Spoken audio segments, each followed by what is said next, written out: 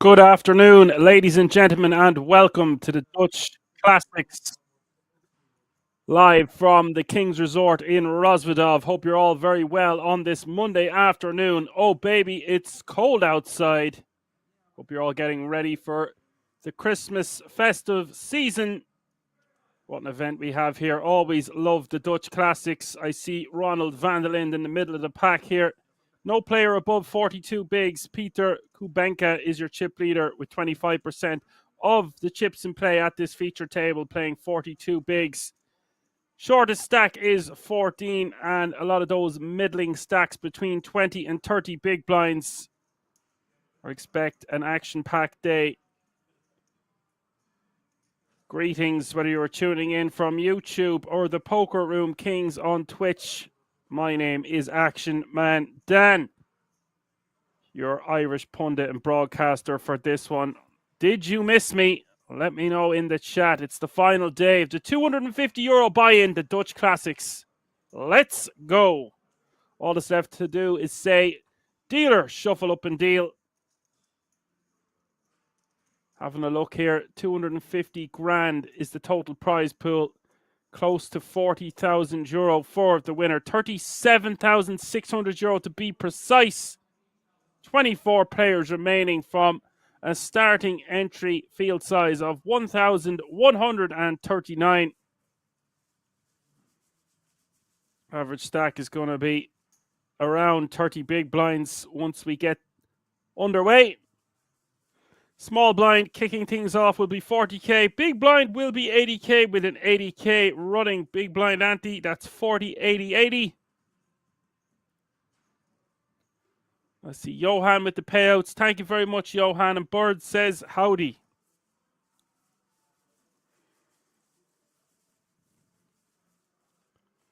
The Dutchies, some of the biggest fans in the world. I would say they're even a rival to the Irish. Rival fans, that is, not rivals between the countries. Don't really recognize too many names. Obviously, Ronald van der Lind, a very popular Dutchie on the circuit, and one to watch out for. First, second, and third all going to get a 10k ticket to the WSOP. That's the World Series of Poker Europe main event next year. All happening under one roof. We're back, we're live. It's the King's Resort from Rosvedov, near Prague in the Czech Republic. Laser under the gun, 22 bigs, ace 10 off suit.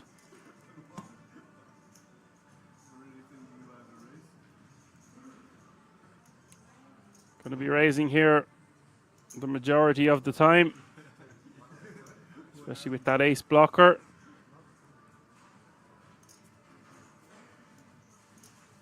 At a very tough table, you could let hands like ace 8, ace 9 off suit go. Maybe even stuff like ace 6, ace 7, ace 8 suited. That ace 9, ace 10 falling into the category of a raise. We'll make it 2.2 big blinds to go.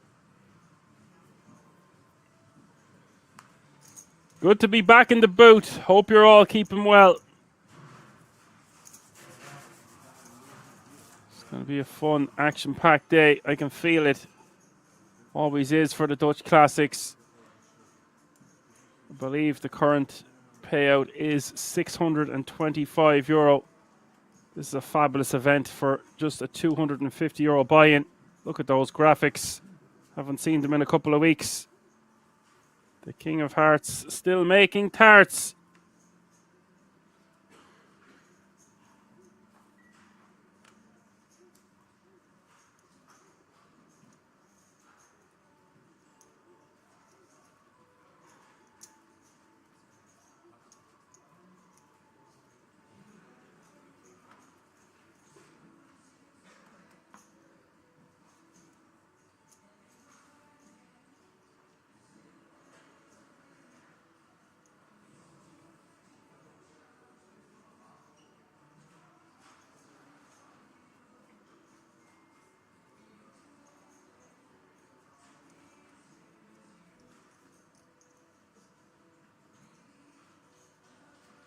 This is quite a loose raise here, but he is the chip leader, going for it here with the king 7 offsuit.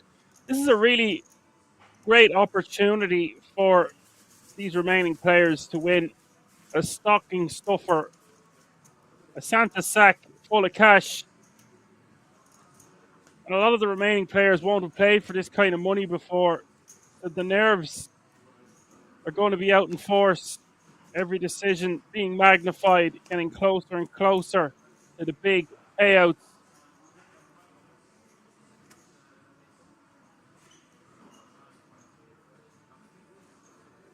Top 4 all going to get a 5-figure payday.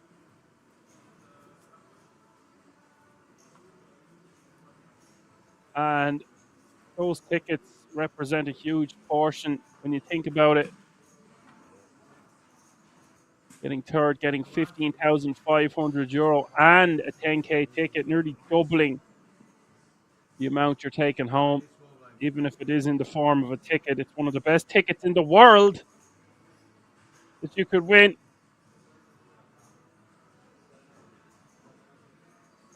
Kevin going to shove his last 11 bigs on the button. Standard stuff here. Jack 10 suited will take down the blinds and antes.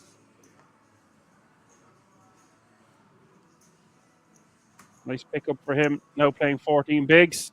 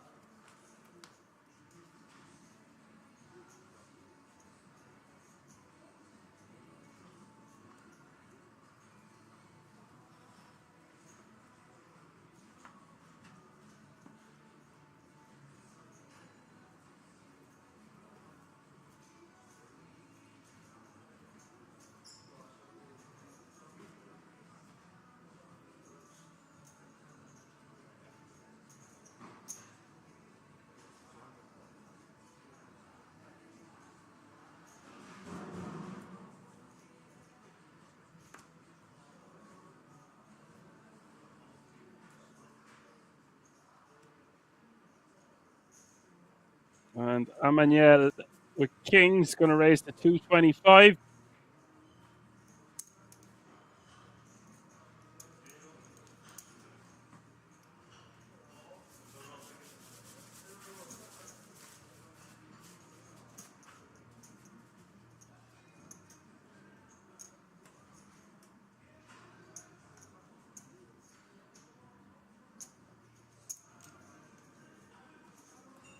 No action. Takes down the blinds and antes.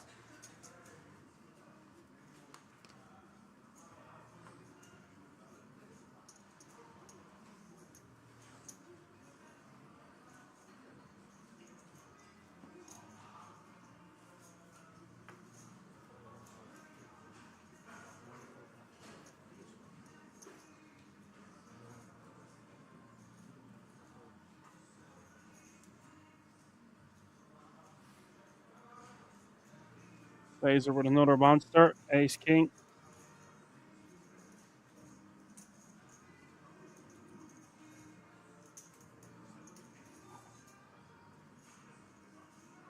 We do have the Netherlands, Germany, Serbia, Austria, the Czech Republic, all being represented at this feature table. 22 players remaining, all guaranteed €825 now.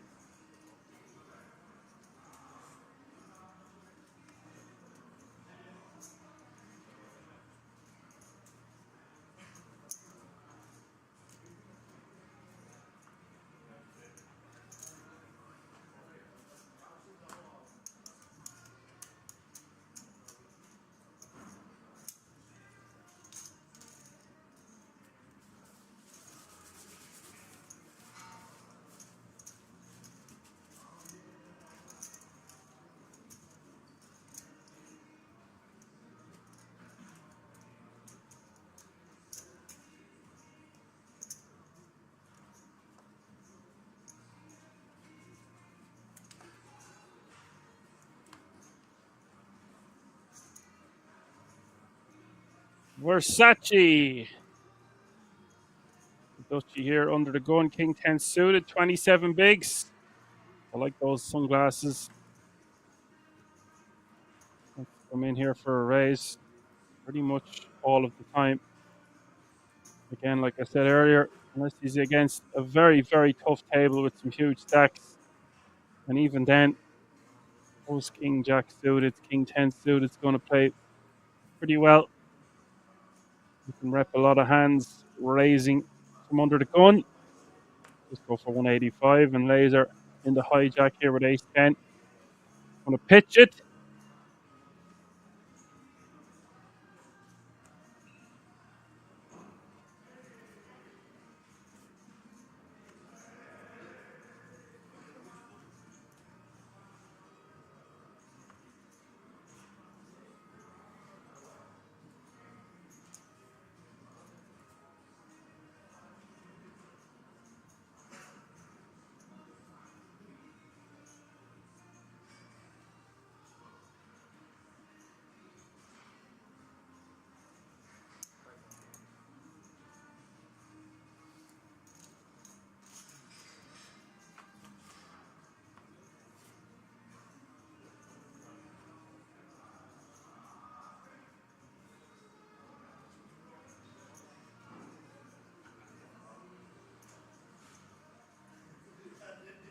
Mr. XXX. Going to defend. Catch his top pair.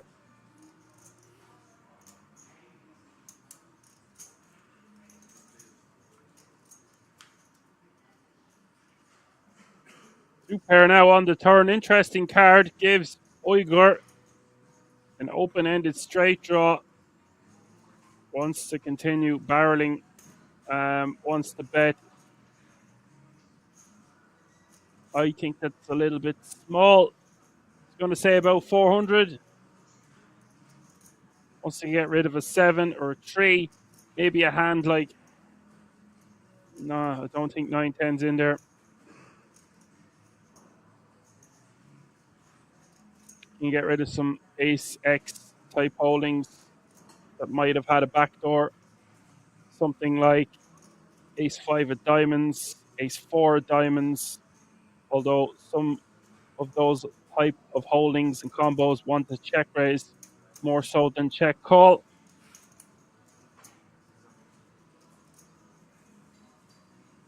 And that's a raise to 600k. Uyghur doesn't seem phased and calls the additional 375. So we've got a pot of almost 2 million here as we hit the river. That river is the king of diamonds. Action card. Uyghur now with top pair.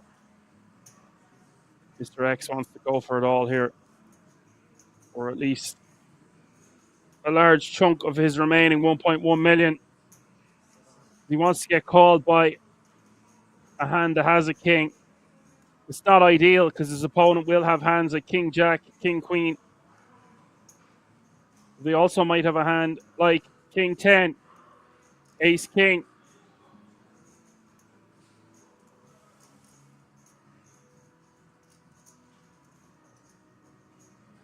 Maybe something like King 9 of Spades.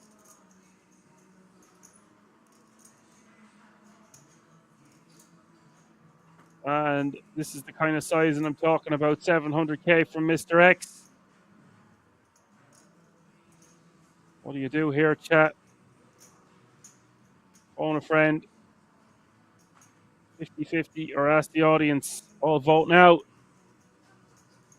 It's tough to fold here, but it's tough to call. We're losing to a lot of hands, but he did call the raise on the turn, and that is why we are going to see him commit the chips. I think if you really break it down, you might just have to fold, even though we river the top of the pairs. Pretty sick situation there. I think he should probably just fold to the raise on the turn, considering he doesn't have any backup plan. He's no spades in his hand. His opponent representing the exact kind of hand that he had, two pair. As Bird says, friend of mine on my weekly home game played the tourney and got busted with ace ace versus ace king. Cool story, bro. Oh, there he is. There he is. Apocalypse Jet. You can change that E to an I. Oh, afternoon, lads and lasses. What's up?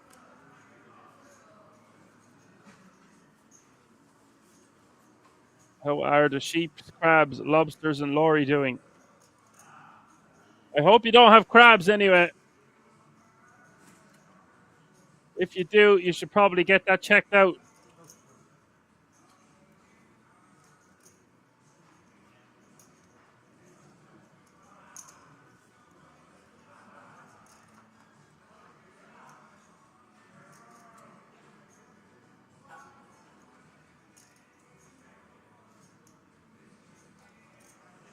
Hope you are all doing very well anyway.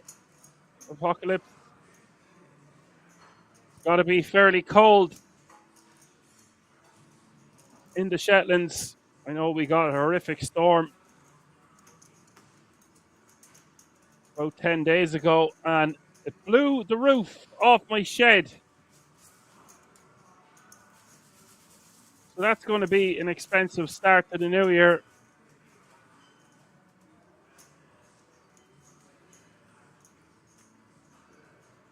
One whole side of my shed is Napoleon blown apart. Apocalypse says Laurie's doing well. We went swimming a couple of weeks ago and met some orcas. She won't be able to swim for too much longer.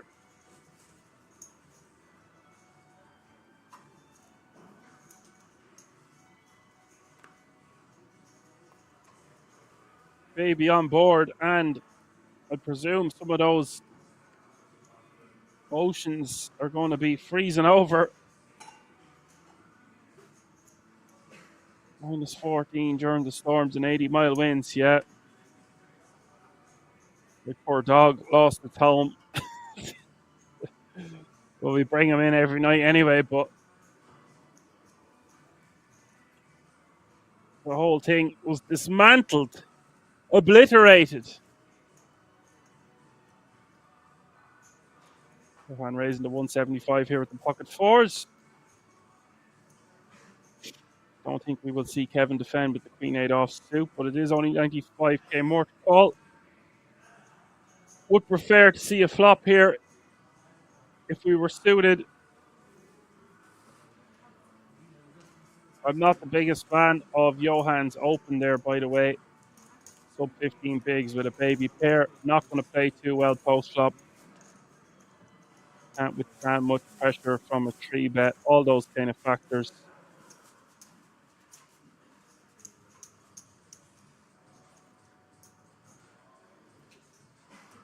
The doctor says the orcas were fine. It was dark as it was all day during December, but they know we aren't food.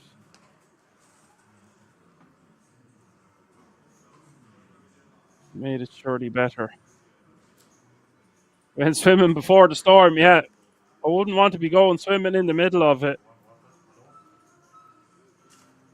Wouldn't even want to be going to your front door or the back door when the storm is a brewing. I wonder, Apocalypse, do the orcas know that there's a baby on board? They are very intuitive.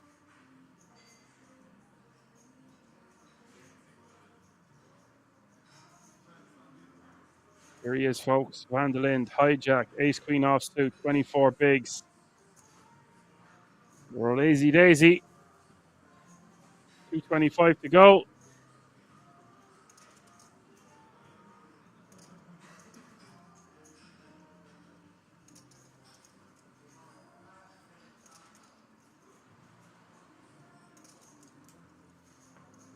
That's a big fold there from the king queen on the button. Expected to see him at least call, especially when he has the button and position. Kevin has a very rejammable ace 10 offsuit here. Facing a hijack open. Now Ronald van der Lind can be on the tighter side of things. Doesn't really mess around with cards too much, and that's why you're going to see Kevin make a great fold there with the ace ten offsuit. He's a better man than I. If I was sitting there, I think I'd be playing for it all with 11 bigs facing a hijack open. Does manage to get away from it.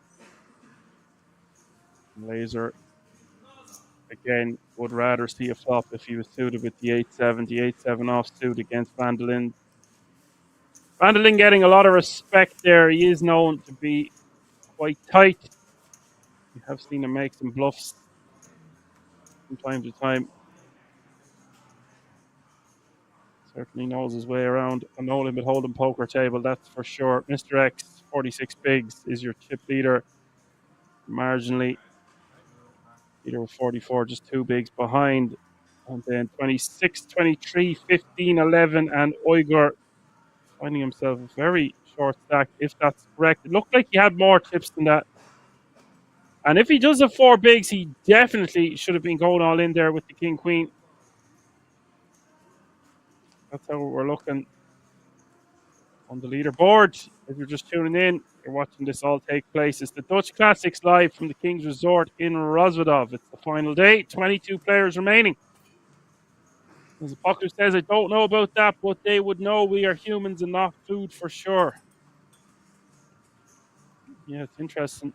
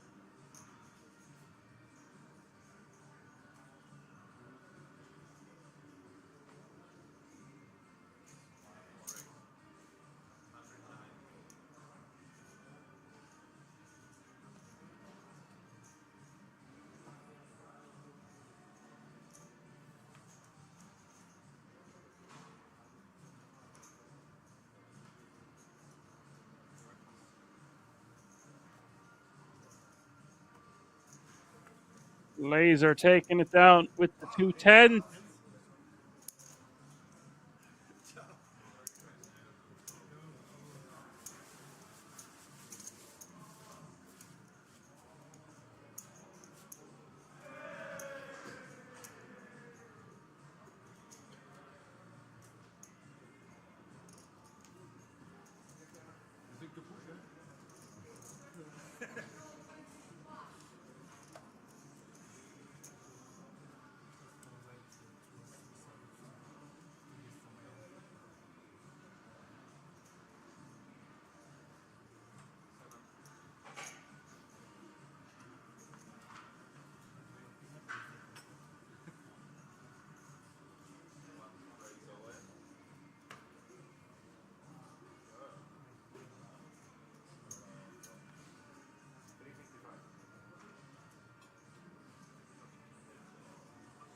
We got shoving 4.4 bigs, king 6 suited.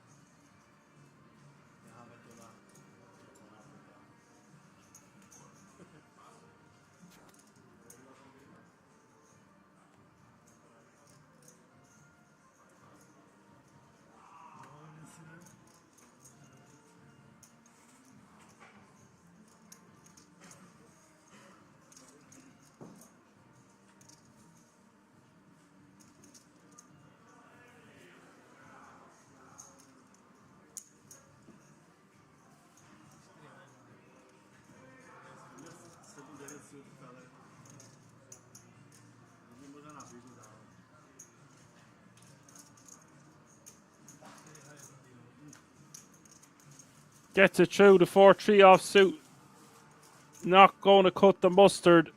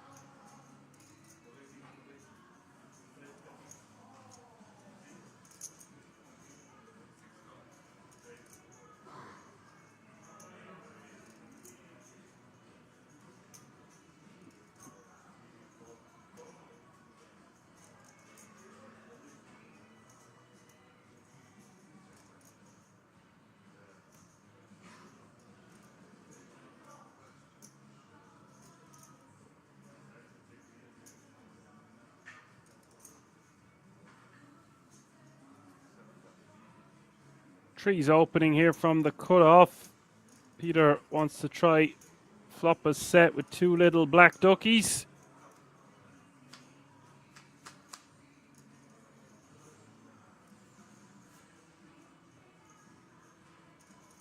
King, queen, queen is the flop. No little ducky out there.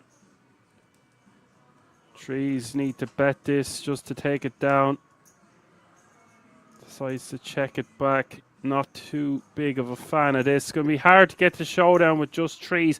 Once the flop goes check, check, Peter might take this one away from him with a bet, but decides against it. Now, we need to see a delayed c-bet, but we don't. It goes check, check. River is the ducky. Now there's a full house there for Peter. Very tough for him to get paid once the flop goes check, check. Turn goes check, check. Diamonds on board, and it's a paired board also. 325 is the bet. And once Laser checks the flop and turn, I don't think he's going to be calling this river. Can beat hands like busted diamond draw, Jack 10, etc. Looks like Laser has chips in hand.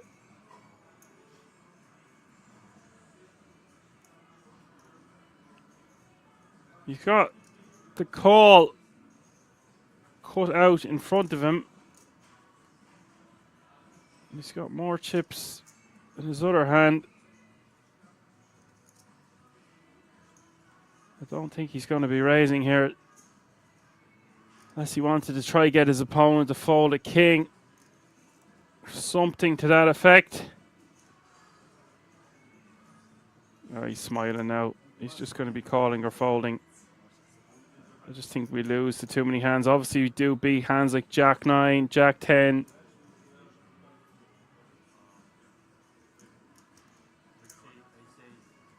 Maybe some ace high bets the river in order to get a hand like a small pair to fold.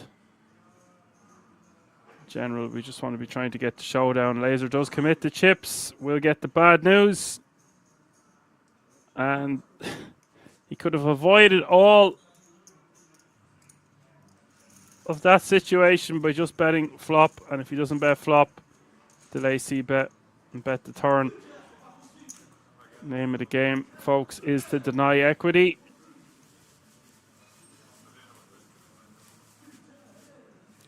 Apocalypse says, hope you've been doing well, Dan. Feels like an age. It is about 2 weeks or so, Apocalypse. Yeah, this is my first stream of the month. It was fine to have a break, but I was finishing college. I am officially finished now, Apocalypse. So in 16 weeks' time, I'll be a certified counselor.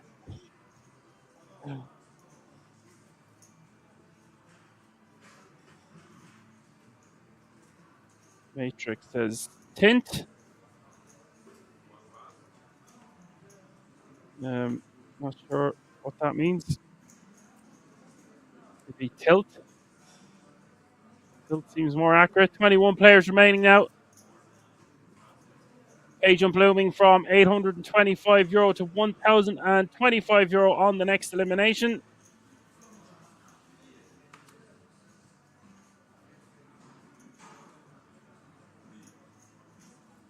Matrix says he's at the wrong airport.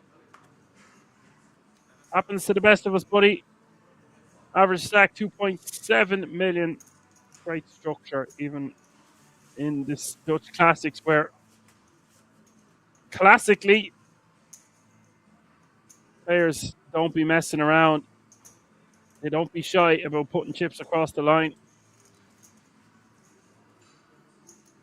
As Apocalypse says, nice, congrats on finishing. Glad to hear you got it all done. Well, it worked out well. Obviously, I didn't want to miss out on any streams. It was out of my hands, out of my control, but it did give me that extra bit of time. Pass my driver's theory test as well. So that's what I did in the last 2 weeks, but I didn't really feel much like a break, if you know what I mean. Things have been busy. I have to start my driving lessons now in the new year.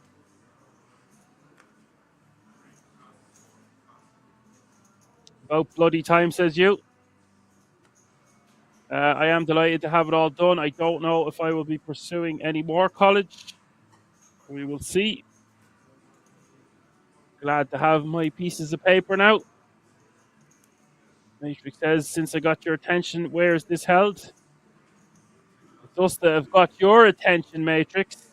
This is all taking place under one roof. It's the King's Resort live from Rozvadov in the Czech Republic on the German border, about an hour and a half away from Prague.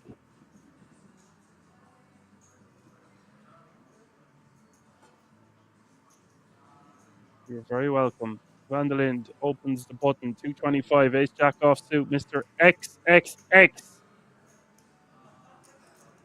Mr. In Between gets out of the way.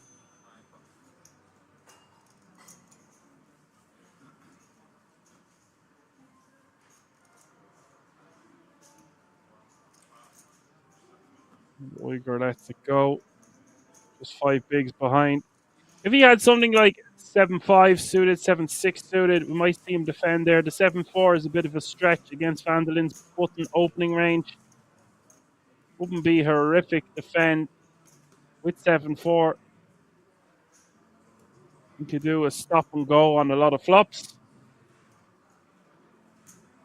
Wouldn't mind seeing him call there. The 7-3, 7 deuce. Definitely going to be too wide, but and 7-5, 7-6. Definitely want to be defending 7-4. I could go either way with it. We do have our big blind invested and our big blind ante. Getting good odds to see a flop. If we do hit anything, we've only 4 bigs behind.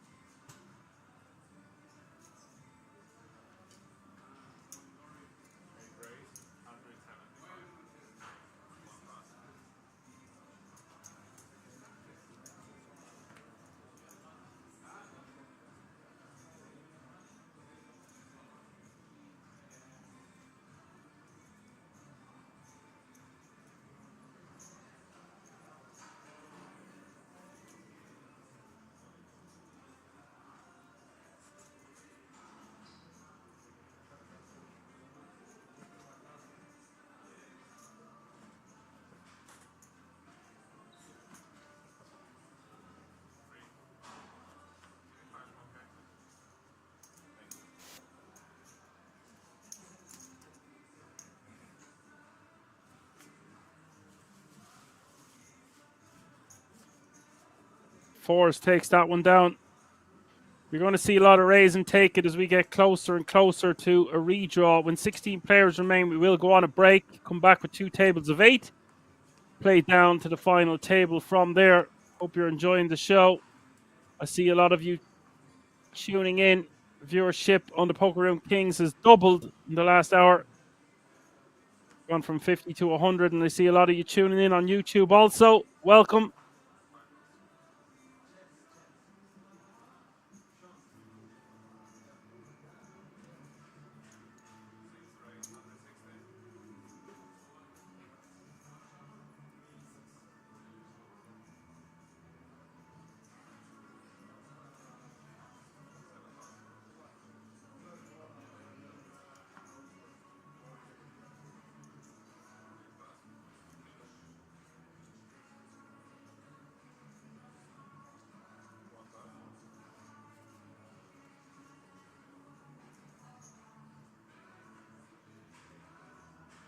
Buckcliffe says, not sure about orcas, but maybe seals. Is that maybe seals or Navy seals? Because orcas aren't Navy, but the seals certainly are. More of a grey kind of a colour. Teal, is that what it's called? I know nothing. The Buckcliffe says, when you start learning to drive, go somewhere with barely any people or traffic to make it easier. Yeah. Just go around in circles, mate. There's a name I recognize. No pair, no draw. It says USA. Good morning. Busy work day today, but happy to have this on in the background.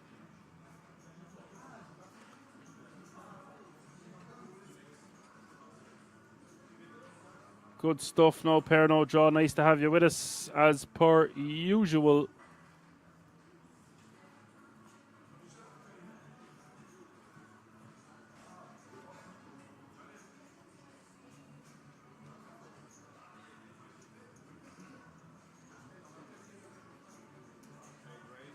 Jack 10 suited. Hijack. Almost 50 bigs now. Mr. X is playing. Maybe I'll just call him X.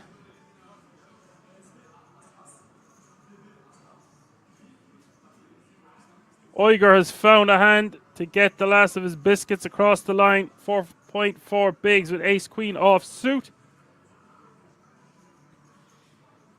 Look at this. An open and a jam for 4.4.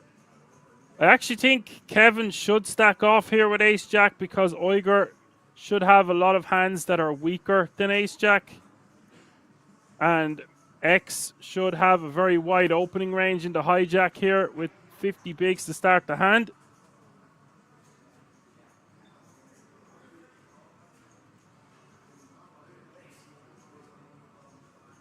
And Kevin only has 8.7 bigs total behind 695k. Will be quite a tight fold, I think, all things considered.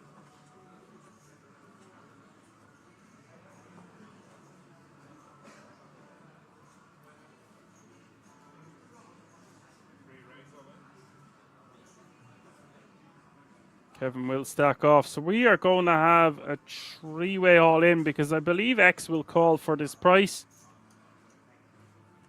Maybe he decides to just let it go, but if there was ever a hand to gamble against 2 opponents, it would be with the Jack 10 suited. See, there is 1.425 million in the pot. And just 520k more to cut. Whoa, he's decided to let it go. Okay, fair enough.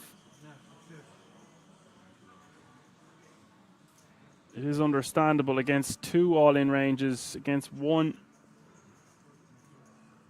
we might see him call for 520 more. He was getting great odds nonetheless. But it is ace-queen against ace-jack. Uyghur in great shape to triple up here almost. He will triple up. If he successfully holds, and it is a lady on the flop, Queen 7-7. And it's going to be Kevin down to 4 bigs and change. Turn is the 6 of spades. That's all she wrote. Uyghur getting rescued by the lady of the night.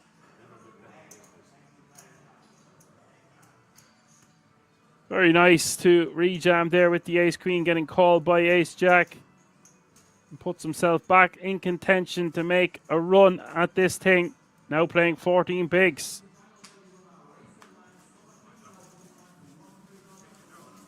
No pair, no draws. It's a 2-week break after this week, so we can do this. You can do it!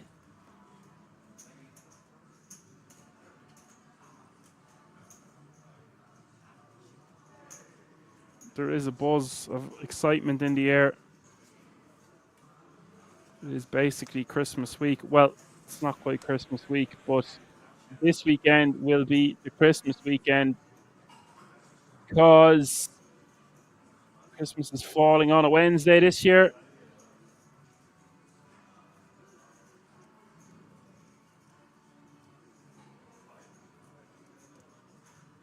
X should be opening this one.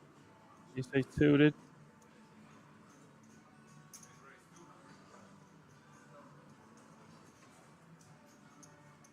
Oh, you're in the hijack.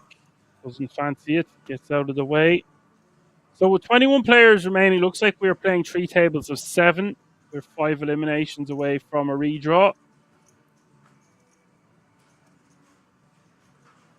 A lot of action here to get things underway. Not even live 1 hour yet.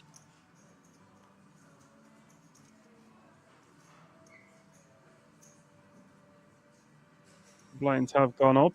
50k is the small blind, 100k is the big blind, with 100k running big blind ante. That's 50, 100, 100.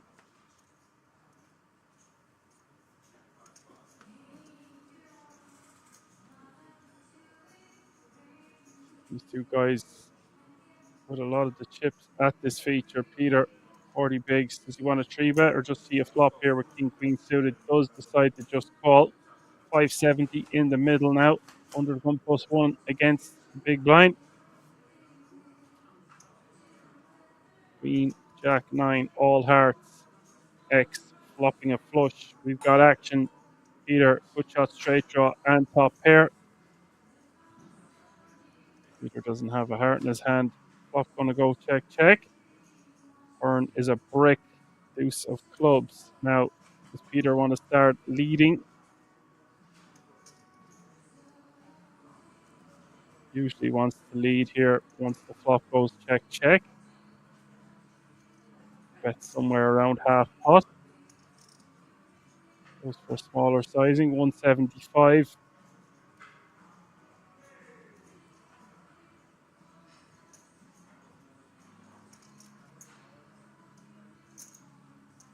X checking back the flop for deception. Also, it is a very straighty, flushy flop, so he's going to be checking back that one with a lot of his hands. Just calls the turn. River is the 3 of clubs.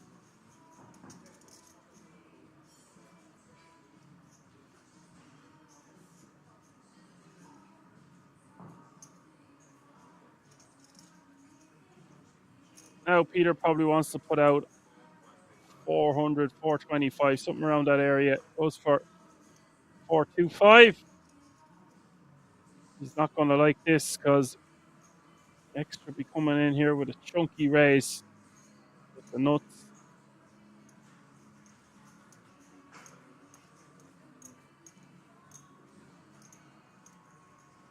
Well, king 10 of hearts would be the nuts, but forgive me.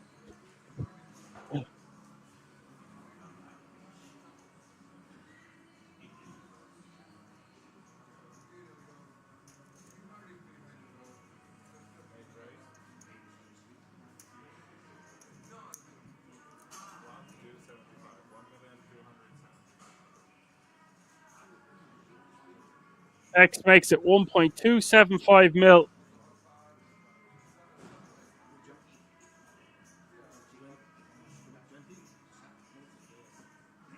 Now what do you do if you're Peter?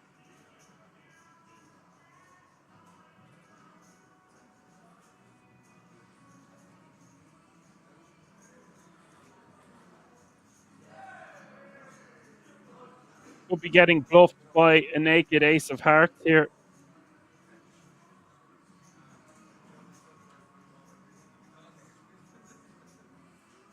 But his hand suddenly becomes a bluff catcher. What would you do here? Let me know in the chat. Up goes check, check. Bet turn, bet river, get raised. It's usually going to be,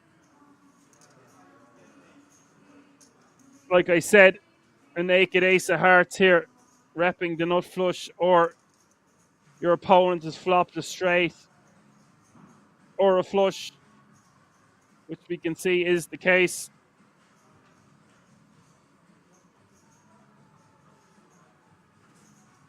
Either is a non-believer. Also, Mr. X can be checking back hands on the flop, like nines, jacks, queens, maybe queen jack, queen nine, jack queen.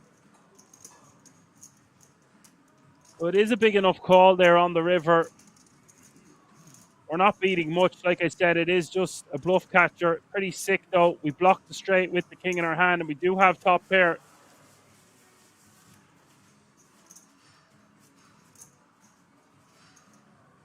In general, I think I might just go into check call mode there on the river. But we don't expect to get raised too often.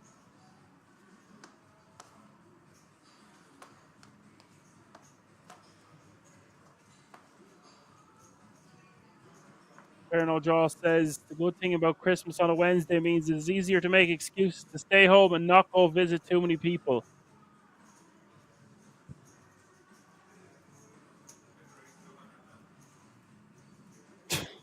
Whatever helps stay in the house, I suppose.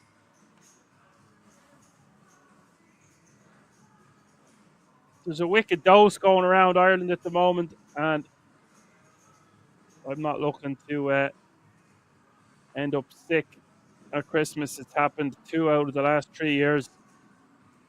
I might have to avoid the pub at all costs, at least till Stephen's Day or the likes. I don't enjoy it anywhere as much as I used to. Everything is too packed and too pricey. Directs 210 to go, pocket tens.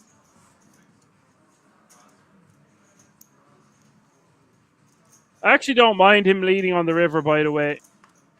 It's just once we get raised, then we either make our mind up that we're getting bluffed by the ace of hearts, but we might get called by a hand like ace queen.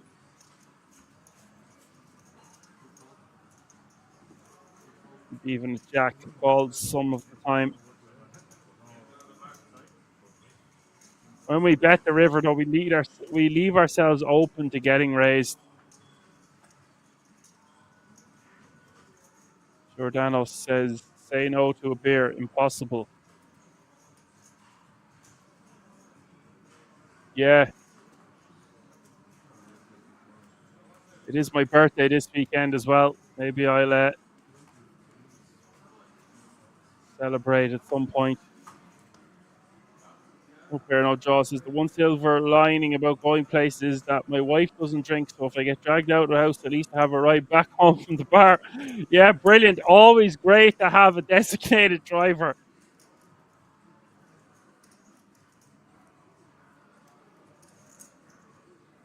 Especially around the holidays. Ho, ho, ho.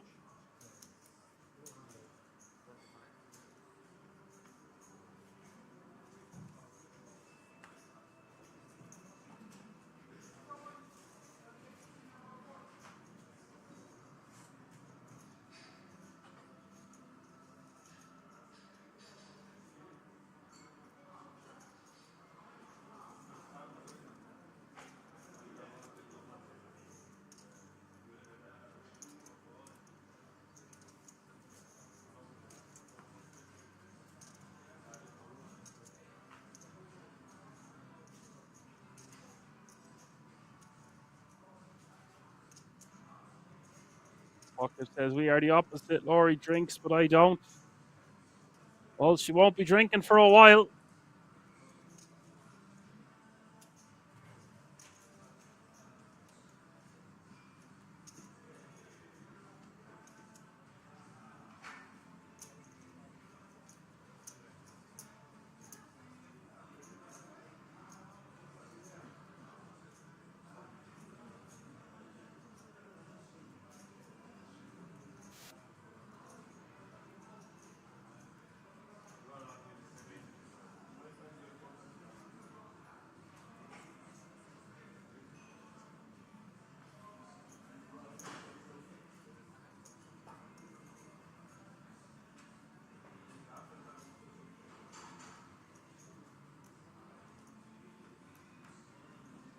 Aces for X, 3 betting to 650. Hijack with the Queen 8 of Hearts. Going for the open, just 11 big blinds behind. Going to be face to fold here. Forced to fold here even.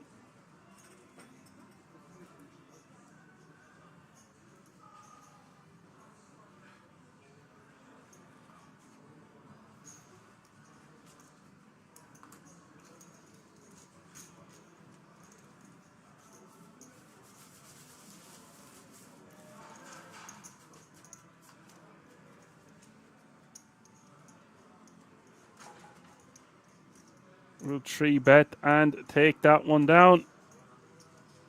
Important to have some min-raise folds. Off 13 bigs there. Can't just be ripping everything. Otherwise, we don't have any min-raise calling range, min-raise folding range. Or sorry, min-raise folding range. We just have a min-raise calling range.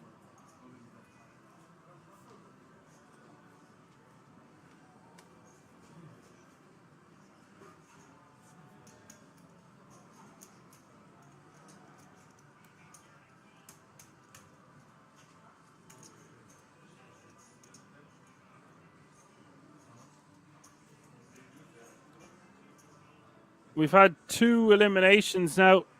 19 players remaining. That means we are 3 eliminations away from the aforementioned redraw. Kevin under the gun, 3.4 bigs. Queen Jack off. Suit is going to rip. Laser needs to be getting involved here with 2 9s.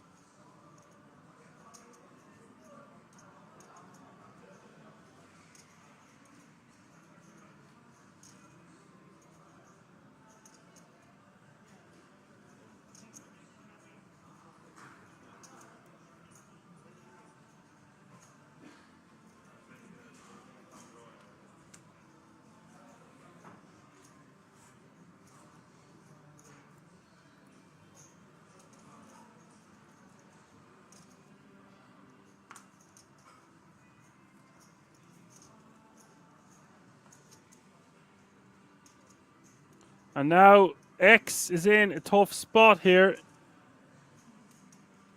2 all-ins in front of him, and he's got 10s. I say he's in a tough spot, but 10s is actually a pretty good hand to have in this exact situation. It's only 11 bigs, and it's an ISO jam. So this looks stronger than it is from under the gun and under the gun +1. And definitely wants to be going with 10s plus. Can make an argument for folding hands like 7s and 8s there. Maybe even 9s is going to be good enough to go, but does call the 1 mil. We've got action, folks. A 3-way all in. And what a spot this is for X. If he can successfully hold here, he will eliminate 2 players.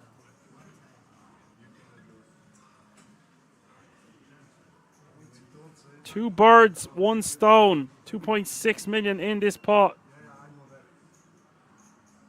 Basically 27 bigs.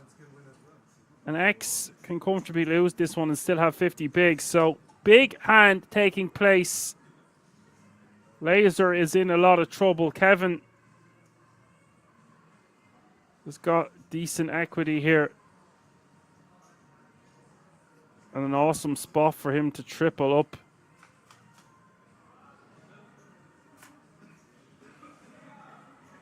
And that's 4-5-5. Tens looking awesome on this flop. Laser with a lot of work to do. There is a lady. Lady for Kevin. River is an ace. No player with an ace. Kevin now playing 12 bigs. We're going to say goodbye to Laser in 19th place. That means 18 players remaining now. Really nice triple up for the Queen Jack.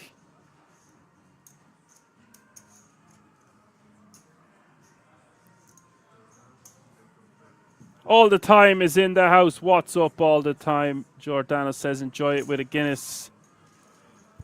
I do like a Guinness from time to time. Haven't had one in a long time, actually. I would say the guts of 6 months since I had a Guinness.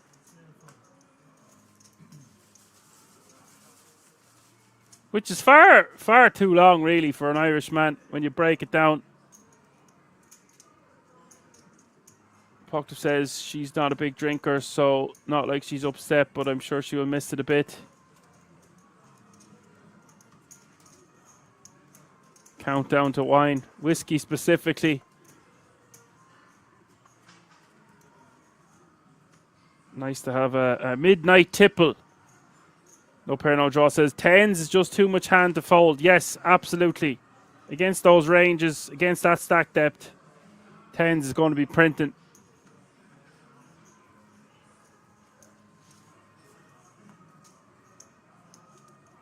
Quite possibly against two people sharing high cards. Yeah, it is very possible. Laders is in the house. What's up, Laders? Says hello, everyone. Hello.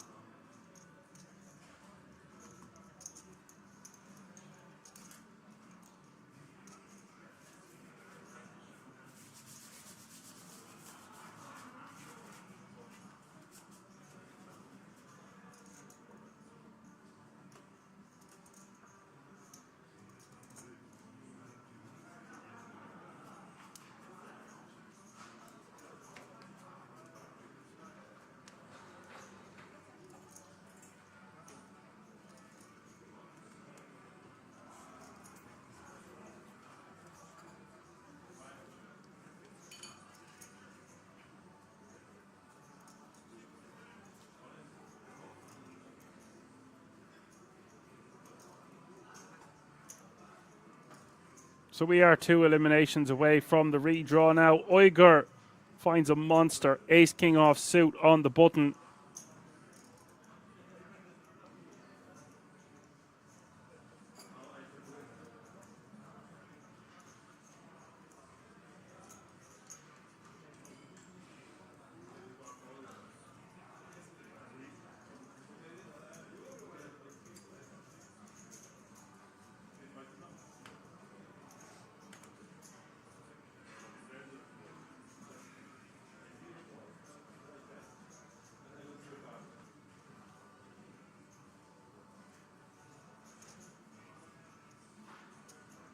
Kevin finds an ace.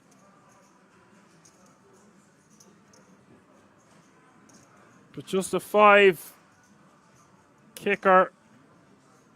Could see him letting this go. Especially when Uyghur has been patient with his jams and getting hands across the line.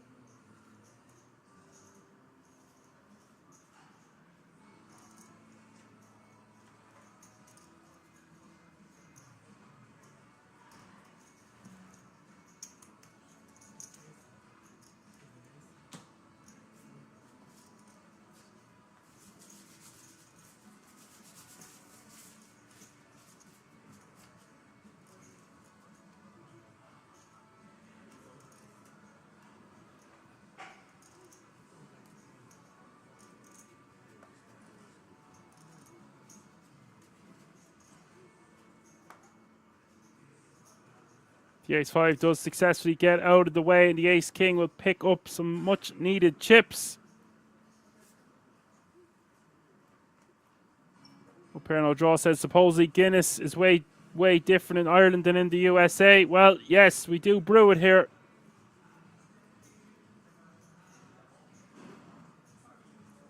Vader says he's doing fine, supporting Dutch players today. Good stuff. No supporters like the Dutch supporters. Ronald is still in. He's getting a lot of respect at this table, Laters. People folding big hands to him early on in the proceedings. Poku says, absolutely, Guinness in Ireland is perfection. Even me who doesn't drink has had a few there.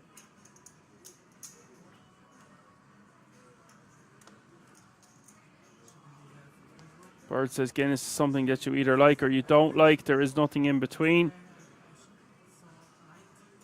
It's an acquired taste, and the more you drink, the more you've acquired the taste of Guinness.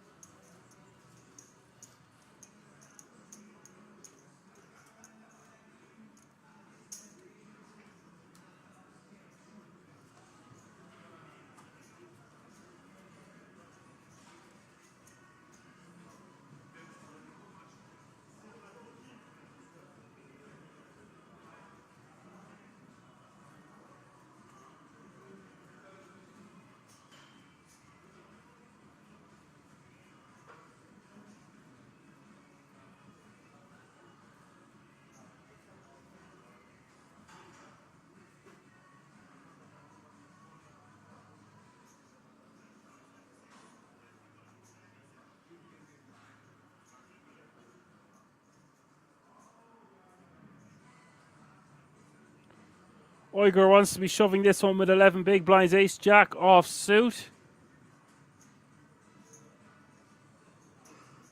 But look at this, he's ran into it.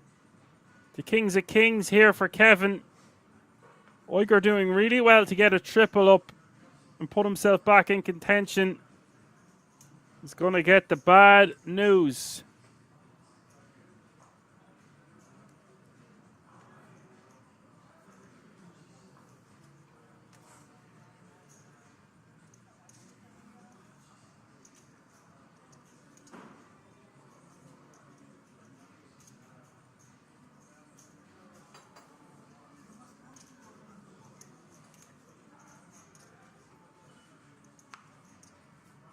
You have two all-ins.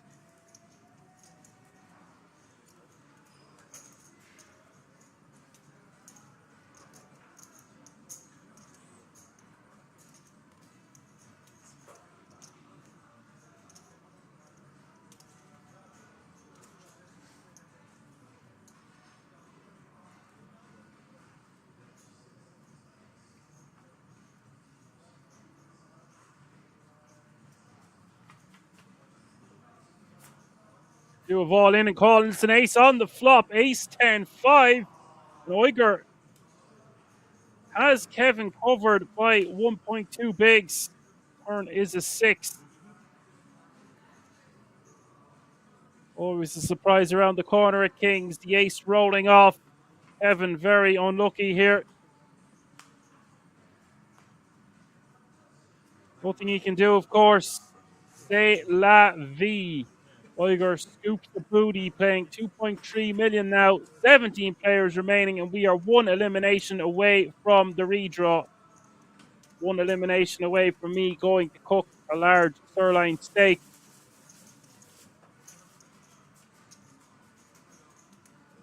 17 remain. Current payout now is €1,625.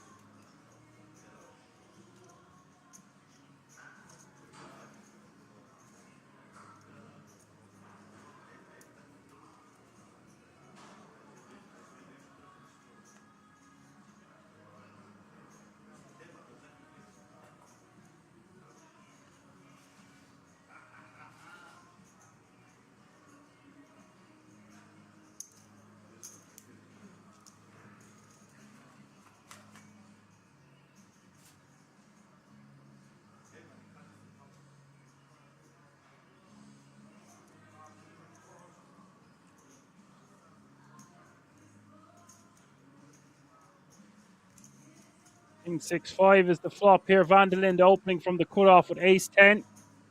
Johan going for what I was talking about earlier, the old stop and go with the good shot straight draw. Van der Linde's going to be, whoa, I was going to say he should be priced in here, but Johan getting away with murder. Obviously, Van der Linde not beating much, but he does have ace high. Would only be 4 bigs. He can beat some open-ended straight draws, and he's got decent equity against a 5 or a 6.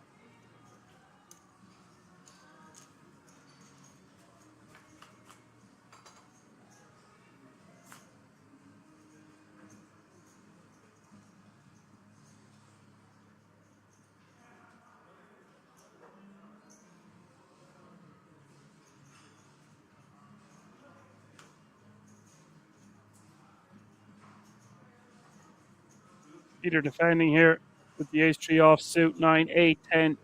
3 is the board. X. A lot of equity here. Open-ended. Go with his king high. Delayed c-bet incoming.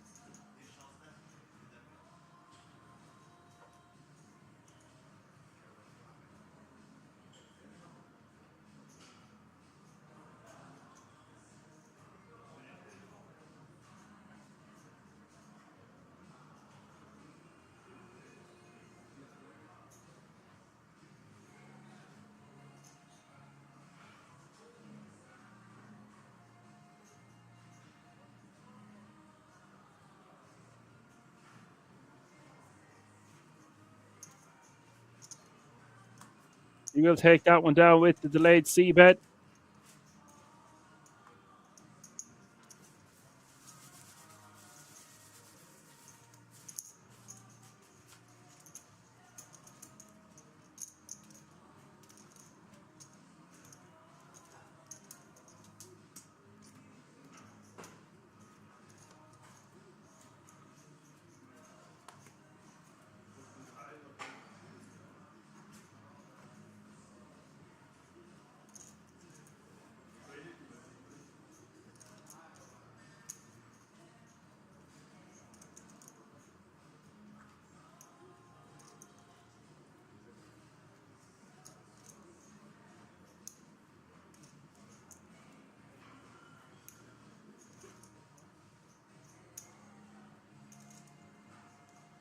Twenty-one bigs here for Uyghur.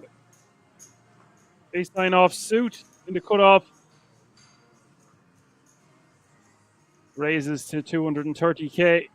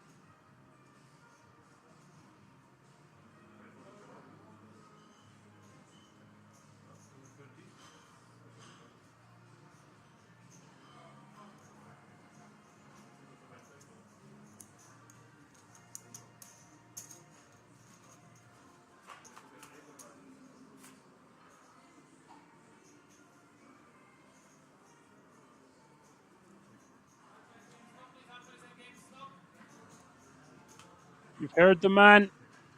Tournament director says after this hand stopped, so we must have had a beauty school dropout at the outer tables. Players will be aware of that. This one getting checked down. Uyghur will take that one down. I would have actually liked to see a bluff there on the river from Vandelin to get an ace high type holding to fold. Could rep a 10 or a queen. But tries to get the showdown unsuccessfully there with the king high. We are going on our first break. It's been action-packed for the first 90 minutes or so. Hope you're enjoying the show. Don't go anywhere. I'm going to cook myself a steak. I'll be back within 20 minutes. Hopefully with my gob stuffed full of sirloin. See you all in a few moments. We're going to come back with 2 tables of 8. Play down to the final table of the Dutch Classics from there. We'll be right back. I don't know if getting dealt aces and winning the blinds twice is going to cause a soft boil. I think you're revealing something about your own personality, my friend. Oh, listen. Well documented is my psychopathy, Chewy. I mean, you kidding me?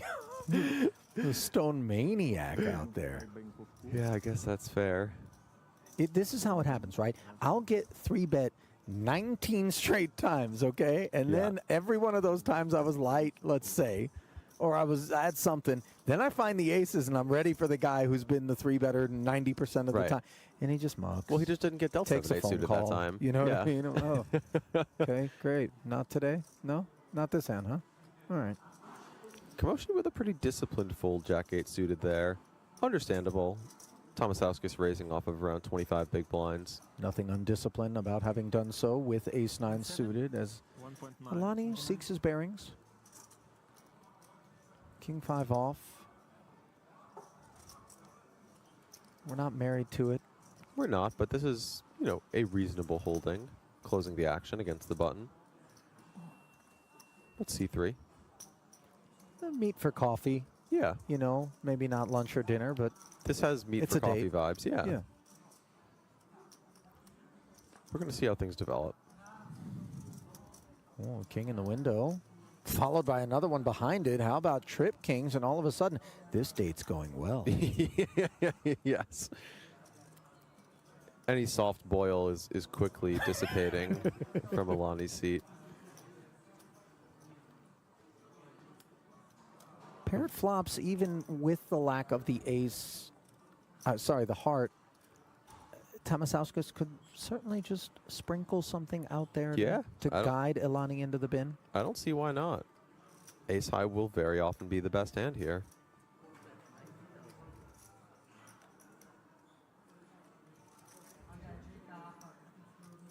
So now the question for Alani becomes, do we want to slow play or do we want to raise right now? And if I'm sitting in his shoes, I'm definitely raising. At least strongly, strongly considering it. And for Vlados, it becomes annoying. 260. It's not just the presence of the flush draw. It's also the fact that against that button range, you know, Alani could take plenty of hands, let's say 5, 6, 6, 7 with a club, queen of clubs with other side cards.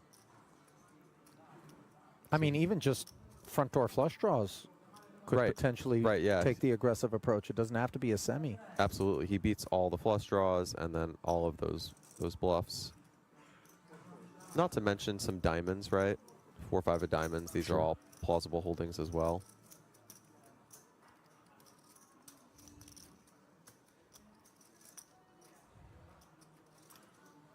So Tomasowskis does make the call, doesn't find an ace or a 9 on the turn, but really doesn't find the kind of card that should be leaving him under the impression that if ace high was good prior, that it is no longer.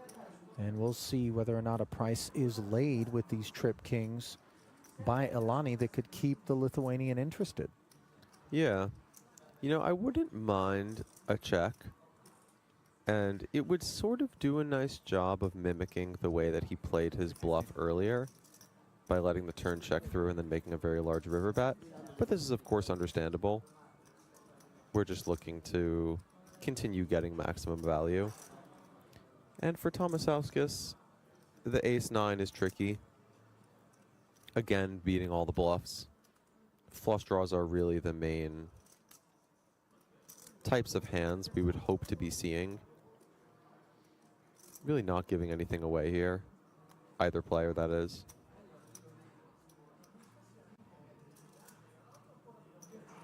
And he understandably sticks around. There are plenty of hands that he does beat.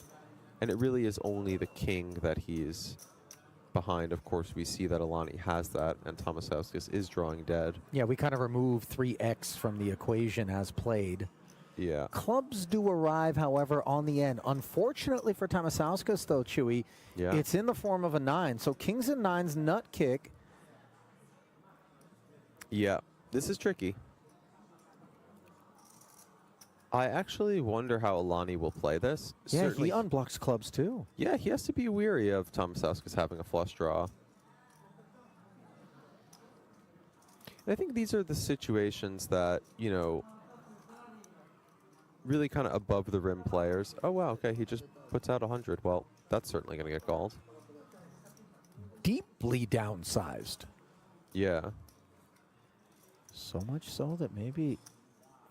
no, ace-9 turning itself into a bluff would just be so absurd. Here. No, he's definitely not going to turn it into a bluff. But he could think his man has an 8 somehow.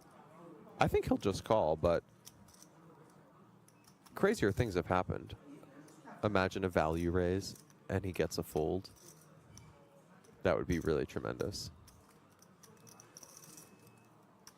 The trouble, of course, is that Ilani understands how inviting his river sizing is to a raise. Of course. So he needs to account for that.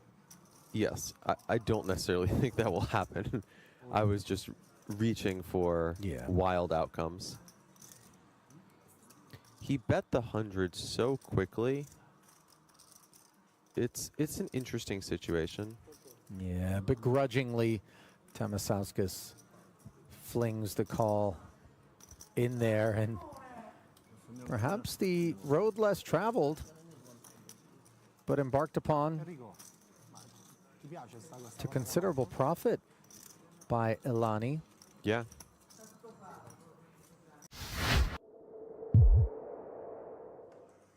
Rizai, much of the same. I'm sure all of these guys are, but...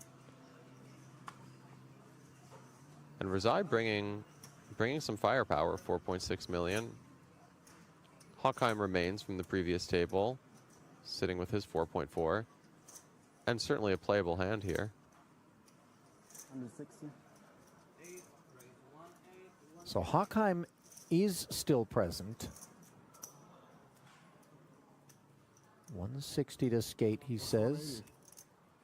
Di Persio into the bin. Svach also.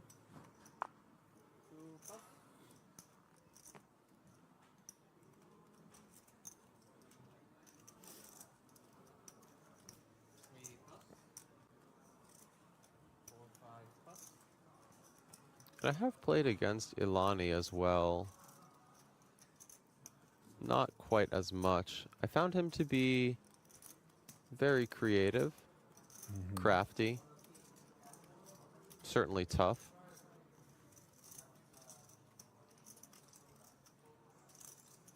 And this call with 7-5 off may well give us an opportunity to explore some of his strategic insights here. The only customer of the open. Ace 9-6 monotone texture, gut shot, and a small club draw for Ilani, who checks over to king high and the better club draw. Yeah, these 3 to a suit flops are always quite interesting, especially when both players have connected a bit. 110.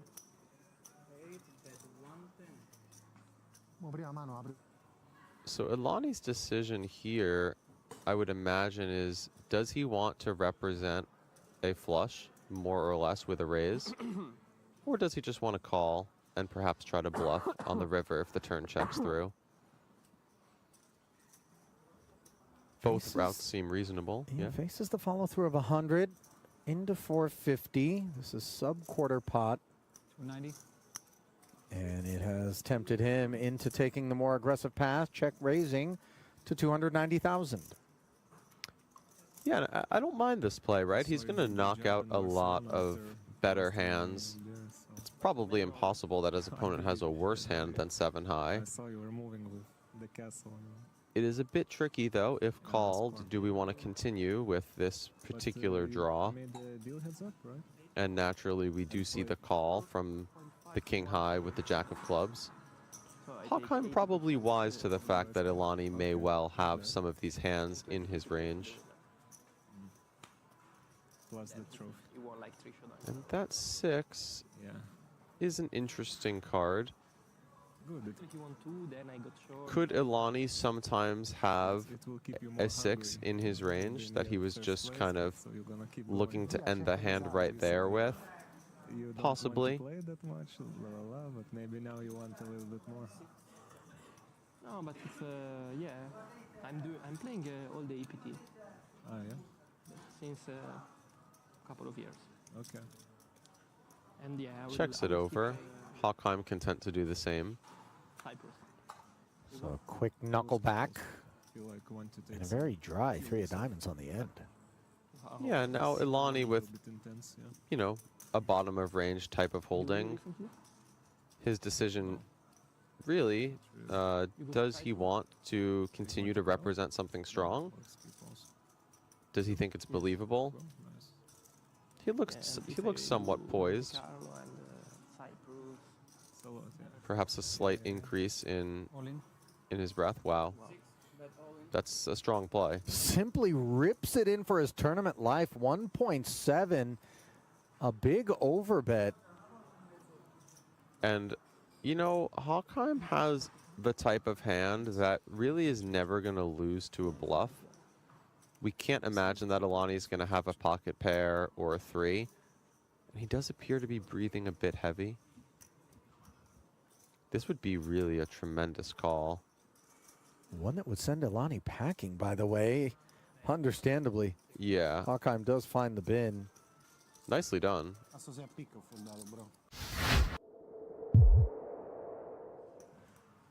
Maldeeb is always outspoken, never one to bite his lip. In many minds, he's regarded as sort of the resident warden in the poker prison. You know what I mean? Like, he just likes to fact check people, make sure stories check out. I feel like half the community find him to be a hero, and the other half think he's a heel. So it's yeah. Maybe it just depends if you're on the receiving end of one of his depends if you've done anything wrong. Exposés. Yeah. The less skeletons you have in your closet, the better off you are if you're on Sean's radar. That is true. Meanwhile, Ace-8 suited once more has presented itself, this time to the other Hungarian, Kolozar.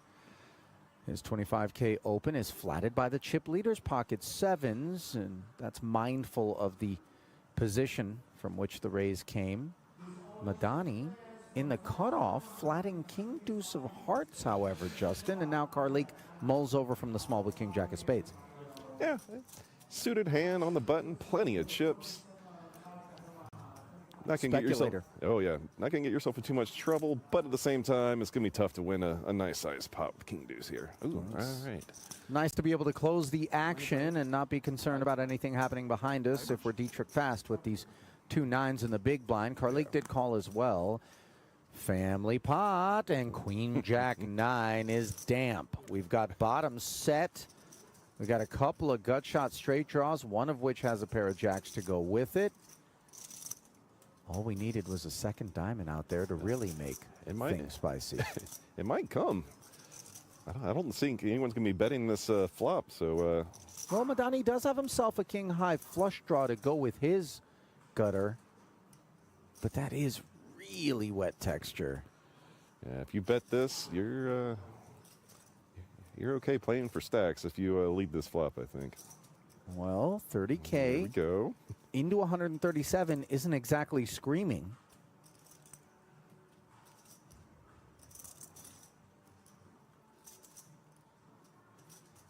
Wow, that is a disciplined little muck there from Gerald Karlik.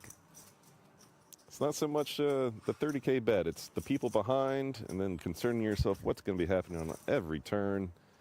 Unless it's a 10 or a jack. Well, we know fold is never on this man's mind. That's right. I like just the call in here, too. That's wonderful. Ace-8 and the 7s bow out. Big turn card for fast. By the way, that bet by Madani got a lot of mileage. It pushed 3 players into the muck. Now a bit of a pesky road to improvement from Madani. He's got top pair, but the 4-liner on board. Do you have to Plenty of 10x, I would imagine, in the big blind defense range. No. Yeah.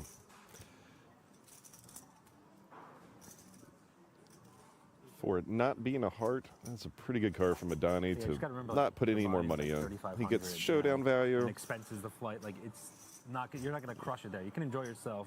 Oh, he's going for it again. Yeah, you have to go. I used to play like one series there 2 years ago or something like this. It was fun, yeah.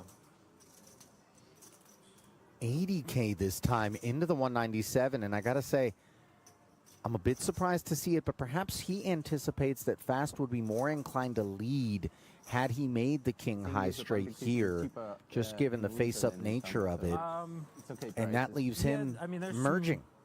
Yeah, I think that's very fair. I think he might be trying to get the showdown, but I also think if he gets called here, he might realize that his hand's no good anymore, and he might turn into a bluff. But I think he might just be trying to get the showdown with top pair, just trying to get some value from some other queen X's or other flush draws. It is, of course, troublesome as we see the board failing to pair on the river. Fast has the best hand, doesn't know it. To have hearts ourselves if we're Madani, because really that's the kit we'd like to assign across the way. And so the shutdown on the end. Yeah. And the nines are able to get Exact board you want to flop face up for free. That's why the bet on the turn is kind of nice. If you know if you check back the turn and Fast were to lead out 100K and you would consider calling, you know, maybe it's sometimes just better to bet 80K yourself. The reward for his efforts. No further poker for you, sir, in the main, unfortunately. Meanwhile, we pick things up here back at the feature where we've arrived on the turn with a seldom involved chip leading Michael Dick. Looks like this probably went open call or maybe open 3-bet call. The pot size was already 360 before that bet right there. Grivsky showing no concerns about Queen X, or better for that matter. Barreling once more, does have that gut shot. Wow. I feel like Dick must have a plan here. Not just to hit an ace. I mean, the 9 would be an awful card for him. Yeah. Board pairing 7 on the river. And I'd like to believe, Justin, that your speculation is accurate, and reaching for chips definitely reinforces that it was the plan to flat and then to barrel a multitude of rivers. And you know, it's a little peculiar because just how do I describe this? Like, the vibe of this felt preordained, like almost like it didn't matter what the river was, I was going to do this. And then you ask yourself, well, why would that be? You know? Yeah, like he didn't really put a whole lot of thought with the 7 peeling. And again, I think we missed the pre-flop action. Yeah, he sniffs it out, makes the call. But a lot of times when these obscure lines are taken, it's out of desperation instead of out of like a value thought.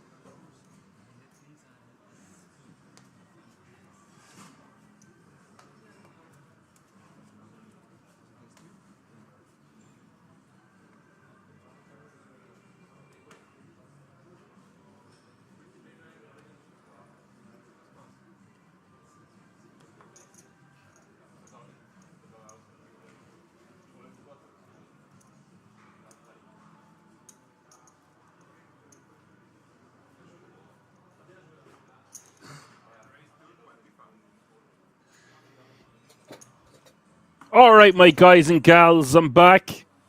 Blinds are still 50, 100, 100. 15 players remaining now. 15 remaining hopefuls trying to get to the final table of this event. It is the €250 Dutch Classics live from the King's Resort in Rosvedov. The guts of €40,000 for the winner, not including 10k ticket for first, second, and third. It is all to play for here. My name is Action Man Dan. Hope you're all enjoying the show. If you're just tuning in, welcome, be it from YouTube or the Poker Room Kings on Twitch. Noah Sari with an overwhelming chip lead here, over 100 big blinds at this feature.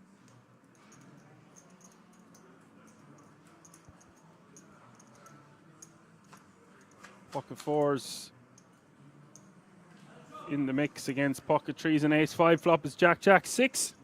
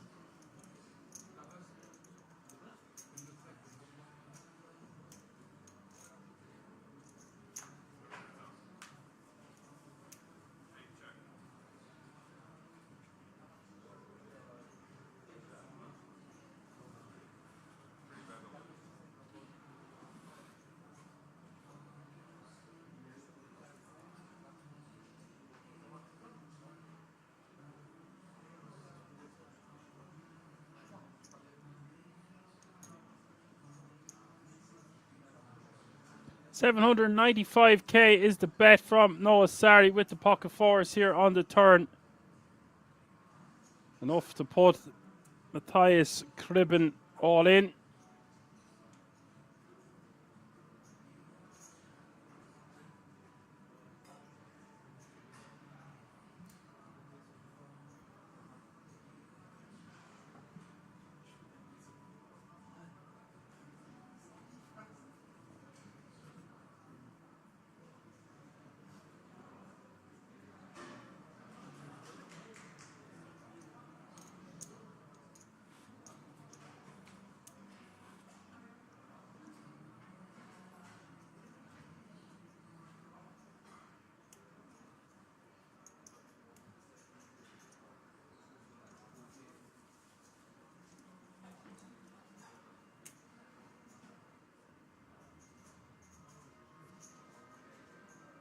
Dias seems to be given this careful consideration because he can beat a lot of draws.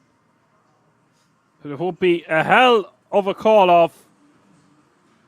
I do predict we will see him eventually fold, considering it is Jack Jack 6-9 and he just has 2 trees.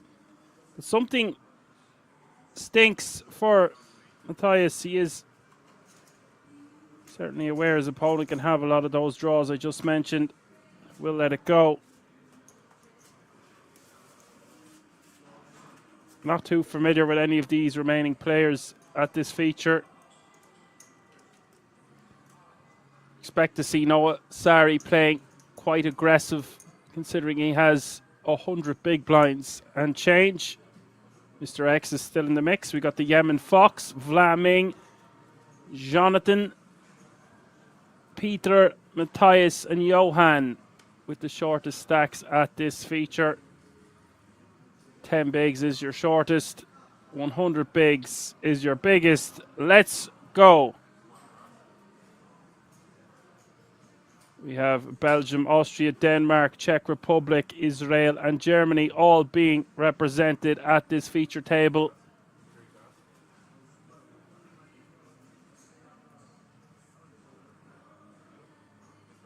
Average stack getting close to 40 bigs. Lots of playability in this Dutch Classics event. €37,800 for the winner.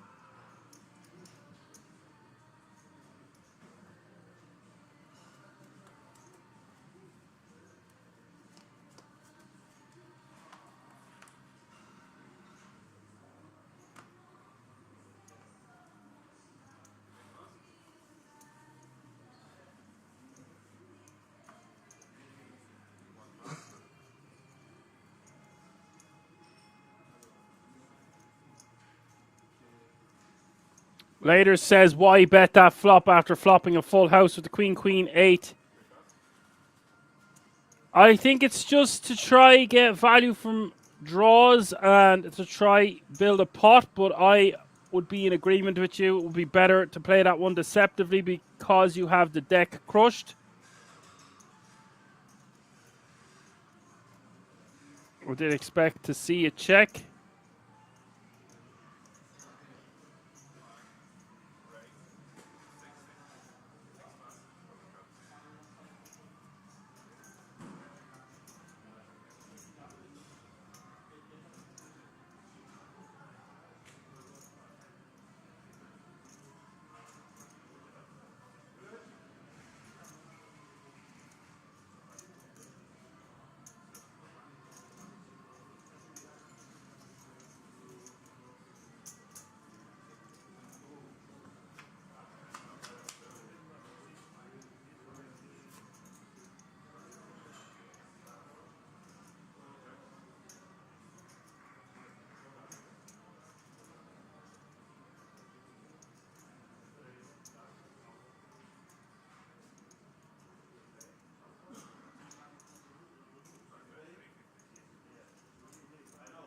No pair, no draw says, I agree. Check one time. Obviously, in this case, the opponent had 3-4, so it was never really going to matter much.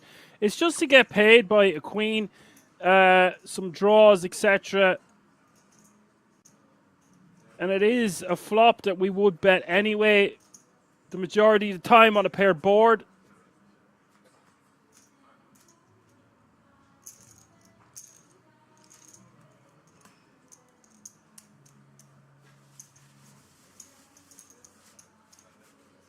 Ming takes that one down. A lot of chips in play at this feature table, folks. A lot of playability in this one. I expect to see chips flying everywhere. Current payout is €1,825.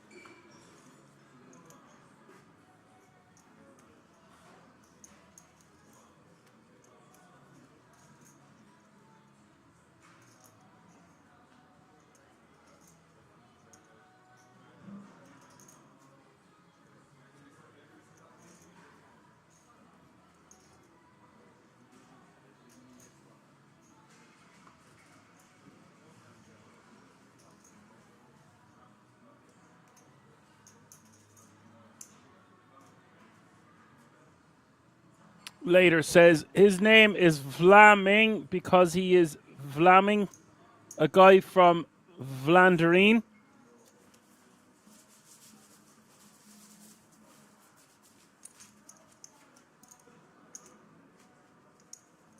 I don't really know what that means, Laters, but it seems like a joke. Vlaming. Sounds like flaming, really, doesn't it? And is Vlaanderen a place in Belgium then?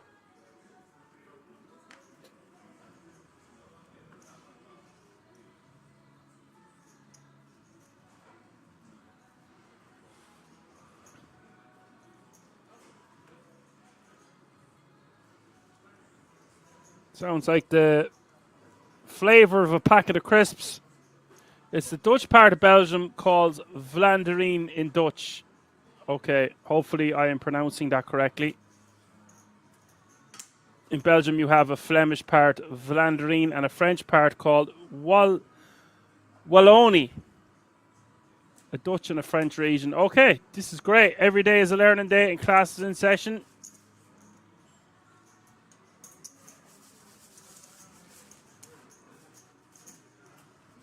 Faint B says, yep, exactly.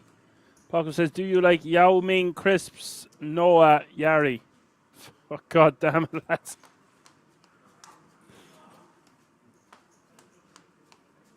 We like to have fun here.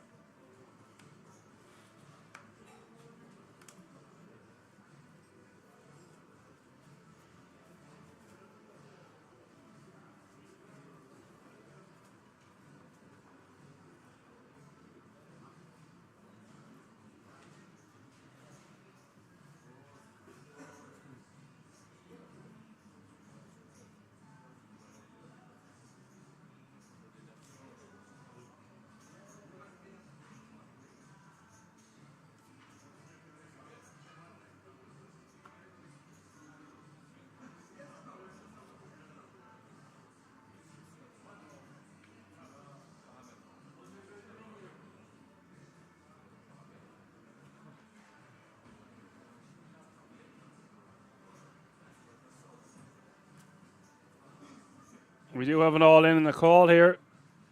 Matthias is going for it with a dirty sort of a hand. The Dolly Parton, the 9-5.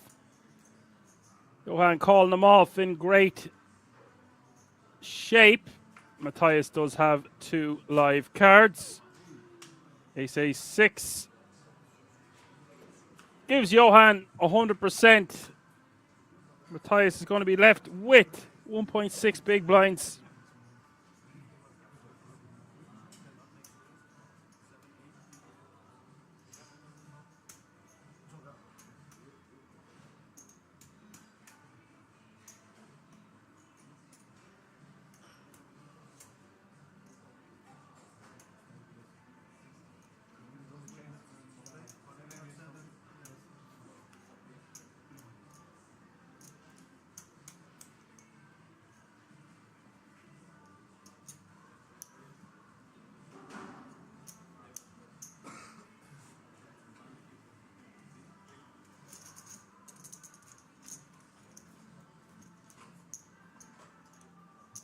Fate B says if he was from the French part, he would be called Wallonie.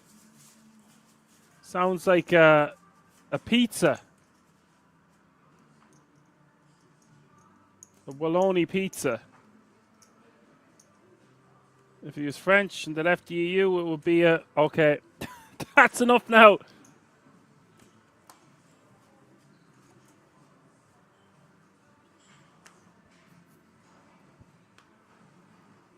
We're getting into politics. We're not allowed to talk about politics or religion around here. Well, I'm not anyway.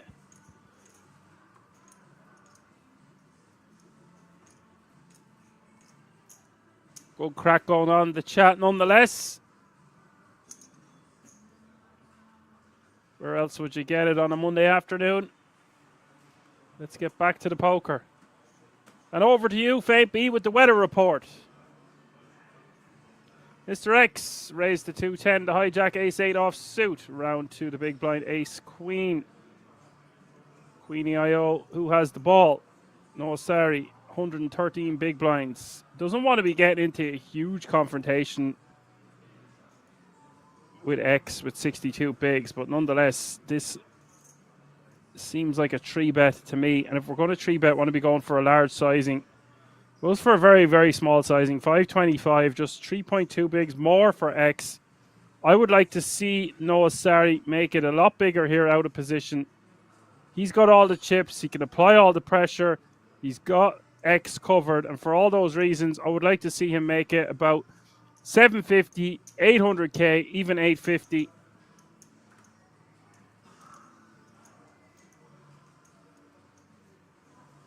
Pocket says it's not even political, just puns on country names. Yeah, fair enough.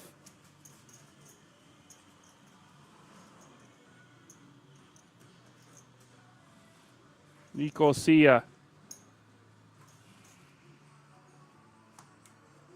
I get it now. I didn't get it the first time, okay?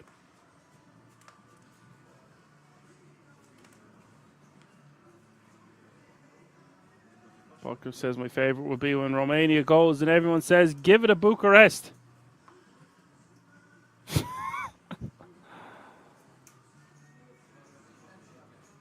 I should be writing some of these down, considering I'm the commentator.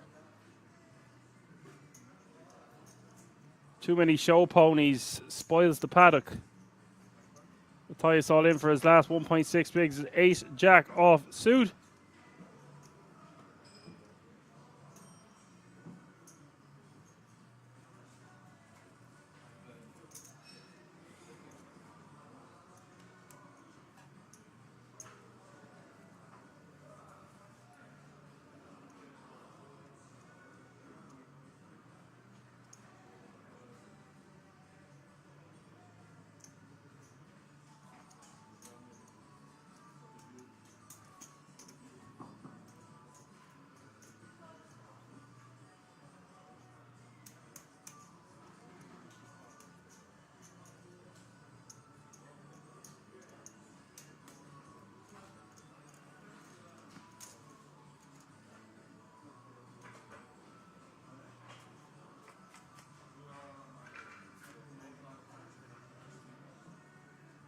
Flop is 5-7-7.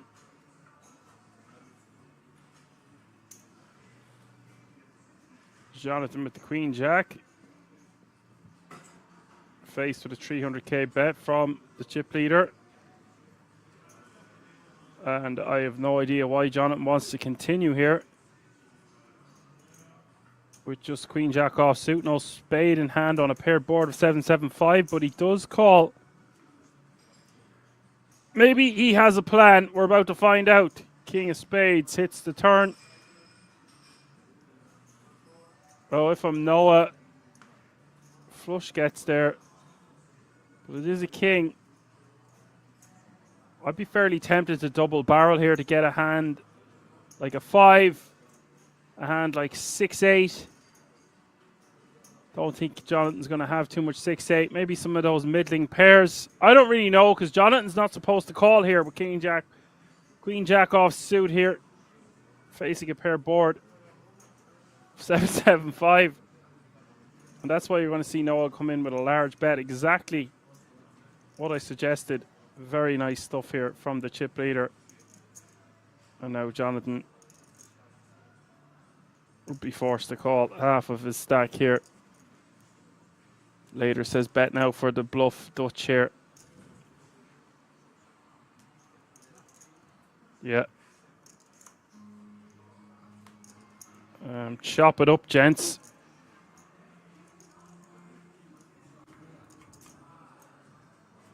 Sorry, you'll be happy with that outcome for the most part. The good old 12.6 million. Just 126 big blinds. It'll be tough to beat this, man. That's a lot of chipoladas.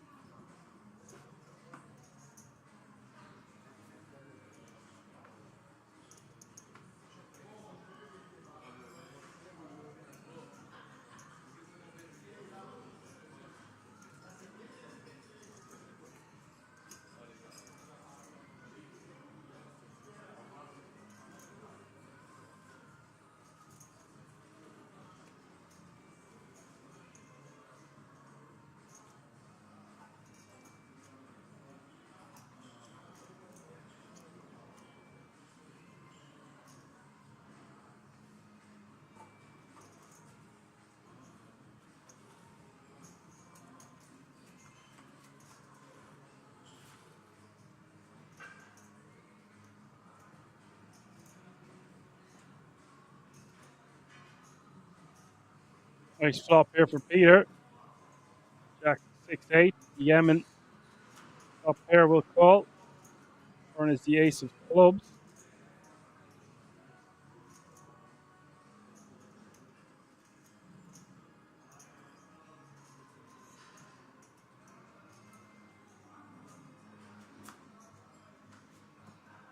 There goes check, check. River is the queen of spades.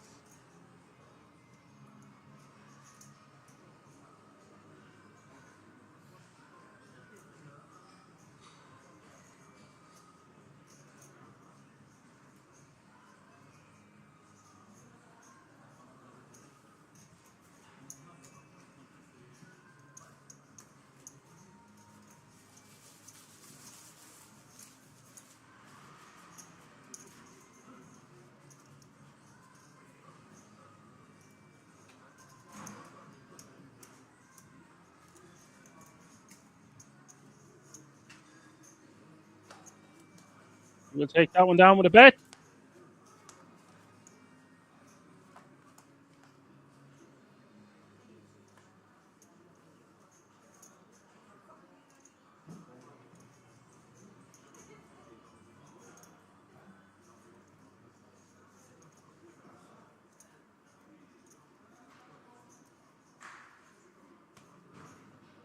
Easton says, hasta la pizza. I can't read them all out, lads.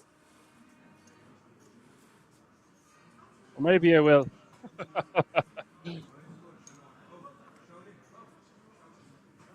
heard that Austrian city have told them Vienna.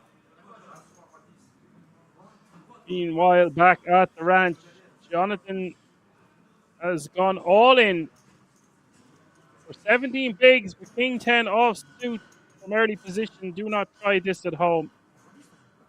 The Fox picks up a monster in the foxhole of the small blind calling with the ace king off suit. 4.2 million in this pot. Jonathan is the at-risk player and dominated by the ace king. Not anymore. Hit a 10. This is pretty disgusting for the Fox, needing help as we hit the turn. Turn is the 6 of diamonds. No help to the Fox. River is another 10. Jonathan with what can only be described as a ridiculous shove for that many big blinds from early position. Not even suited. Has got there. Now plays 4.2 million, 36 bigs. The Fox back down to 26.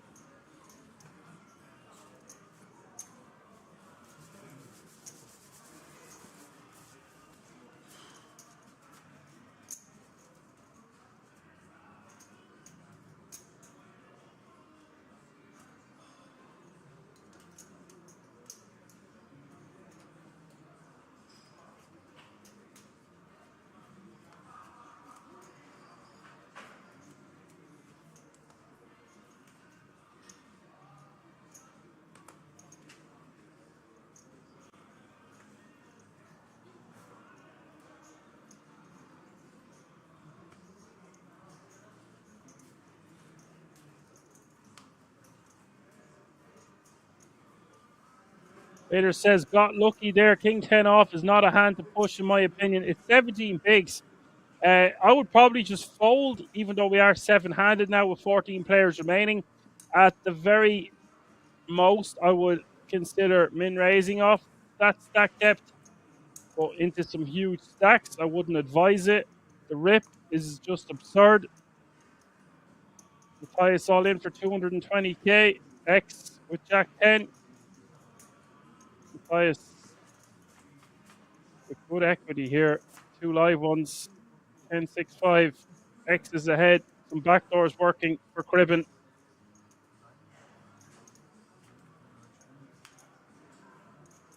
One is a 6, and Cribben needing a lot of help as we hit the river, and it doesn't arrive. It's the King of Diamonds. We have another elimination. Cribben has been eliminated in 14th place. X will scoop that one. 13 remaining now. Current payout is €2,050. All in or fold says he will lose his stack like he won it. Well, if he's capable of shoving 17 bigs there in that exact scenario, it'd be interesting to see what he does with those chips. So, good point there, all in or fold.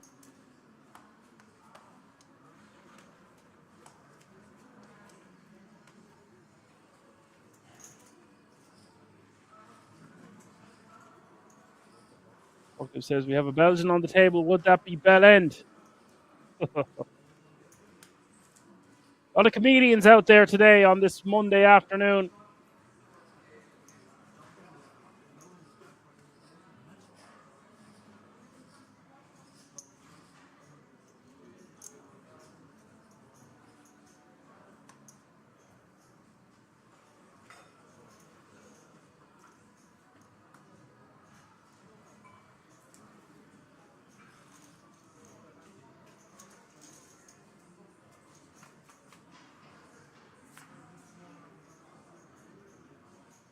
Zaya might be in the Shetland Islands, but I've still got the Irish humour.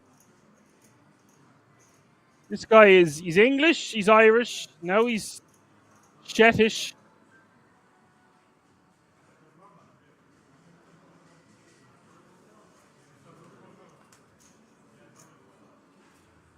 Morphing from one area to the next.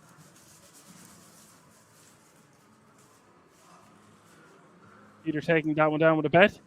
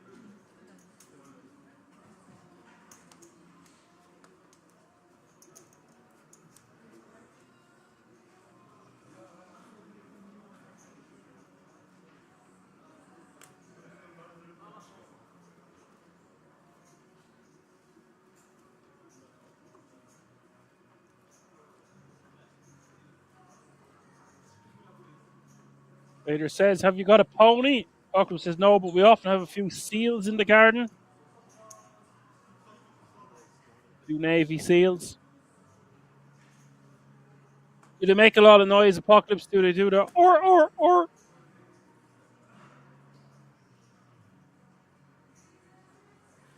You can start up a cash game, maybe. Get the seals involved. Surely that'd be a bit of easy pocket change. You can play for crabs or lobsters as the currency.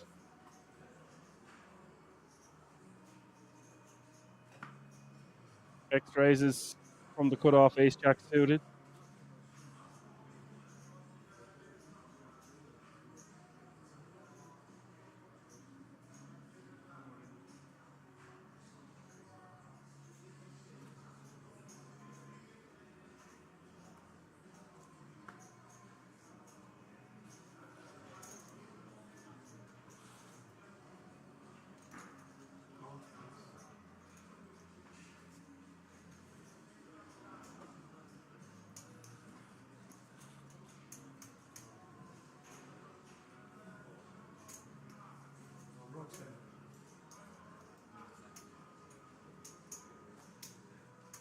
Jonathan, Jonathan is jamming. He's 3 off suit. Gets that one through. That's a massive jam. Boy, oh boy, this guy is one to watch out for. What's he going to do next?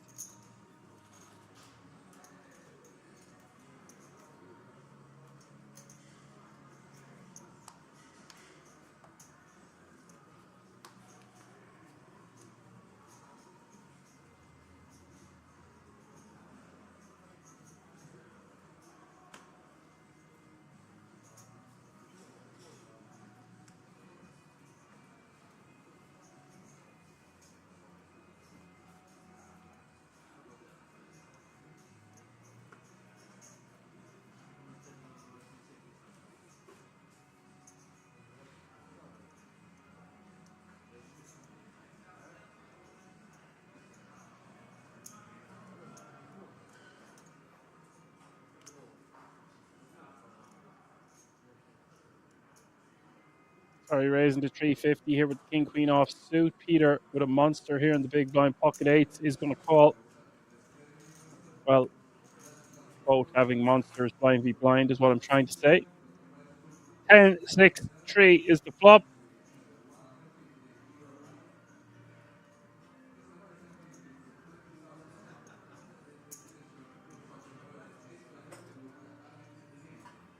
$250 is the bet from Starry. Don't think Peter is going to be going anywhere just yet. Just one overcard to his pocket eights. 13 players remaining now, which means we are 4 eliminations away from the final table.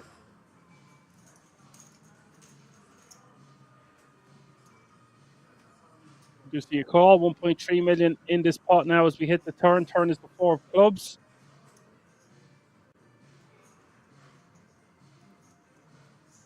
Zoom. Sari just gives up. That 4 is going to complete some 2 pairs, some straights. We'll give additional equity, some hands for Peter in the big blind.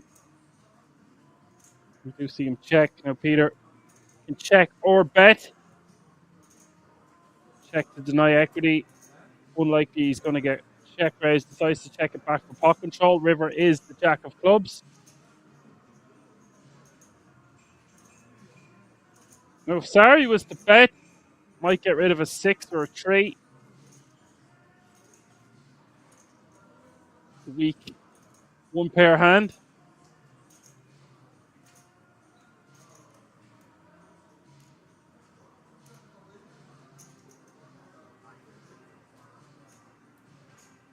Those get called. That's a really nicely played hand there from Peter, understanding that Noah Sari is going to be betting that river as a bluff. Enough of the time to make it a profitable call. Didn't think about it for longer than a few seconds. Does call. Wins a really nice pot. Later says bad move again. He's on about the ace-3. Yeah, your prediction was right. What's he going to do next? Walker says they're not really navy, more like a greyish colour. Well, that wasn't my question. I asked, are they making a lot of noise out there? Amsterdam says, is Ronald still in? He was still in up until the break. We had a redraw, so he would be at the outer table. I cannot say for sure whether he's still in, as we just have information about the feature table only. It won't be too long before they're all sat at one table. The final table did have a starting entry field size of 1,139 entries, €250 a pop, $250,000 prize pool, over 37 grand for the eventual champion. Peter says snowman again. Great play.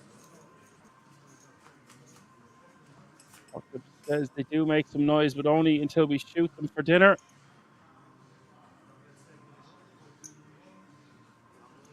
Are you telling me that you're out there clubbing baby seals to death? Because that's not cool, bro.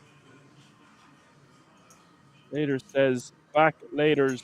Bye for now. Good luck, laters. Thanks for dropping by to say hi. X bets 200k on this paired board 773. Turn double paired board now with the three of hearts rolling off. Noah Sari and X with the same hand under the gun against the button. Check, check goes the turn. Eight of hearts hits the river. Both players most likely just want to get the showdown. Sari might think he can get his opponent off a chop with a bet.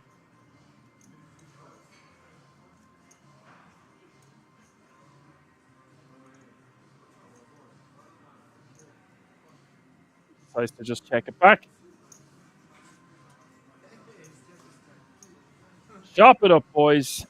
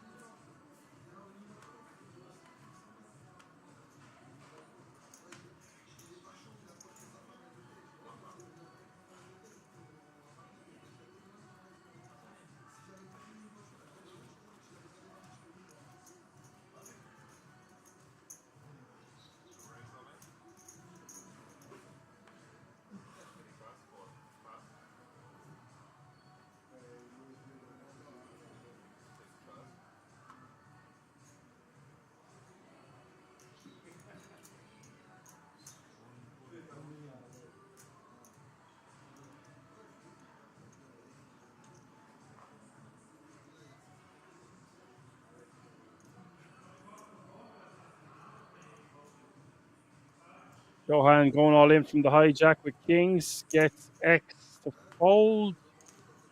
King queen off suit. The big blind would fold on this occasion.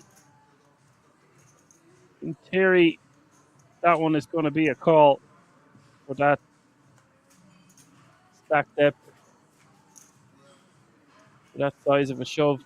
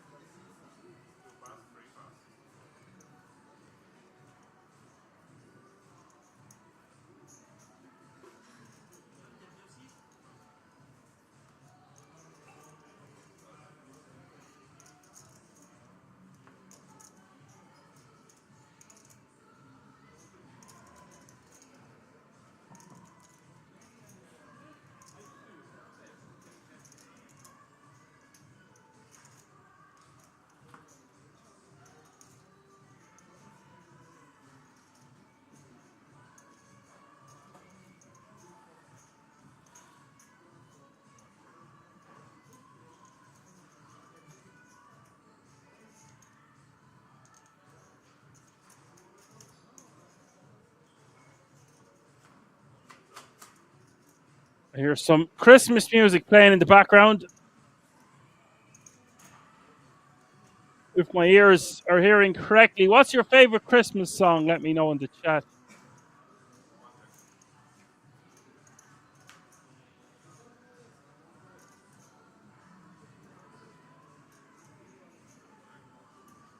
10, 6, 3. Jack is the board. Blind v blind battle.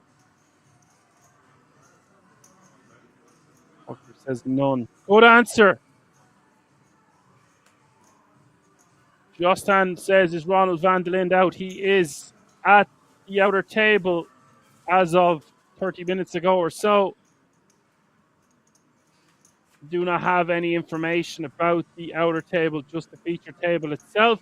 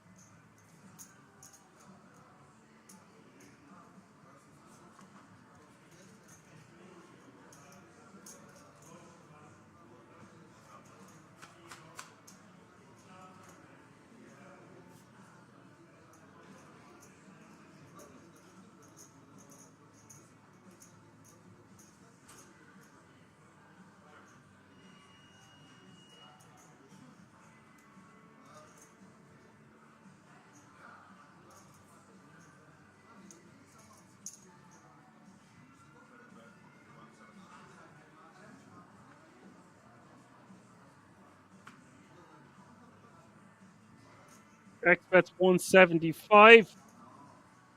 Pair board 767. Johan lets his queen 10 off suit go. 14 players remaining.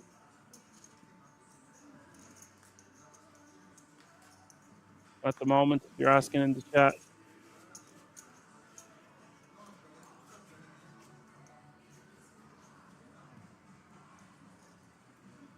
Current payout is €2,050.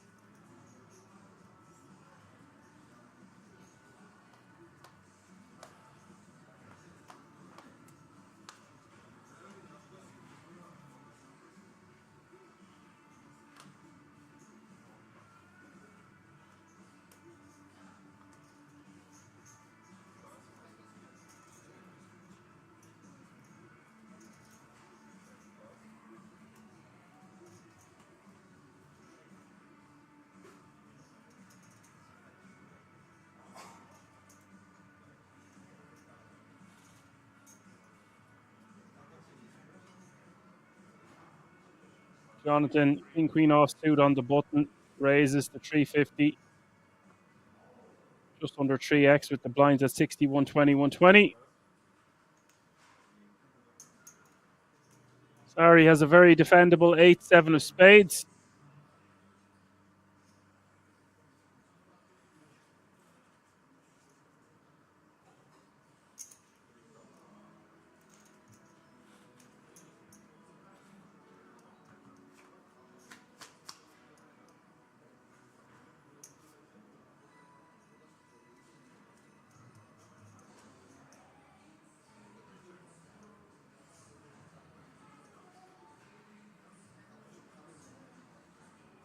Ace 4 is the flop.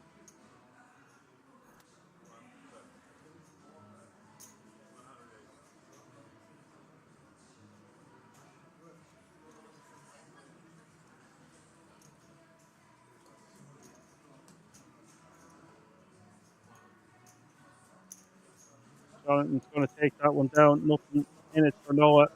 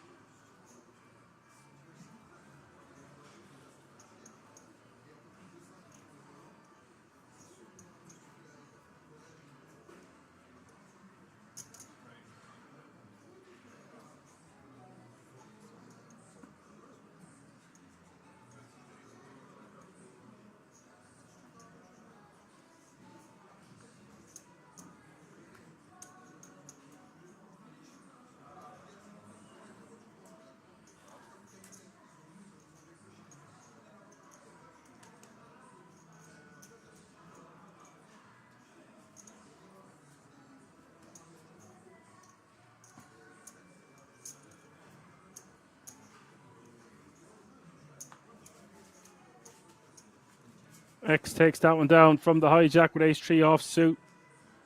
Adding the blinds and antes to his stack.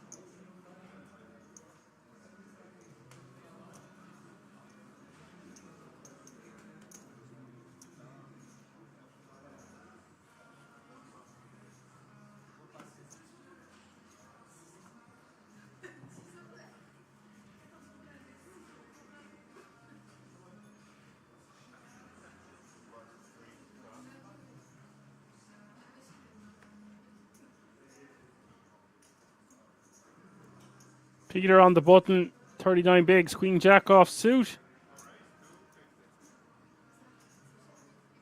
Expect to see him be pretty aggro into the blinds. Obviously, Queen Jack going to be good enough to raise. X is 250 to go, and X won't be defending with the 6-3 off suit.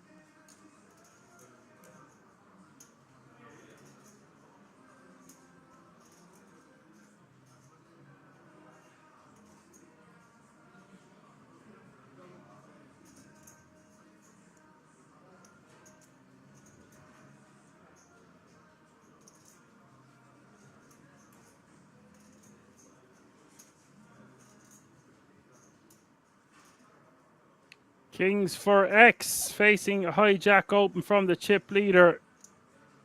Wants to be making it somewhere around 3x here. Doesn't want to make it too small out of position, even if he does have pocket kings.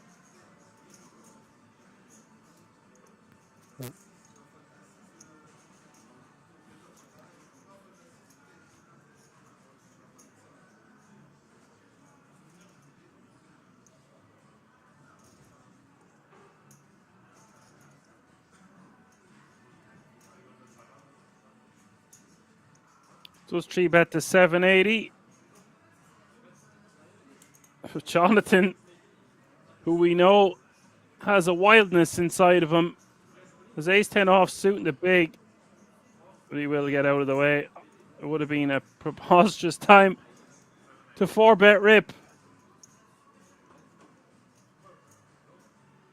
Now, sorry, 530 to call, in position, ace-3 suited. Could go either way here. They are deep enough. He's got 46 bigs back, Mr. X. You might want to see a flop in position. Sometimes we might 4-bet. And obviously, the rest of the time, we just let it go. We haven't seen X get too out of line. Maybe he just gives him credit on this occasion.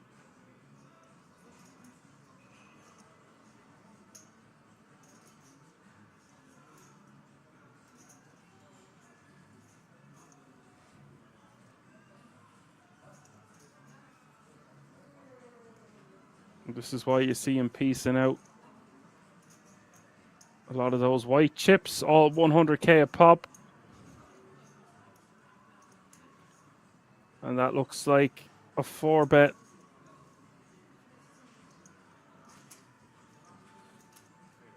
Or is it just a call? Says call on screen. It looks like a 4-bet to me. Looks like he's clicking it back.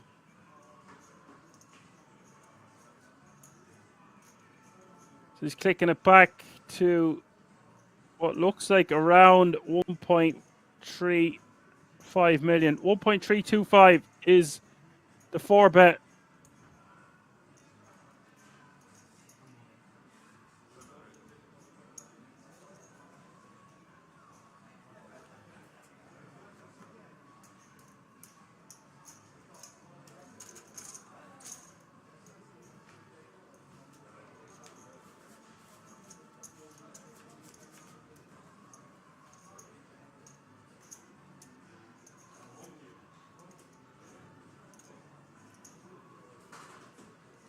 And he will just 5-bet rip, stick it in his eye, and win a healthy pop pre-flop.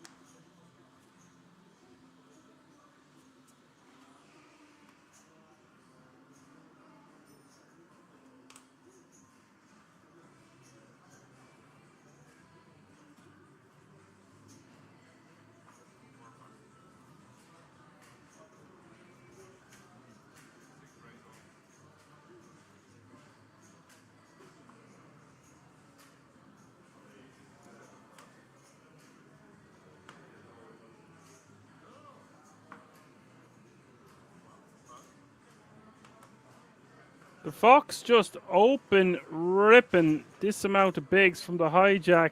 Going to take down the blinds and antes the majority of the time, but this is overkill.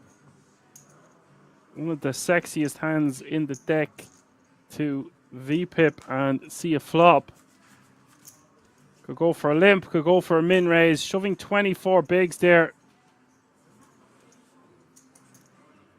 A bit distasteful for my liking into those huge stacks. Sometimes he just wants to take down the blinds and antes right here, right now, not risk going post-flop against the bigger stacks that can apply maximum amount of pressure on flop, turn, and river. Even if he had something like 15, 16, 17 bigs and ripped, then fair enough. But 24 big blinds there, just going to be far too many for my liking.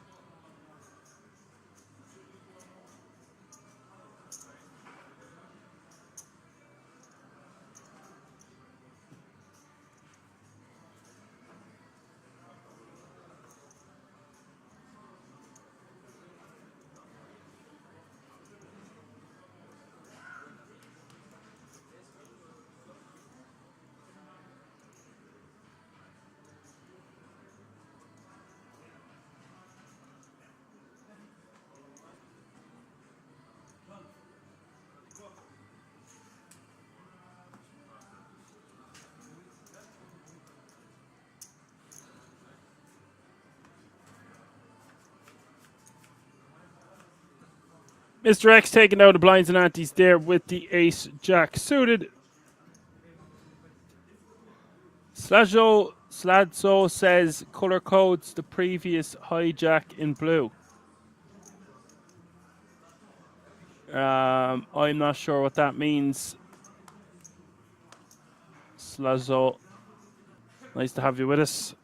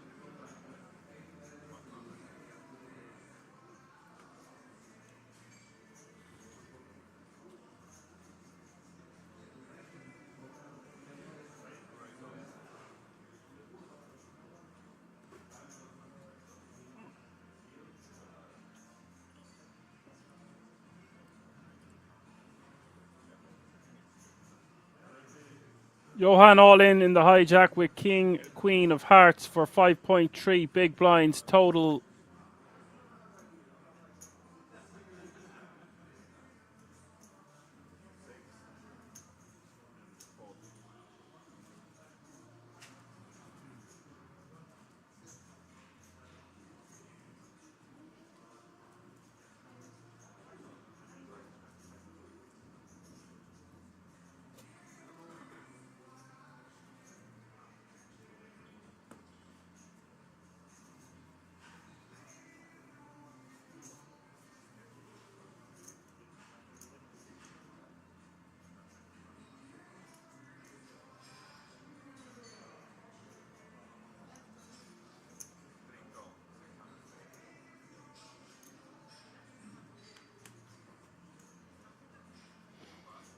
Noah is going to call for 640k.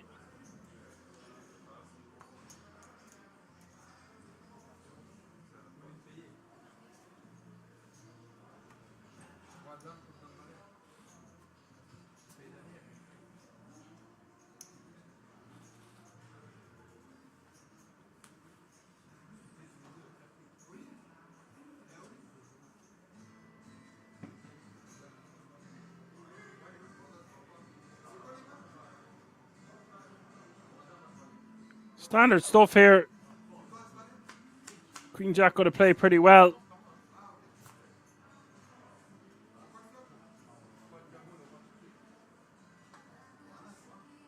Ace King 3, all diamonds rolling off.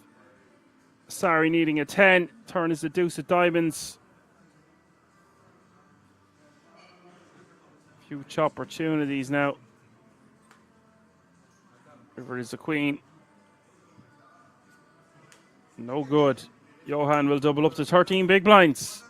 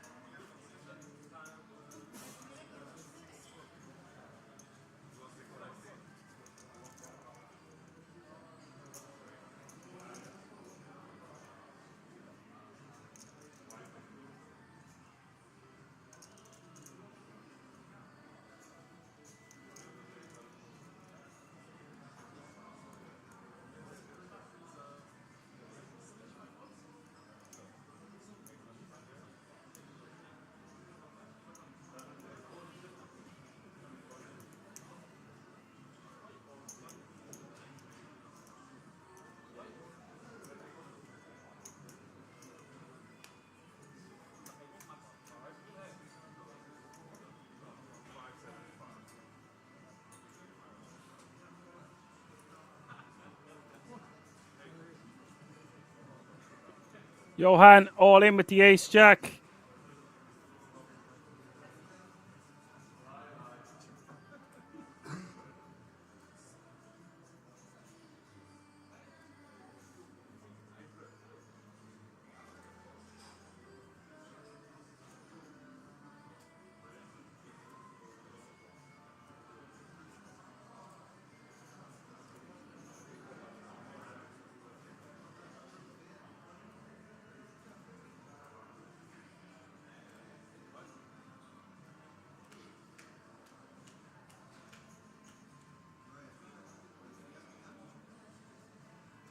Peter with a difficult decision, but ace queen going to be playing very well against the under the gun shoving range from Johan for 13 big blinds total. This is just going to be too much hand.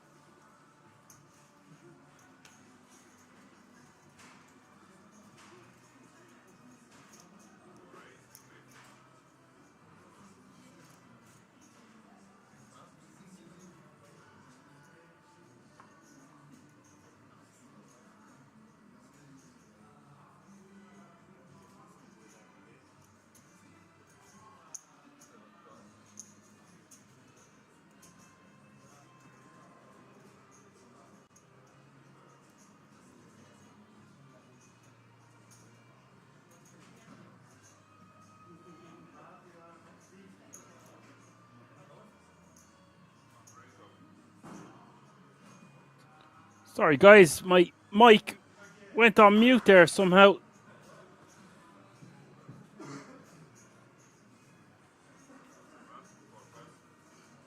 Just missed my dulcet tones talking about the ace queen against the ace jack.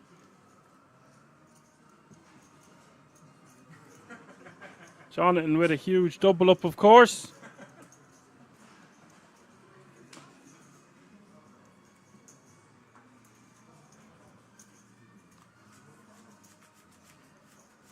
He's really pushing the pace. His VPIP is through the roof. Jonathan playing 44 big blinds now. Noah Sari getting knocked down to 71 big blinds. Mr. X with 64. Peter with 40 after that hand. The Fox with 24. And Johan is your clear short stack with 14 big. So I was getting Jonathan and Johan mixed up there. It is all to play for here as we edge closer to the final table. If you're just tuning in, it's the Dutch Classics final day, live from the King's Resort in Rosvedov.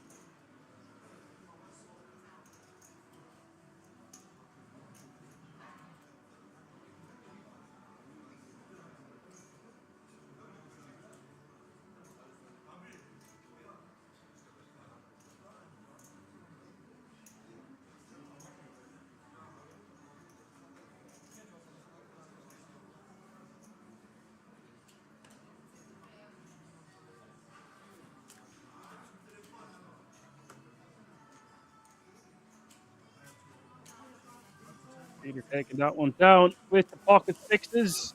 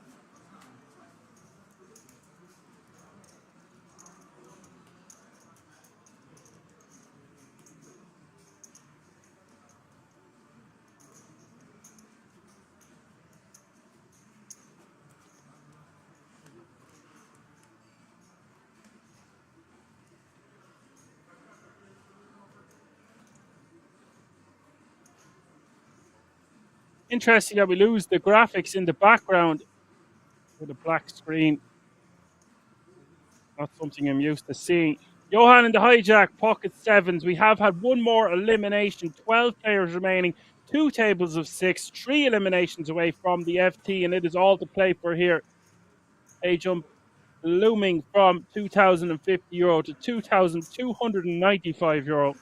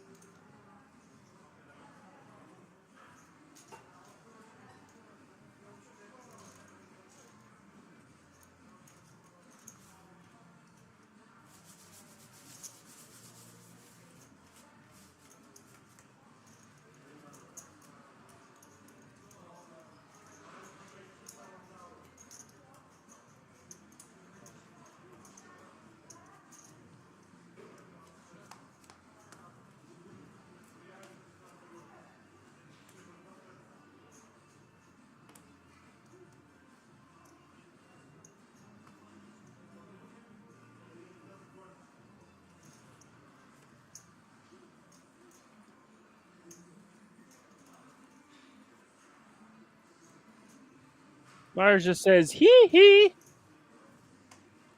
Hee hee indeed, or is it more ho ho ho? Ho ho ho. A lot of big stacks at this feature. Expect to see them putting on a lot of pressure as we get closer and closer to the final table. Average stack fast approaching 5 million. Blinds are still 60, 120, 120. Bit of a lull in the action compared to the opening frame. That's to be expected. First 90 minutes were volatile, fast, and furious. We had 8 eliminations. And remember, folks, top 3 players going to walk away with a 10K ticket to the World Series of Poker Europe main event. Plus the 40 grand for the winner. By the way, forgot to mention this earlier. It mightn't be too late to get a stocking stuffer for yourself. If you want additional information about the resort itself and our merchandise store, head over to the website www.kingsresort.com. I know there's a lot of items on there that I would love to get my hands on. None more so than that poker face hoodie with the mask sewn inside the hood.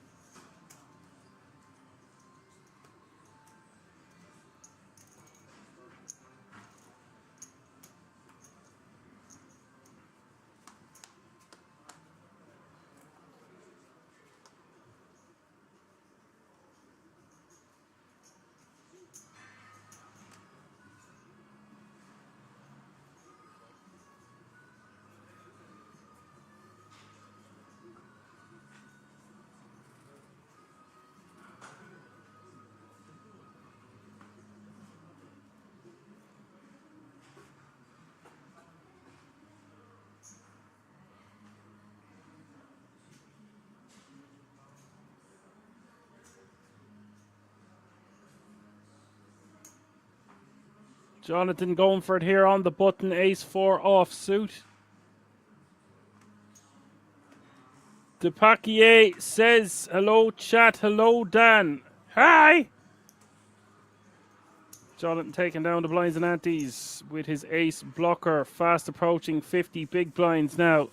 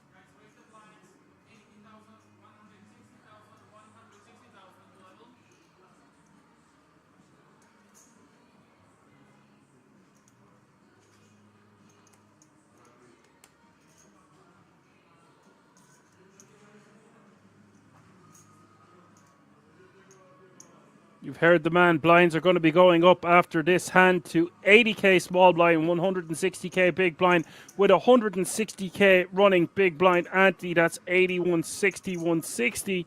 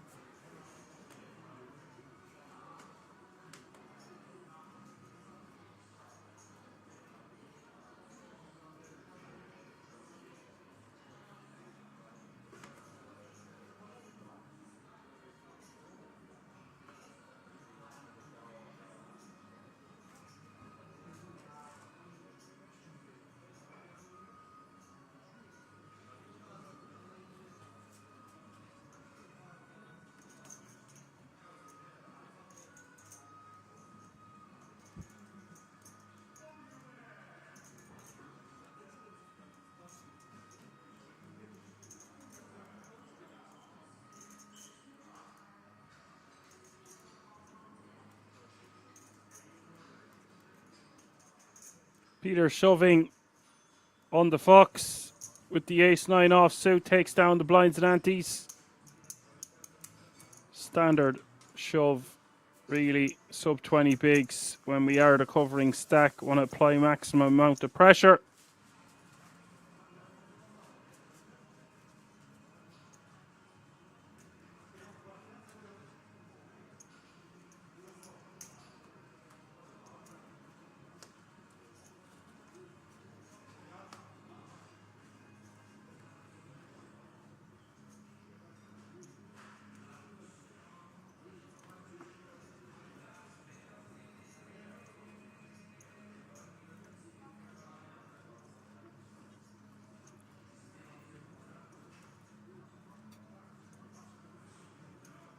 $7.6 bigs for Johan. Goes for the shove, of course. If he had like 10, 11, maybe even 12 bigs, could elect to min raise, but off 7.6 going to be a dead giveaway if he was to do anything other than jam.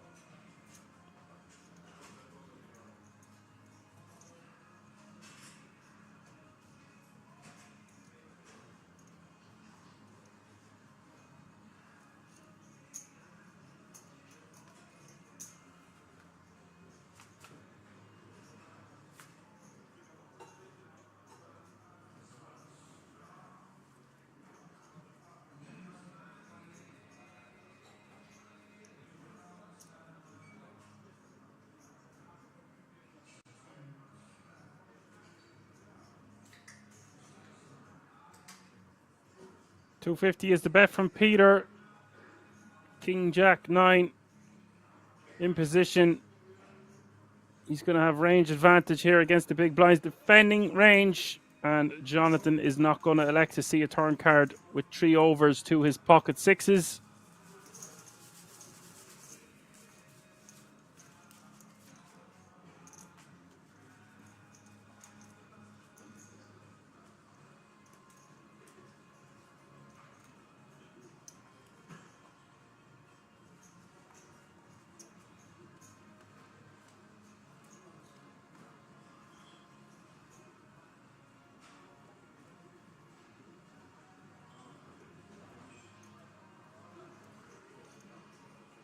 Shorter handed now as well. Both players or both tables with 6 players each. Gonna want to be opening our ranges as the bigger stacks.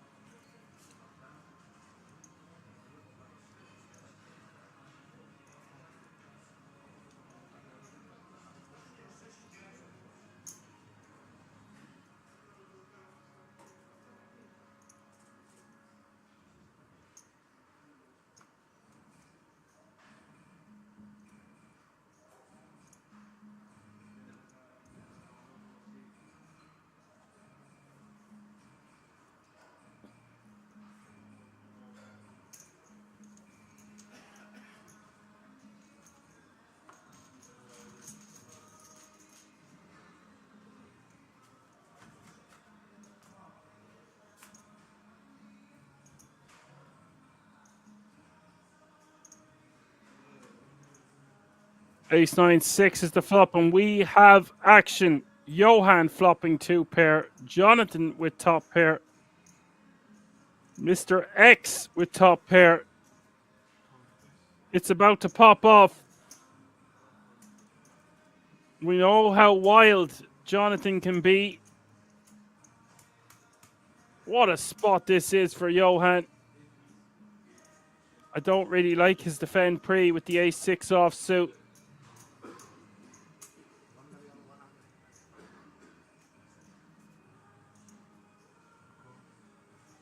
Disguised 2 pair. Mr. X calls 1.1 million. Now Jonathan,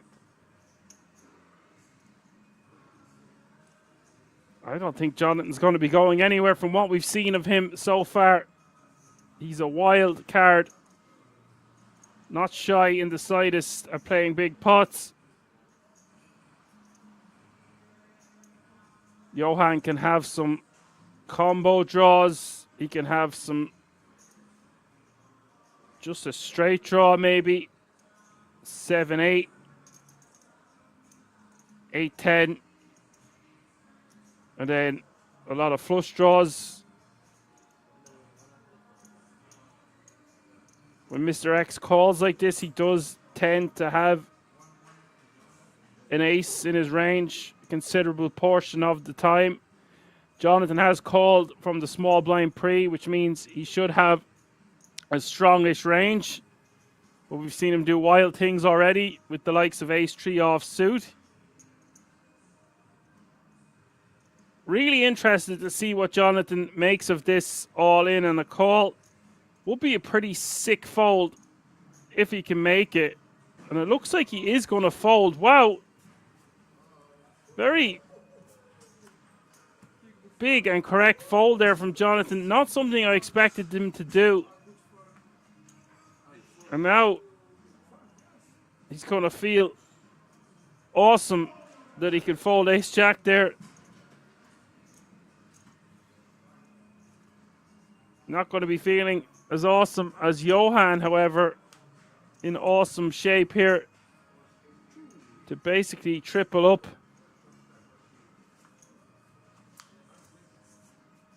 And it's clean run out for him. Turn is the 3 of spades. River is the 5 of hearts. And Mr. X now still going to be playing 5.8 million. But Johan, 23 bigs. Getting close to 4 million himself. 3.7 and change. What a moment that is for him with 12 remaining.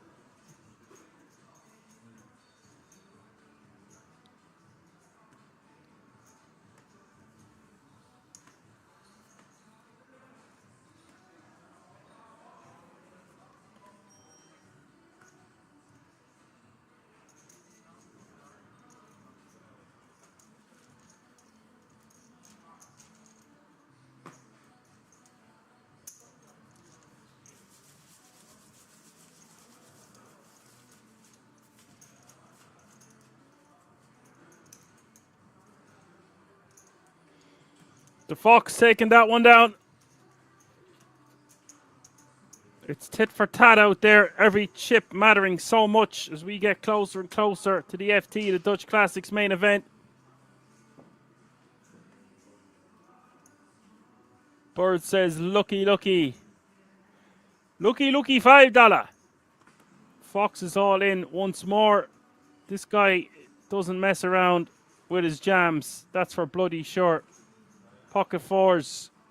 Gonna rip it and grip it. Or grip it and rip it. Whatever. Johan with a monster, but for 2/3 of his chips is gonna let it go. Actually, nearly all of his chips.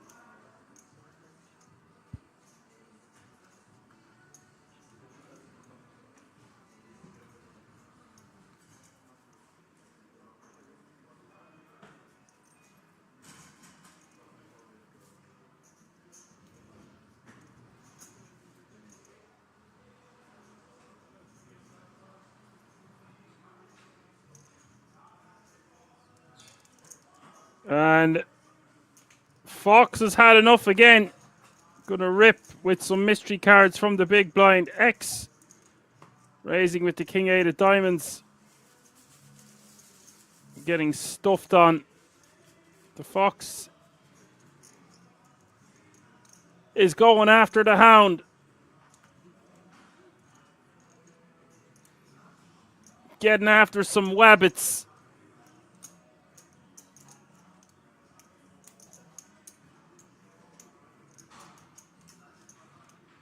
Difference of about 250 between 13th. Oh, the page jump has been reached. Sorry, no. There is a difference between about a buy-in between 12th and 11th place from €2,050 to €2,295.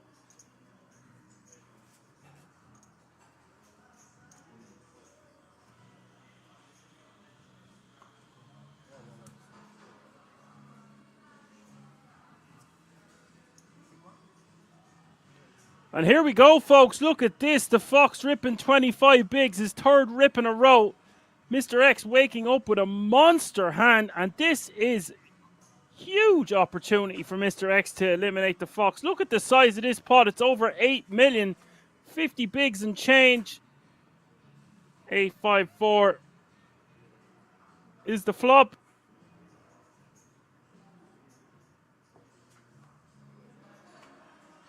Turn is the Jack of Diamonds.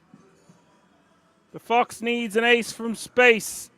Very, very unfortunate to run into such a monstrous hand in the big blind. River is an 8. Looked like he wanted to get out of there. Done nothing wrong. Could limp, and then Mr. X is going to raise, and then he shoves over the top. Just a huge cooler. Blind v blind. We say goodbye to the Fox in 12th place. 11 players remaining. 2 eliminations away from the final table.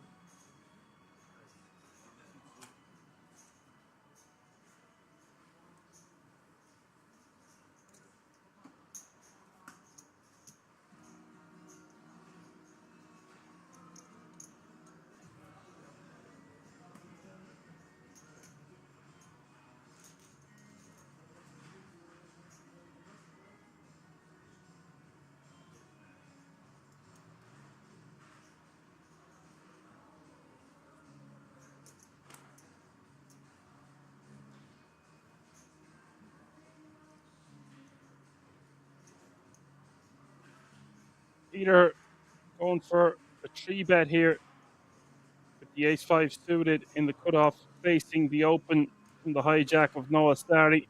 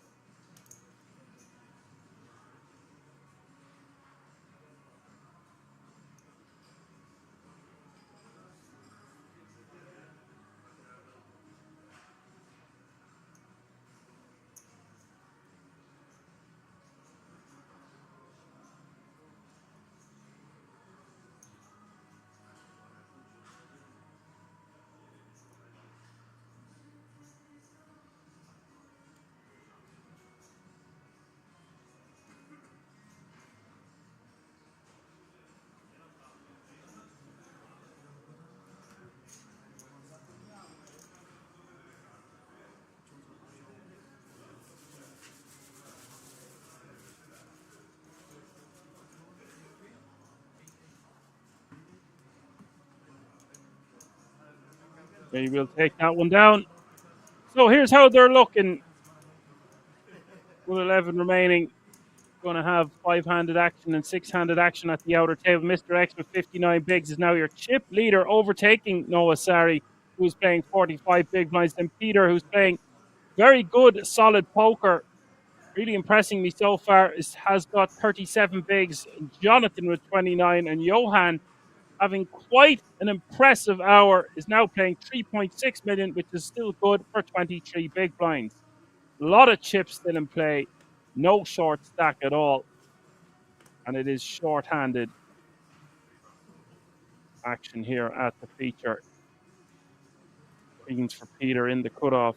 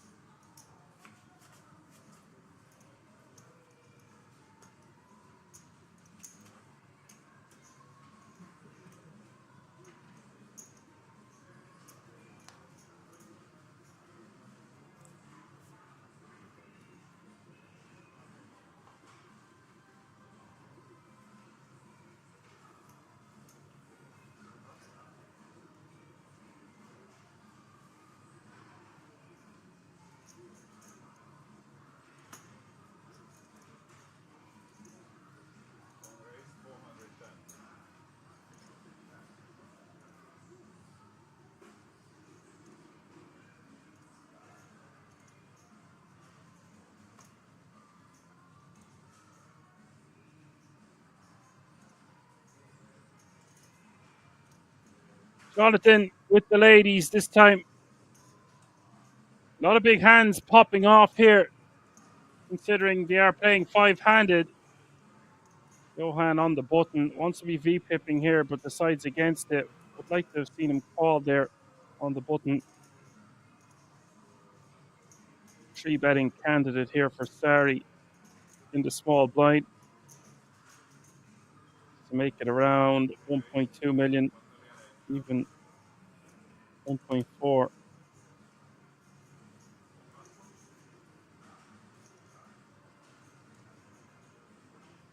And that looks like 1.8.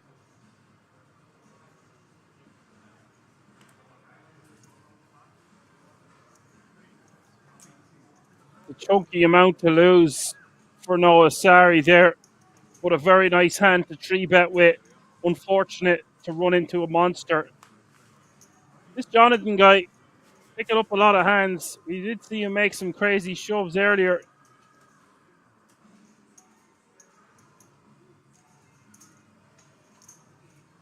He's a very sticky opponent. Tough to get him out of there. Obviously, he had the goods on that occasion.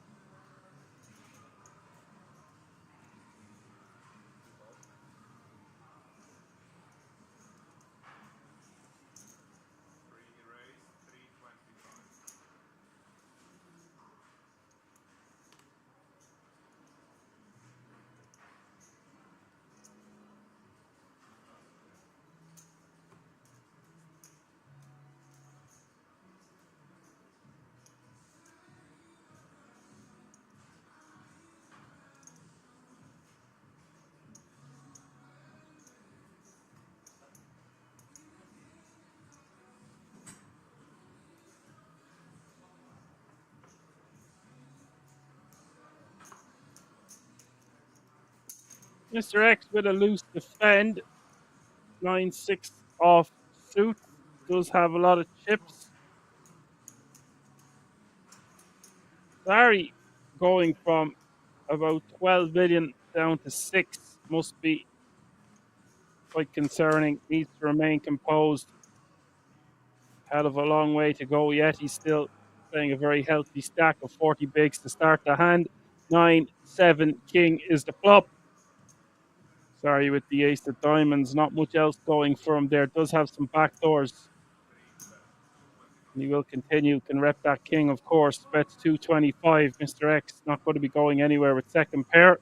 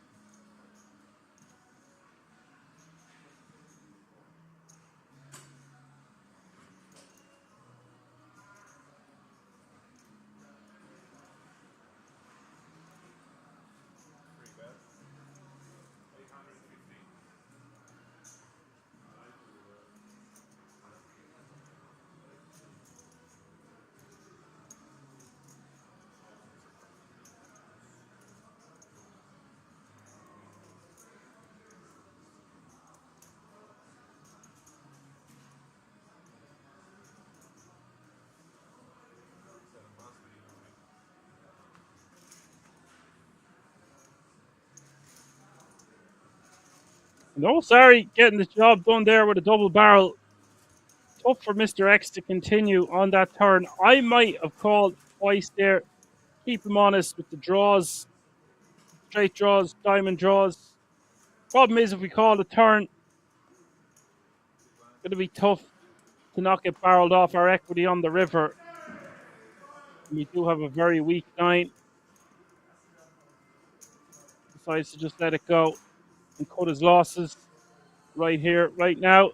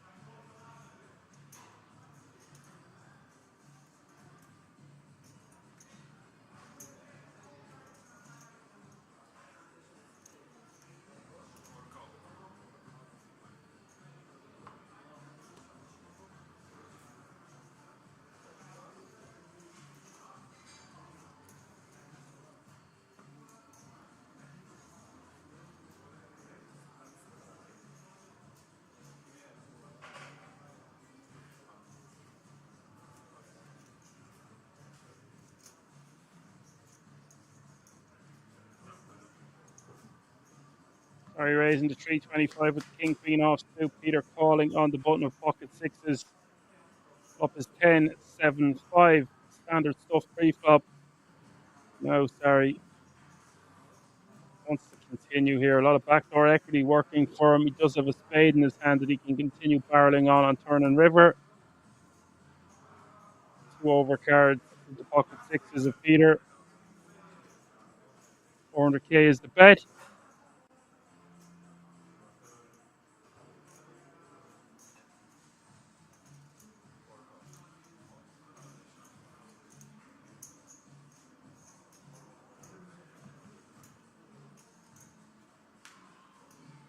Goes call 1, keeps his opponent honest, does have position.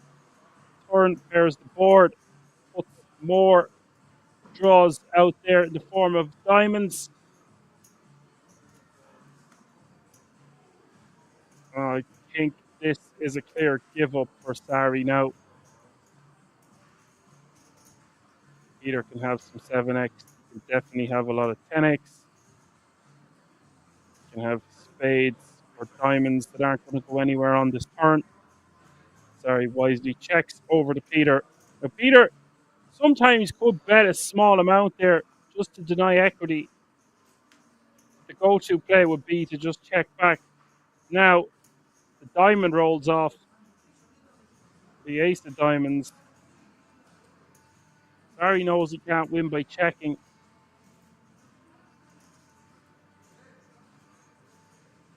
We've seen him do this earlier when the second overcard arrived.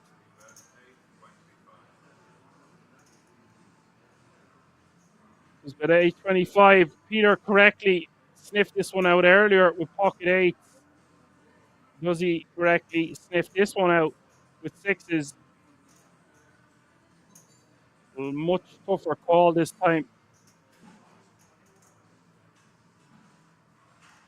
If we were to break this down, it's unlikely that Sari's betting 8.25 here with a 10. So it's going to be a flush, or he's hit that river with an ace. It is a paired board as well.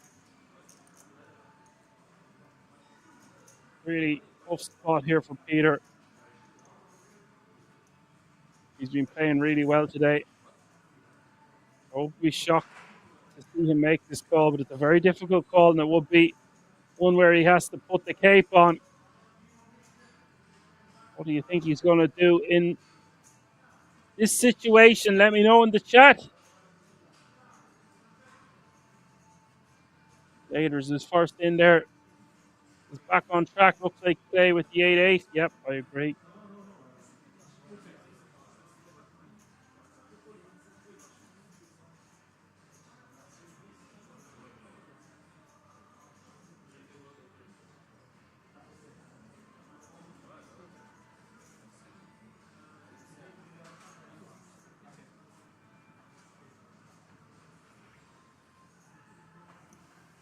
Peter does decide to get away from it.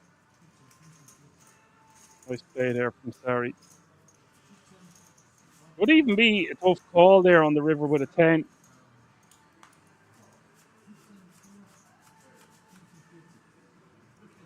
A lot of ace-x in Peter's range.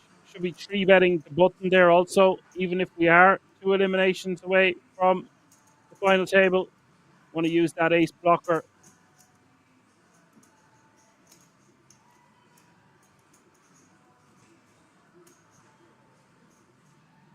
Noah gets back some chips. Over 8 million.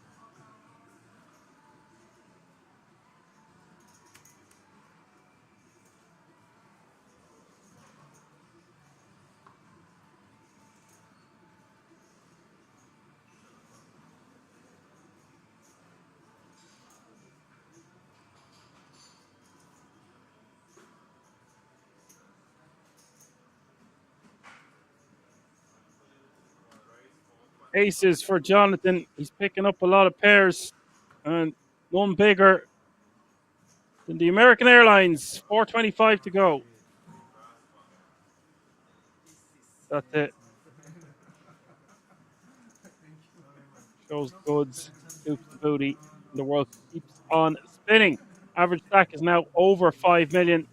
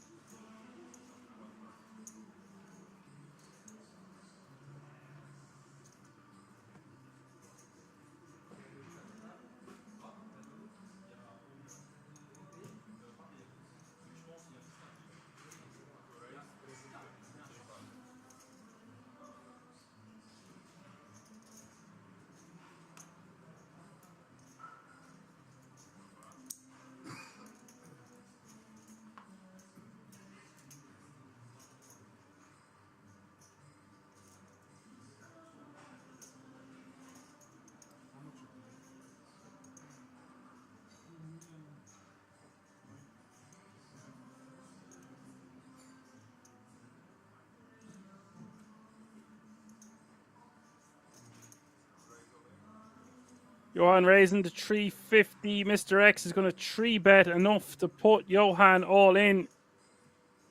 And he's not going to be able to call off. Strong hand, good blocker capabilities, but can't withstand the pressure from the big blind here.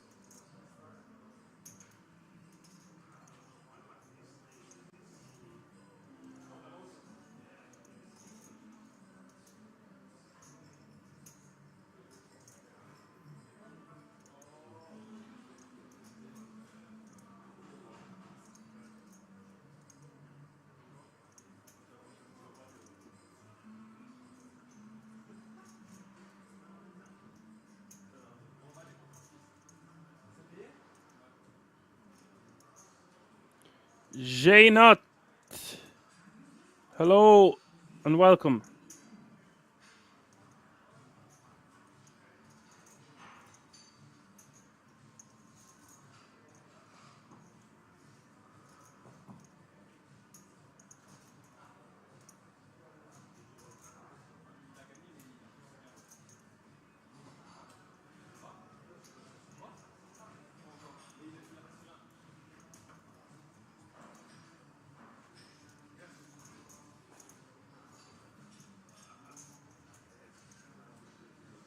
Is going to stall the ball. No pay jump to worry about. But just wants to save face. Doesn't want to immediately release.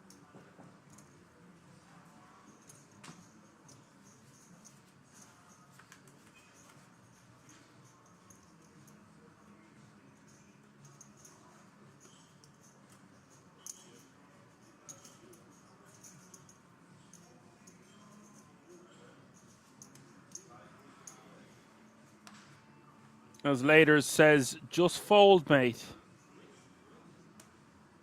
Just let it go, son.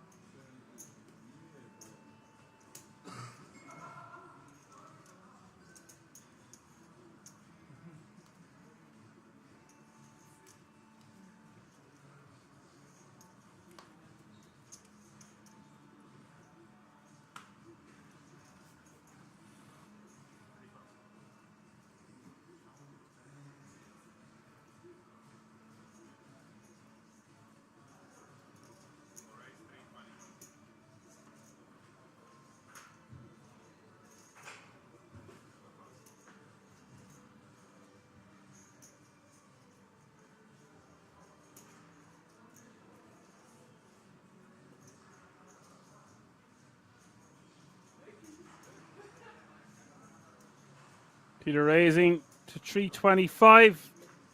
Pocket nines and Jonathan got a call from the small with ace-7 suited.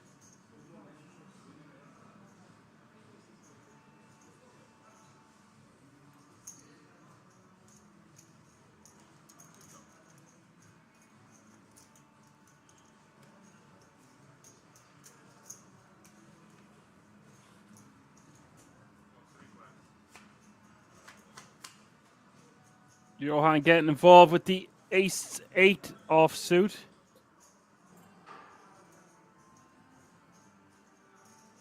Queen-10 deuce is the flop. Three-way action. No flush draw for Jonathan. Two overcards to Peter's Pocket nines. Is that going to deter him from betting? It's the small and the big. Still wants to flick out a small bet. Deny equity. That's 375.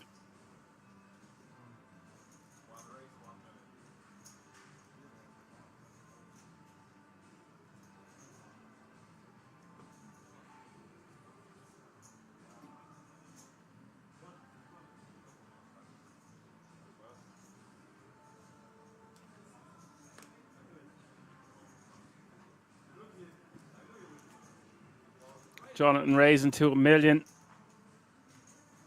That means Peter will get rid of his hand.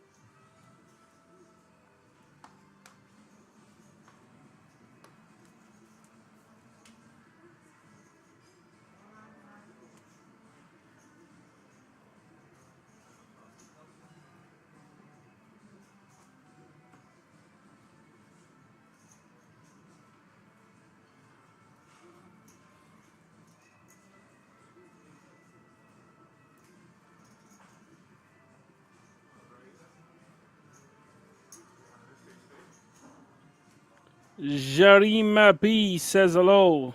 Hi. Jonathan makes a 350 to go with King Jack of Spades.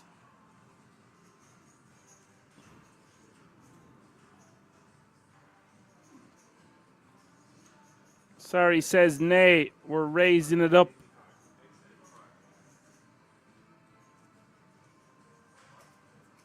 $8.85 to go.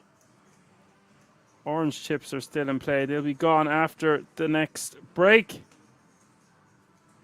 This is very nice odds for Jonathan to see a flop in position with a hand as strong as King Jack suited.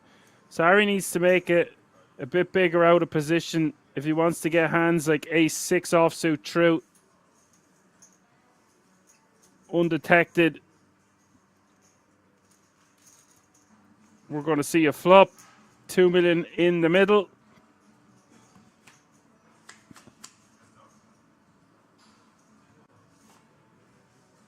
$994 is the flop. Sorry, wants to bet something small like 550, 475, quarter pot.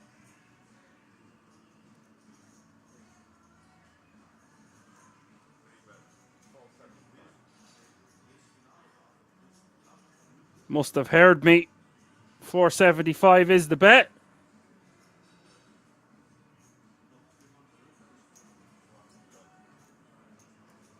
A lot of backdoor equity working for Jonathan here in the form of a spade, a jack, a king, a 10, a queen. 8 of clubs isn't great. Now you don't really know where you're at with your Ace-6.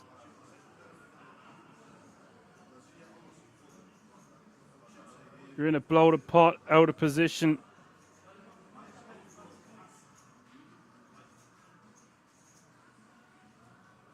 Feels like he just has to give up.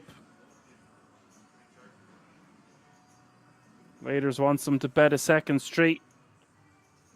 He could do that, Laters, but Jonathan will have a lot of these mid pairs.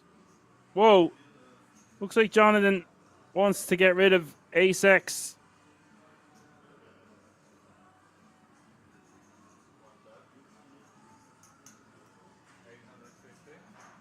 We'll bet 850.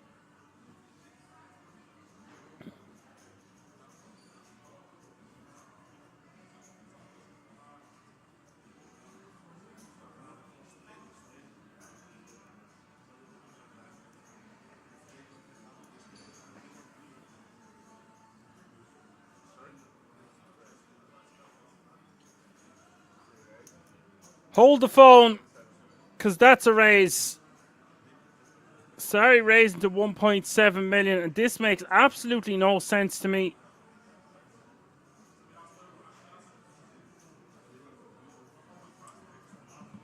Incredible bluff deployed there from Noah Sari. Was not expecting to see that. I do say it's an incredible bluff, but it doesn't make much sense to check raise an overpair there on the turn. You want to just keep getting value. His hand doesn't really make much sense. But it doesn't have to make sense because the King Jack can't continue.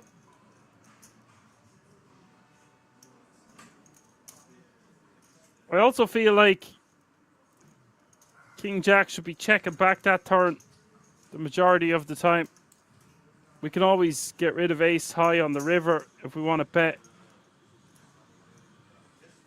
He did leave himself open to get check raised there. Not sure what you think about that one in the chat. Plenty of ways to skin a cat. The ace 6 getting there with a raise to 1.7 million. Sexy stuff.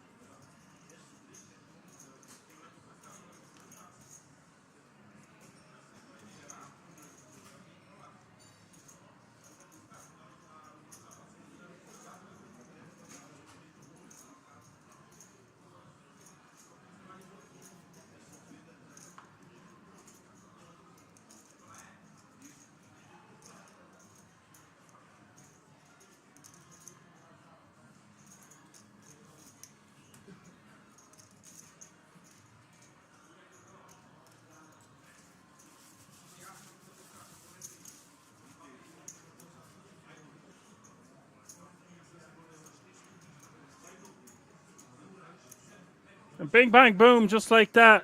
Noah Sari has gone from 6 million all the way back up to over 10.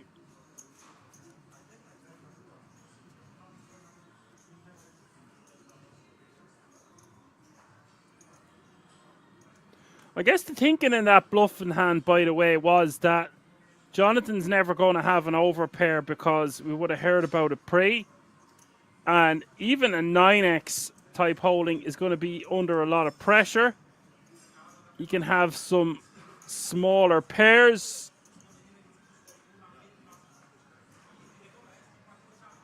Also unlikely that either opponent has an 8x type holding. So when we raise to 1.7 million, really repping an overpair.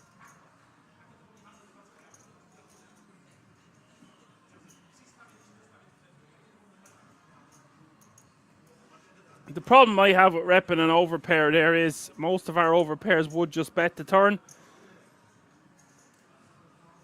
There's no real need to check raise there when we can just take down the pot with a second barrel.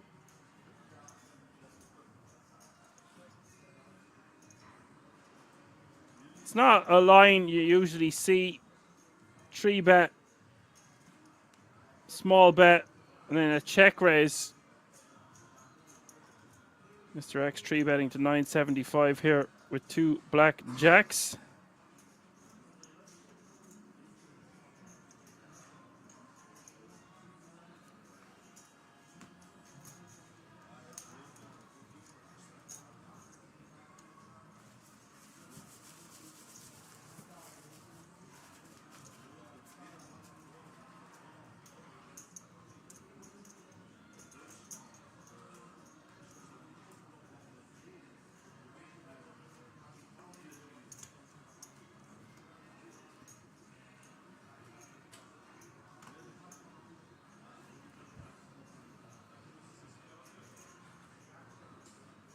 You can feel the pressure out there. Cut the tension with a knife. Still 2 eliminations away from the FT. Average stack, a little over 5 mil. Also, when he raises like that, he might get a better ace to fold and gets rid of a lot of equity.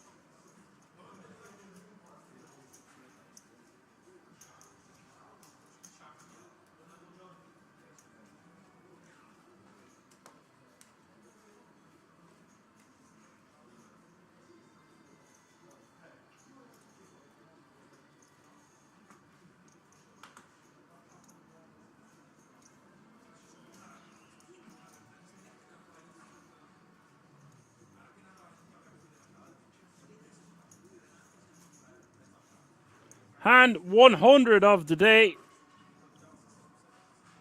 And I believe this will be the last hand before the break. We are playing 1 hour blinds today. A lot of playability, as I keep mentioning.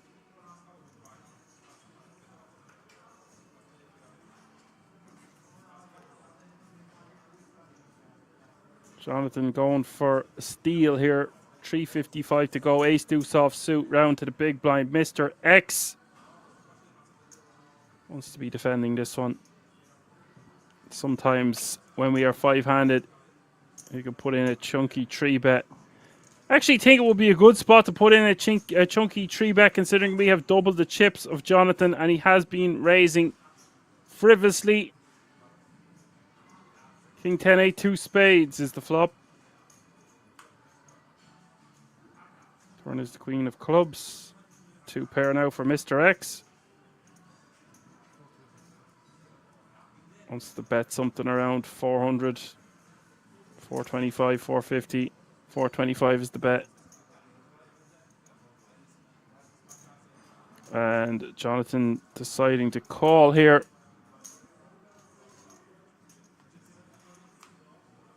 River is the 7 of diamonds. Bit of a loose call here from Jonathan. Expected to see him c-bet this one to rep that king.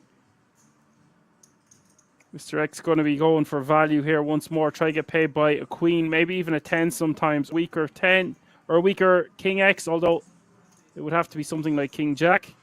Jonathan gets out of the way. We are going on a break for the guts of 15 minutes. Hope you're enjoying the show. Han Solo is in the house, says hi all. I'll get back to you after the break. Says the #1 Irish sexy commentator is blessing us with his wisdom. I am so happy now. Thank you very much for your comment. It's been a slow-ish day. We had plenty of action with 8 eliminations in the opening frame. That one a bit slower paced. But I predict we are going to have a fantastic final table. Don't go anywhere, folks. We're going to be back in a few moments with lots more action from the Dutch Classics. See you all in a few moments. We're going to keep it right here.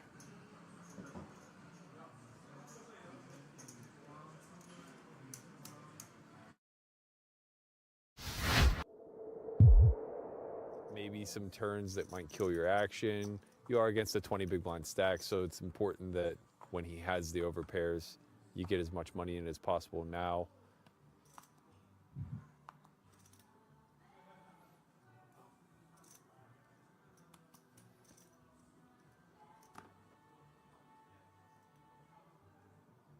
Nariman Yagmai, who I've actually had an opportunity to observe on a few occasions, a frequenter of the Merit Poker Complex in northern Cyprus. Has some results on his resume from that room, which of course was graced with the EPT not long ago, really putting them on the map. But of course, the crown jewel each and every year is the World Series of Poker Europe main event when it comes to this part of the blue marble. Meanwhile, 10s are going to run into queens here as Niste made it 5. Shilko a button 3-bet to 15,000, and that button is going to help kind of range him away from something as dominant as this. Yeah, I mean, it's a little bit more polarizing. You know, he does have the option to play call away with only 2 people behind. This is a spot where Niste is just going to die. 2 10s versus a button 3-bet in late position formation. Yeah, not deep enough. He decides to really try to take this one post-flop, and his all-in declaration was always going to be met by a call for Shilko, who is in wonderful shape here, 86%. Good luck. 180K pot. Might day 2 be coming to an early close for Mihai Nista.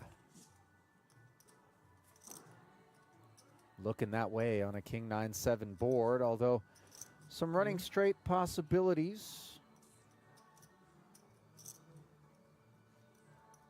What do we got there? Board pairing 9, a whole lot of interesting card protecting trinkets there, but I don't know how much protection they were able to provide, as these 10s are really threatened at this point. A 2-outer that doesn't come in. Good luck, guys. Enjoy. Thank you. And that's a pretty sporting way to sign off from Mihai Nista.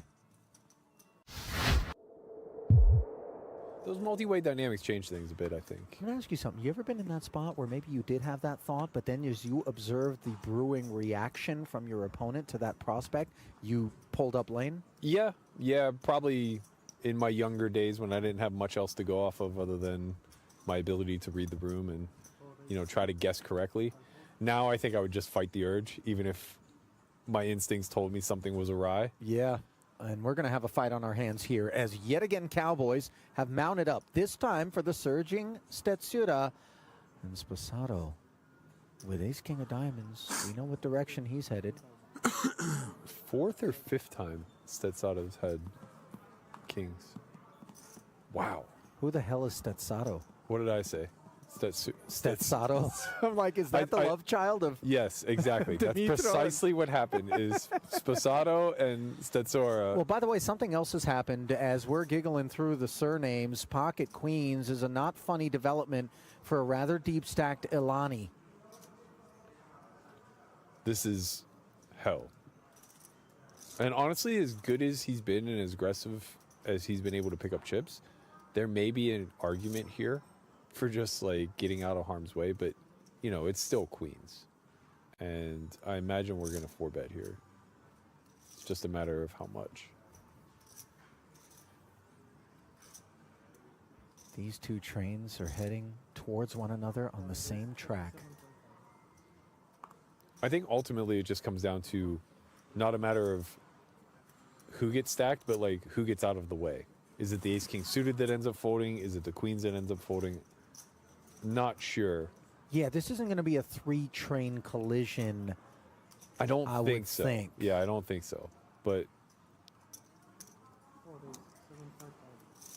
So, 2 bets became 3. 3 became 4, and the man who started things isn't done with them. 5 bets to 75,000. if they are reading it all into body language and things of that nature, we might not see a flop. How so? The degree at which that 75K went in for a 5-bet with no thought whatsoever kind of indicates to me we might be against the blade here. Well, listen, Sposato's knife's fairly sharp under normal circumstances, but a very dulling effect brought on by the 4 and 5 bet behind his 3 bet.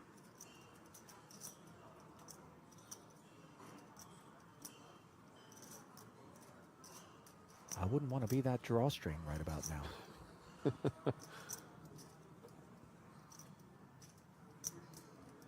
Yeah, I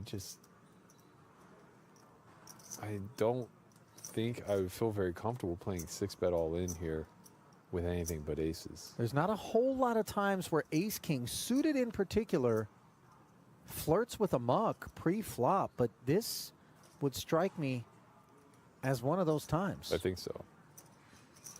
I think so. Again, the speed at which Stetsuria put in the 5-bet with what didn't really appear to be much thought. It's a great laydown. Fantastic decision there. And honestly, again, I wouldn't be shocked if we just don't even see a flop.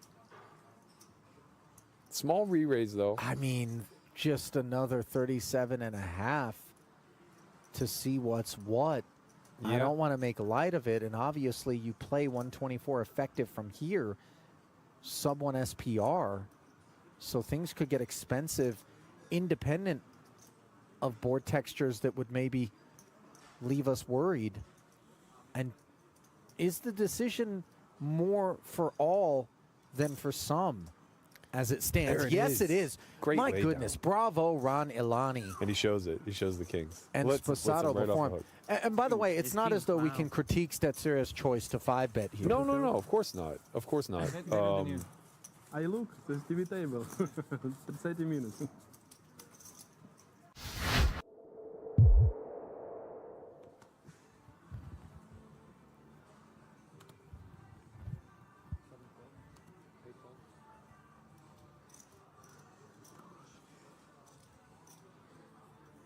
Alani's living right.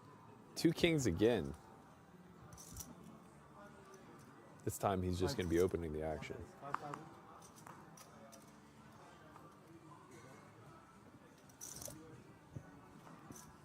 Nothing brewing. Hello. Check that. Goodbye. Yeah. It sure feels like that, unless, of course, improvements can be found for Thomas Achan.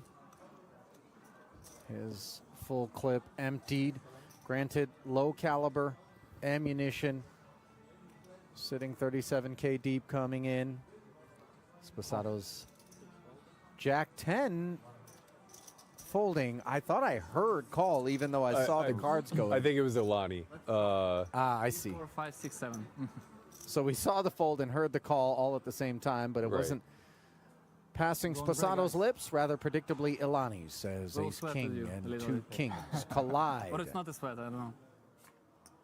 And the ace high board, along with the spade, is an all That's very Ace-on effective. affair. Tremendous resilience. Nearly flopped him dead. King. Just got to fade a single king of hearts.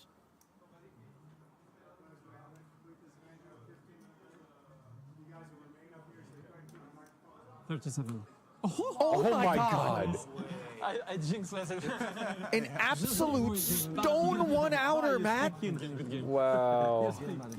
It's nice for TV, come on. It's nice for us, I have to tell you. I got to tell you, man, bravo, I saw you Thomas continue to Aishon, pitch, for taking it on the chin like why not, that. you know? Where you had the literal owner of the Lakers. Right. You had like a top shelf pro. Mm. You had a guy that obviously was laundering. And I don't mean dry cleaners. Oh, yeah. You know, Yeah. somewhat ill-gotten. Another Must guy. have been the gains, especially the relationship he had with the money. Right. Another guy in there with his last 6 bets, and they're not even his. Yep, there you Yeah. go. Yeah. Case backing. Right. Wonderkind, who, if they carded him, would be kicked out of the casino. Yeah. And then a guy who looked like genuinely he had just finished a shift at a Chinese restaurant and maybe was wearing $17 worth of total clothing, but had $60K in chips in front of him. Hey, as long as we're in action, we're Yeah. happy. Well, I'm not sure how happy Kamoshi's going to be to It's- face rare resistance in the form of a 3-bet, and just observe how ill-timed it is. Very unlucky. for Open, Vulesovic. 3-bet, and now Radicki gets to play ladies' man out of the small. 72,000 deep. There's just nowhere else but all in, right? Yep, we're Yep. got to ship it in and put him to bed. And Vulesovic going to be priced in for another 45? Has to call, I think. No choice. Can't be worse than a 2-to-1, 2.5-to-1 dog here, in spite of the fact that you don't have your best holding. And by the way, this additional requirement is north of 20% of your remaining stack. Yeah, I mean, you're getting 3-to-1 on a call here. It's really hard for you to be worse than that versus the jam range. I mean, that range does include aces, which may make this a lot closer than it actually is on the screen.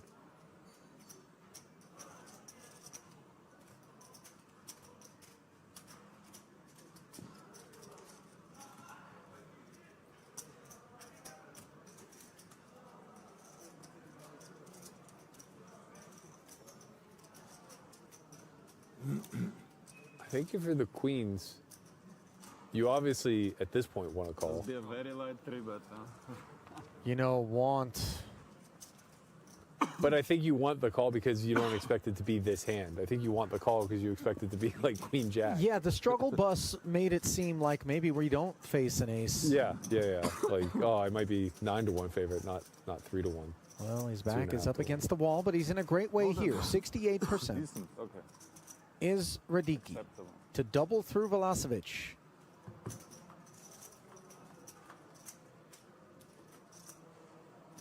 Four. Oh, 653 would have kept. Yeah, the pocket fours was loving this one. 4 of hearts. That was I thinking. I'll take Brandishing a nervous smile. Don't need to worry about the monotone texture, given Vulesovic lacks a heart in hand, and now lacks any path to victory beyond the ace. I had the 4 of hearts. Board. Yeah. sneak. I think I had it in Pairs my on hand. the end, and Dicevi Radicki Eh sì, le filavo. with the No, double. contro di te perdevo.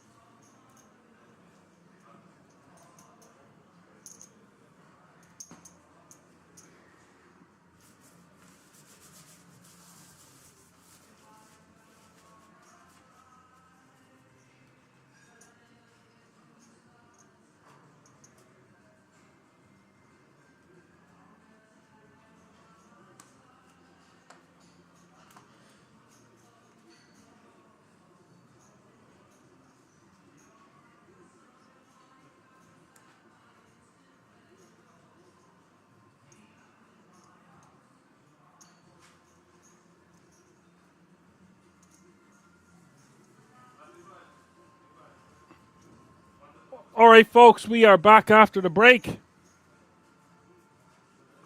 Blinds are now 100k, 200k, 200k.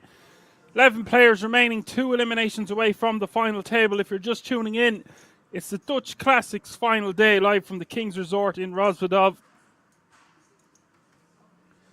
Jonathan just ripping the lot here from the button with the 9-8 suited.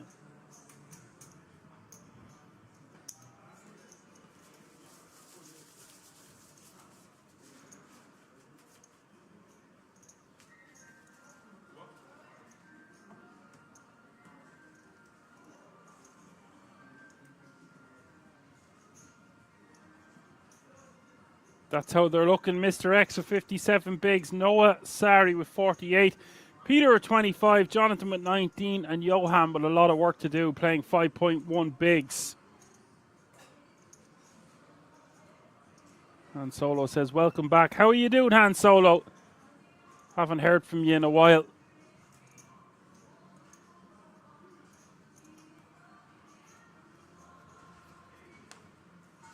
Says, ooh, nice, a Danish at the table.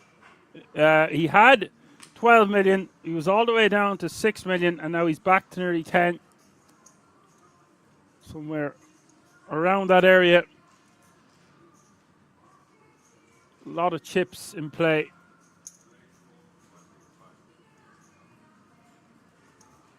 Some big stacks. Could be in for a long night.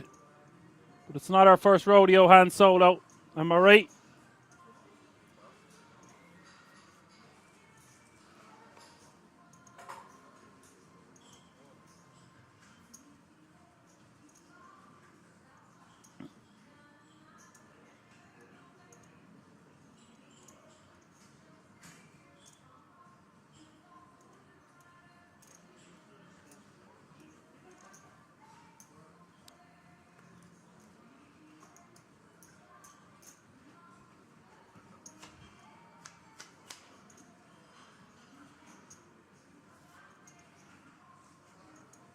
Kings for Peter.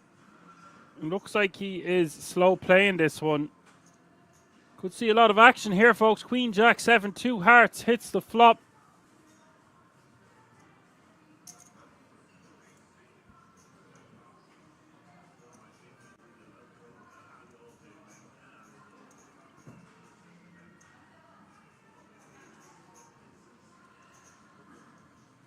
Pink chips are now in play, by the way. They're $500,000 each.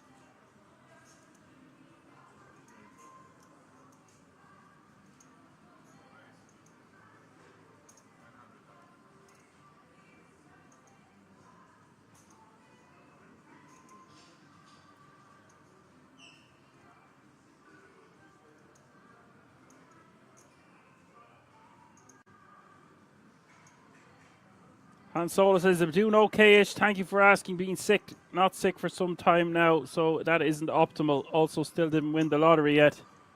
Bird says, €22. I'm rich now. You'll be playing the Sunday Million in no time, Bird. Or I am doing well, Han Solo. Thanks for asking. Raised to 900k here from Peter, and a call from Mr. X. Turn is the 4 of spades. Almost 3 million in this pot now.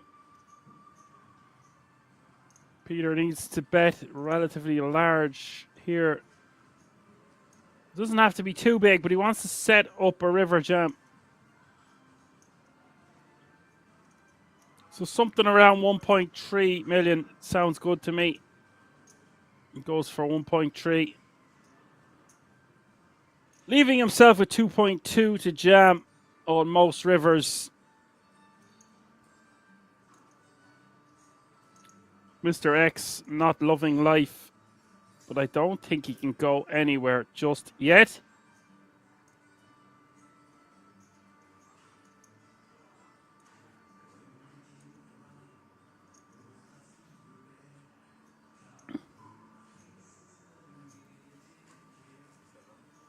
That's a very big disciplined fold there from Mr. X. He like he had a bit too much hand to let that one go. The thing is, if he hits his draw, His opponent only has 2.2 million behind, which is not a lot in relation to the size of the pot at that point. I don't think we could be letting it go for 1.3 million more when we have 9 million and change ourselves.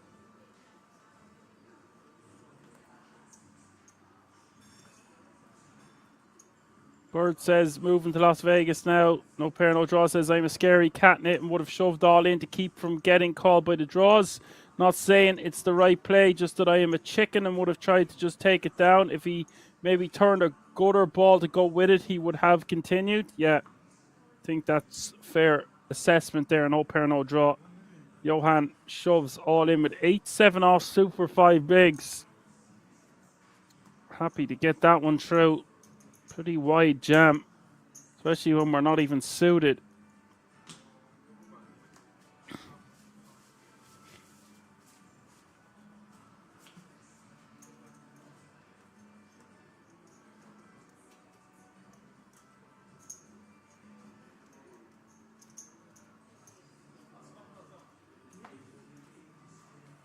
€2,295 is the current payout.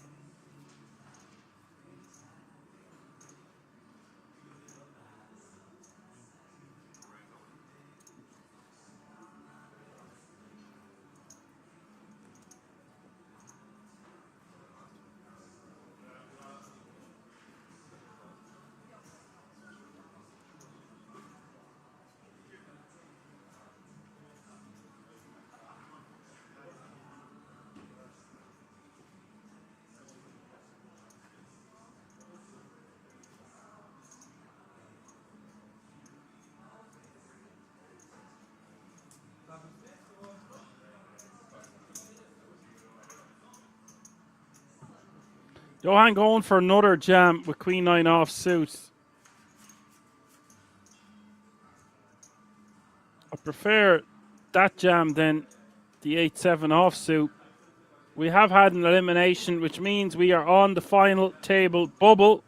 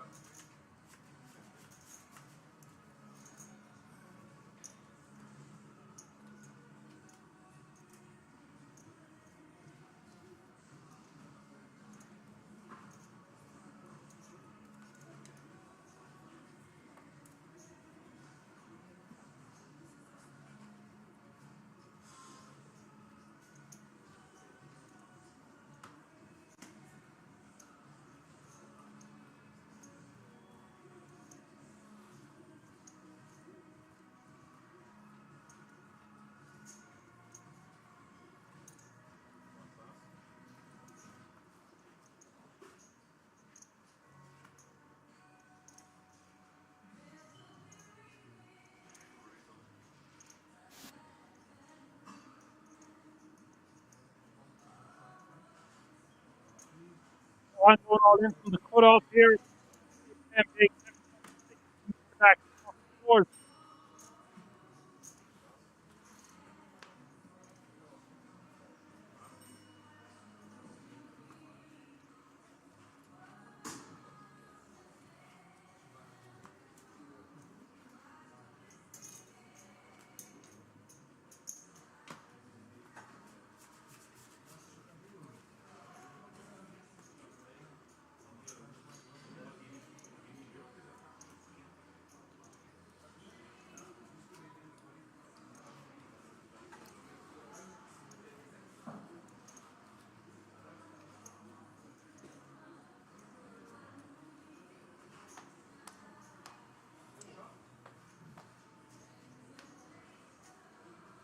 He'd be happy to take that one down, adding a $500,000 to his stack.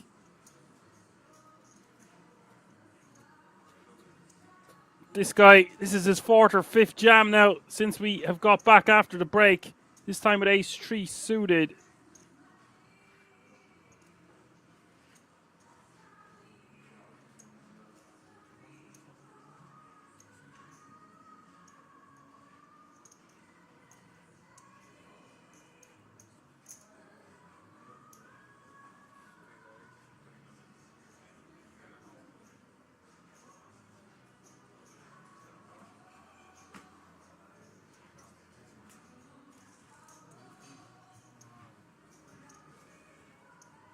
Sari's had enough and has called with ace-5 suited.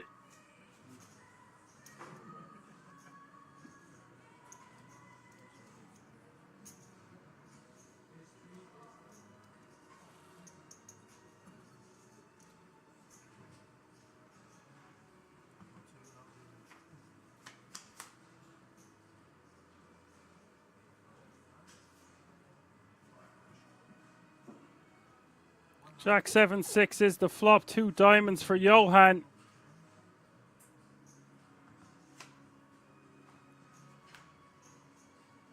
Turn is the 7 of clubs.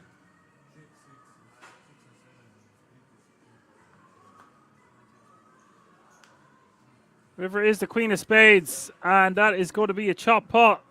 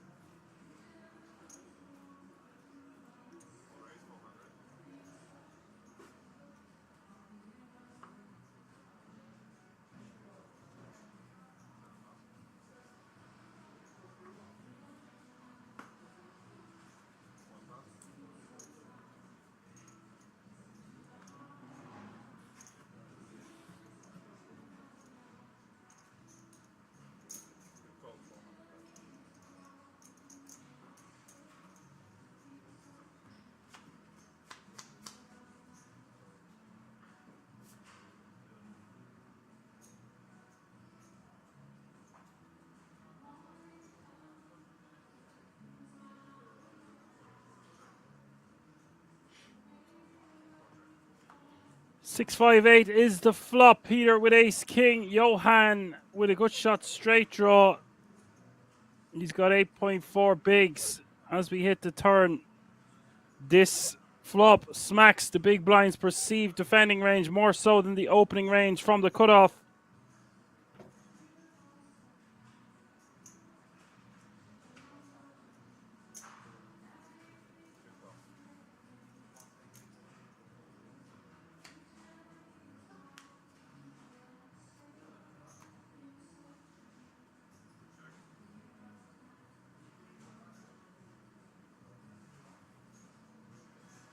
Peter hitting top pair on the river. I can't help but feeling this would have been an awesome board for Johan just to donk jam or bet flop and jam the turn. It is risky business, especially on the final table bubble.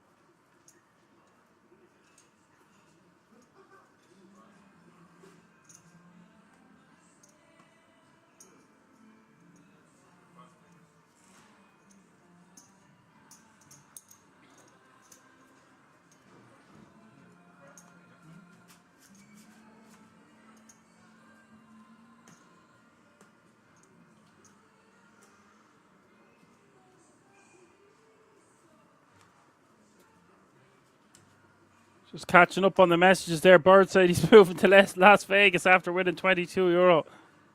Good luck all in there, pal. Han Solo saying I would suggest Manila games are softer there and it's cheaper to live. All good suggestions.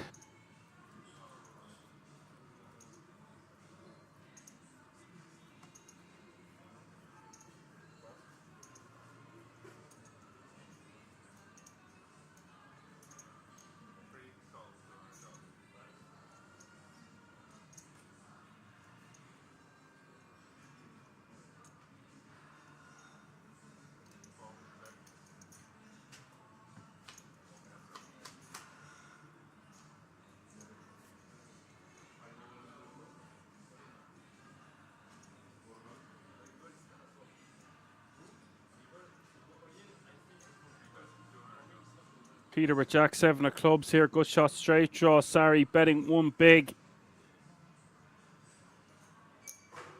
Peter gonna call.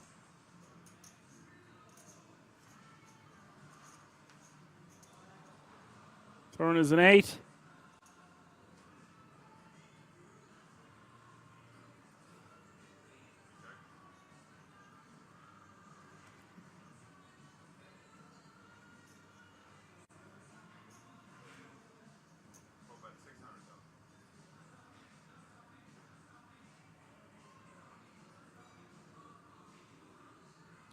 $600K is now the bet from Peter.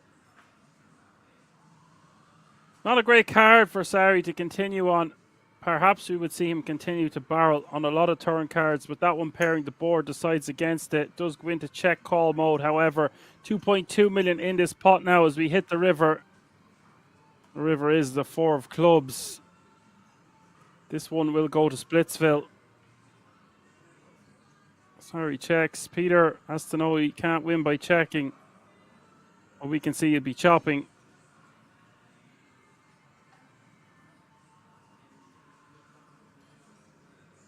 Who wants it more? Peter should put in a sizable bet here of about 1.4 million.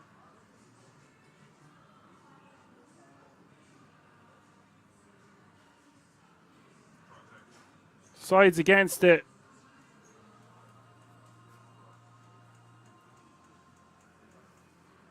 Both players will be happy to chop that one up.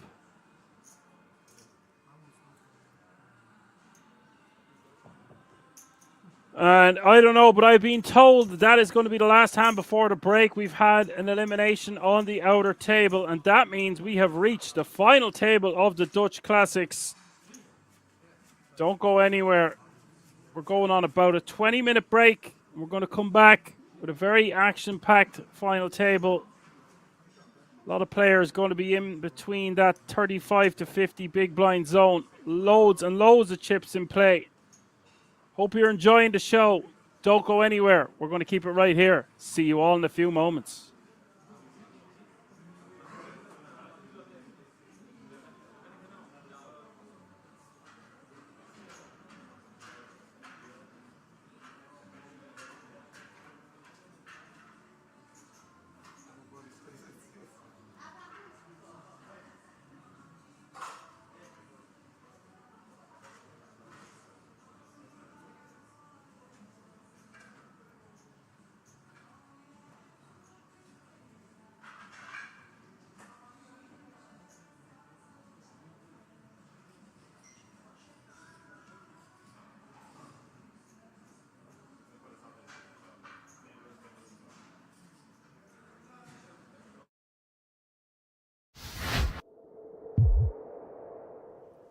You know, this feels oddly, and I know that we don't have adequate data maybe to make these sort of blanket generalizations about what we're seeing. An ace suited on the button, a jam from Lee, but I was going to say sort of a piece of fruit ripe for the picking in terms of the deference and sort of the lull, like anybody that wants to actually say, all right, let me change gears here and snatch some chips. Might, you know, be well served. Yeah, I think part of it is, though, we're still so far away from the bubble entry, either just closed or will be closing after this level. A jam from Komoshi, and unfortunately for Lee's purposes, Velocevic has folded an ace. Spades are live, though. The path to a W and continued attendance here in this main event has been made that much more difficult for Daehyung Lee.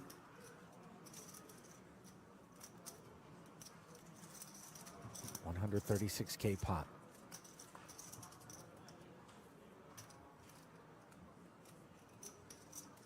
Now, while that isn't the flop that we had in mind, it does present an opportunity to counterfeit the nines. We'd love to see something like a jack. Jack on of the spades, turn. 10 of spades, maybe for max sweat. The 5 of diamonds instead. King of spades. What a boring turn. King of spades for split pot. King of spades is split King pot. of spades, money back. Komoshi facetiously pretending not to have a grip on Oh, the game. hello. And maybe this is somehow a karmic arrival on the river as Lee, 64. given a stay of execution, and ask your doctor if your heart is healthy enough for a double. My heart.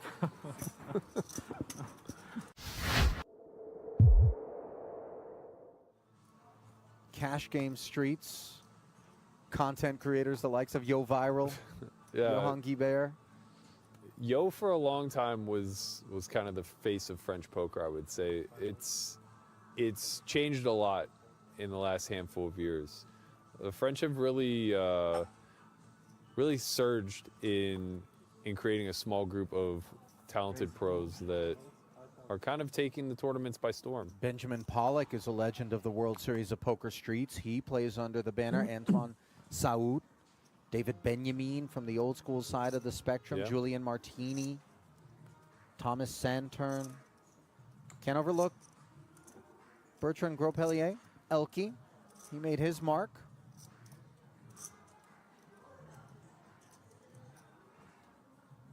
Meanwhile, Yagmai could be making a mark here with ace-jack against this cutoff open from Rani Lani. Yeah, I think this one's just good enough. He's not really going to have a choice but to stick it in. That's exactly what he does. Uh-oh. Unlucky. First occasion on which Ukraine's Dmytro Stetsura is going to get involved, and it's going to be absolute top of range, which influences that involvement. Horrendous for Yagmai. Now, even a cold call, which is the very least we can do with these aces if we're Stetsura, screams strength. Yeah. You know, trying to lure Ilani into there's just something. like, you're kind of just handcuffed, you know. Aces are a cheat code. If ever you're going to have a cold call range, you can work them in there. Yeah. Yagmai understandably on his feet here as his light begins to flicker. So many creative ways to. Yeah, the stand-up D-mic, grab your yeah. backpack. Yeah, we've seen it all. He's gonna need a miracle here. And that isn't it, as he lacks a spade, and he lacks chips.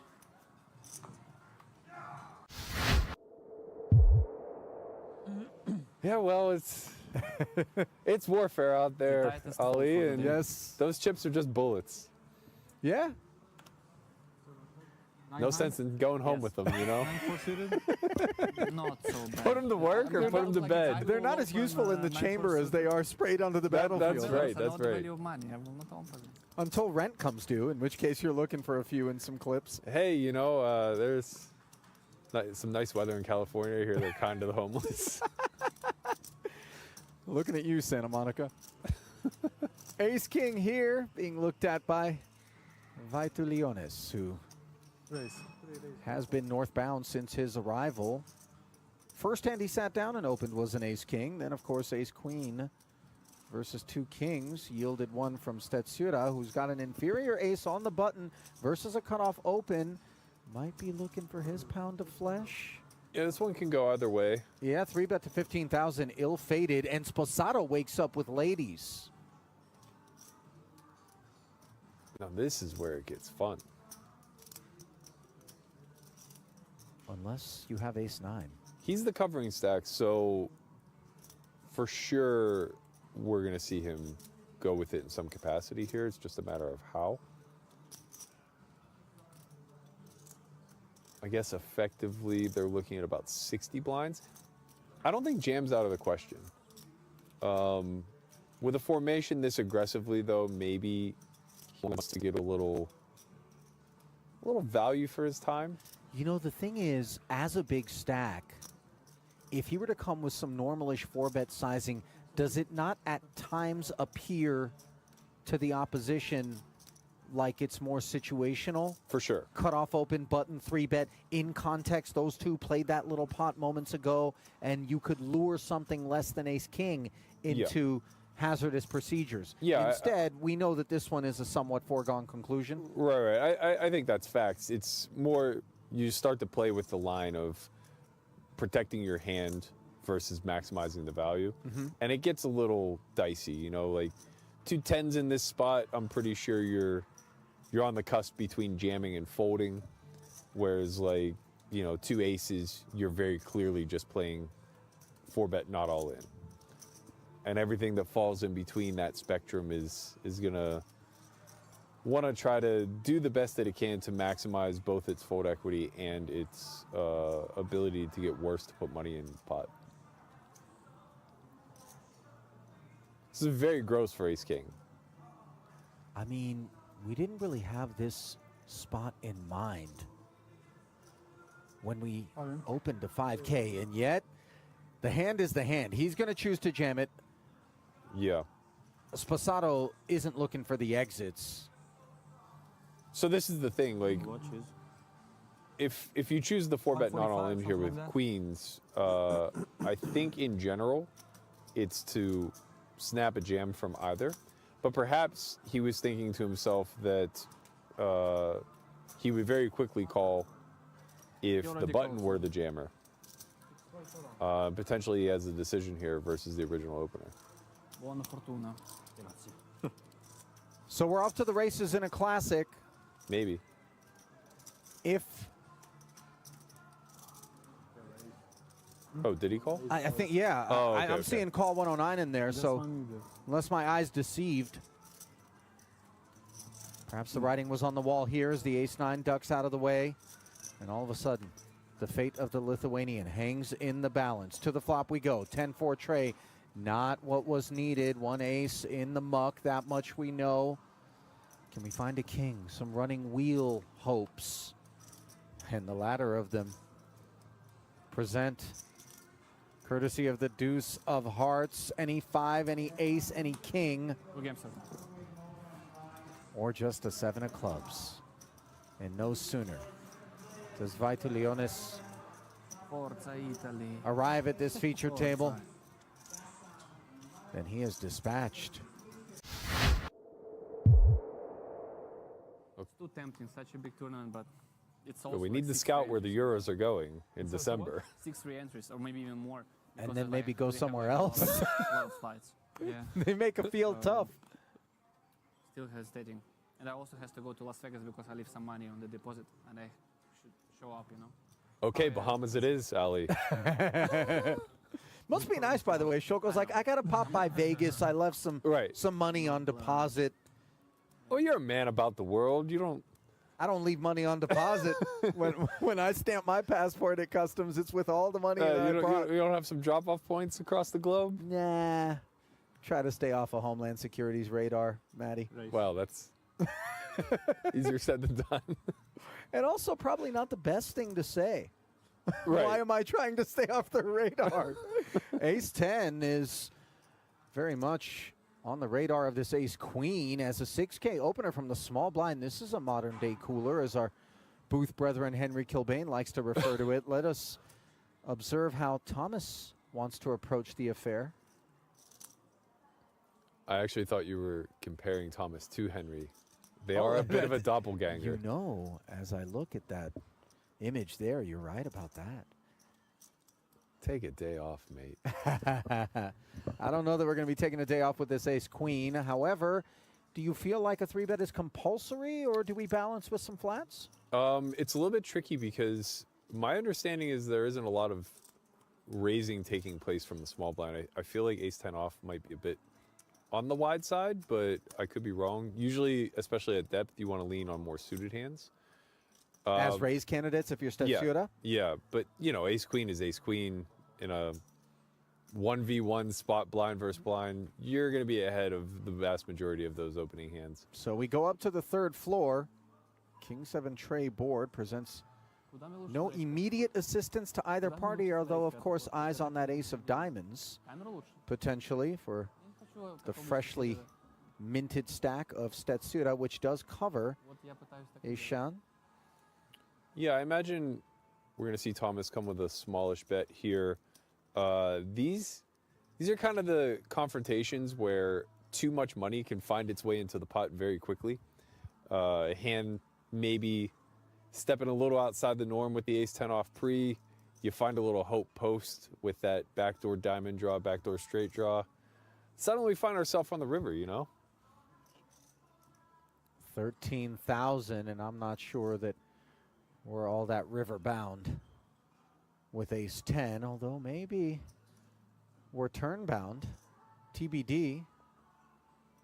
I would suspect that he probably has a little too much hand here to just fold versus quarter pot. But you're right. The hope is a bit bleak. You could be drawing dead to pairs, assuming you're up against something like Ace King. Making runner and realizing it out of position, not the easiest thing in the world. Yeah, you do need to kind of, in a chess-like manner, consider future moves. These are the type of spots, though, and the type of boards. You get a little creative, you know? You're not going to have that naked ace of diamonds all that often. Listen, that left brain activation can prove expensive from time to time, although consider if all of a sudden he did do something, how Ace Queen would feel about it. A flat, the chosen path, a board pair now, which does present opportunity to the Ukrainian. I wouldn't suspect very much 7x in either range, which is probably going to slow Thomas down here quite a bit, because it will funnel him to his opponent to so much king x and diamond draws, neither of which he's such a big favorite against that he needs to start funneling chips in the middle. So it goes There you check, have it. check, and there is the path to the chop that I hadn't considered. Finding the ace in both camps. King kicker plays.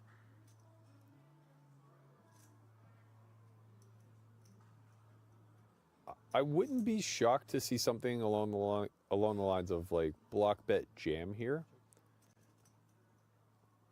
Instead, it is a check from Stetsuda, and I think he's kind of hoping that maybe he sees a normalish bet sizing out of Aishan, who is deeply incentivized as the pre-flop 3-better to rep this ace-king high board. Yeah. Personally, I'm quite greedy in these spots. What's that, Gordon Gecko? I think unless I gave a lot of credibility to Stetsura to being capable of having ace king here, I would go very large, somewhere between pot and all in, just trying to put a king in a blender. He seems to have kind of positioned himself into having mostly just bluff catchers as played.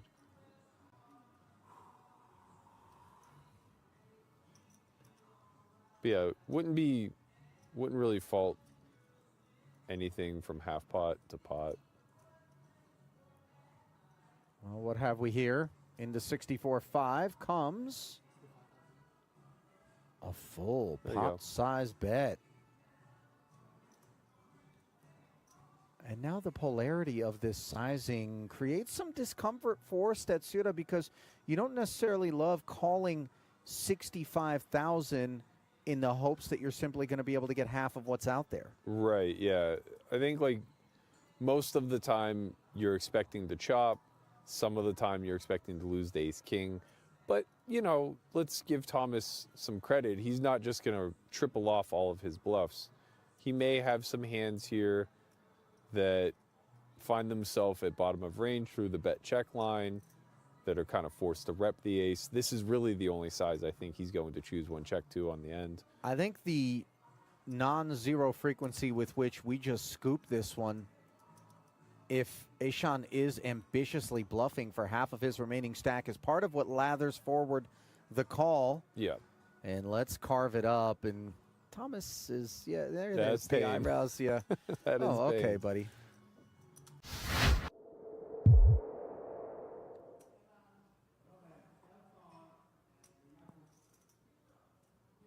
Pocket queens. And you become so much more dangerous when you have high VPIP and real kit. Maybe not so much at this table, though, given, as we just discussed, the lack of anyone having presented themselves as being willing to ask questions of this high VPPing Kamoshi. Again, though, just falls on distribution. Svetnov here has him covered. They're both incredibly deep at 100 big blinds each, give or take.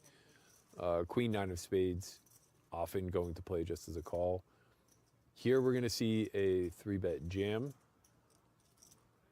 followed by what I assume will be a re-ISO from Kamosi.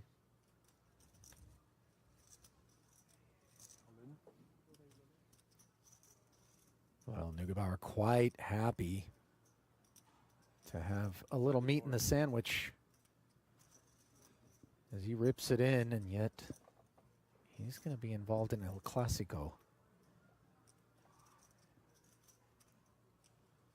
Can't imagine there's any world in which Kamoshi suddenly nukes queens. No, it's really just a question of call versus jam. He knows that he's almost never being trapped by the button, so it's a question of if he just continues through a call, can he ever induce? He is just going to call. Of course, as we can see, Queen 9 of spades is going to have no further interest, so they're on their backs now as we play an over 200K pot. Defending main event champ is behind, but just by 2% with 5 to come.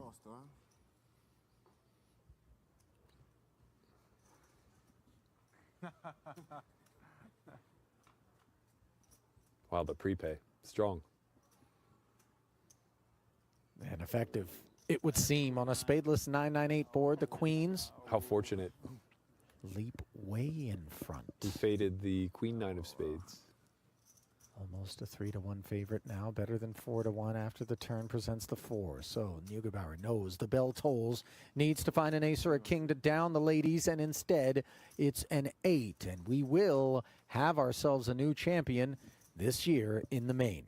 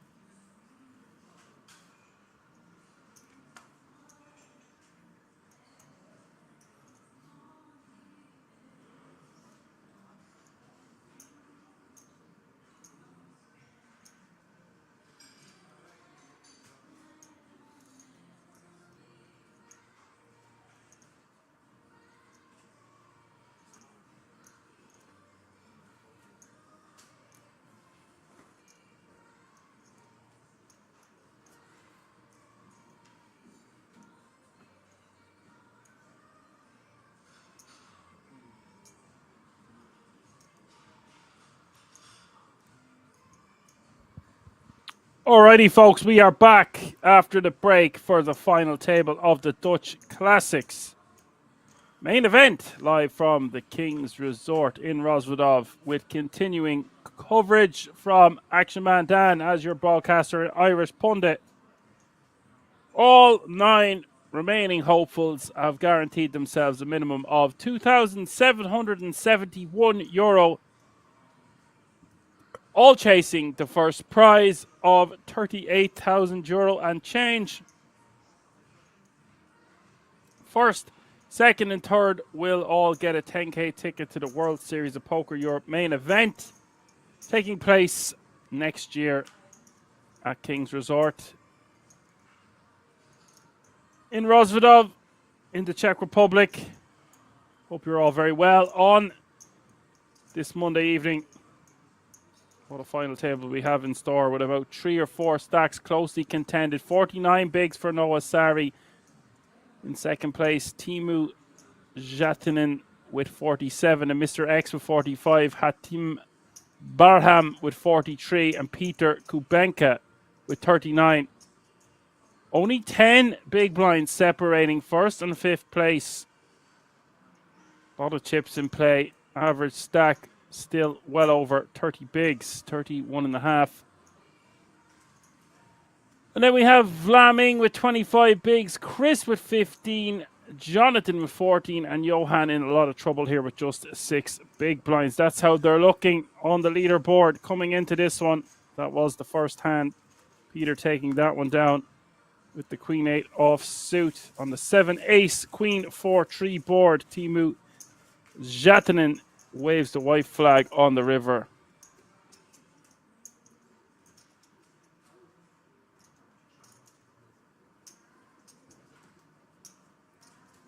As Han Solo says, you don't get Dan as commentator on small casinos in Holland. Well, they haven't asked me yet. I'd do anything for the right price, Han Solo.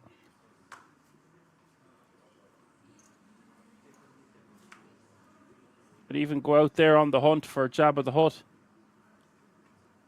Brody says hello. What's up, Brody? Hi!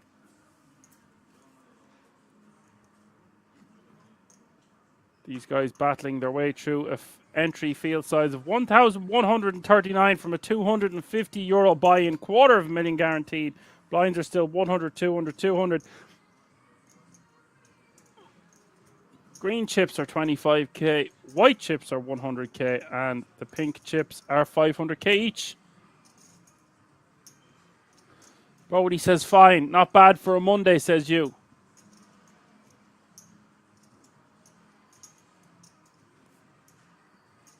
Peter calling in the small. King, Queen of Hearts. Barham is going to check his option. We've got some new faces at this final table. From the outer table, of course. We have Belgium, Czech Republic, Germany, Denmark, Finland, and Austria all being represented under one roof. Belgium is out in force here. 1, 2, 3, 4 players from Belgium at this final table.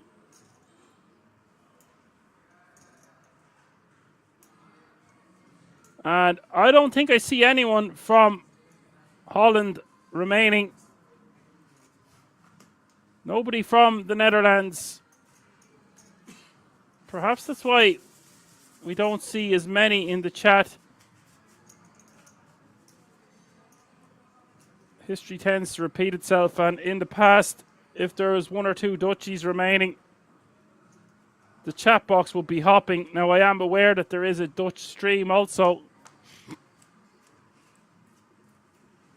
Our good friend Jay Wisello is over there helping out the Dutch commentary team.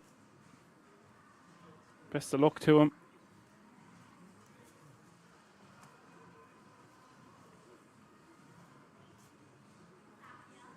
Six bigs for Johan.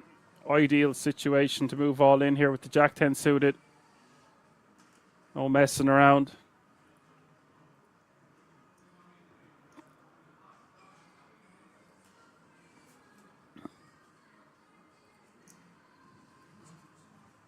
Stop your messing around. Barham with pocket sixes. Should be calling this one. Not much to think about.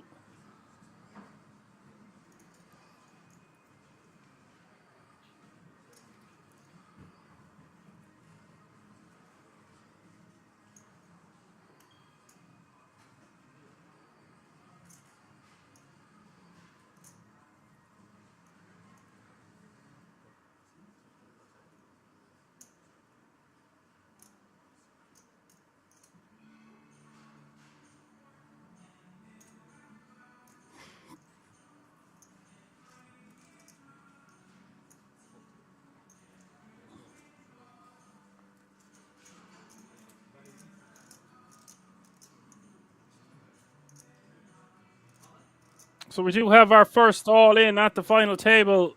Jack 10 suited against the pocket sixes.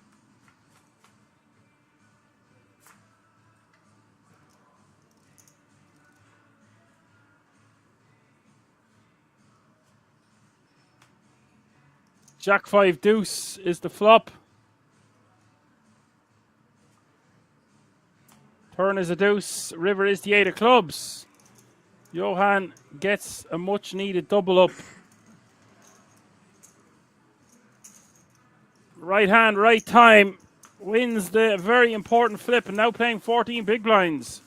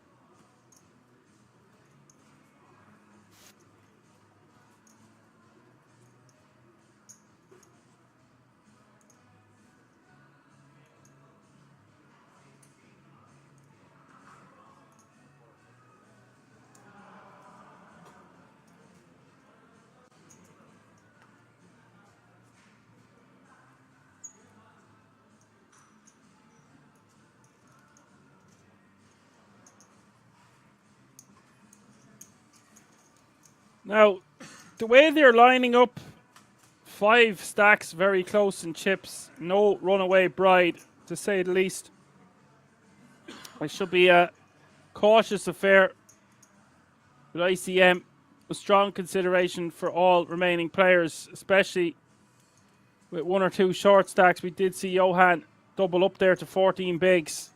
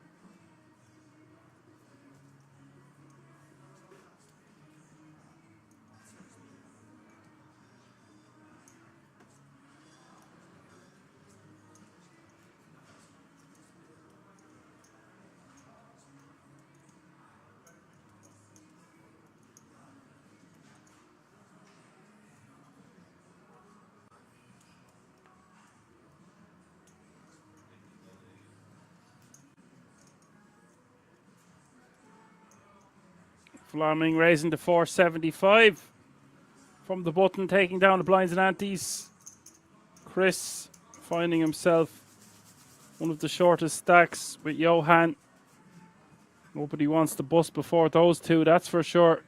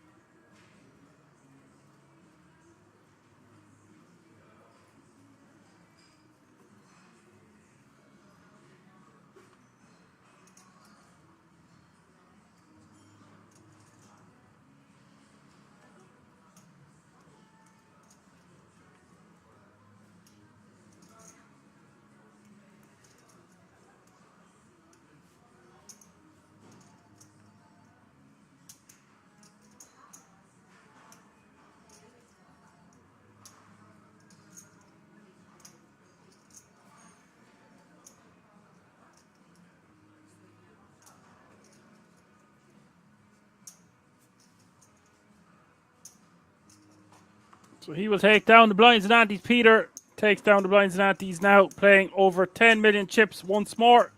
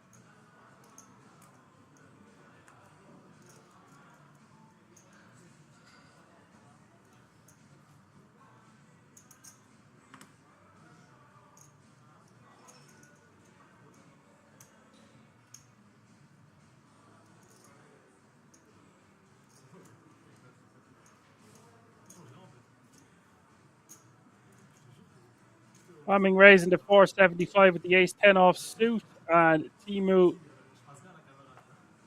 sounds like a Pokemon in the big blind. 275 to call.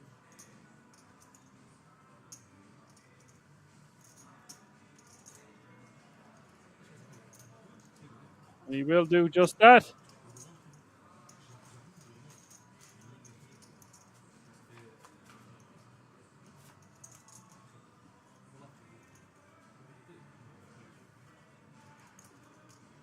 Piece to the flop for both players. We'll go check, check. Turn us to 3 of diamonds.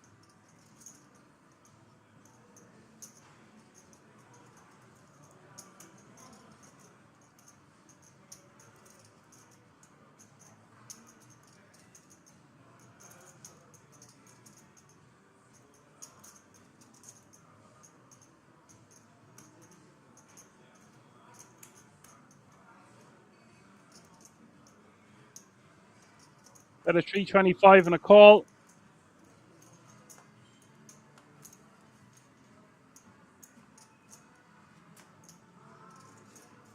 River is the 8 of clubs. Any 9 now makes it straight. Both players capable of having a 9 here.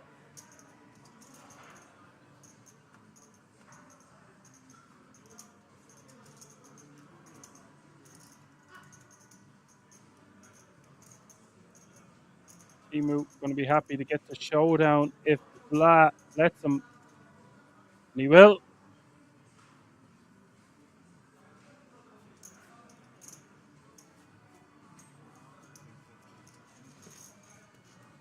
I'm unsure if Blah should turn his hand into a bluff there to try and get a queen or a jack to fold.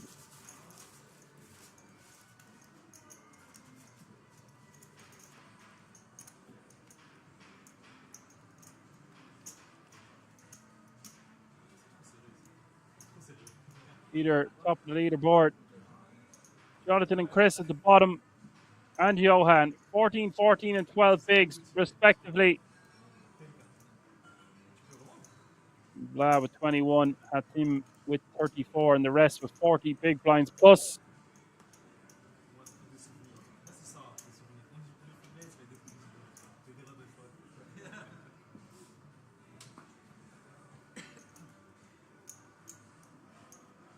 Later says, thanks, Dan, for your comments today. Always a pleasure to listen to. As there are no Dutchies left, I'm going to leave for this day. Thanks a million for joining us, Laters. Nice to see you. You know where to find us. Same time, same bat channel next Monday. Have a good week. And see you in the next cartoon. Osmo in the house says, have a nice evening, everyone. Oh, well, it's just getting started here, Osmo. Han Solo saying I would have liked the sixes going all into isolate. You could do that, Han Solo. I know the hand you're talking about. I think it's fine to just call from the small. I think he was in the small anyway.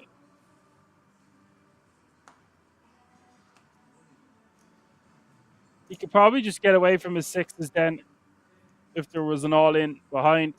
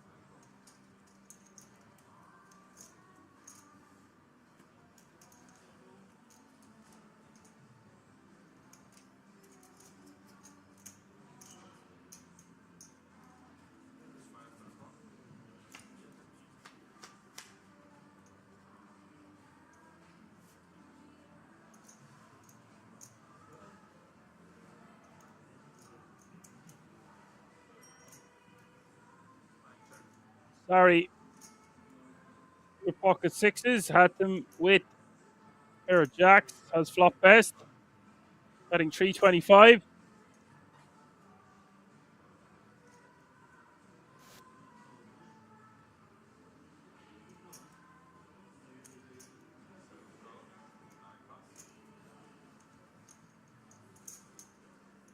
Noah is going to keep him honest. Not the biggest fan of calling here. It's going to be very difficult to get the showdown with our sixes. I just want to fold there, even though we are in position and it's a small bet.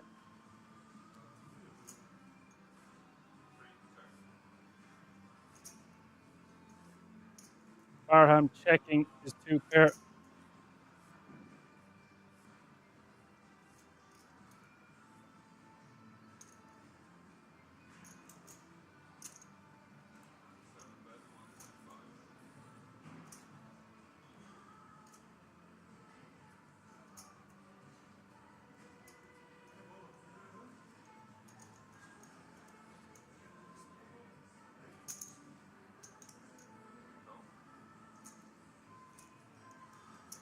Got a 1.5 million now from Noah, so he obviously had a different plan in store. And that is a terrible card for Barham on the river. Now let's see if Sari has the minerals. He's floated flop. Got 1.5 million on the turn. It's not a great card for him to bet, but it looks like he's going to go for it.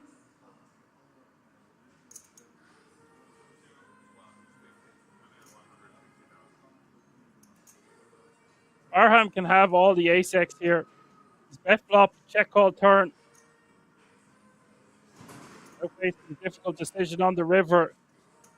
Could take my hat off if I was wearing one for Sari here. Follow through with his plan, even though a bad river comes out. Looks like Barham is a non-believer. This is a very tough call. Let me know what you think he's going to do in the chat. All vote now. He's piecing out a call.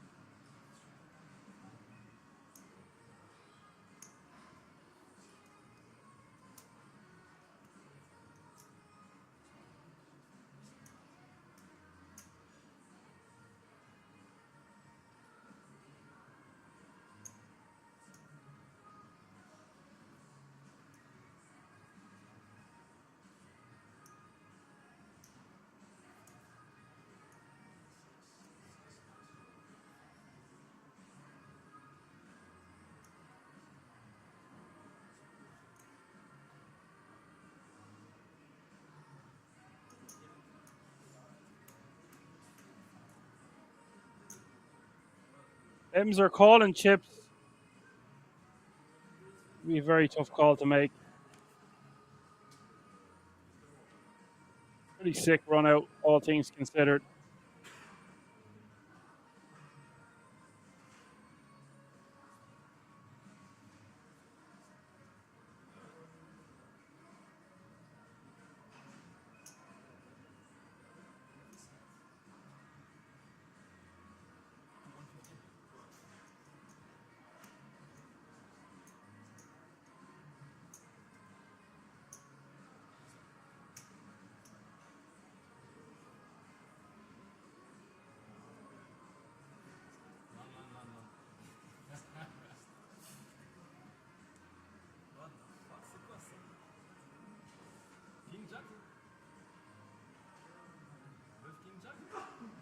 Noah Sari should not be talking to his opponent.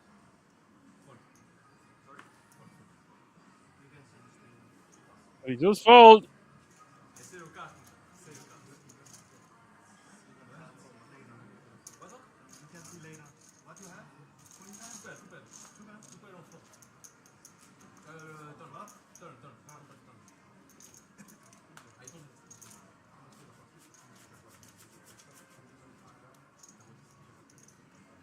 Big pot poker. Noah Starry taking that one away from his opponent on the river with a big bet. Now back to where he was earlier, a little over 12 million. Very strange when they zoom out to see the graphics aren't on in the background. Almost like it could be a different place. I'm not used to seeing a black screen at all. Bah humbug. Either with them in, Barham with the queens.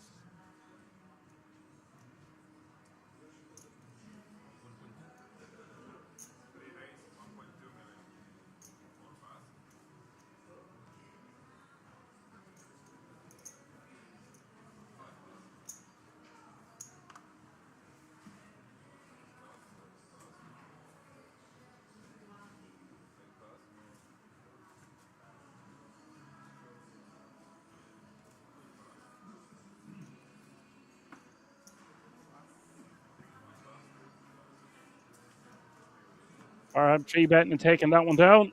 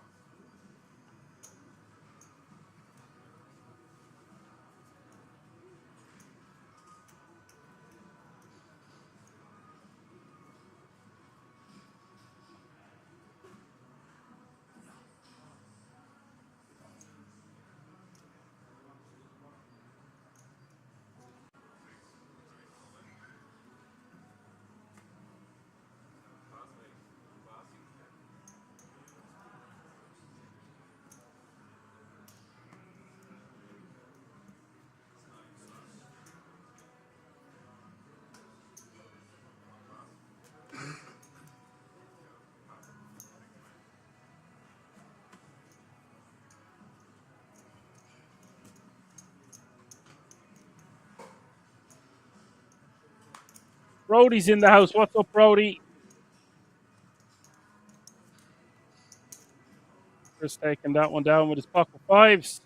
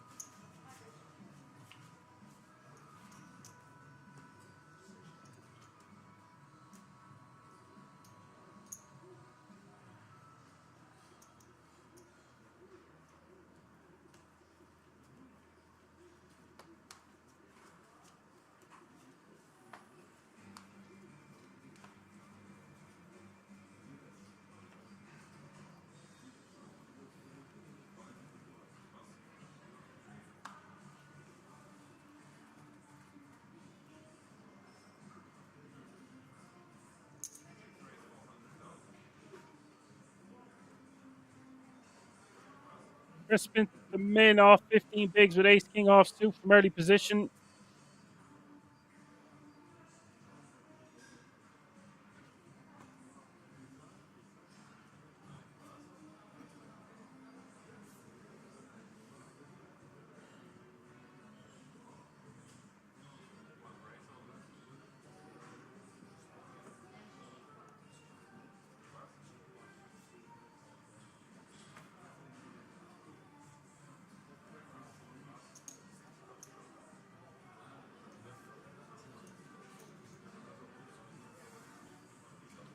Jonathan is going to go with this one from the cutoff, and I feel like he will regret this rejam later.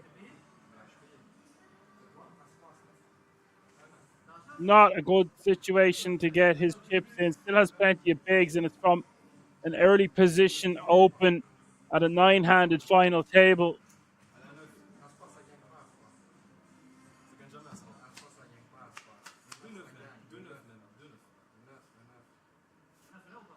Flop is 10-10-3.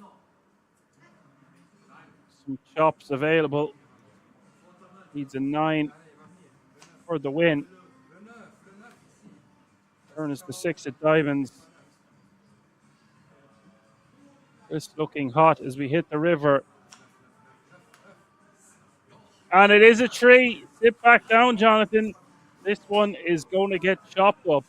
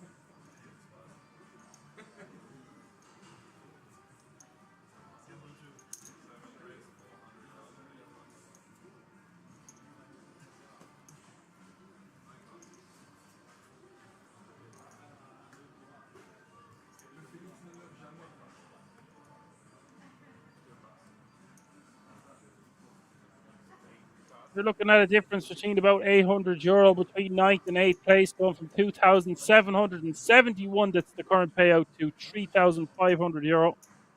About 350. Sorry with the min. Takes it down. You're going to see a lot of raise and takes it.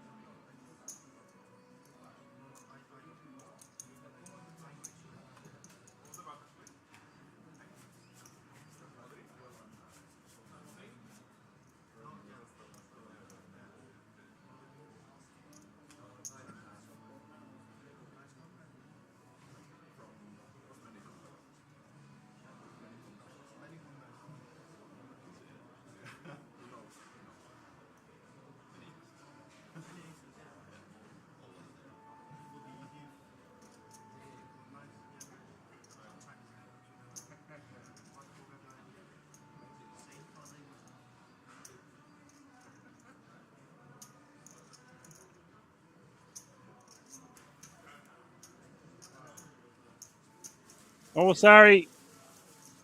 Has put some distance between himself and Peter. Peter with 20 bigs less. Timu with 47. Mr. X with 39.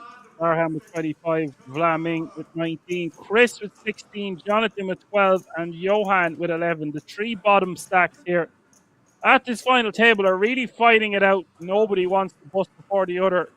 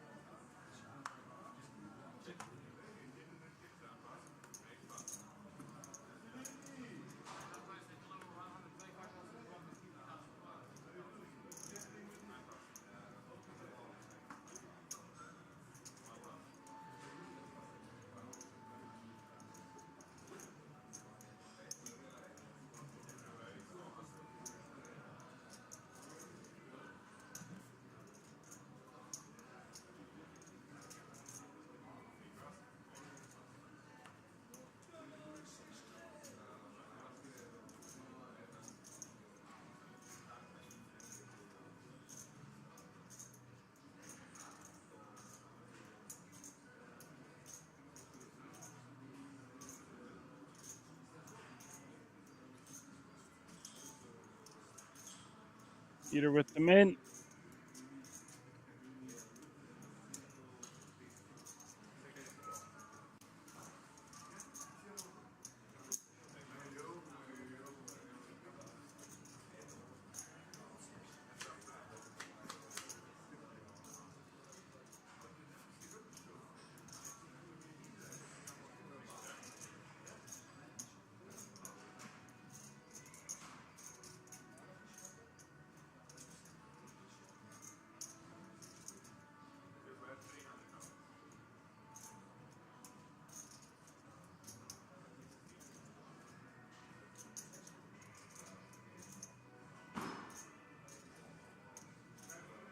Your best 300k.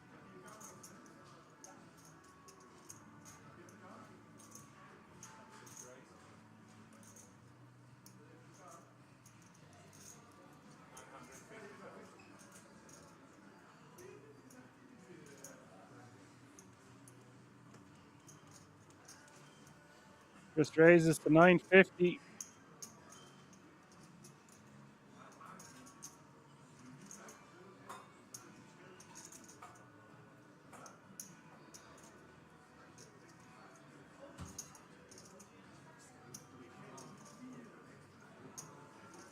That's going to be enough to get Peter out of there. Just raising for value / protection.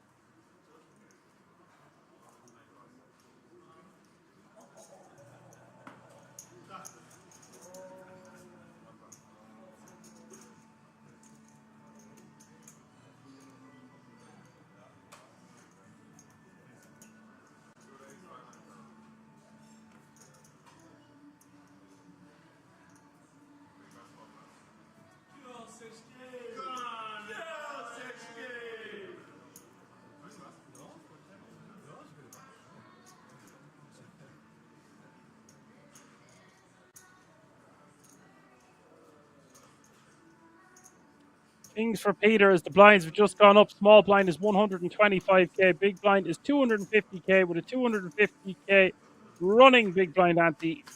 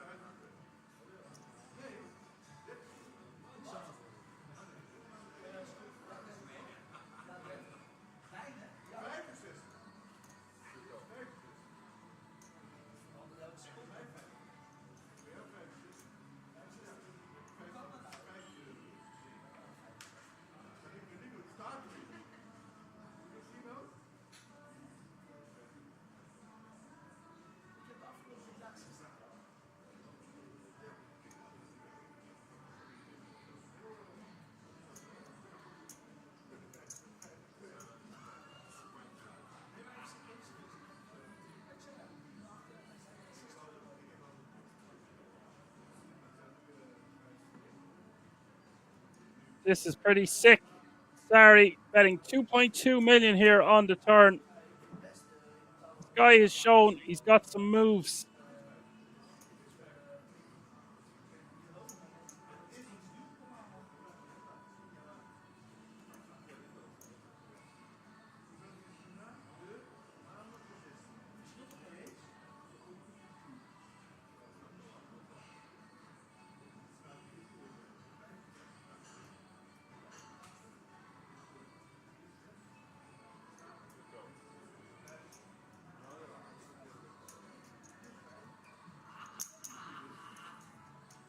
Peter's going to call, and look at the size of this pot, folks, as we hit the river.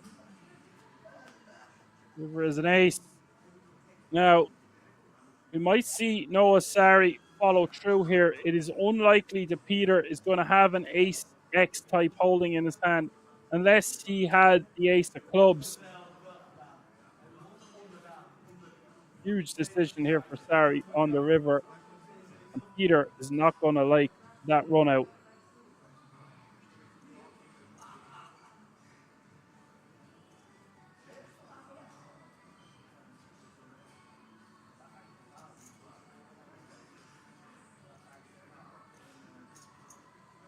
Boom! Sari pulls the trigger. What an exciting bluff this is. Putting Peter to the ultimate test.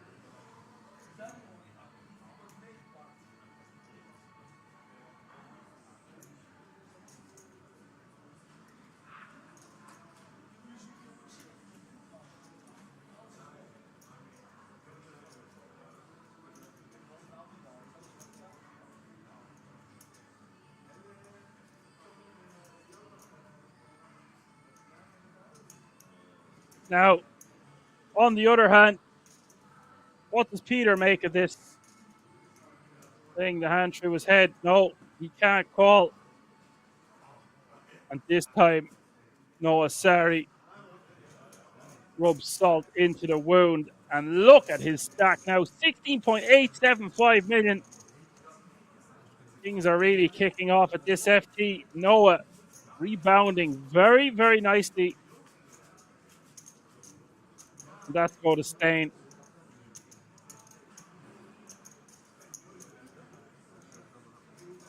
There's been a couple of times now where Noah Sari has got the right card to continue barreling. Really repping that he had a flush.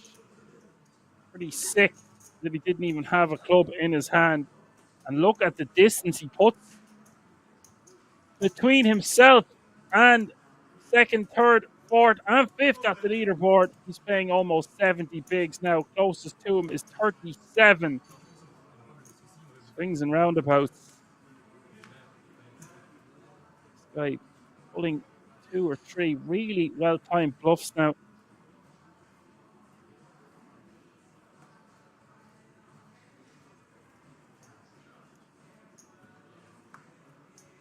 And if Hendon Mob is serving me correctly, this guy only has $11,135 in tournament live earnings.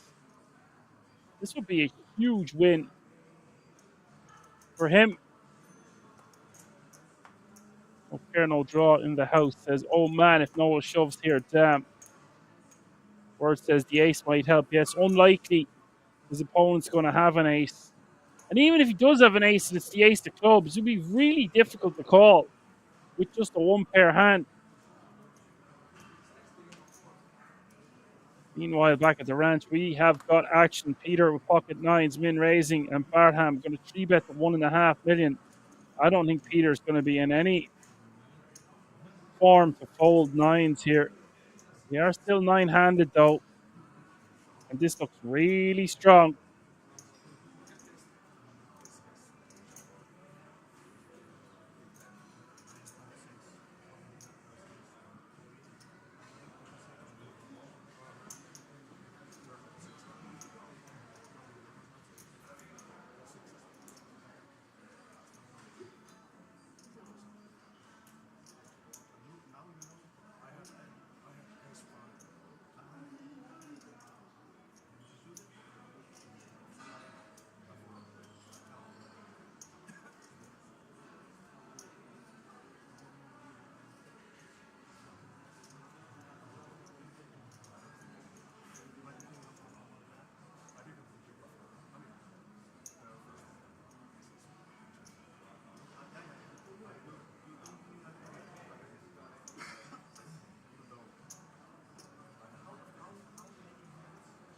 And look at the strength of the 3-bet.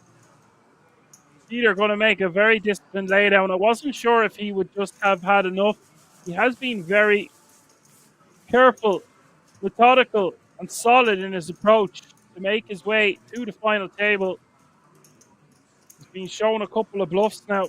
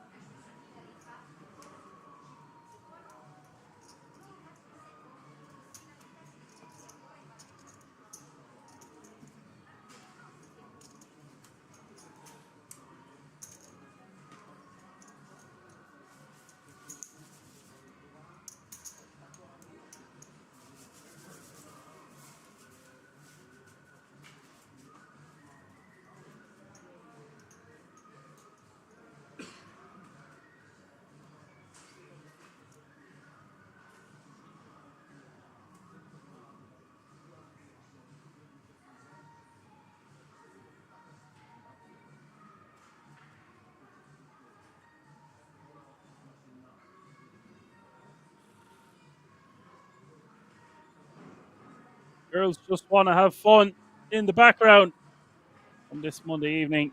You're just tuning in from YouTube or the Poker Room Kings on Twitch. It's the €250 Dutch Classics live from the Kings Resort in Rosvedov. Still 9 players remaining. You scallywags. Still remaining. Also, pulling bluff after bluff. Been a fun one so far, and it's just kicking off. Fair no justice. He had to hide his hands after that bet. He reached back for his chips, and his hands were shaky as hell. It is squeaky bum time, all right. No pair, no draw.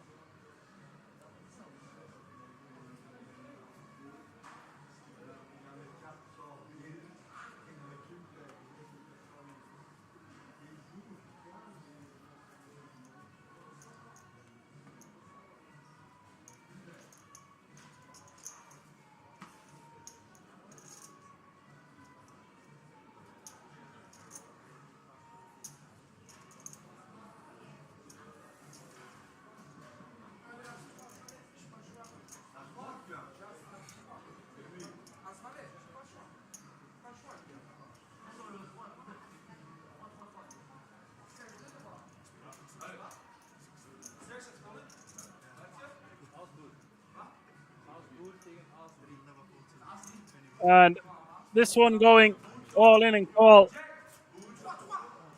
A flop, strip. Jonathan, with the skin of his teeth, is all in once again. Way behind. We'll have almost 5 million now. Just like that. He's going to be sitting back down with almost 20 bigs. Very unfortunate there for Vla Ming. Going to be left with 6.2 big blinds behind.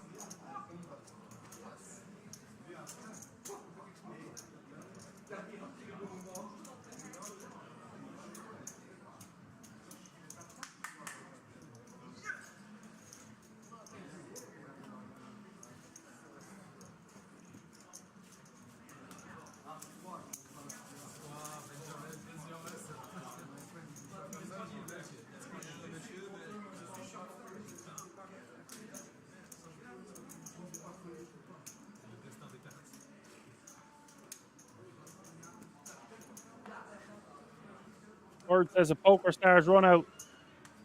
Yeah, he didn't need much more after the flop.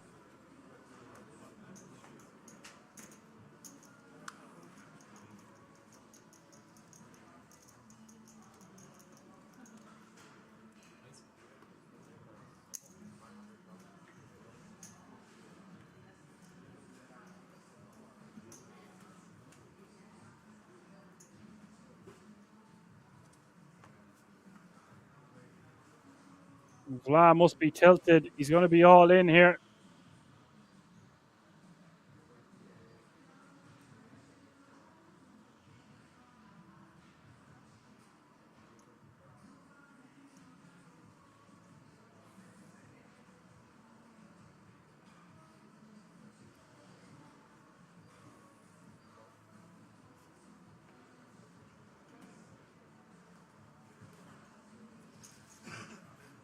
Farham with the sevens.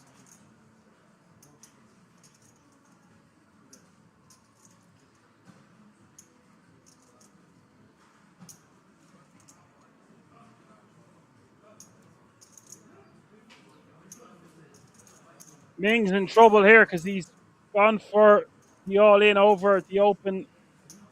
Farham can easily get rid of his sevens now, and Peter with ace king, almost 4 million in this one. Ming with 28% equity. Peter with 72% with his ace king off suit.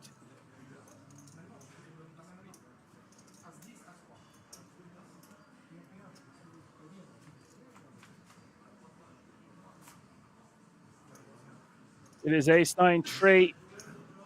No help to Ming. Needing a 10. He hits the 10. Not a bad beat taking place at this final table so far. Peter needing a king of kings on this river, or Ming will be back to about 14 bigs or so. River is the deuce of hearts. Peter getting quite frowned off at this stage, needs to remain composed. He's played very well to get this far. Something he could do there with his kings. Once the ace hit the river.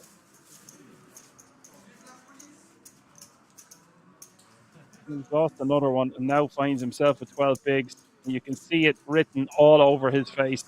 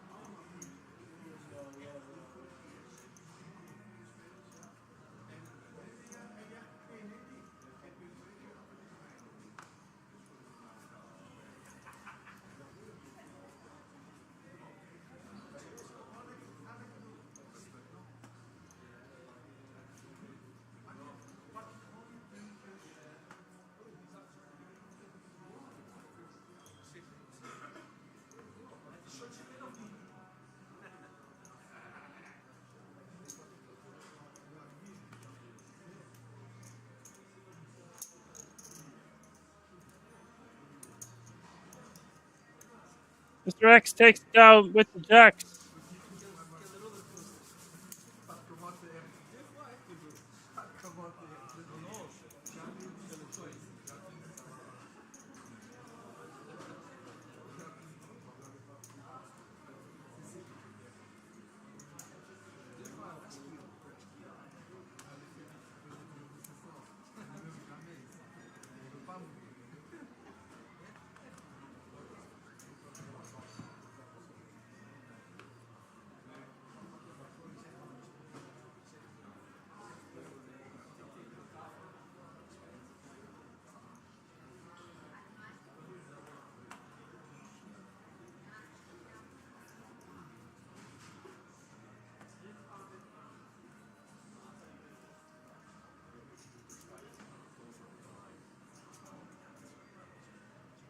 King 10 in the cutoff now for Jonathan. What an exhilarating start it's been to this final table.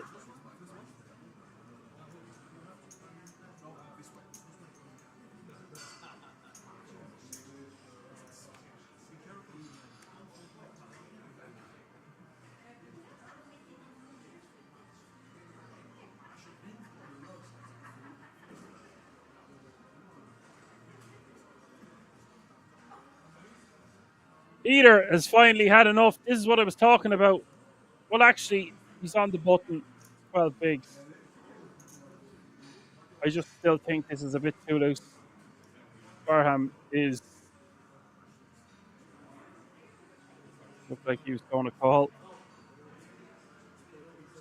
Floor. I think Barham can put in what was in his hand and not have to call the all in, but that is a big enough mistake.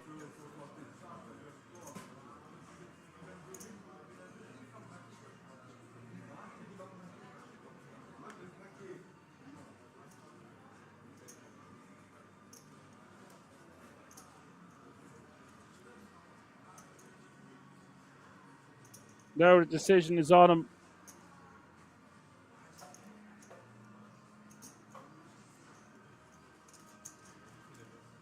Can't get away from it. I was going to say it seems a very loose call. But it makes sense now.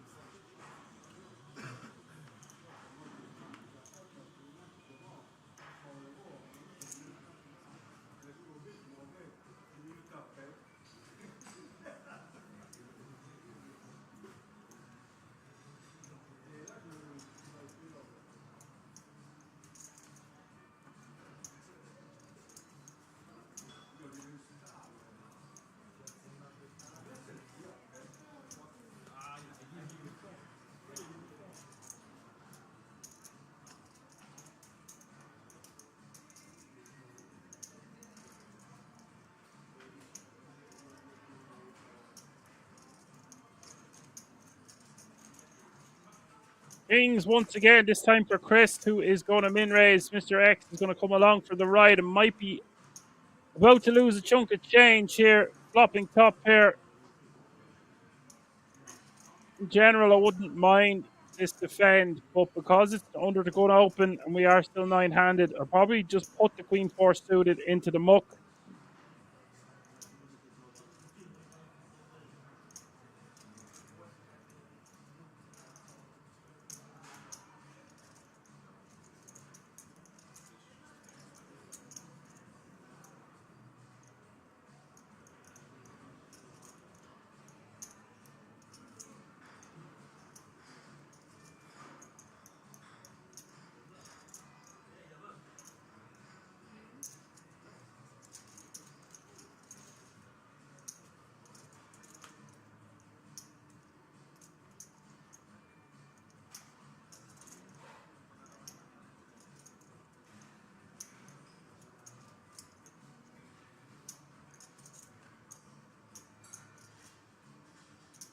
And now Mr. X checks for a second time. Chris is going to move all in. Mr. X is in a very difficult spot. Even though he has top pair, loses to a lot of hands that would be in the under the gun range. And that's why you're going to see him make a very good fold, disciplined, and strategic laydown, albeit he did only have a 4 kicker. Not a great turn card. Yes, that might seem like a pretty standard fold on the turn, but you do see a lot of players just call it off there with their top pair.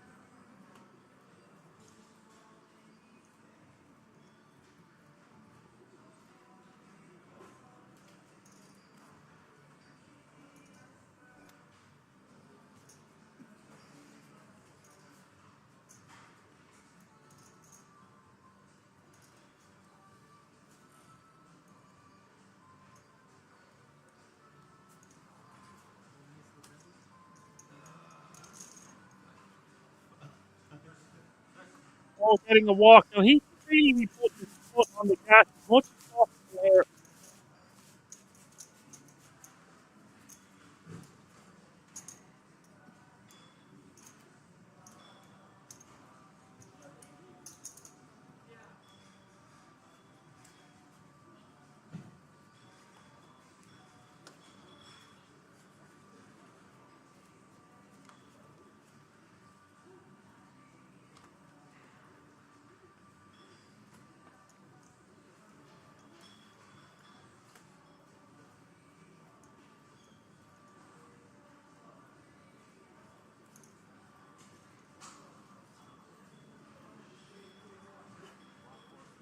We've got some action here. Johan moves all in for 6 bigs. King, queen off suit under the gun. And Barham with 6s sometimes would want a call here, but with ICM considerations wants to mostly just be putting this one in the muck.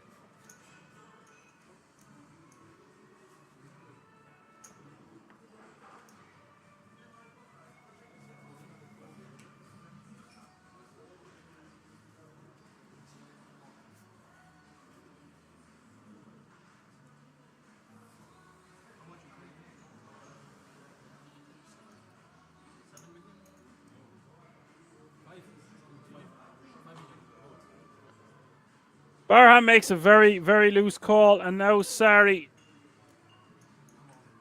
It's his world, and we all have to live in it. Looks like he is going to rip the full enchilada.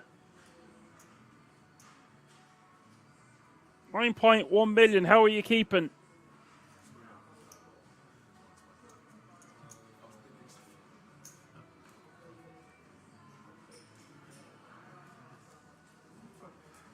But now we have a big flip for Johan's tournament life. If Sari wins this successfully, he's going to be playing more than 20 million in chips.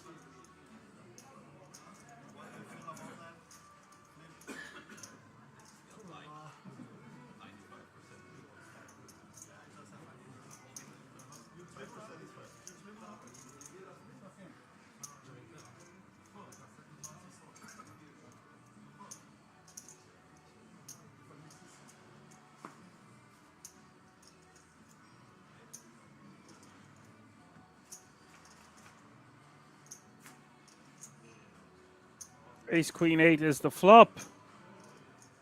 Nice catch for Johan. Now just needs to avoid a 10.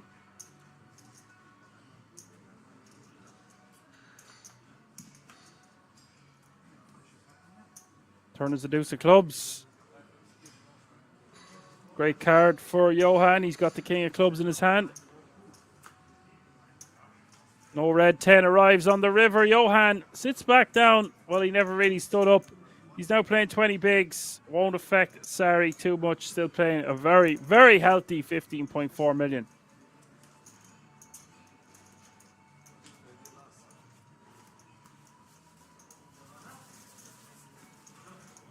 VYC says LPC best poker school. Okay. Not sure what that means, but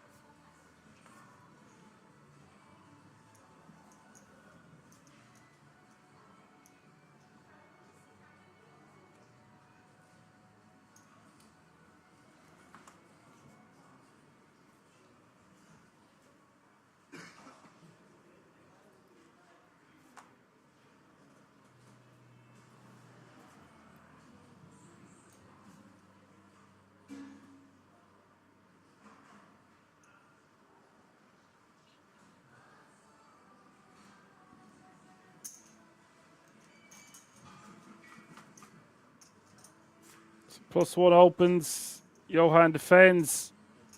Johan out flopping the pocket nines of Peter. Peter is really not having anything go his way here at this final table. Johan's going to lead. Would prefer for him to just check and let Peter do the dirty work.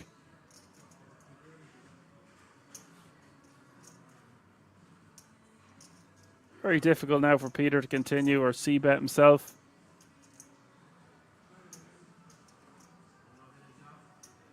Johan might have got a bet out of Peter had he just checked. Peter would have c-bet. Seen him do it earlier with 2 overcards to his pocket nines out there.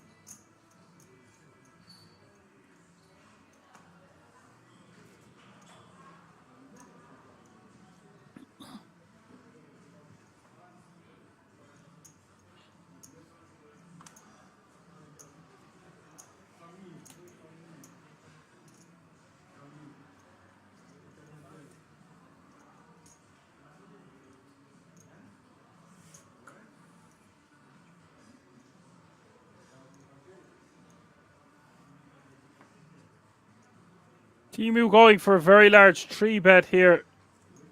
Some very loose play. Mr. X opening with the ace-3 offsuit into some bigger stacks behind him. Teemu 3-betting to 8 big blinds.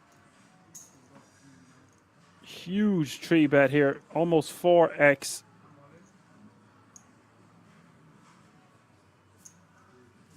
This is the problem when you 3-bet this big. It's only going to be 2.5 million. We've already put in 2 million. Pretty sick. We can see there's 7.35 million out there.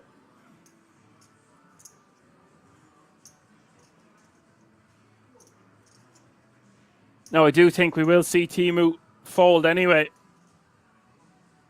But when we make a bizarrely big 3-bet like this, we almost commit ourselves. It's 2.45 million into 7.35.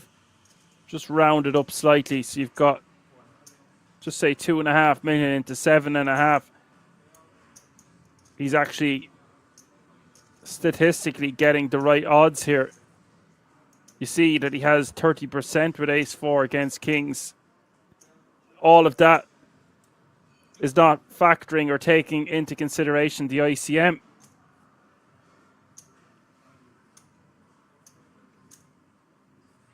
But if he just makes it that bit smaller on the button here as a 3-bet, he can comfortably fold a lot quicker.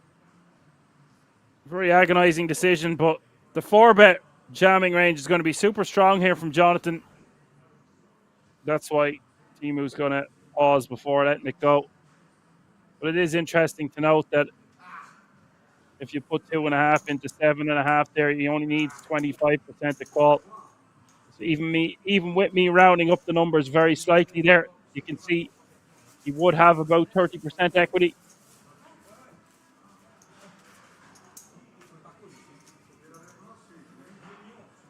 So he's getting the right odds. Just about.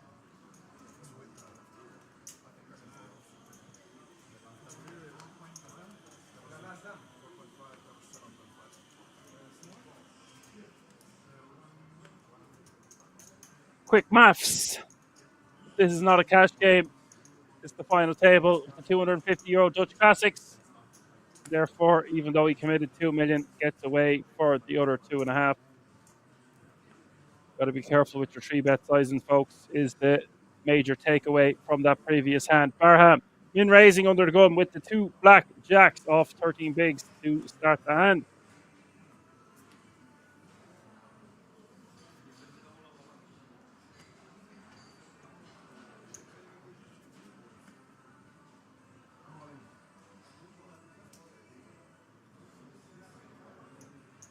And we're going to see action here because Jack's not going to be folding.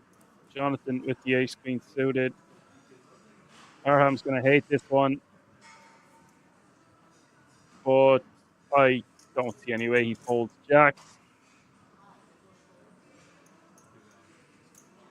Jonathan can be doing this with 8s, 9s, 10s. Some of the time, he's going to have ace king, ace queen, maybe king queen suited does this. We've seen Jonathan make some light rejams before the final table. He hasn't done anything crazy at the FT so far. But with just 11 big blinds behind, this would be an absurdly tight fold. I can understand folding 8s, 9s, or 10s if we were Barham, but Jacks plus, surely going to be too much hand.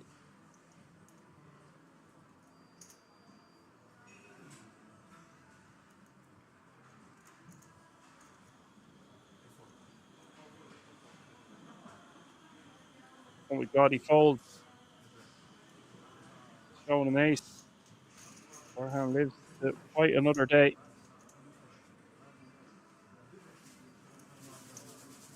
You can see he would have been in a coin flip situation for his tournament life. He makes a great fold.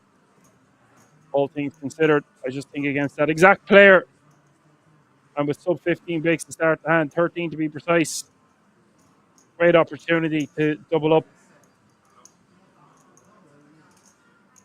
Let me know what you think about that one in the chat.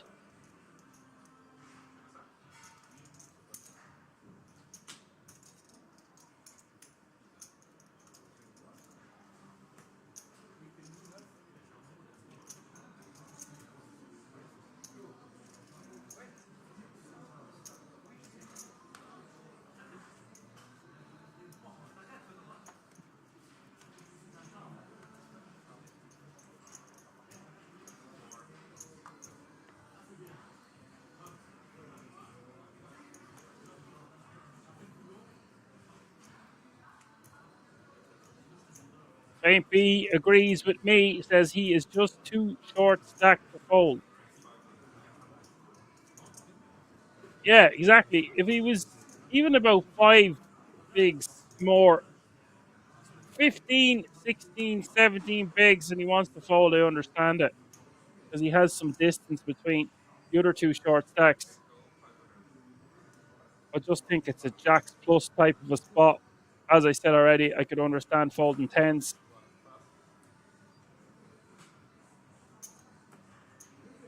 Back to London says horrible food.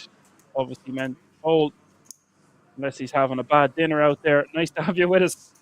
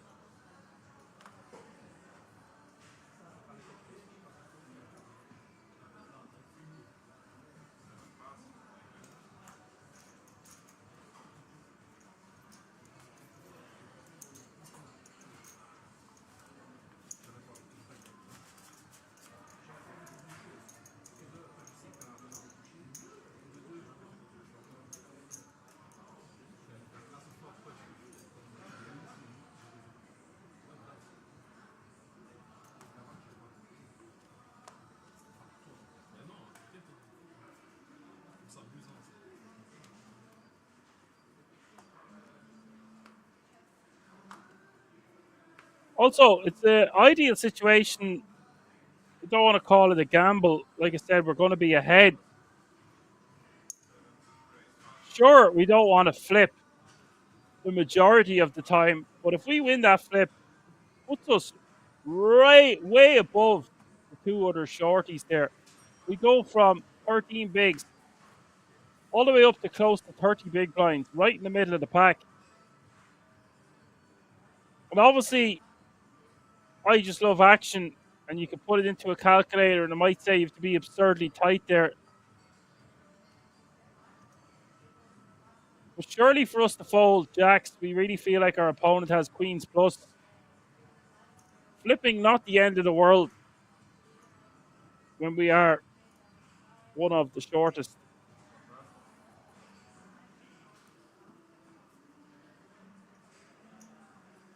And I don't know if the graphics were correct there. It looked like it showed that ace king was folded. I am a bit in shock if that was correct. I can't see any reason that we would be folding against the chip leader with ace king.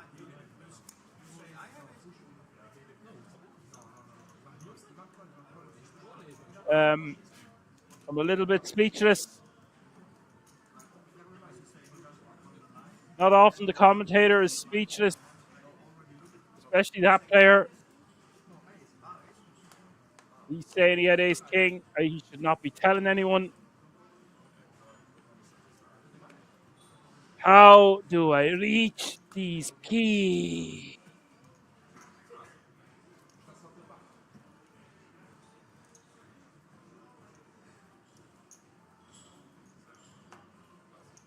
B says, I gotta go. I can't watch this anymore. Good luck commentating. Thanks, buddy. Thanks for your vote of confidence. Have a nice evening. See you in the next cartoon.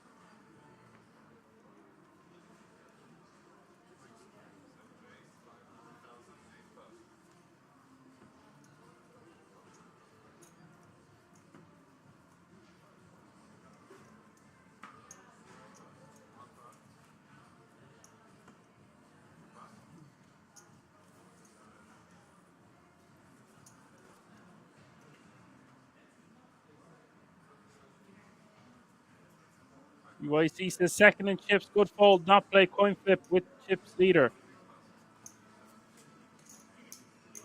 If that's what you think, VYC, then at the very least, he could just call.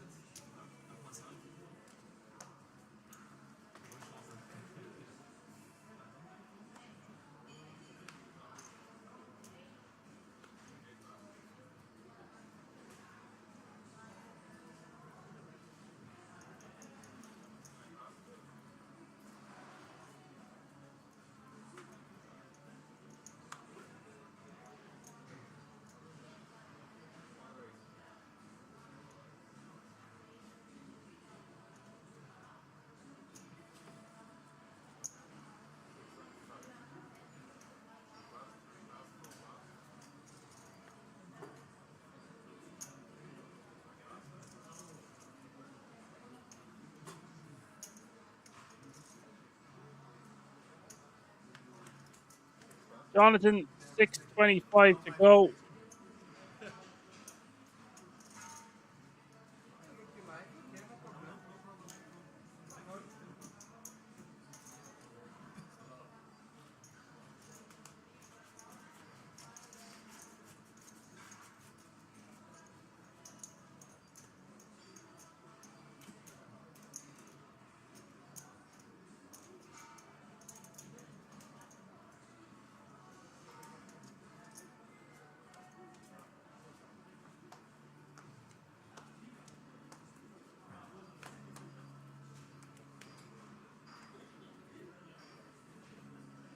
Takes it down, adds the blinds and antes to his stack.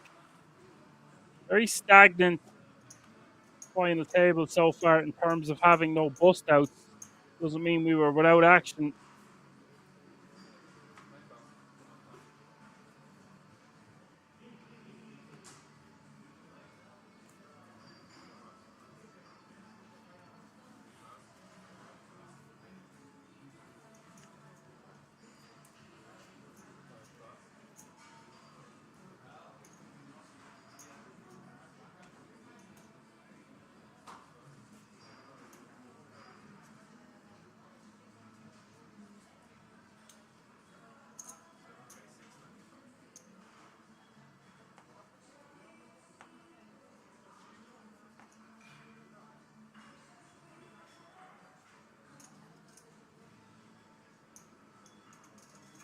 Jacks for Timu.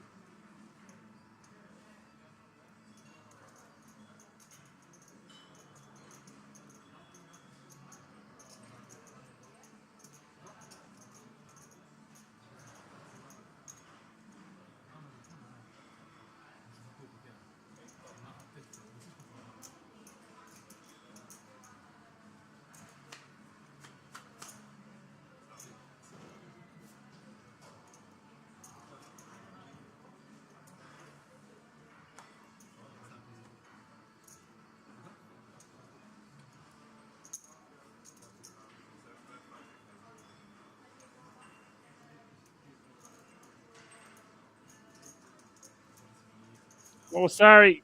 Gonna bet 550 here. Blind v blind battle. Timu opting. I just call 3. And we'll call for 550. We will see the turn. Wow. That's an interesting turn card.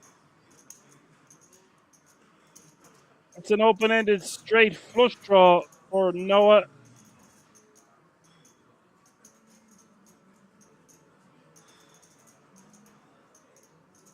It looks like a better card than it is, though.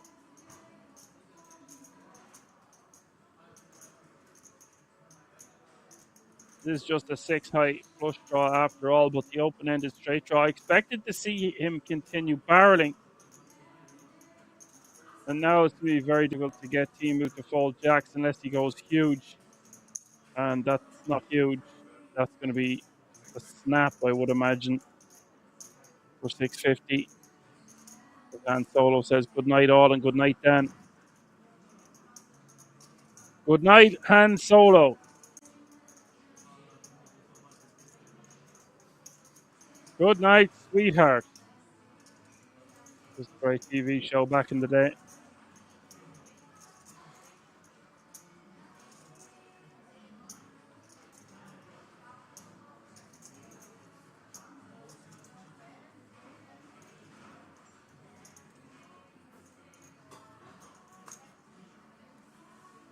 Sorry, loses one. Timu scoops one. Now paying close to 40 bigs.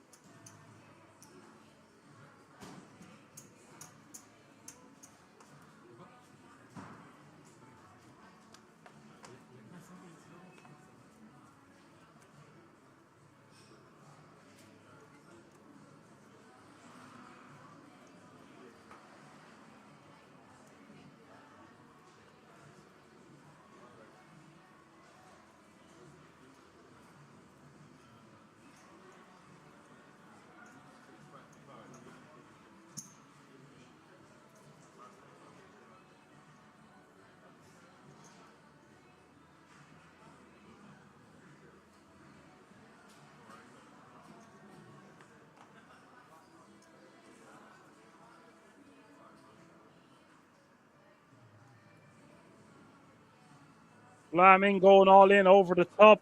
Jonathan is going to be calling with pocket nines.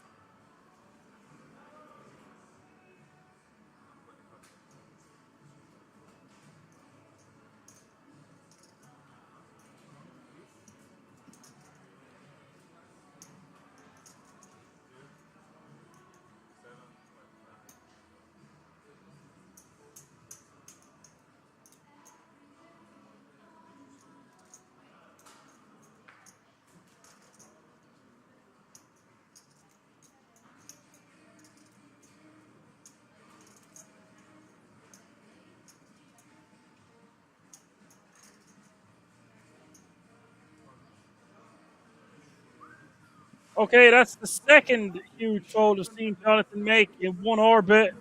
He really wants to maintain that 33 big blind stack, it seems. Sub 10 bigs. Raising under the gun, getting shoved on for less than 10 big blinds. Needs to be calling with that sort of a hand. Pocket nine's going to play very well in that situation. If it was like 13, 14, 15 bigs, I understand a fold. But when we've already committed 2 bigs and it's less than 8 bigs more, got a call there.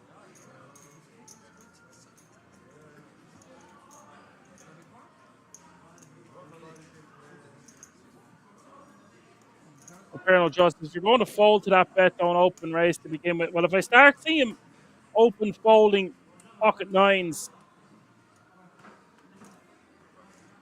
I might have to jump out the window. No pair, no draw.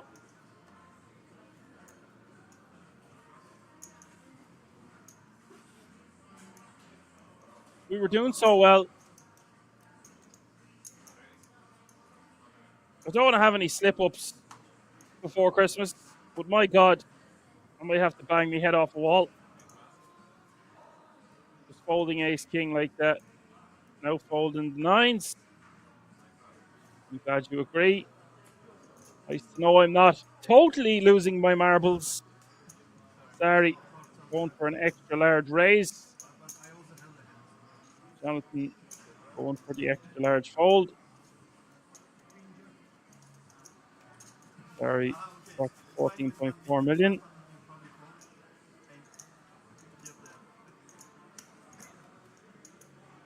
I'm not sure the exact amount of bigs that it was as a shove, no pair, no draw, but it looked like it was like 6.5 bigs more. It's just a golden opportunity to eliminate a player, go 8-handed.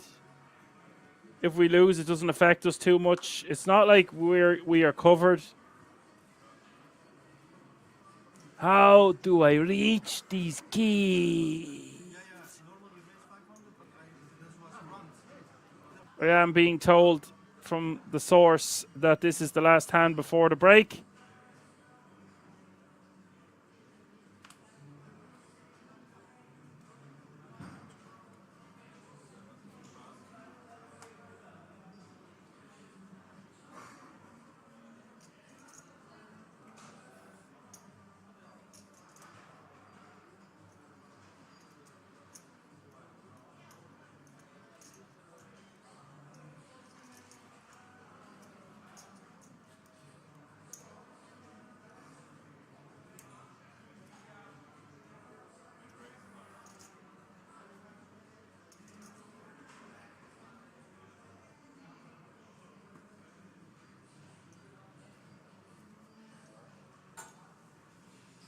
Timu with the min and the cutoff. King queen off suit, round to the big. Now Peter. I don't feel like we're going to see ace king get folded this time. Peter with the rejam. And Timu here has a difficult decision for 7.5 big blinds more.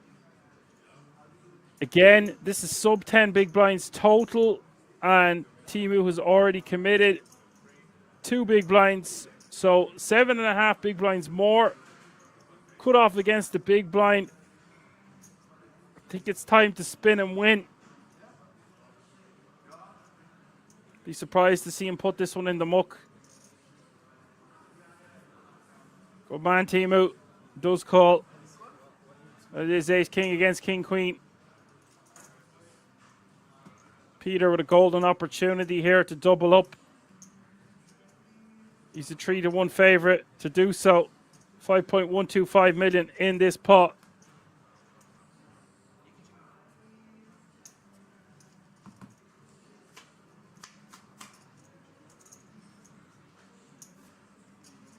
Ace 7-5 is the flop. Turn is the jack of diamonds. River is the 5 of spades. So Peter doubles up. Now playing 21 bigs. Timu loses a small bit of his stack, still playing a little over 7 million, and we're going on the guts of a 15-minute break. Hope you're enjoying the show. I expect to see a few bust outs now in the next level or two. A lot of players between that 20 to 10 big blind zone, or 30 to that big blind zone. It is Sari way out in the lead with over a quarter of the chips in play. Don't go anywhere. I'm going to be right back. See you all in a few moments. You know, this feels oddly, and I know that we don't have adequate data maybe to make these sort of blanket generalizations about what we're seeing. An ace suited on the button, a jam from Lee, but I was going to say sort of a piece of fruit ripe for the picking in terms of the deference and sort of the lull. Like anybody that wants to actually say, all right, let me change gears here and snatch some chips might, be well served. Yeah, I think part of it is, though, we're still so far away from the bubble entry, either just closed or will be closing after this level. A jam from Kamoshi, and unfortunately for Lee's purposes, Velocevic has folded an ace. Spades are live, though. The path to a W and continued attendance here in this main event has been made that much more difficult for Daehyung Lee.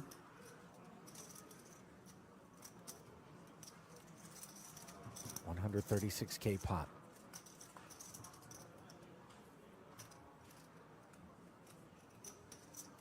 Now, while that isn't the flop that we had in mind, it does present an opportunity to counterfeit the nines. We'd love to see something like a jack. Jack on of the spades, turn. 10 of spades, maybe for max sweat. The 5 of diamonds instead. King of spades. What a boring turn. King of spades for split pot. King of spades is split pot. Spends money back. Kamoshi facetiously pretending not to have a grip on the game. And maybe this is somehow a karmic arrival on the river as Lee, given a stay of execution, and ask your doctor if your heart is healthy enough for a double. My heart.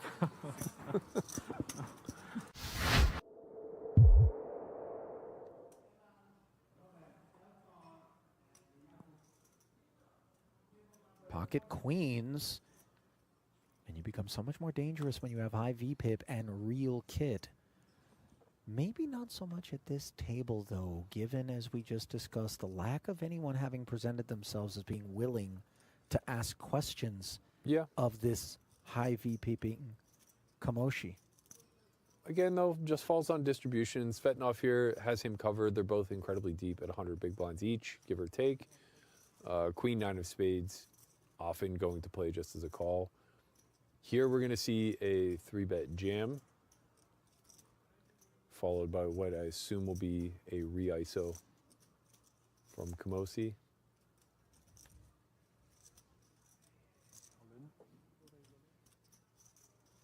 Well, Neugebauer quite happy to have a little meat in the sandwich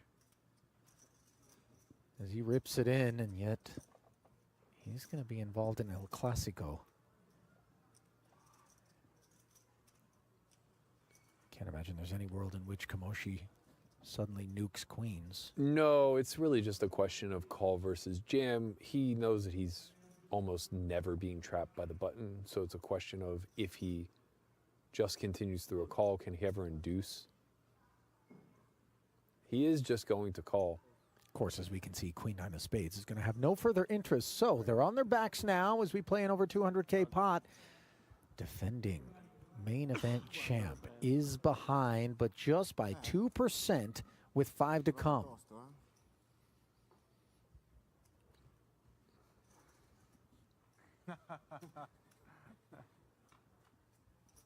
Wow, the prepay. Strong. And effective, it would seem, on a spadeless 998 board. The Queens How fortunate. leap way in front. He faded the Queen Nine of Spades. Almost a 3-1 favorite now, better than 4-1 after the turn presents the 4. So Neugebauer knows the bell tolls, needs to find an ace or a king to down the ladies, and instead it's an 8. And we will have ourselves a new champion this year in the main. He has The the options build. are, I mean, I this have to guy- tell you, he has the build for it. The wingspan on him, I mean, Yes. he'll reach over and pull your stack in himself from the 2 seat. You're Yeah. sitting in 7, and Yeah. he's like, no, I got this. King Queen suited, meanwhile, back at the feature for Aishan. Has itself some issues here. As an open to 5,000 is mulled over by Ilani. Yeah, I think we can see this one go either way. Probably leans 3-bet.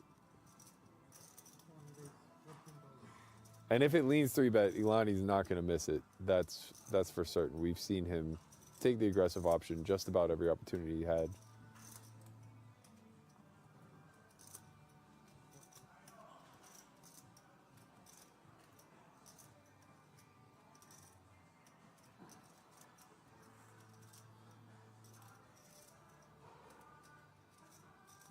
Spots are always very uncomfortable at this depth. 40-ish big blinds. I think King Queen suited just good enough. You're going to have to get in the mix.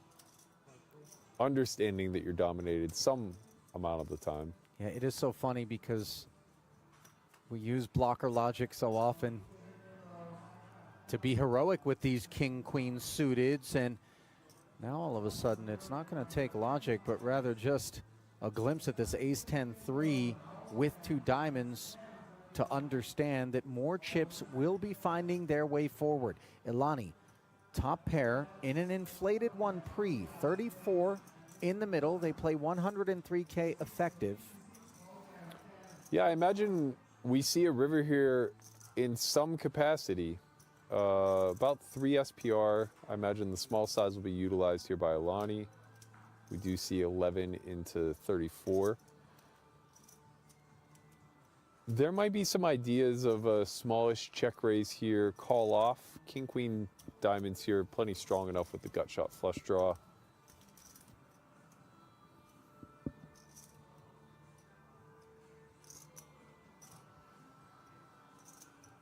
You can see in the equities about 60-40.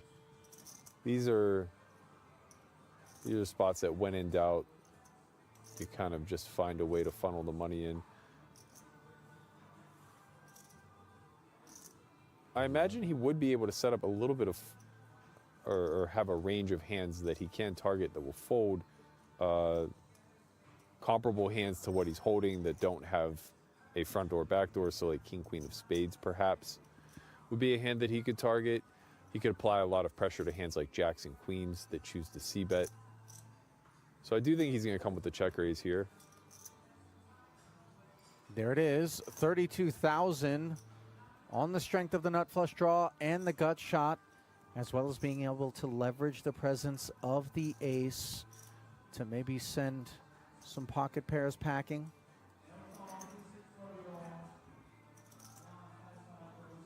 Of course, we block kings and queens. Now, Alani's hand really can't do anything wrong. It doesn't matter if he calls or jams. It's more of a question of what would his range as a whole prefer to do.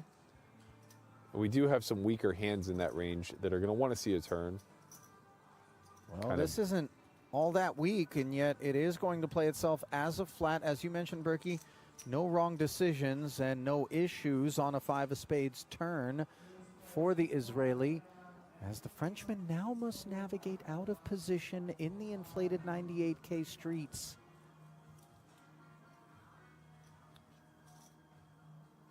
When he set this up for a jam, I suspect he'll follow through. Feels a little tough because we're not exactly sure what we're trying to get to fold, but you know, kind of as mentioned, you'll see kings, queens, jacks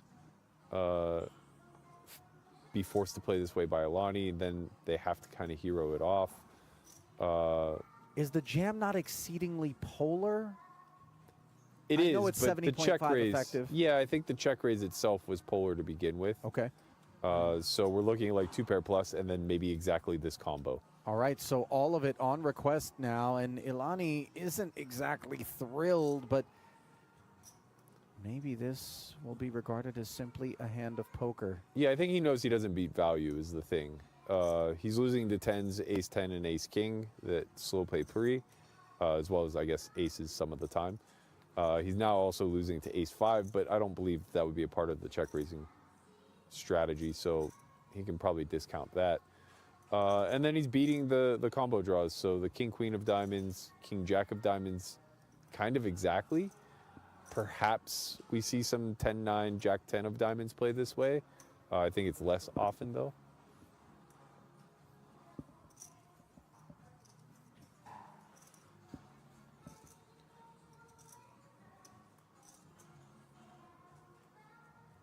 It's a big confrontation here. We're gonna need to see some help if king queen is going to improve.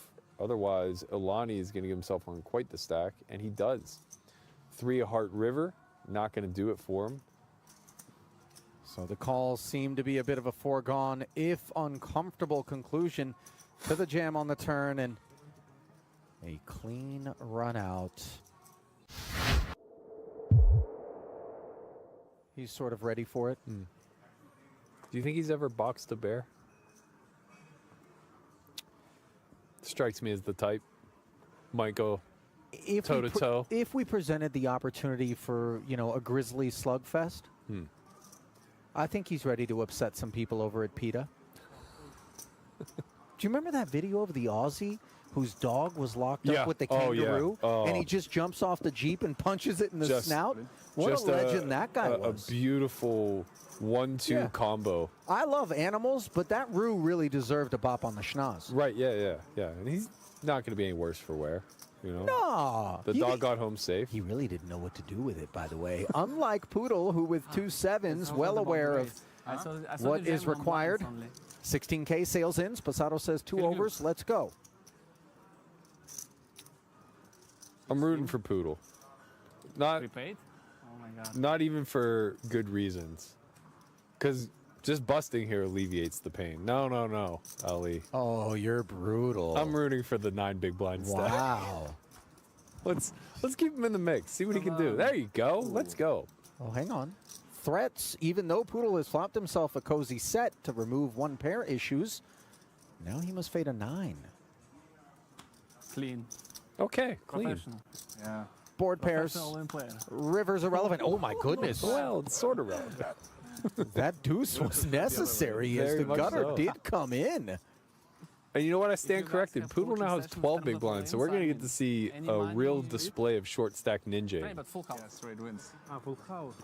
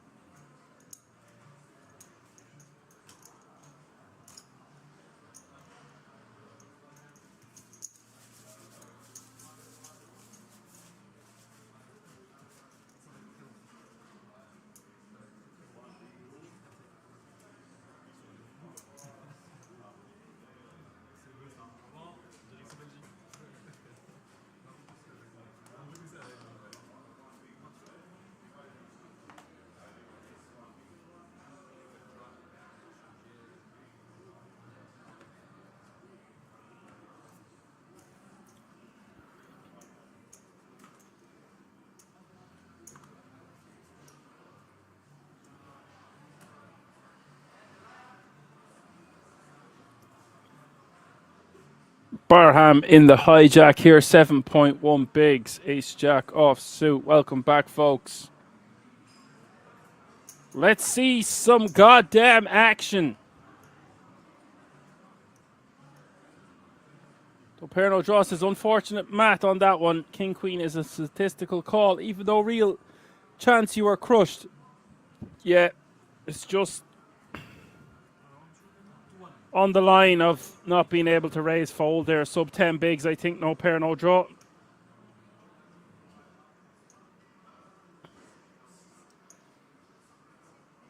Stacks are going to be shallower now, guys. 150k is the small blind. 300k is the big blind with a 300k running big blind ante.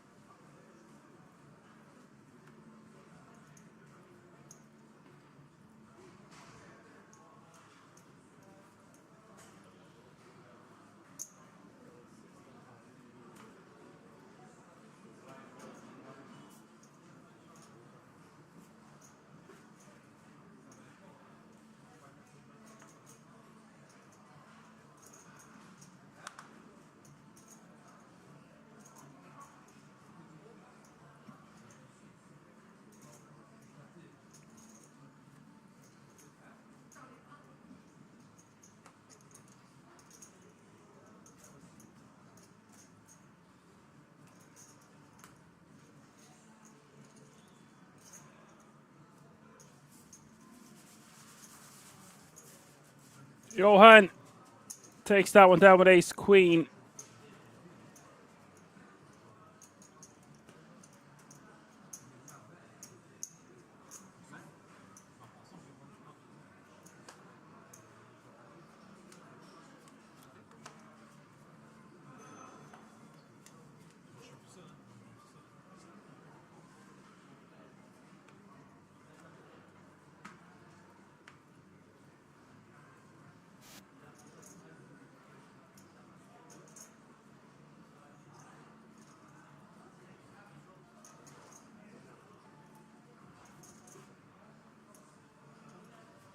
Peter with the min raise.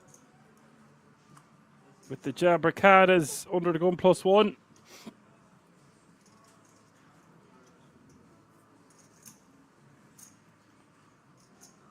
We could see some action here. Chris in the cutoff, 15 bigs, pocket 10s.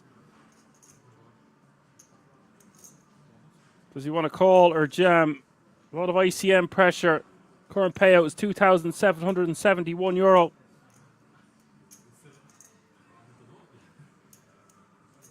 Now, if he goes for a 3-bet, it'd be pretty sick to 3-bet fold here off 15 bigs.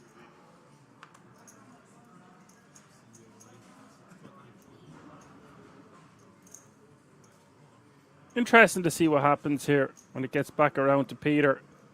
I don't think Peter is going to be in any mood to fold jacks. However, this looks incredibly strong from Chris.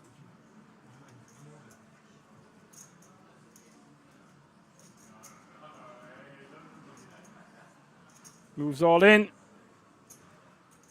And now Chris put to the test with pocket 10s. His 3-bet looks incredibly strong. So for Peter to 4-bet rip here, he's really got to have a hand that beats 10s. Obviously, ace king and ace queen suited might be in there.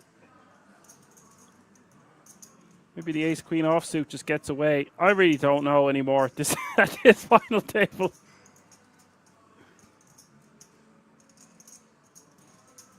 It's not an exact science playing at the King's Resort live from Rosvedov.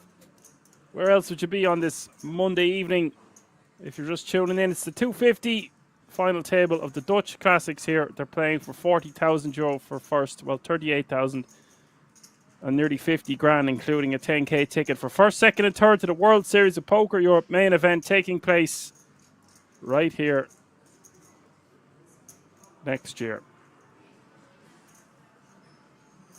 The problem is when Chris makes it 1.4 million and he has exactly 10 big blinds behind, he's got his answer. So now I think we're just going to see him fold.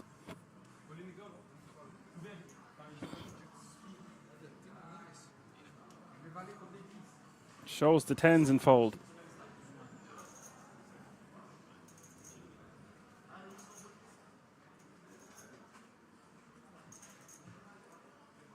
Oh, looks like he's called. He's called. I thought he folded. Okay. Feels like he is compelled to call. Has enough invested. 9-7-3 is the flop. Deuce of diamonds hits the turn. We might just have our first casualty at this final table. River is the 7 of hearts. Unlucky for Chris Virvat. Peter takes down a 10 million pot and is now playing 11.475 million. Very, very good rebound for Peter after what happened to him at this FT so far. So we do have our first casualty, and he will take home €2,771 for his efforts. That means all remaining players are guaranteed a minimum of €3,500.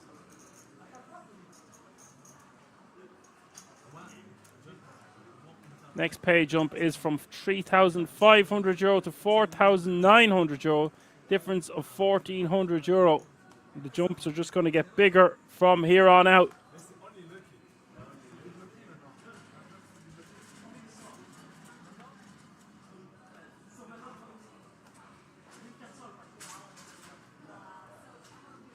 Big moment there for Peter.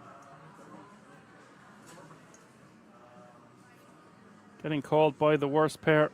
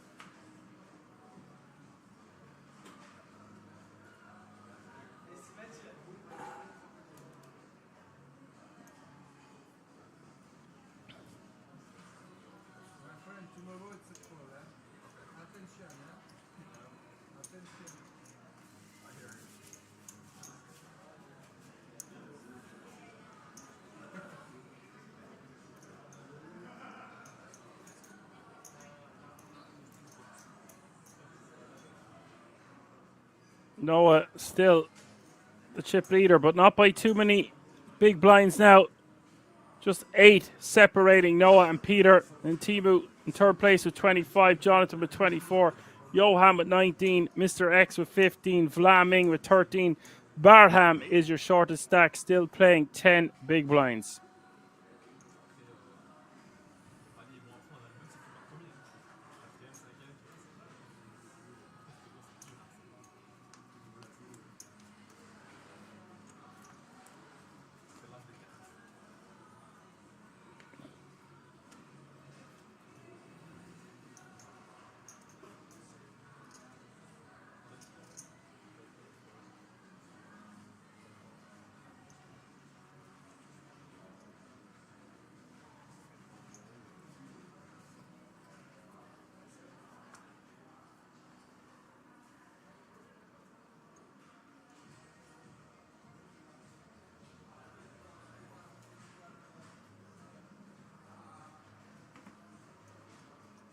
Barham finds a shoving hand. Ace Queen off suit.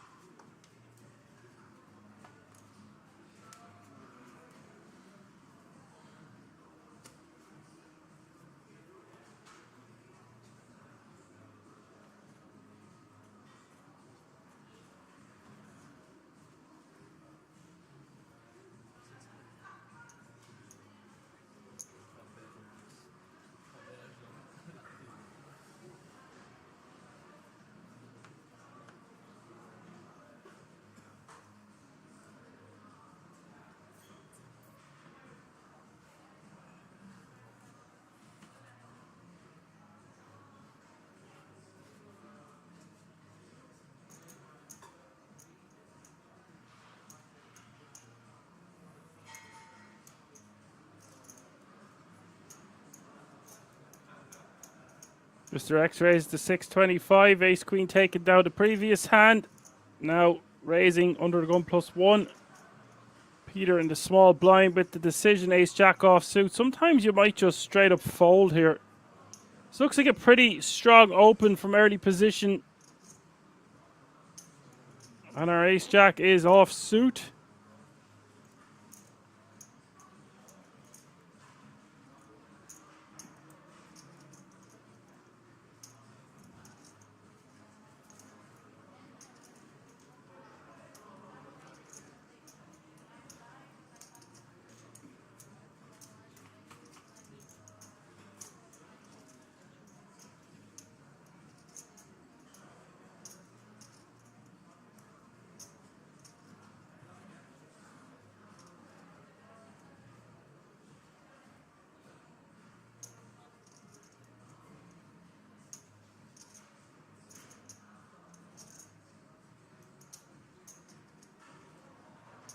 Pair board 10-6-6. Peter bets 600k.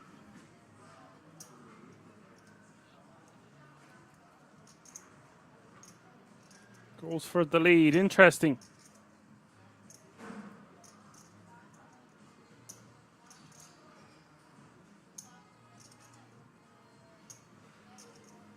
Mr. X pitches it. No heart in his hand. Still think you might want to see a turn card there for just 2 big blinds. Peter winning another pot.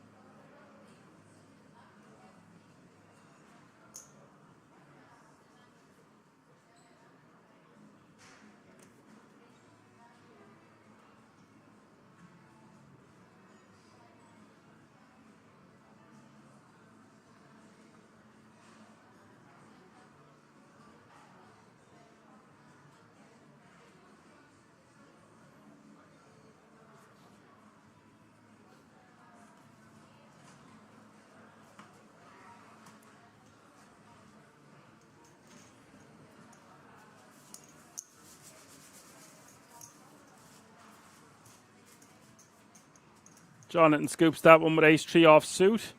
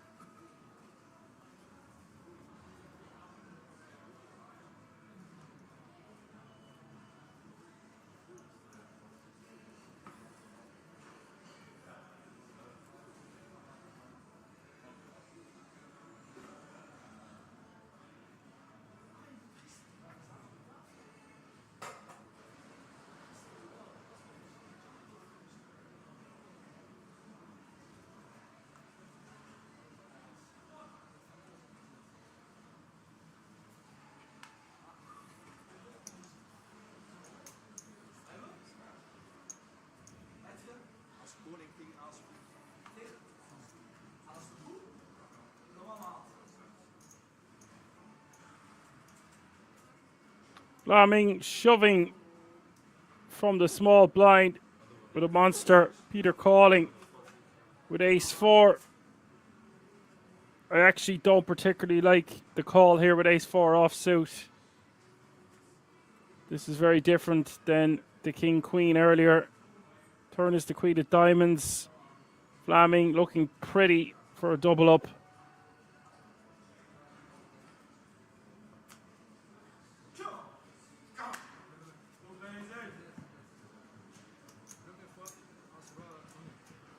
Big double up there for Vlaming.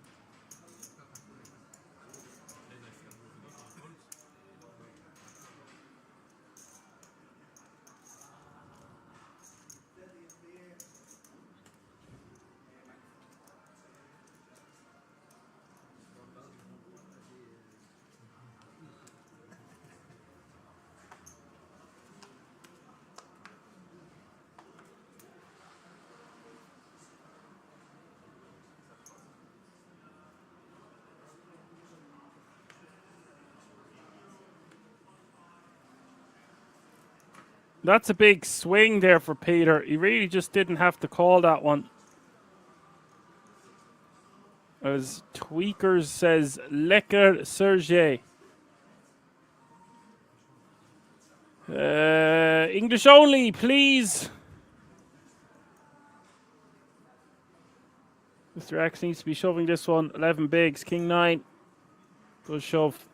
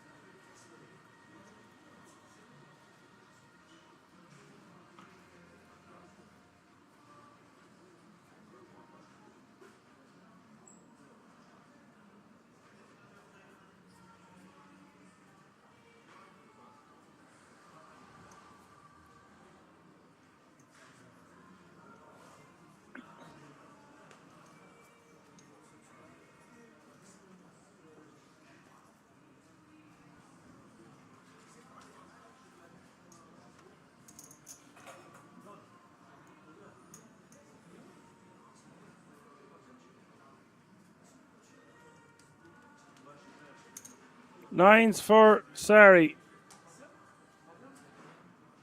850 to go. And Timu has a very playable King Jack. Wants to be at the bare minimum seeing a flop here.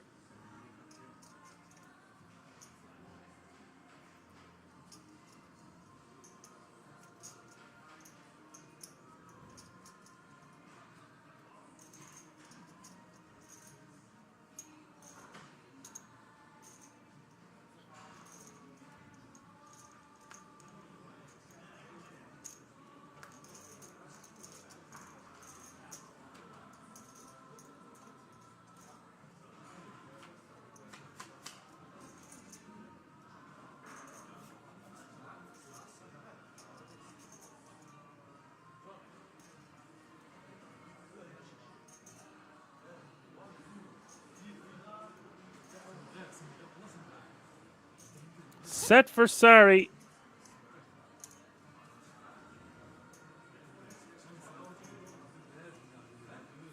$500K is the bet. Not a good flop here for Timu.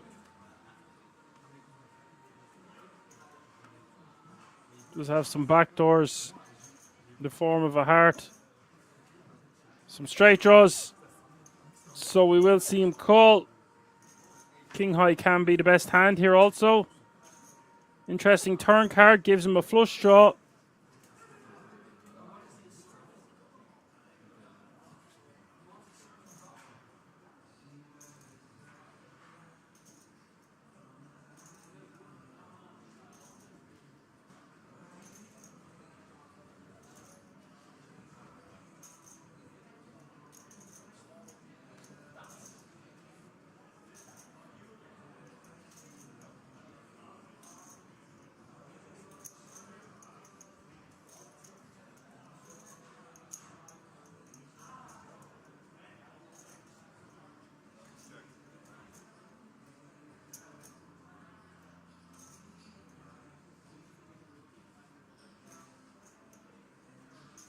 Sari's going to check. I actually would prefer if he continued betting.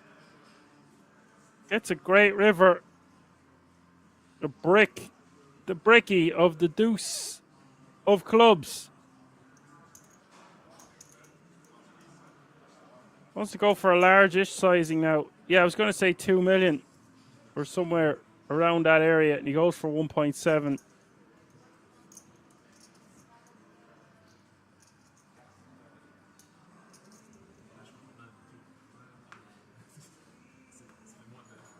Not much going on for Timu apart from the King of Hearts blocker, unless he wants to try rep a flush to check back the turn.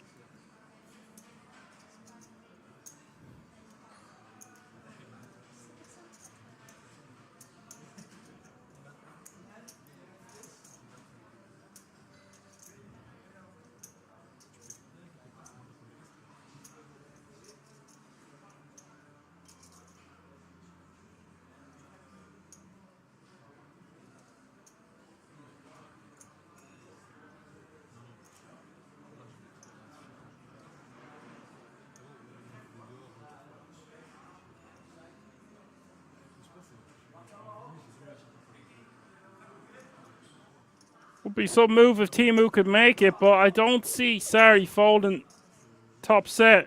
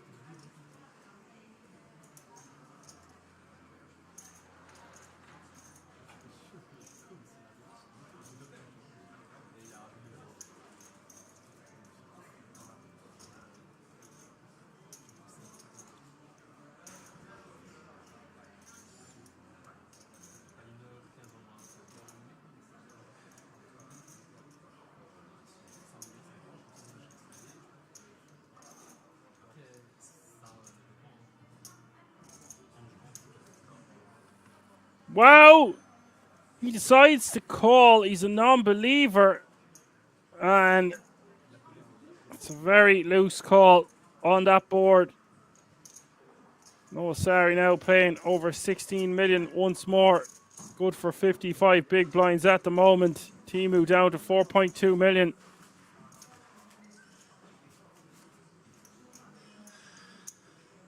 No pair, no draws. His flopping sets. One of the greatest feelings in poker. Fast bet the river. Maybe he could bluff shove if he had the ace of hearts blocking off flush and wheel. No pair, no draw. Thinks the same as me. Says call. W2F. Worst option. Fold or shove and pray. And Sajo says Sari was yawning all the time and stopped once he hit a set. Just saying.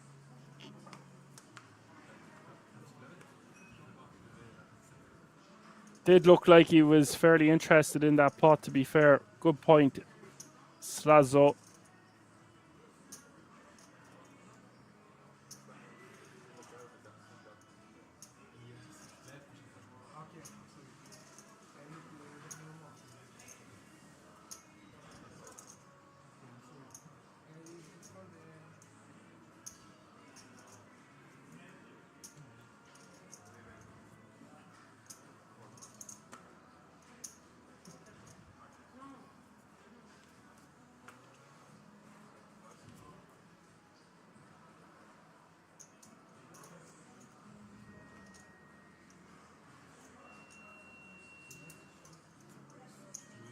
Jonathan.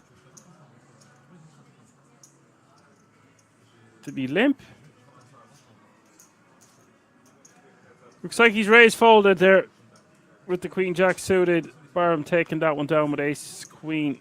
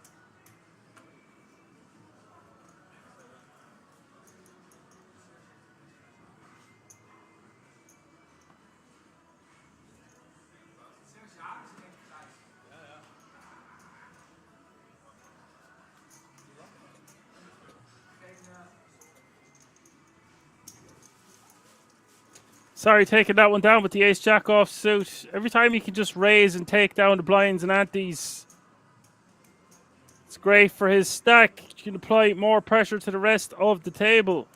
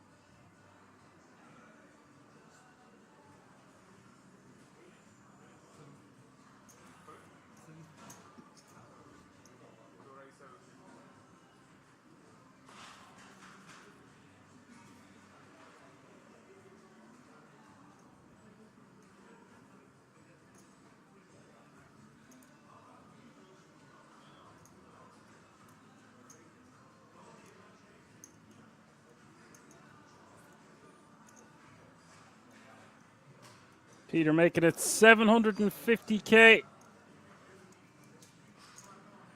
Jack 3 off suit. Putting Barham to the test. He's only got 11 bigs behind. Otherwise, I would be recommending he goes for a larger sizing from the small into the big. Barham kind of wants to see a flop there for the 450 more, but it hurts his stack too much and does decide to let it go.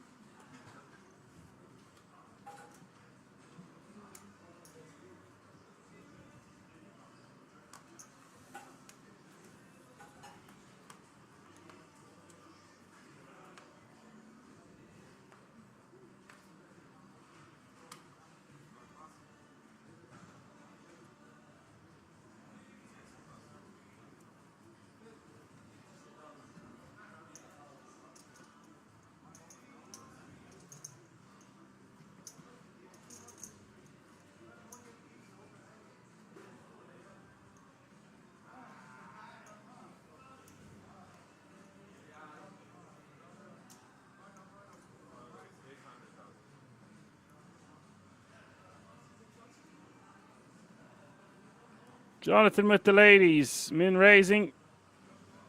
Oh, sorry, it's 800k. Closer to the 3x sizing from the cutoff. Peter on the button. Queen 8 of spades. Would be a bad time to 3-bet. Looks like he doesn't want to fold. If we had even Queen 9 suited, Queen 10 suited, might want to call on the button in position, but with Queen 8 suited, just wants to let it go. Round to Barham in the small blind. Now, he might feel like he's got fold equity and jam, but also decides against it. Ming will get out of the way, and Jonathan will scoop the blinds and antes. Show his ladies.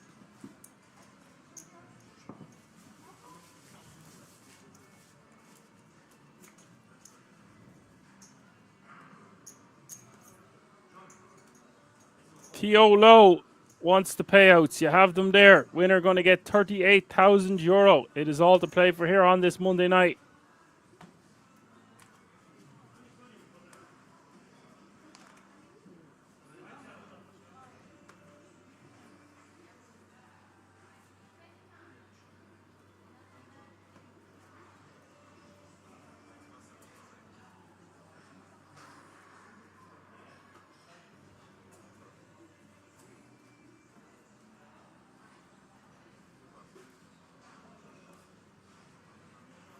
Barham going to be shoving the king 10 off suit here on the button with 11 bigs.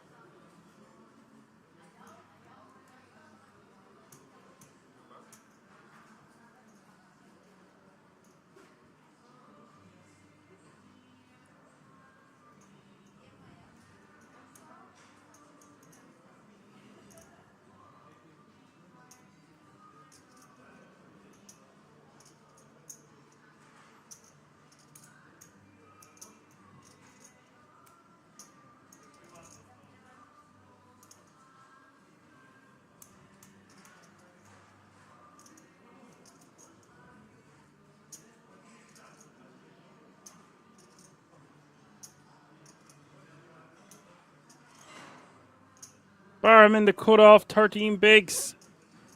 Could min raise this one. Or could just shove.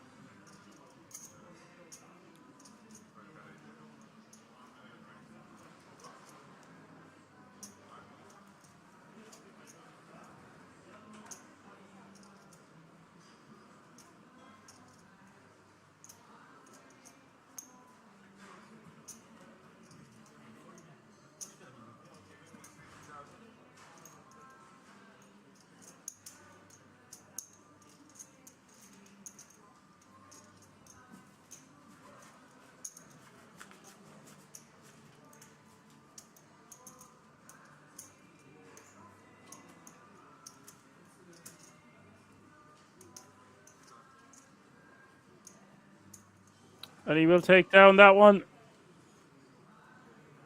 Tatsa wants to know how long will we be playing for tonight. We are playing down till we have a winner. Yet another champion will be crowned at this fantastic resort. Still a long way to go yet. We are playing 1 hour blinds, which is a bit extreme.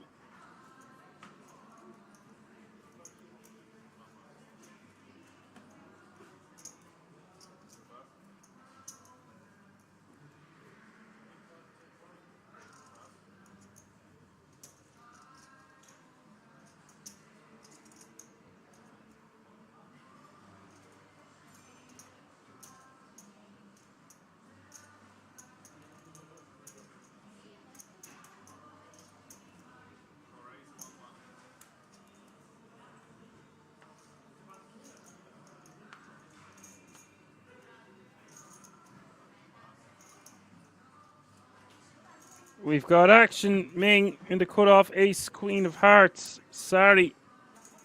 A monster hand. 2 black ladies. Ming commits the chips, and we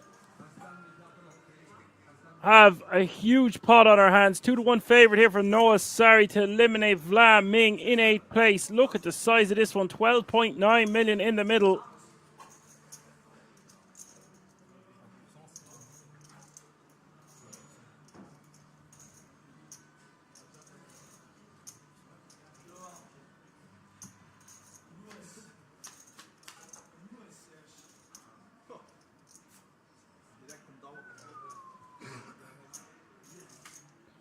Queen, Jack, 6 is the flop.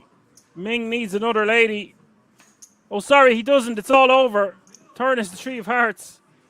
For some reason, I thought he needed to hit an ace. But of course, Sari flops the set. The case queen out there. And now Sari is playing 23.35 million, 78 big blinds. Vlaming loses all of his chips and leaves us in 8th place with €3,500.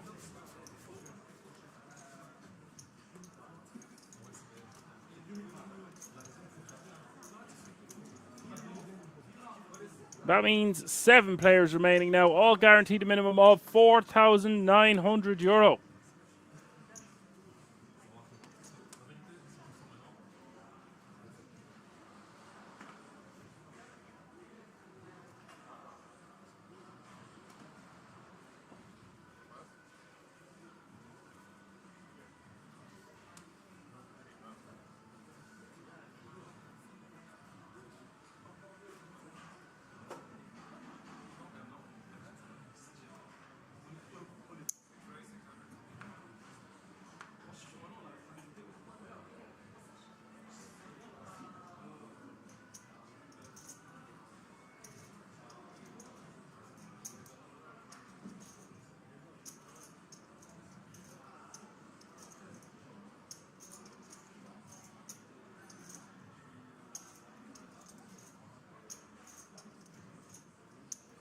Sarri can really open up his game now. You see him opening the 4 deuce suited.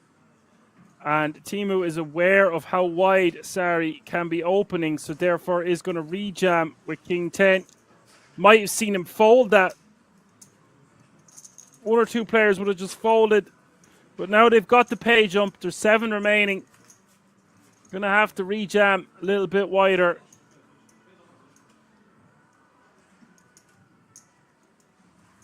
No pair, no draw, says Whitney and Diana. Let's go. Very funny. All the time is back in the house, says GG.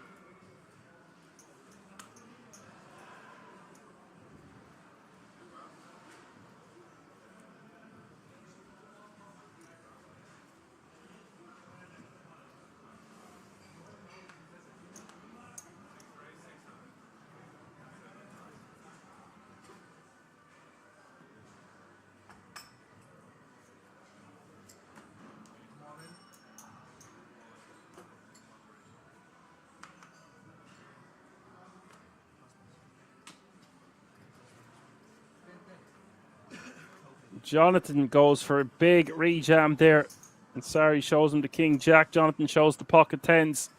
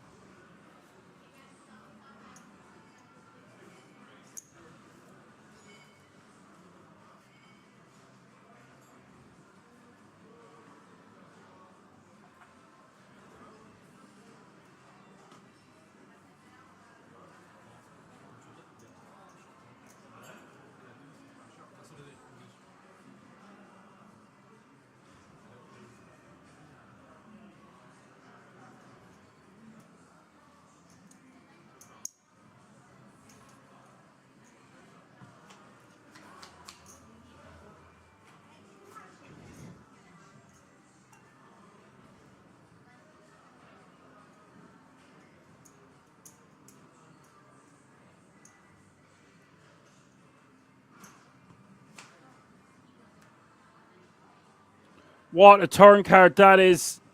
Jack Deuce 7-3. And it's disguised as well. Lots of draws on board. Sarri wants to bet, and he doesn't want to bet too small here. Does go for smallish sizing though, 550. And Peter could very well call 2 large streets, depending on what the river is.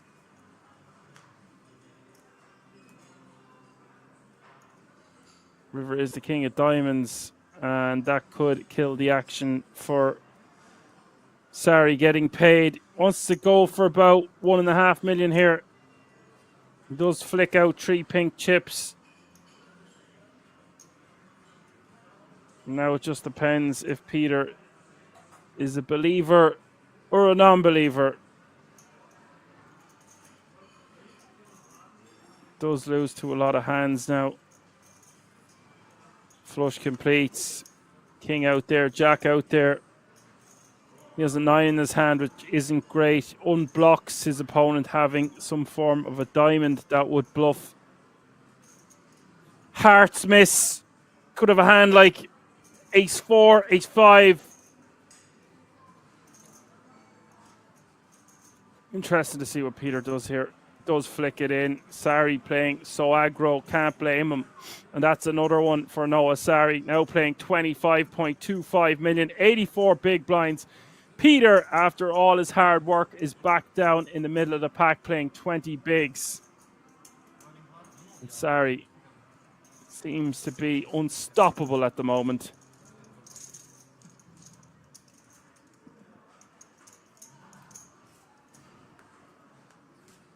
Pair no draws. It's been too long since I played live poker, starting to get the shakes. You know what? No pair, no draw. I'm feeling the same. I ain't played any live poker for a hot minute.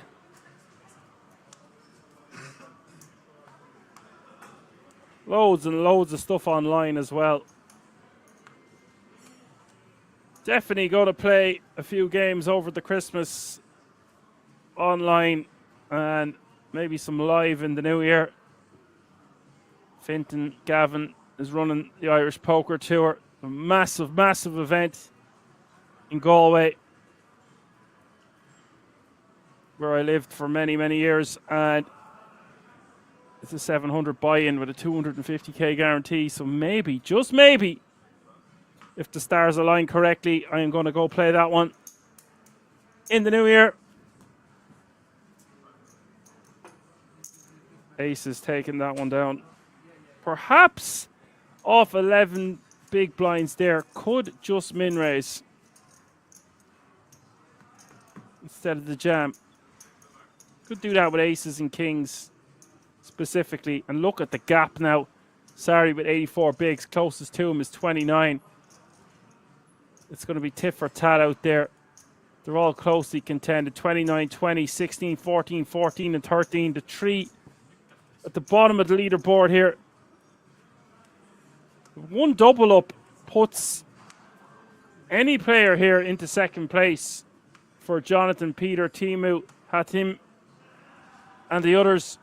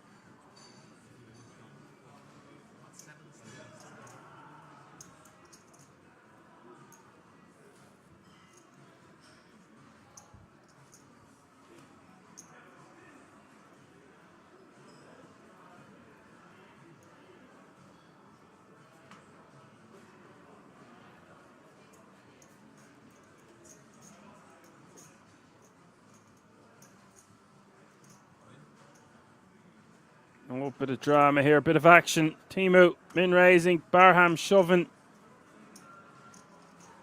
The Kings.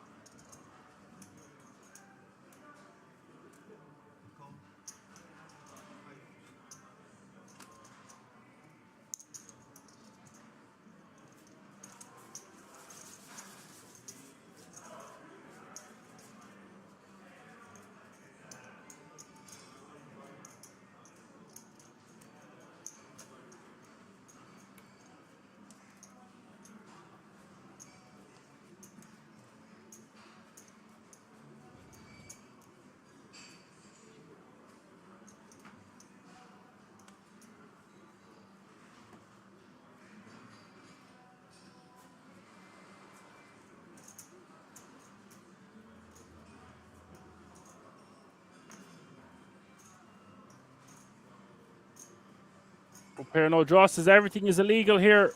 I presume you're on about live poker. Yeah, you can always get a plane or go somewhere. I know what you mean. It can be tough to get to events.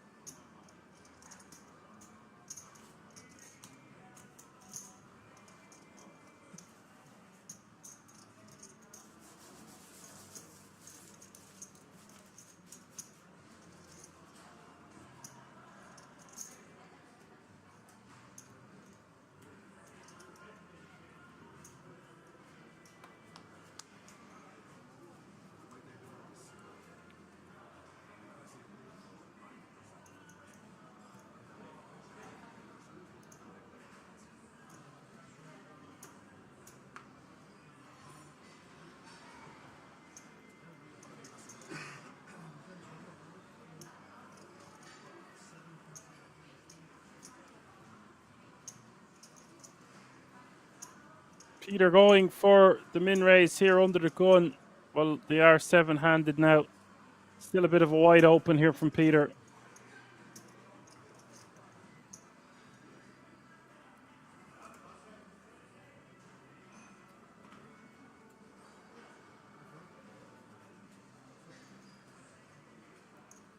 Important to note, by the way, don't know if I mentioned this earlier, but Peter Kubenka has well over $500,000 in total live earnings. That's why I was saying he impressed me earlier. We have seen him, of course, at the feature table felt before. He's had a lot of results. Definitely one to watch out for.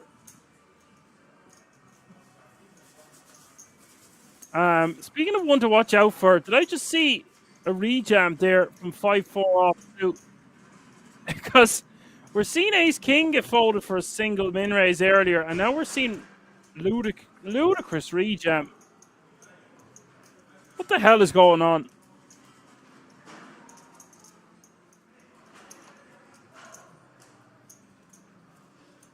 Do I detect a bit of impatience here from Johan if he's rejamming hands like 5-4 offsuit for 12 bigs? Limited amount of fold equity. Does get it through. What a day. Everything seems to be topsy-turvy and upside down. Threes for Mr. X here. 8 bigs under the gun +1. Doesn't love this at all. But sub 10 bigs and a pair. Got a jam.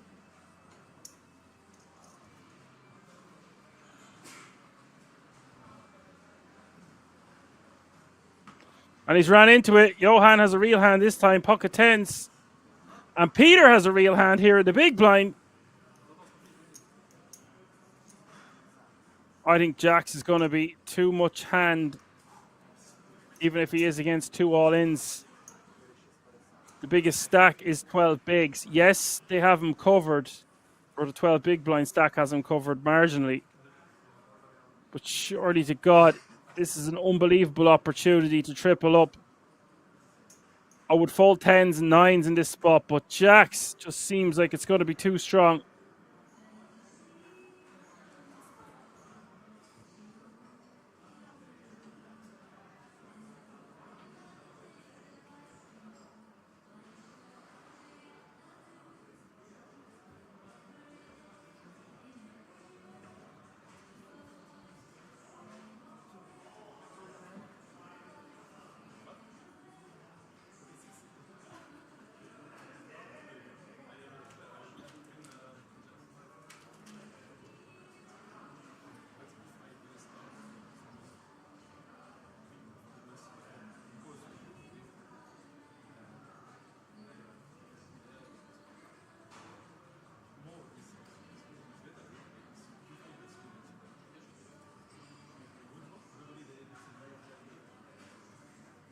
I'd be surprised to see Peter fold here.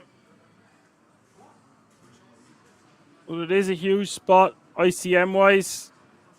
I could see more of an argument to fold this if we have more chips, like 20 bigs plus.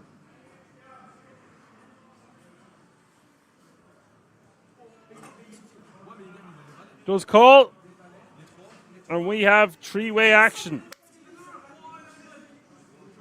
And if Peter holds here, we're going to have a double elimination, go five-handed, and everyone else remaining is going to have safely secured a double pay jump at once. Massive hand here taking place in terms of what happens going forward. 13 million in the middle. Tom 6 says, nice call. Yeah, I think when you... Oh!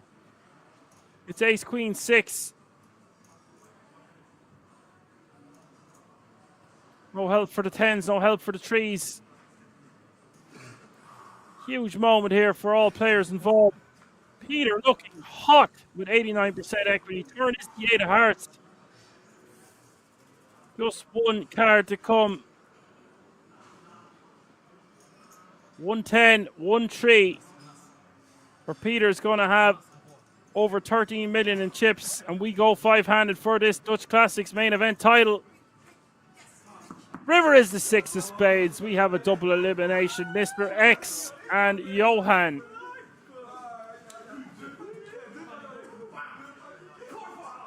Seventh place taking home €4,900 for his effort. Sixth place taking home €6,800 for his efforts.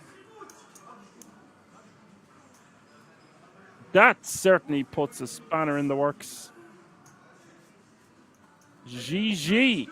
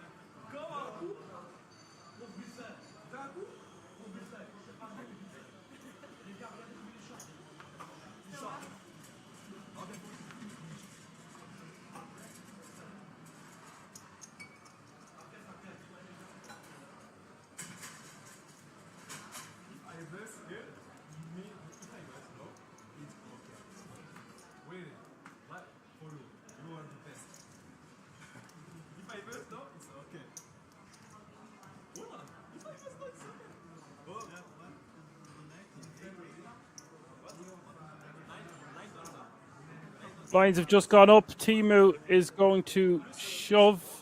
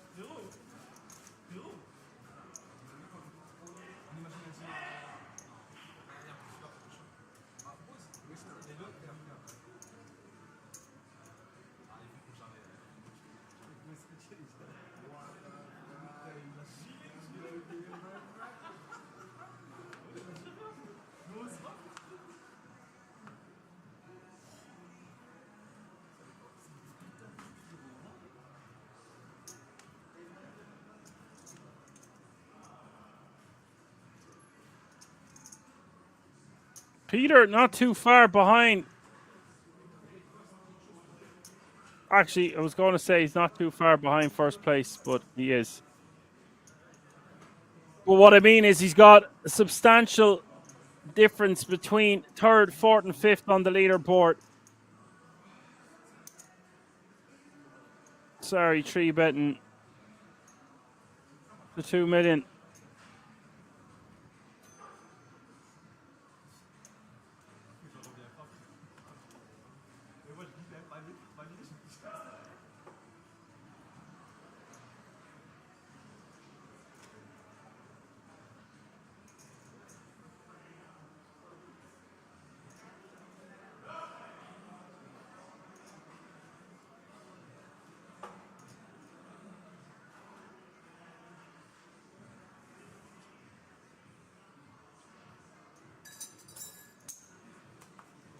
No, sorry, takes that one down.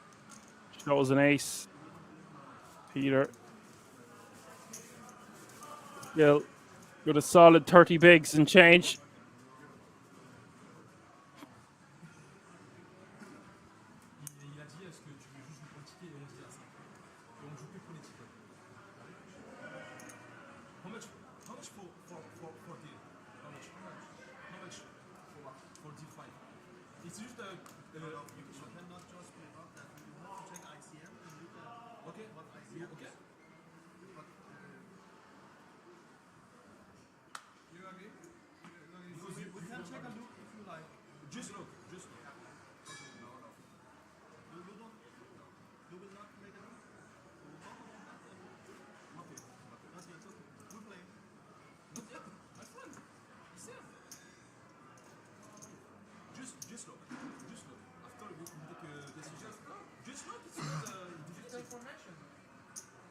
Barham should be shoving that one on the button, I think, for 12 bigs with ace-5 offsuit, 5-handed.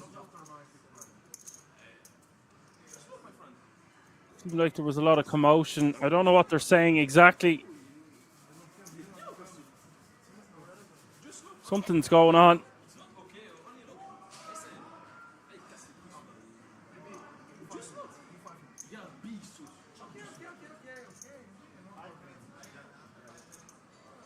They want to look at numbers. The button getting very angry there.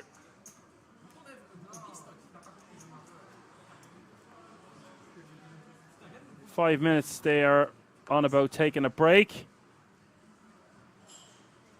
It's going to be tough to get a deal done here. Peter now with over 30 bigs and the chip leader with 60. Barham not happy he wasn't getting the answer he was looking for. Couldn't hear exactly what they were saying. Should have had my headphones up a little bit louder. You don't want to be hearing table sound all day. Sorry, min raising. Timu out of the way. And Jonathan looked like, I thought he made the gesture towards the triangle that would mean all in. Jonathan will call. We could see some serious action here. What the? He's gone all in. He's just ripped it. Holy moly. Sorry, with 62% equity to win a 17.25 million pot and go four-handed for this title. The thing about Jonathan ripping there into aces, he was probably going to check jam anyway. But it just seems very volatile in this exact scenario. Turn is a 5 of hearts. Big river coming up. Aces need to hold. 4-1 favorite. It is another 5. Wow. We are going to lose Jonathan Maynard's in 5th place. Sari takes down that one and is now playing 35 million chips. Wow. We are four-handed and we are on the 10k ticket bubble. It's all kicking off here at the King's Resort.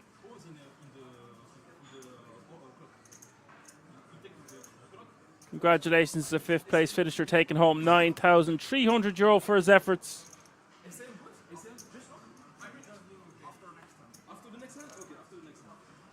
After the next hand, they're going to look at some form of a negotiation. Good luck trying to get it done now. He's got 35 million chips. All remaining players guaranteed a minimum of €11,900 for their efforts.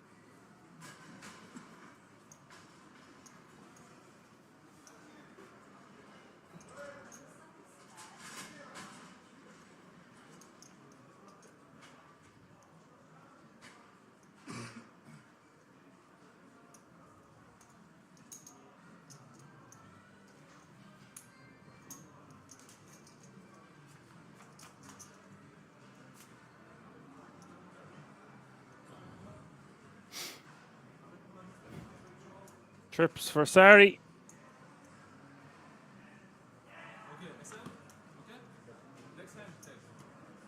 So looks like we are going on a 20-minute break. These guys are going to discuss some Christmas hamper options, perhaps.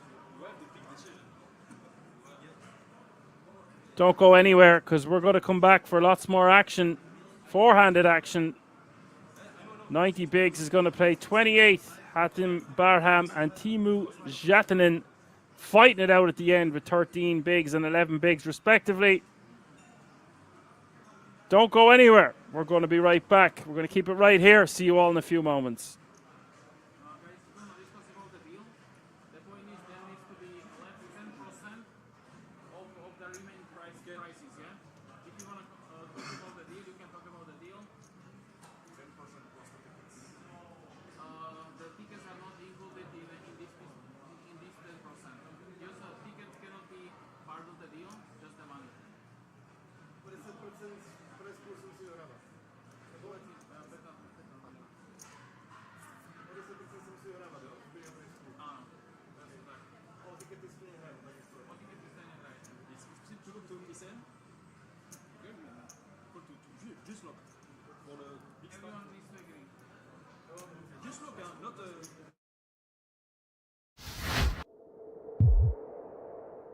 Speaking with people who are actually Italian, not, twice removed like myself. I guess it's a pretty common last name in the southern region. You're like a pretty heavily diluted marinara. Yeah, You're like Chef Boyardee. Exactly. Franco-American. You're precisely spot on. Yeah. And you know what? I'll accept that, because that canned pasta got me through some dark times. I'll tell you right now, they put me in some dark times as well. But yeah, that's not wrong. The chef, I didn't go to bed hungry on a few occasions thanks to that, man. Yeah, you didn't wake up happy either. No.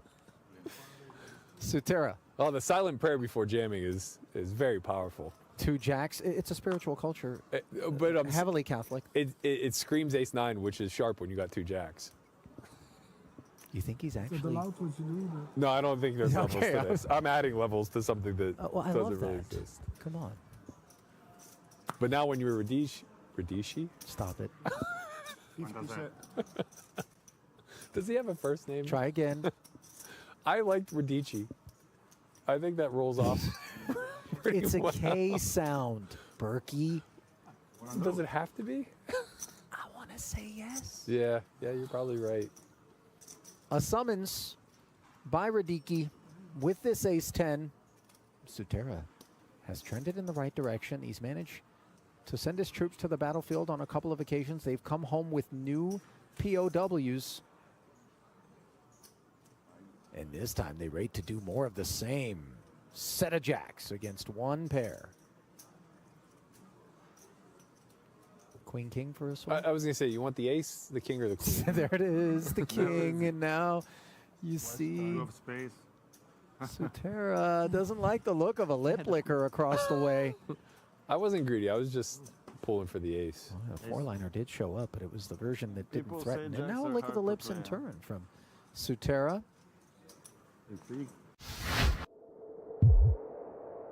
Without remembering, I'm probably going to smash 3 names together. That was really great. That's a thing that I do, by the way. Like with words, too. Really? I've been doing it my whole life. I don't know what causes it. There's actually a name for it, which I don't recall off the top of my head. Maybe if we got one of those scans, the little corpus callosum, the thing that connects the 2 lobes, maybe you got some extra threads between those or maybe two none at all. Wow, that gets cool, by Real the way. disconnect. Yeah. Imagine I've just been living this duality for all this time, unaware. Listen, I don't want to medicate the mutants. You know, I want them as they are. Yeah, yeah. Let's not fix it. This is what makes things interesting. Right. As we can see the impact of a monotonous sort of GTO-heavy approach, it would Yeah. seem, scattered about this particular field. Yeah, King 4, Trip Kings for Velocevic. They're not here to entertain us. They're here to win a tournament. This is what happens when you dole out Adderall like Pez and hand them a GTO Wizard Sim. Berkey, careful. Pocket sixes, by the way, have themselves some merits to continuing here. Yeah, no club. Probably always just going to follow through with a call.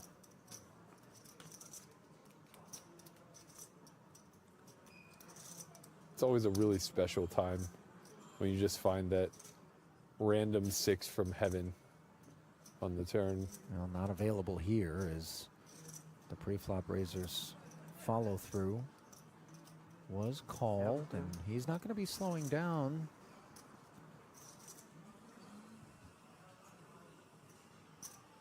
There's a barrel, and with 38,000 in the middle, he comes with 13. This is one of the biggest differentiators, I think, between cash and tournament strategy. When we follow through on turns in cash games where the SPR is a bit deeper, we start to play like the king not king game, you know, and you start to go for like really big greedy bets. But in tournaments, you're massaging, you know, it's a constant back and forth of chicken where the river leaves you with the nuts, yeah, basically. a counterfeiting effect. I know that's not where you were going with this No, story, but it's actually quite a good event some of the time here for the full house for the King Jack, because sixes can't show down, you know. Now, of course, we know that he's probably just going to bet and win, but You mean in terms of what? A bluff? it happens from time to time, believe it or not. Not as a raise, does it? Well, Berkey, you're just thinking back Well, on your own life right yeah, now. you know, you got nutbag. you got to bluff something, Ollie. You know, what better than the 6 high? You know. Well, here comes a very cozy third and final barrel from Velocevic, and of course, Svetanov. Doesn't matter how deep stacked you are, you're not feeling good about a man who's willing to get after you across 3 streets on that particular board with air.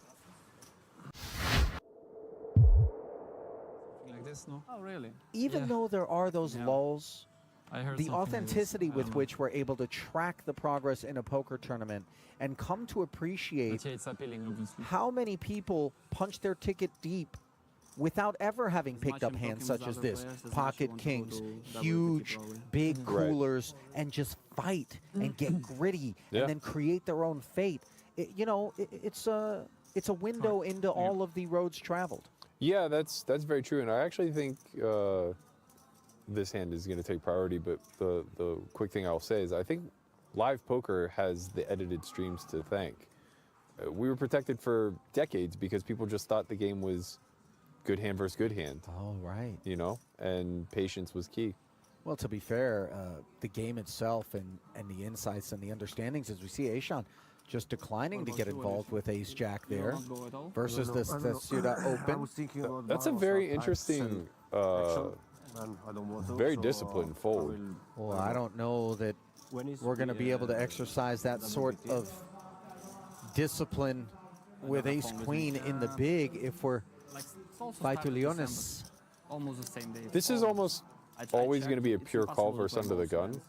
Like if you want to play Especially double he hasn't teammate, been here but to also see 25K, it's some of the impossible. showdowns But from maybe one of the plan Stetsura, was to go to 25K. which Yeah, may sure. have inclined him to 3-bet a little bit more often. Not I gonna be wasn't on thinking time. he was going to sail off, but we knew he wasn't going to fold, and he also isn't going to do Even if poorly you on don't an find Ace it 8-8 too, it's board. still Checking not over to playable. Stetsura, a snap flick of I love that 5K. bet. Did he just Don't care about the size or anything. Just the mannerisms of that bet is the best. But that's why I found the Ace Jack to be a bit of an interesting fold. Of course, under the gun versus under the gun 1, it's pretty standard laydown, but I'll try Sao Paulo as you know, well. he had seen some of these showdowns, the ace 10, the 9-6. Okay. Perhaps you might want to consider Ah, getting in the mix there. There's Yeah. Fair. this BSOP. BSOP, yeah. No hesitation I was surprised there is a 50k there. out of I wonder the who- ace Yeah, queen this is gonna be to some get big into the event. mix, playing it as a check raise. Is I don't this It's hazardous? still gonna be not so. No, this is very nice. Obviously, his best ace on paired boards such as this. So it's Again, confirmed you're big gonna go blind is kind of incentivized to play a little I bit will more play aggressively. staked. Now, of course, he does have to run Yeah, makes sense. the risk of being against ace Yeah, I king, wonder but who will go there, you know. We'll that's see. just the nature of the game. You know, you're going to be up against that hand some of the time. Not an easy field. I hope they're not gonna call it. Probably it's gonna be a lot of Brazilian good racks. Or maybe all of them, which is not great. One of the best schools now in poker. No fun spot for Stetsura, but he should expect plenty of bluffs to come out of the big blind here. Hands that kind of wrap around the 8 with backdoors. But when I was looking at the are program, I often didn't notice there was utilized. tournaments in Miami. That's why Pretty clear I continue booked for there at least one during more with kings. November, like there is nothing to play the second half in I know, Vegas. I know, yeah. So I decided also just to go to Miami and then later. If go I to knew, Las I would Vegas. have gone to Miami. Yeah. Either Las Vegas, either Bahamas. Extra Probably 7K WPT. contemplated. This board texture, you know, I mean, trip 8s and ace X, what we're deeply concerned about. It versus seems the like check he's raise. cutting out raising chips. Now, this is on the order of that strange stuff that I think Yeah. you had mentioned earlier. The sorts of lines that we really don't expect. We might be a bit off the reservation here. I think, you know, he's basically saying I'm under the gun. I could have aces. How dare you? And by the way, you know, there's a lot of physical posturing going on here. Stetsura leaning back in his chair, staring down the opposition, Right. rocking back and forth a little bit. I don't have a baseline, don't want to make a meal of these things, but worthy of pointing them out because it's exactly what's being observed by Yeah. Vaitulionis, the late arrival here.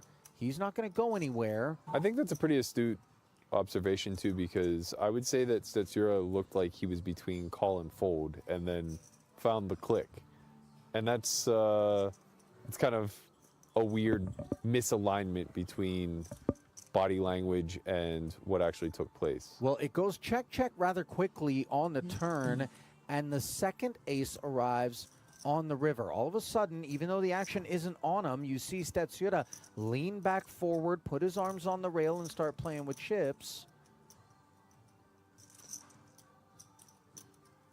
Yeah, I'm wondering if he, in his mind, thinks that ace is a very good card for him.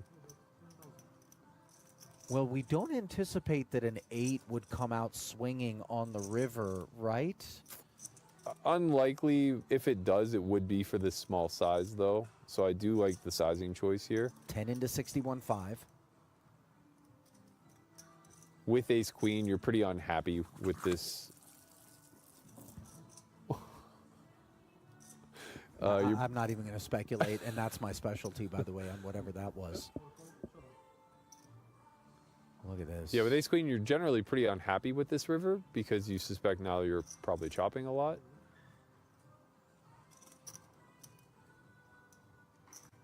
No chop at all. And Stetsura pays off. That was a confrontation that I don't think played out anywhere remotely close to the manner in which most would have expected when they caught the imagery. Yeah.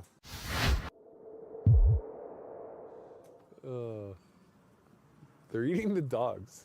They're eating the They're eating the cats. pets? Is that what's happening? Oh, please turn your attention away from American politics, rest of world. We'll return to our regularly scheduled program at some point. Meanwhile, nothing irregular about a Velocevic Open. Ace-5 of clubs. Mins it, and of course the temptation of Jack-10 suited is ever present.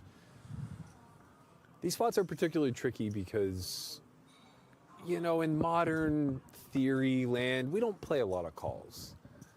But in old school street poker, there's no decision to be made here. We got Jack 10 suited, baby. We're going to see a flop.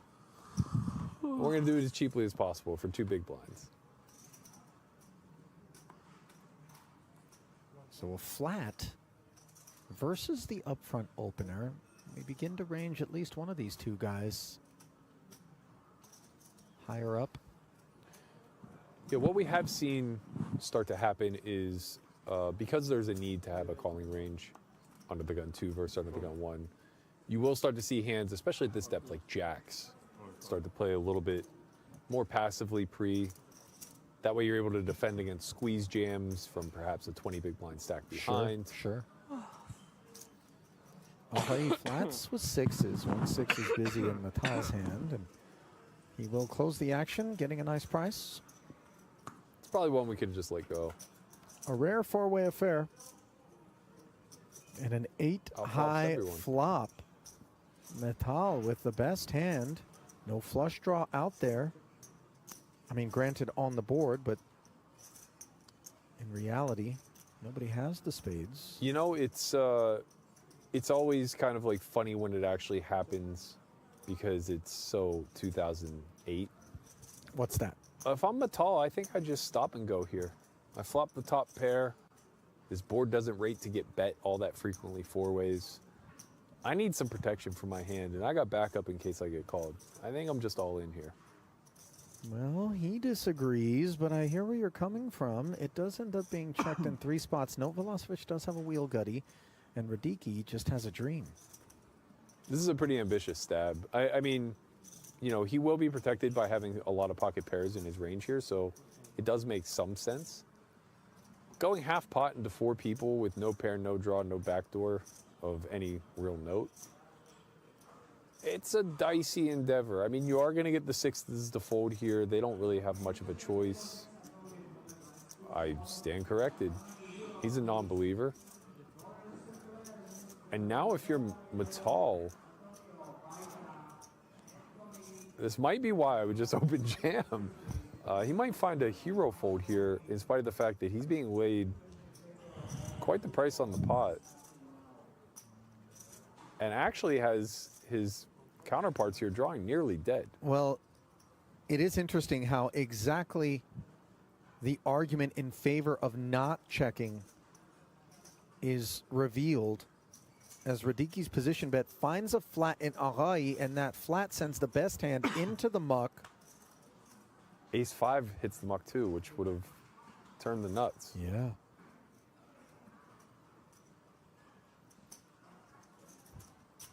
And now Radicki has arrived here with just 1 patron, continues to have position. It's just kind of impossible to fire again. You're just like way too naked. I think you just have to not double delay, but delay here and potentially play some river jams depending on what the run out is. I mean, it's just hard to find the hands that fold here to half pot. 6s, no spade exactly, and even that, I'm not so confident.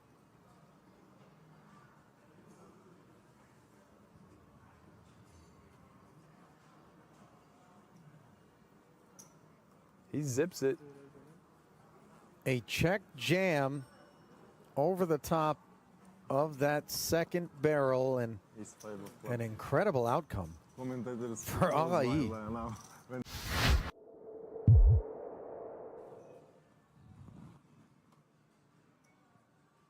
I love that the little graphic lights up on the bottom right. Yeah. Somebody's turn to act. I didn't notice that. Yeah. Outstanding observation, Jeff. Thank you. Kruger, 2 queens. Ladies.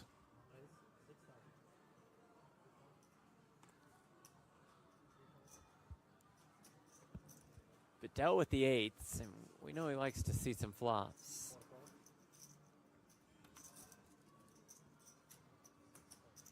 I wanted revenge. Why?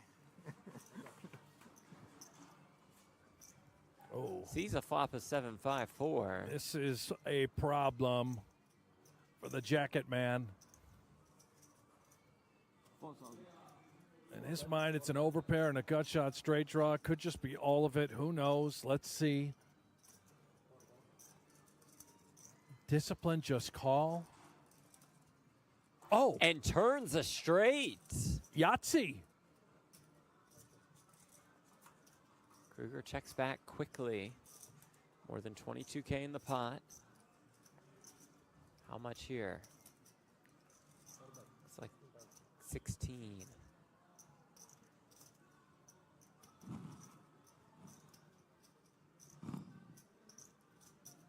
Oh, it's such a gross spot for Kruger. Overcalled pre-flop, this type of texture, calls you on the flop, check, check, turn, and now you're facing a 16K bet. What is the bluff? Like missed ace X of hearts? Can't be ace queen of hearts. We have that. It's got to be exactly like ace jack, ace king. Seems like ace king suited you would have heard from again pre. You bluff me? Yeah, to your point, hard to find too many bluffs. Excellent fold. Let's go of the queens correctly. It was way by time. Nice hand. Thank you.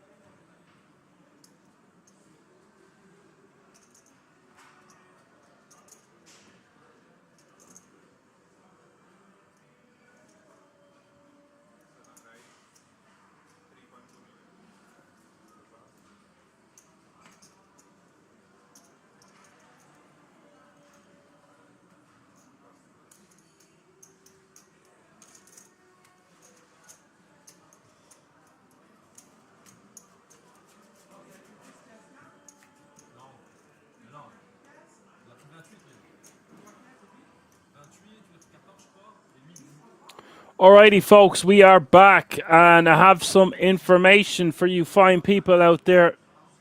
A deal has been reached. C2 getting the lion's share, €19,677. C3, €15,432.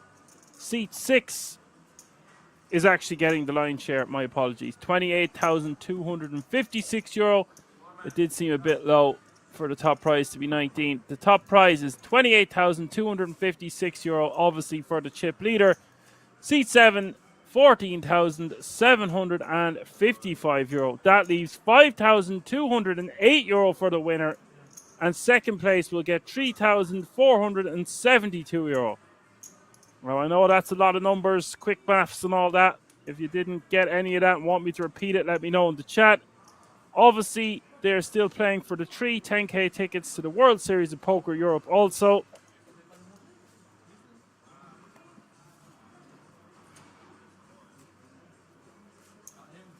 If you were just tuning in for the last time tonight, well, mightn't even be the last time tonight. We will be going heads up at some point. It's the €250 Dutch Classics main event live from the King's Resort in Rosvedov.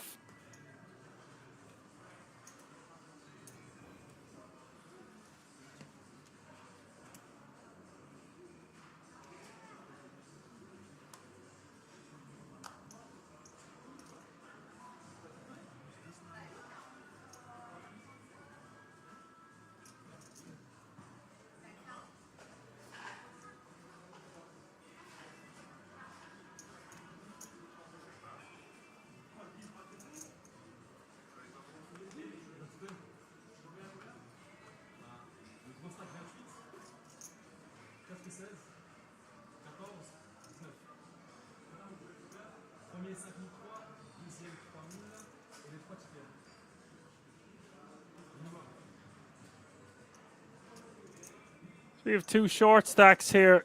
Sorry, putting Timu to the test. 11 big blinds. I think King Queen is going to be a call here under normal circumstances, but because he's trying to wait out a 13 big blind stack, you're going to see quite a tight fold.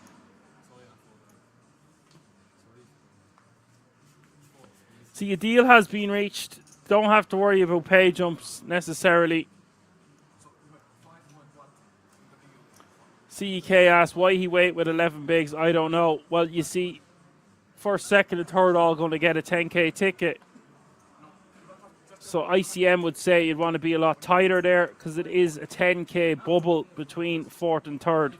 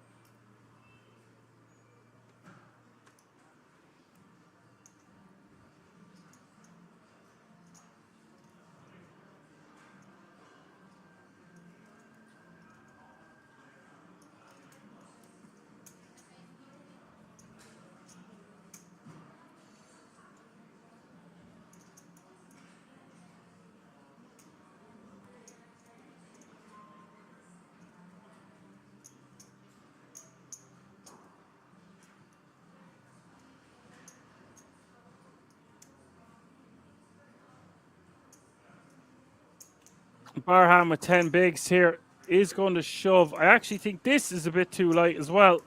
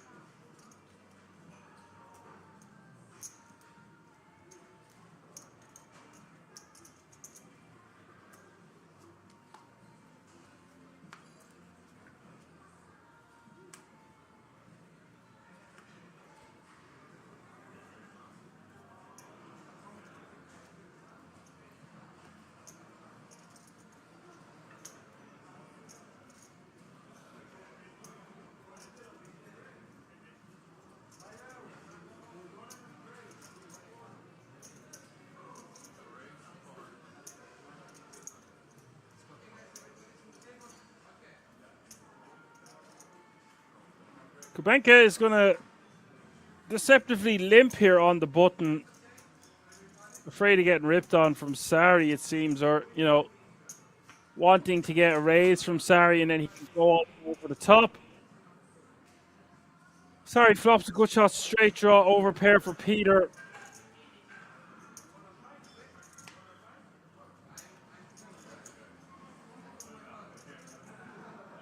Peter going check, check on the flop.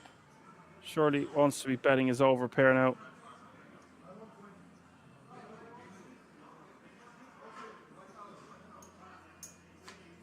Quick call from Sari.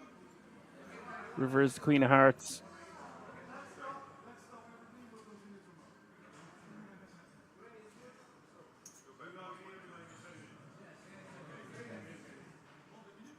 $1.2 million now is the bet on the river. Busted diamonds out there, busted spade draw out there. Could see Sari call this one.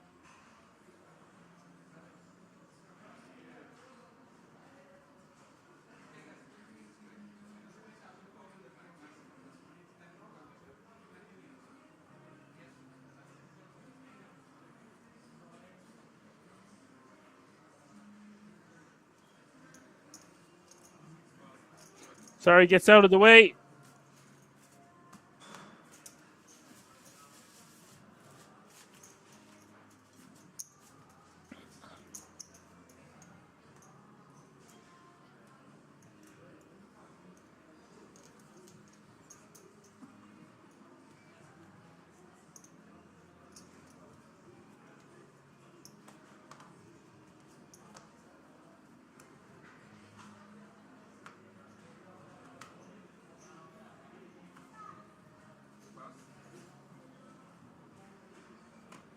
Vivek asks, is there a deal? There is a deal. I do know the details.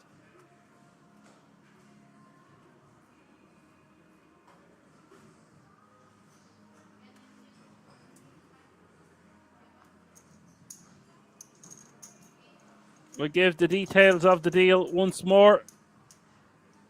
Chip leader, that man right there, getting €28,256. C2, €19,677. And that brings us to the two shorter stacks.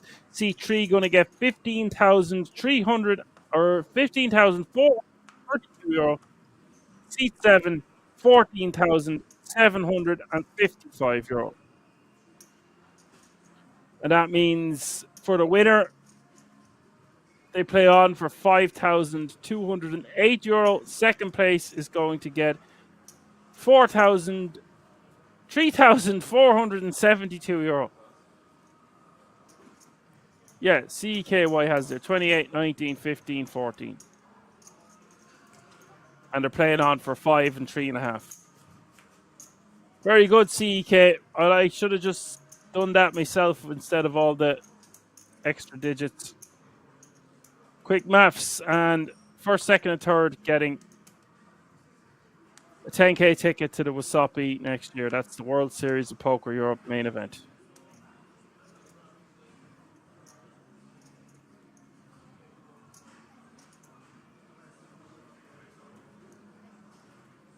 I was going to say he could pretty much just rip, and seems like he is.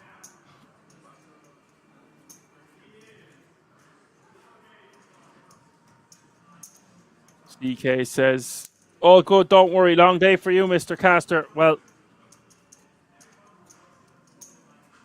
I've done longer days. As you know, Seckies, we've done a couple of 15-hour streams this year. But it was one that had a lot of action at the start, and then it dragged on a lot in the middle. You had people folding ace-king to a single min raise, which was a little bit disturbing.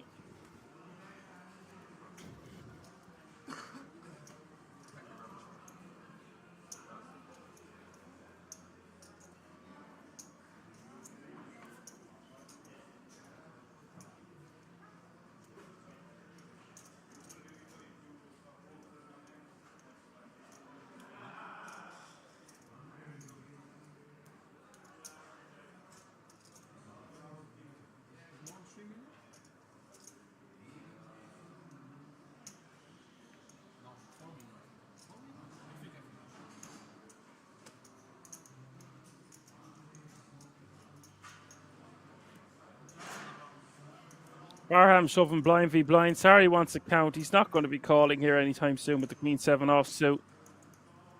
And he will let it go. You see him wearing a King's hat, by the way. Might be your last chance to get a stocking stuffer in the post. If you're new to this channel, be sure to give us a like, subscribe, and a follow. And you can find out all the additional information. And we have a merchandise store at the website www.kingsresort.com.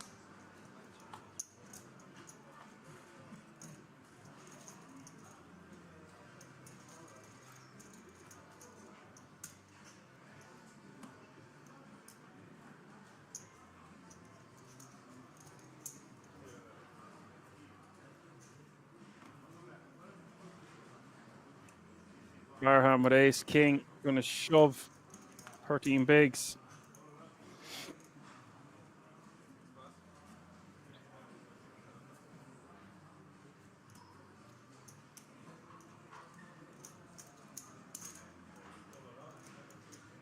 Takes it down.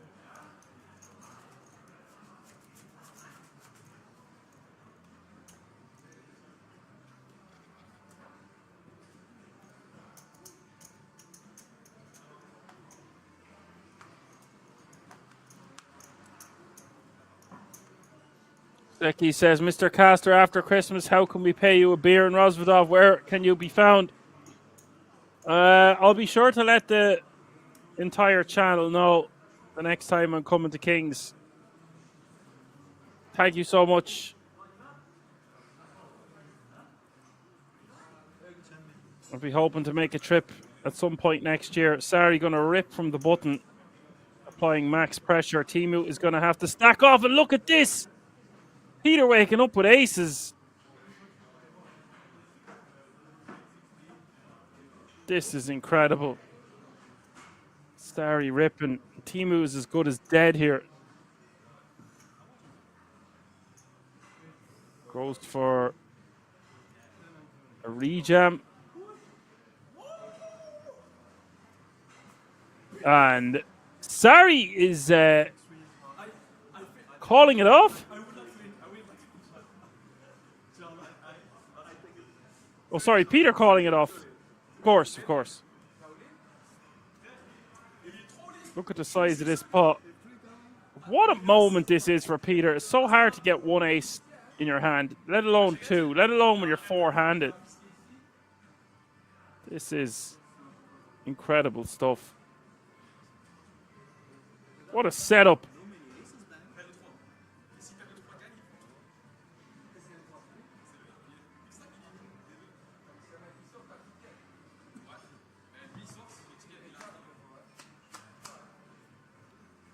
Barham looking on. Could easily net himself a 10k ticket here. Somehow Timu can hit a 10 for the win. Sorry, going to be back down to 69 bigs. Peter will be up to 22.8 million. Turn is a queen. Now has a queen working for him also.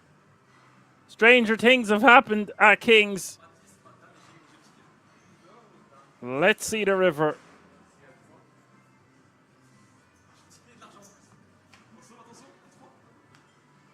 Oh my God, it's a lady. That is so disgusting. It's incredible. Timu hitting runner, ladies of the night to secure a victory. Goes back to 20 bigs. Peter takes a sizable chunk from Noah Sari's stack. And Barham, who thought he was guaranteed a 10k ticket, is now the clear short stack. What a hand. Always a surprise around the corner at Kings. That was incredible. Absolute scenes here on this Monday night.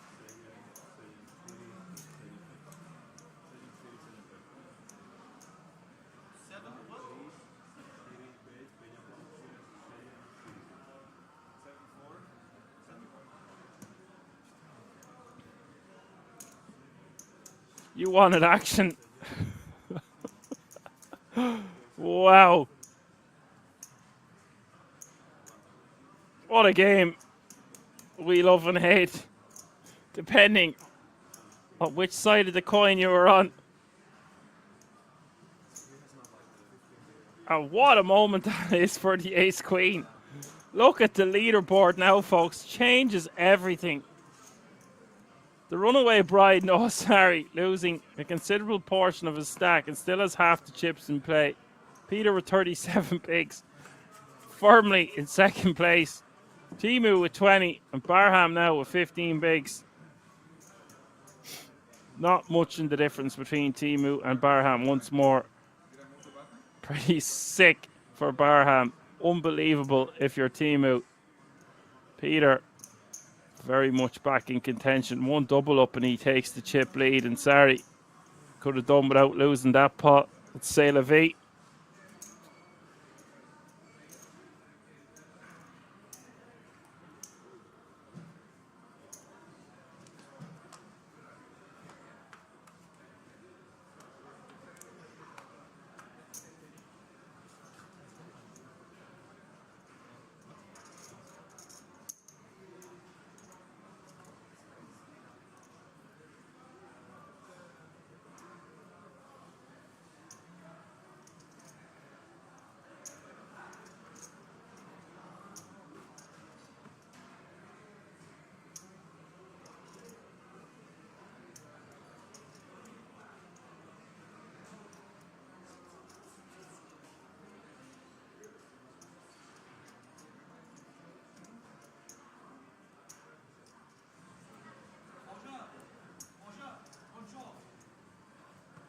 Sorry, 10-9 suited, min raising.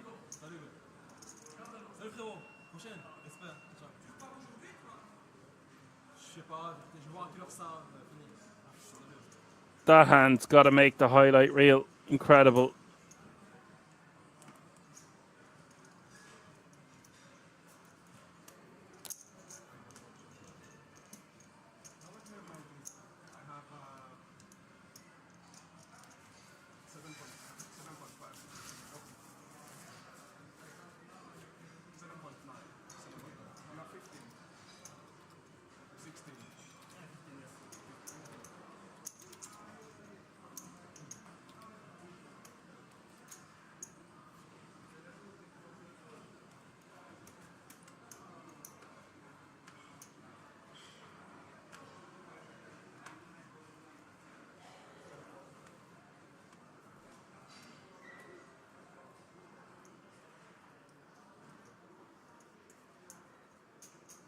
.420 says that's karma for Hatem calling 3 for double KO and now he's shortest.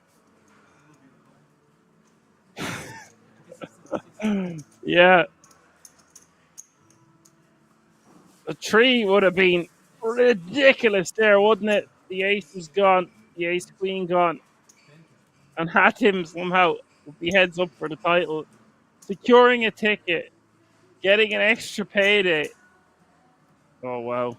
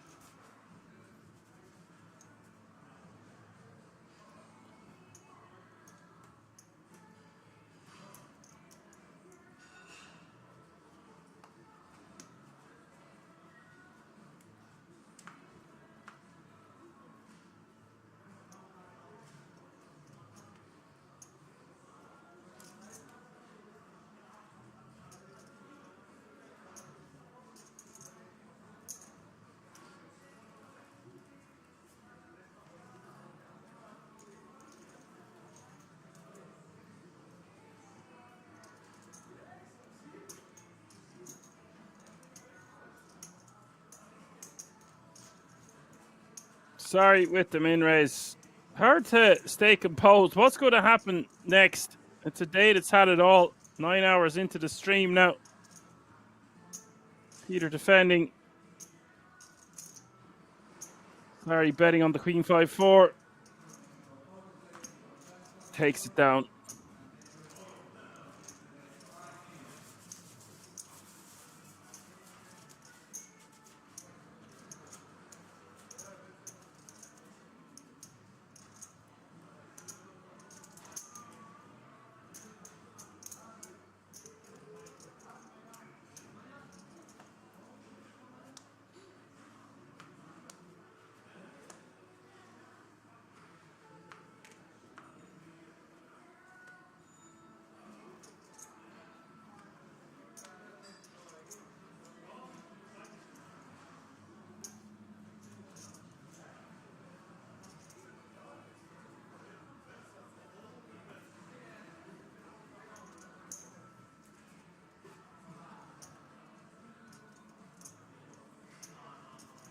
Barham really needs to go for it now with 11 big blinds.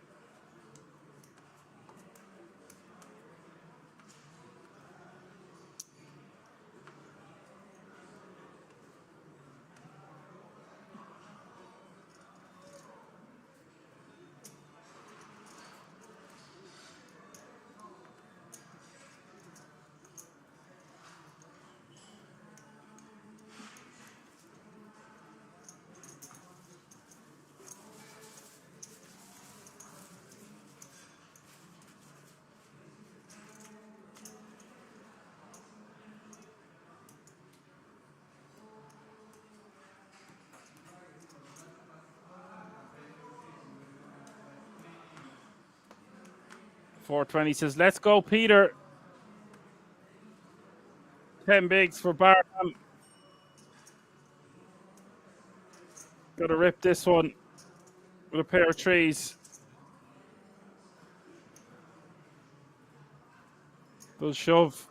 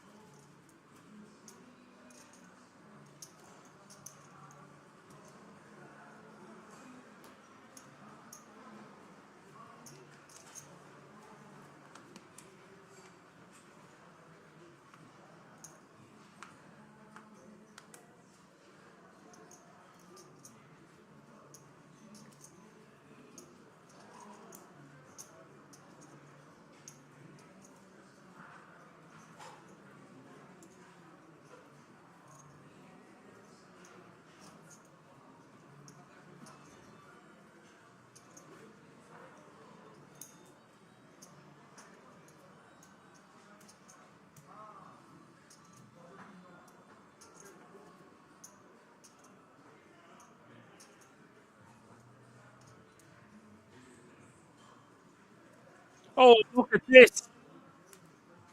Look at the chat for 2 seconds. Timu with kings. Barham with queens. This is insane. Barham was a dead cert to get a ticket and an extra payday for him. And Timu now with the kings of kings. Set to put the nail in the coffin for Hatim Barham unless he catches the lady. It is Jack 8 deuce. Turn is a 3.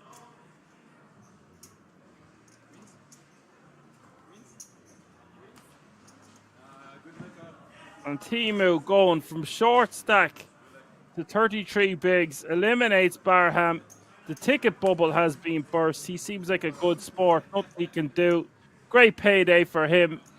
Unlucky, sir. Good game nonetheless. Great score. And now we go three-handed for the title. All players can breathe a sigh of relief. They have secured the 10k ticket for themselves, which is a massive bonus considering it's a huge portion of their winnings.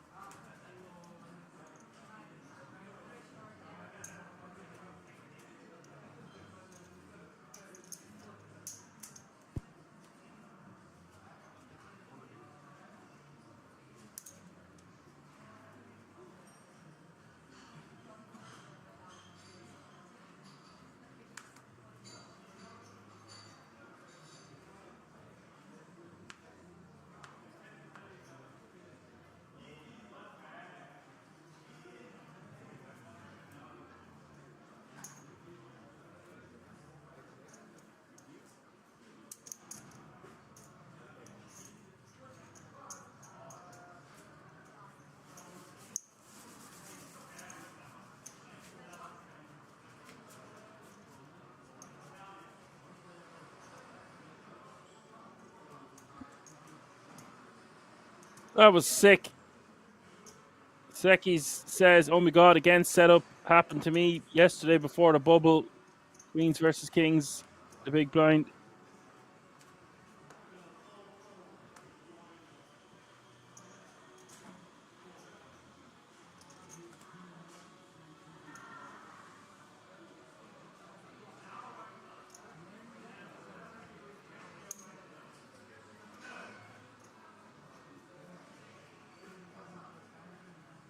Sari in the small, Timu in the big, deuces against the King 10 of spades.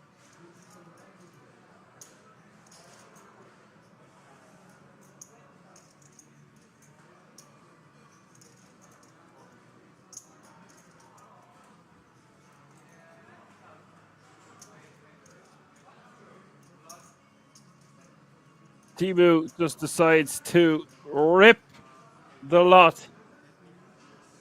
Oh, sorry with deuces. Two little duckies in the pond going in to the muck.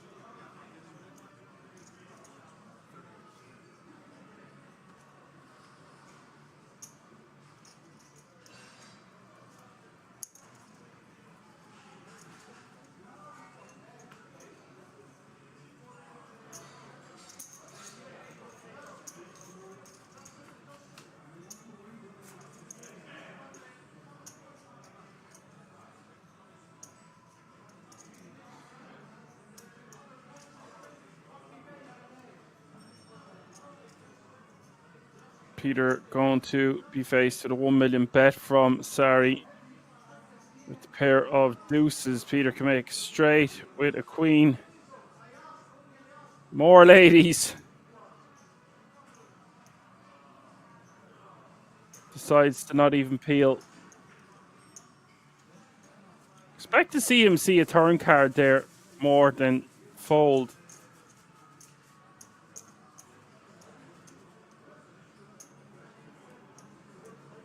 Oh, Sari can just keep barreling on turn and river. He is in great shape now, over 70 bigs. Both of his opponents in or around 30 bigs. Championship rounds, folks. Still so much chips in play. Peter, Queen 10 suited.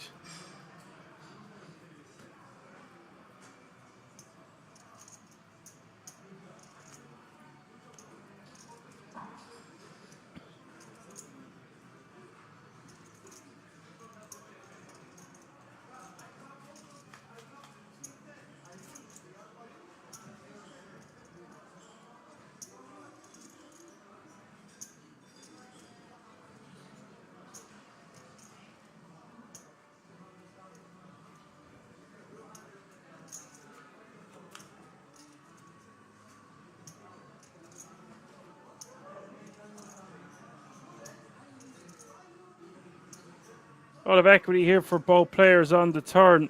Sari with a flush draw of his own. River is the king. On that run out, I feel like he should go for a bluff here on the river. Sides against it. Knows Peter's capable of calling him with a 10. It's unlikely that Sari has an ace once he checks back the turn.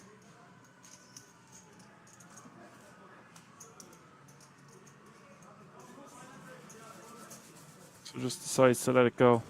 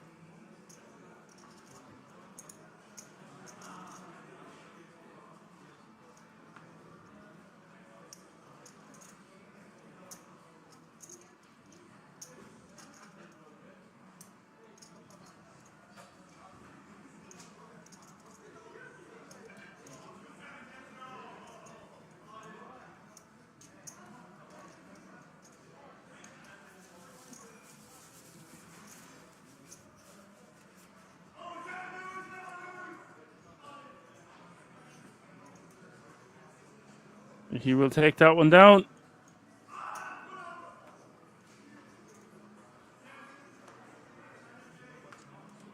Hearing a lot of commotion going on in the background of Kings. Not sure what that's about.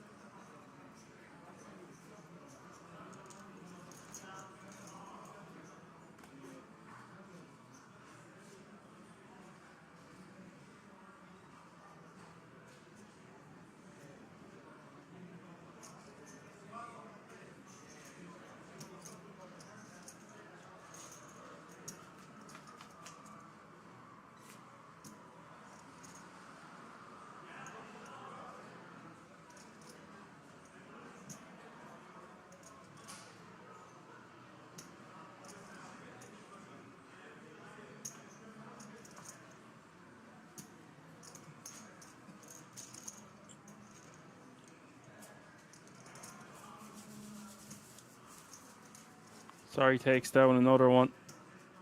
7-4 of diamonds this time.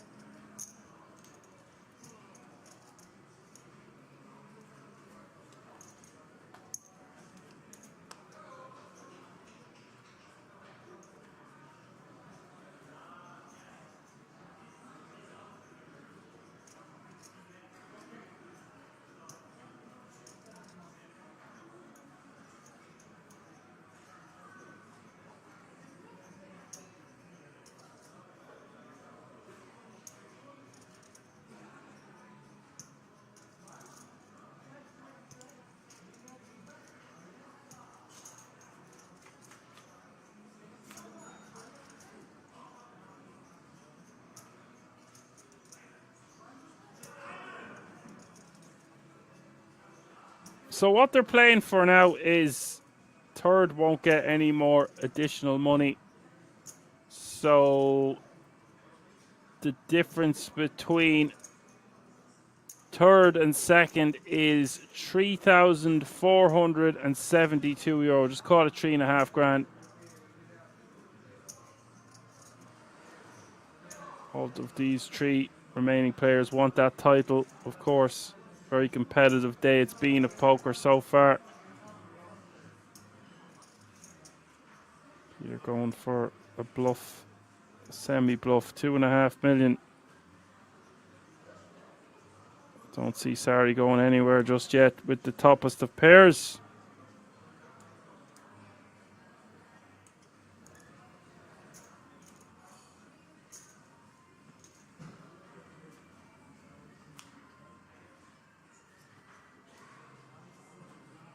Big river there for Peter. Gets there with the straight. Moves all in. And was a pretty shit river for Sari to call with top pair. A lot of two pair get there now. The straight completes. There is busted clubs and busted straight draws out there. Really interesting to see what Sari does here. We do have top pair. Perhaps we just have to pay the man. There's too much hand, blind v blind. And look at the difference that hand makes. Sari calls him. Now Peter has the chip lead by over 10 big blinds. Big swing there.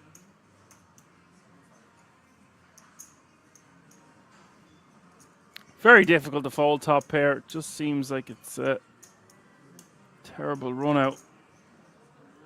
But like I said, there's enough straight draws and flush draws that miss.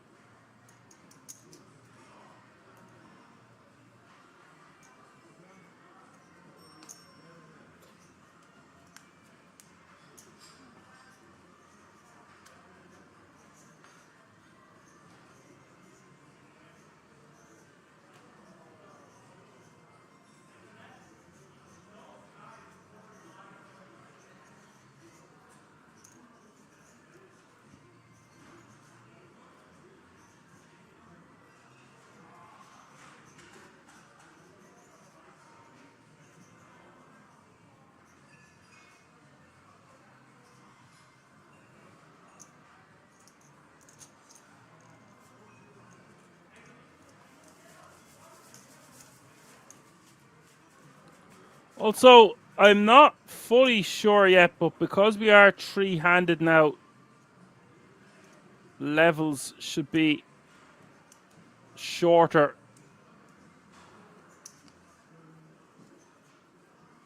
They should go to 30 minutes if they were an hour.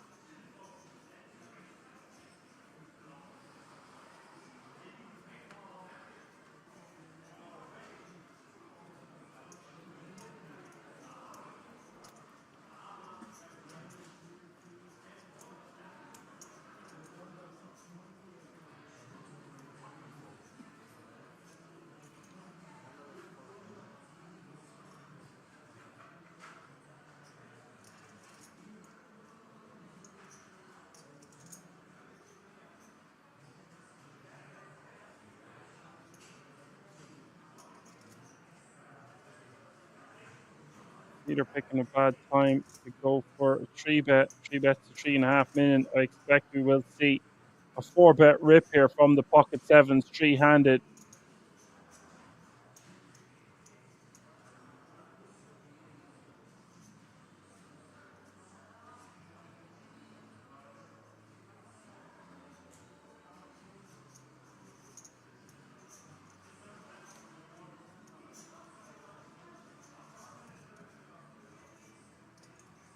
Emu, by the way, has total live earnings of $46,574 before this event.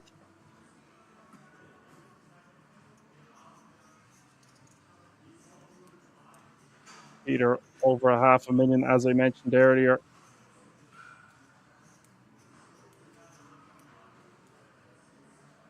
And Noah, he might be a cash player or something, but he only has 11K in his tournament live earnings.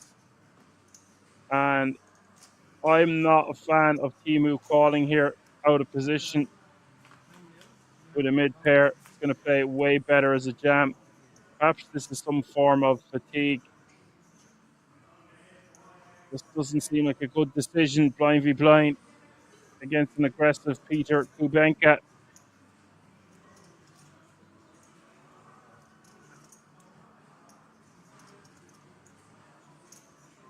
$2 million is the bet.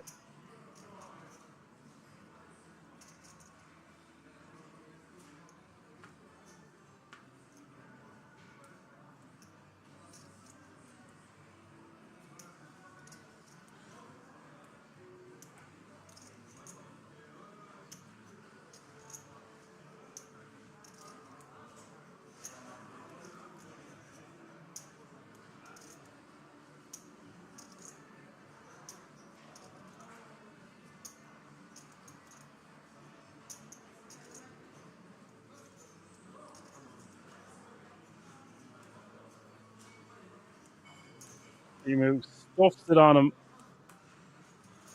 Gets the job done. Takes down a nice pot. Just one over card two is pocket sevens. He's a non-believer that his opponent has a 9 or an overpair.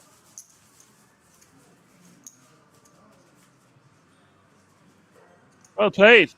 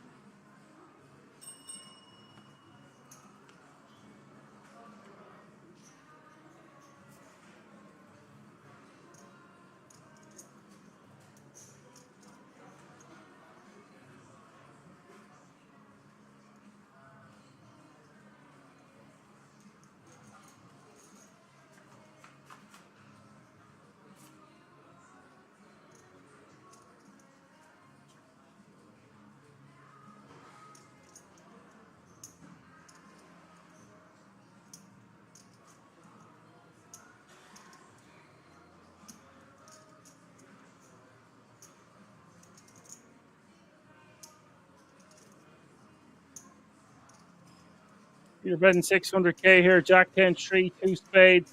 Emu. The hand he might want to continue. He's got backdoor hearts working for him. King high could be good. Them's are raising chips. There's the 1.9 million. Peter lets it go.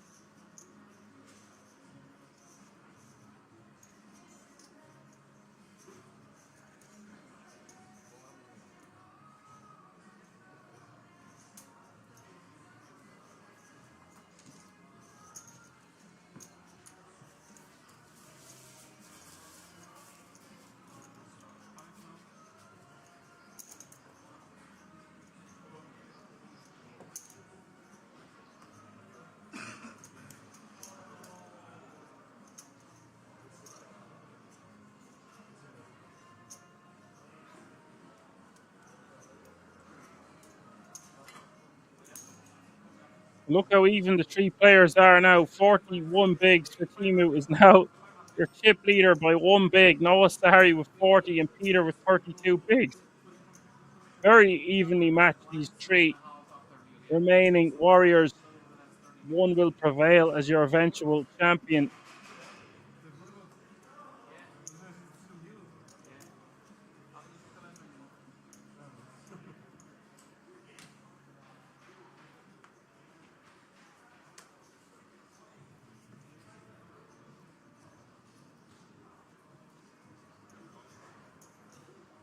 I do believe they're playing 30-minute levels now. That used to be the way it was anyway. And considering they've made a deal on top,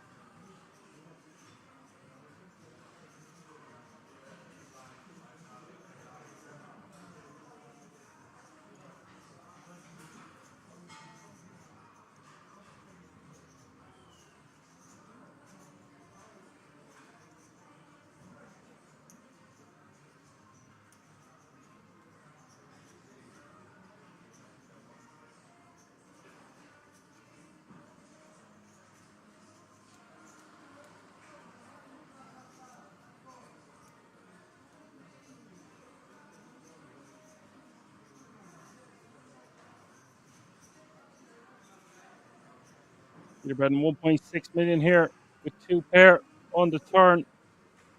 Sorry. I think he wants to continue. Just has bottom pair.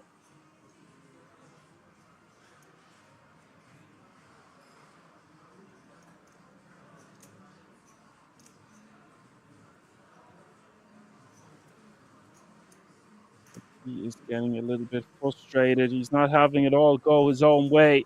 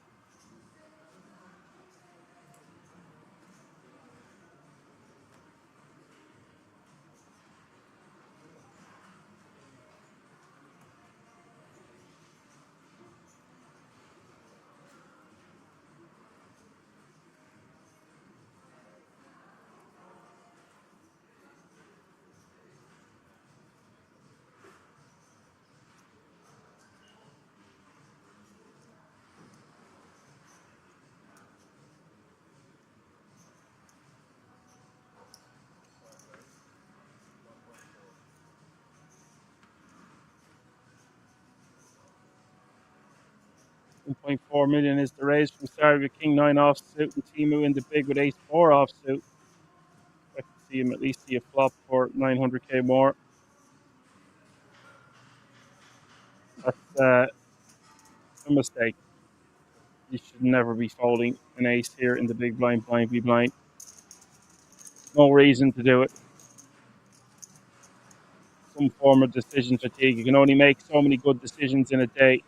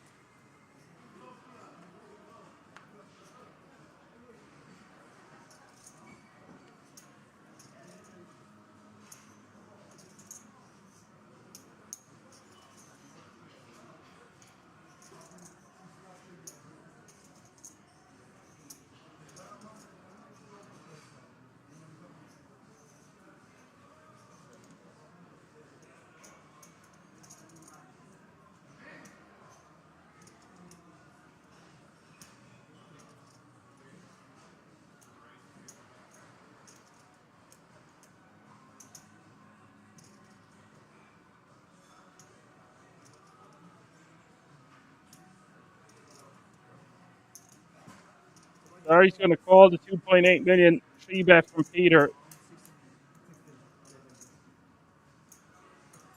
Bit of a wide peel to say the least here.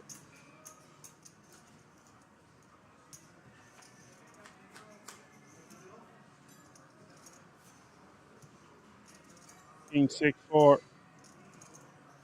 Great flop for Peter. And ref that king. We've got the no flush draw.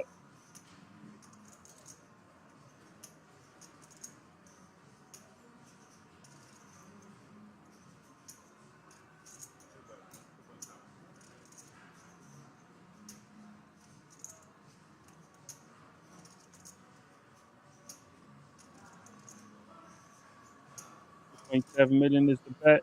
And Sarri will let it go.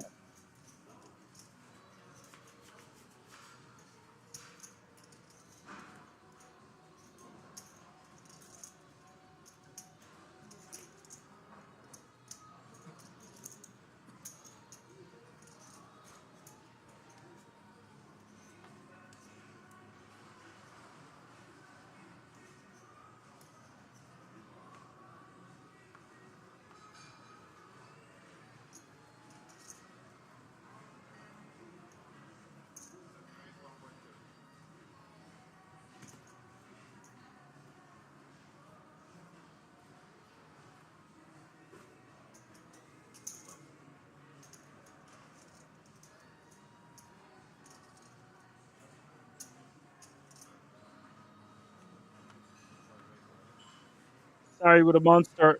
Just decides to rip it. I know the blinds have gone up 250, 500, 500, but that also seems a bit of a huge jam to me. He's done that a few times with stellar hands. I think he could just go for a 3-bet and call it off.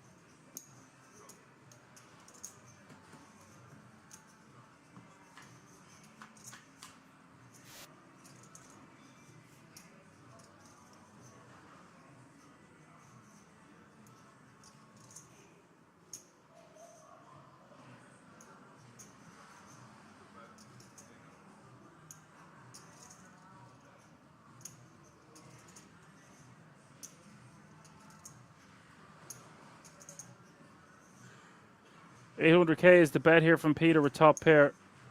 Timu with the same hand is going to call.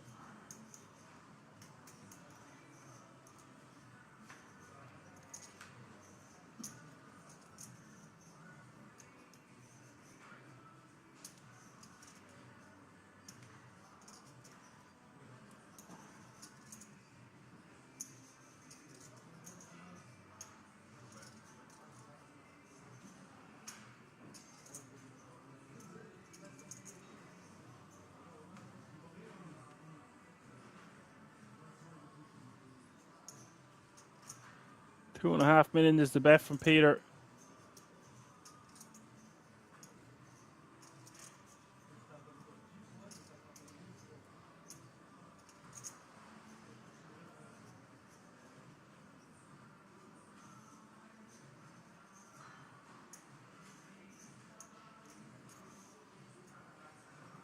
Timu going to call again.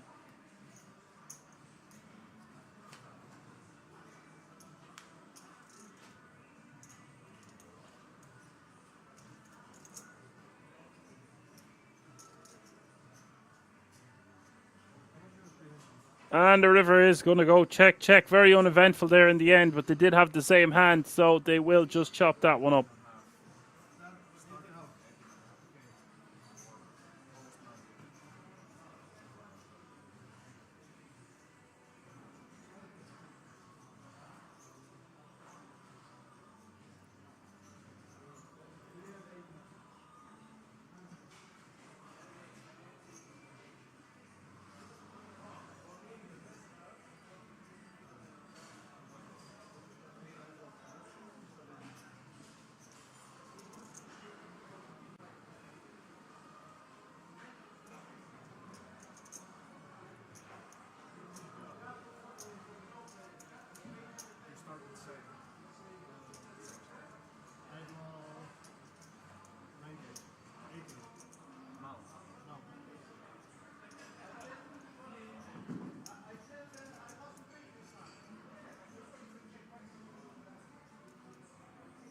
Well, looks like he's put them all in. I thought they just checked. I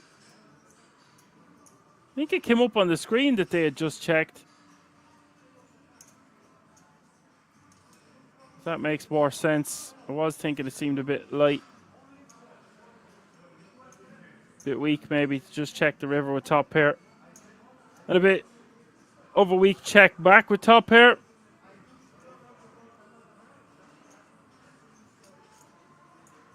So for Timu here, he could block some straights with the 8. And he blocks some other straight draws. He's got top pair. Difficult to fold.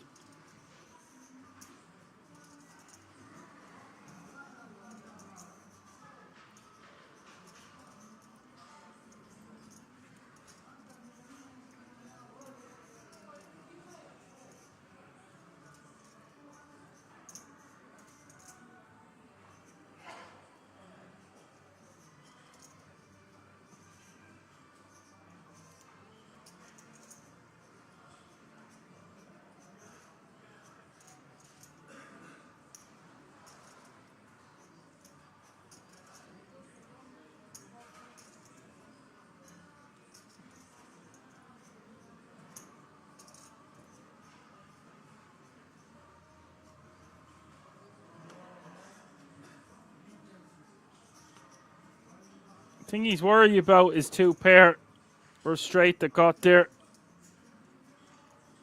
Not sure what he's going to do here. I'd be more inclined to call than fold. Does lose to King 10, King Jack, King Queen, etc. So he is worried about being out-kicked, but we do have top pair. We are three-handed. He's about 2.5 minutes in the tank now. What would you do with this one in the chat if you're still hanging in there? Getting close to 10 hours on the stream now. I understand that a lot of people are gone to bed, etc.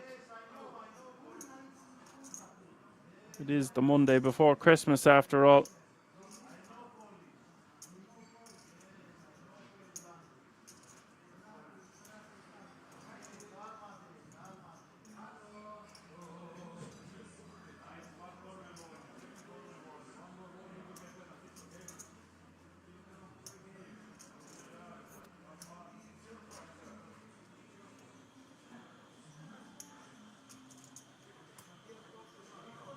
Does call.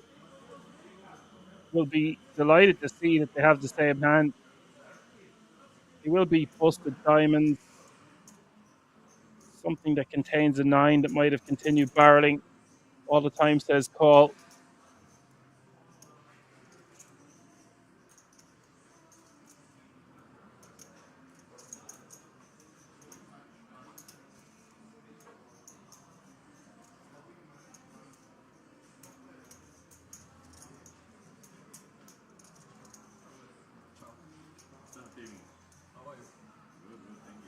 They will chop that one up.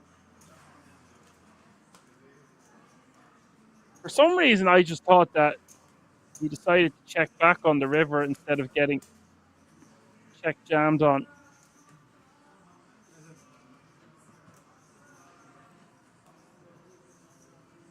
We can't all be winners.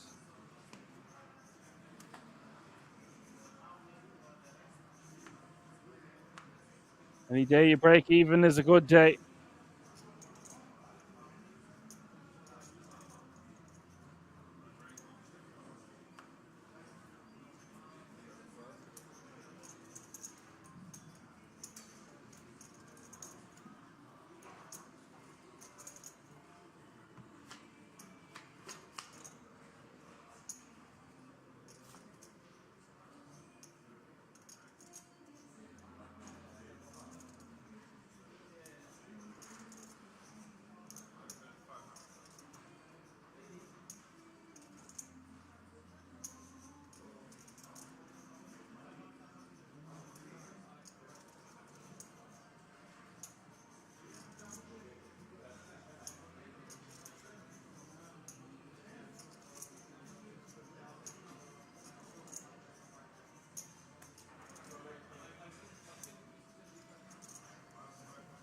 Noah takes that one down. Peter releases on the ace jack jack. Not much he can do there, Peter.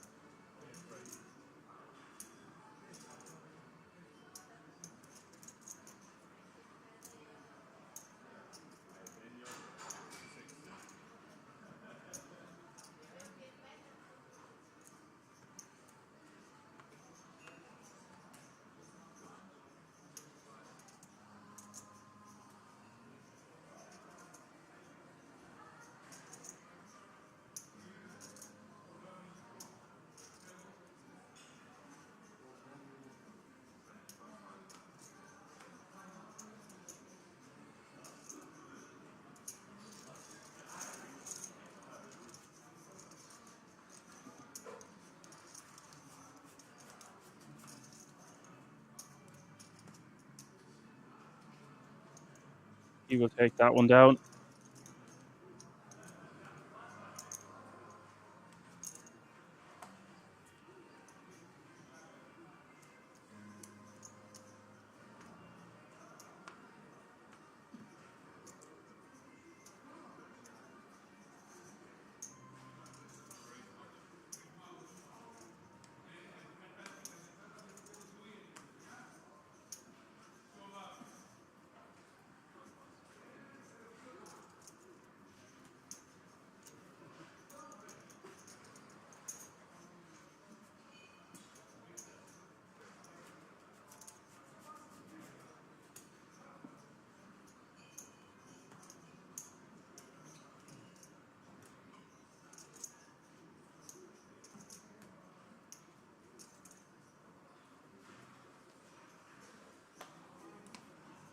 Bird says, must leave, bed is waiting.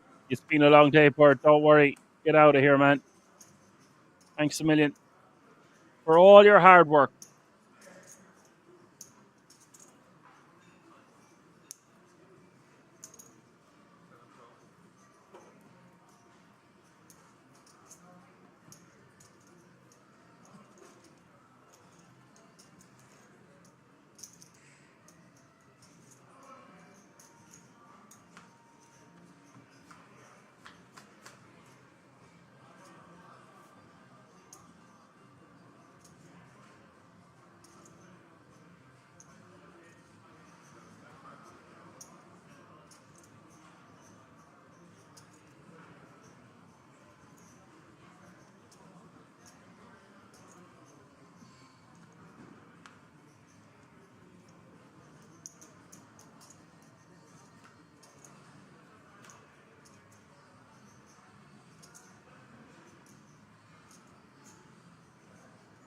Peter with the best hand here on the turn. Emu checks it over.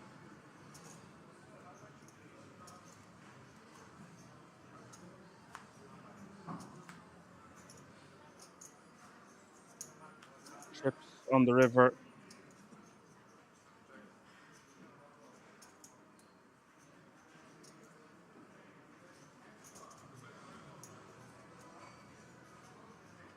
$2 million is the bet. Will be a pretty sick call here from Emu with Jack High. Beats some clubs, some diamonds. Something like 4-5 could be in Peter's range here. 5-6.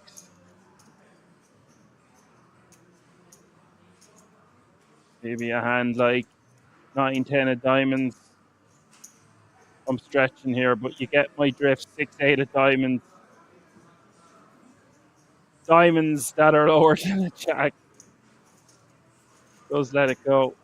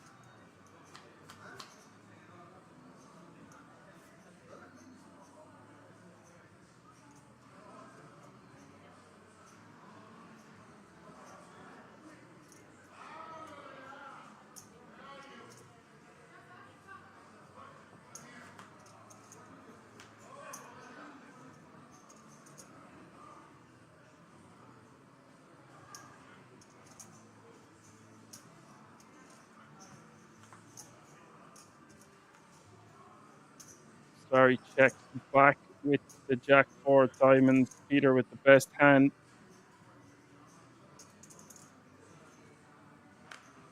Sorry, just going to check his option there. We'll lose to Peter's King High.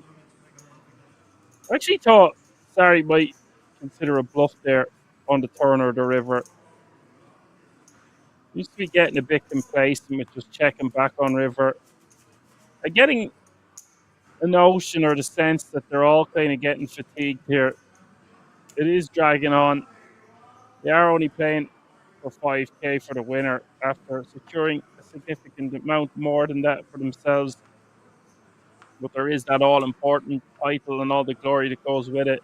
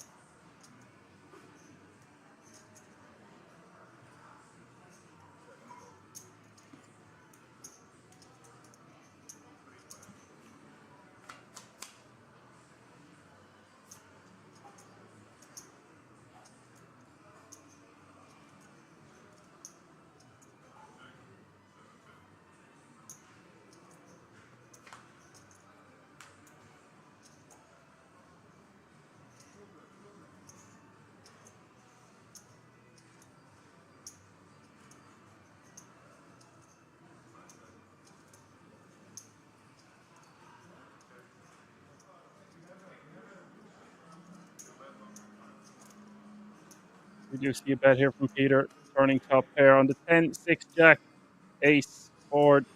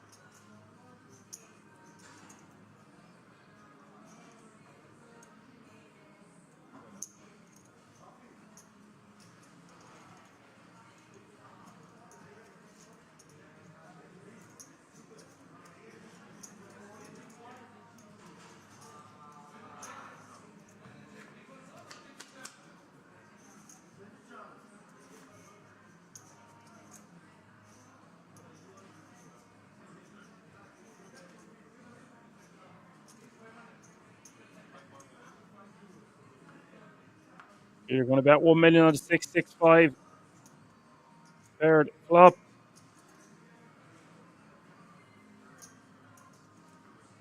Put that one down.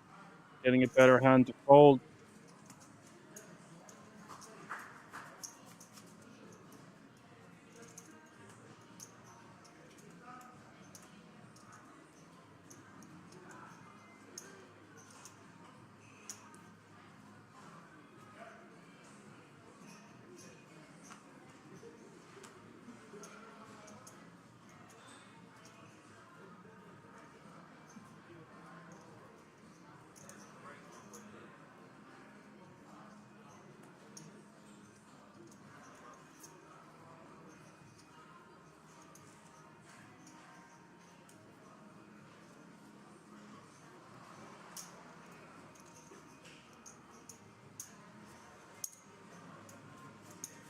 Emu taking that one down. The blinds and antes with the A7 off suit.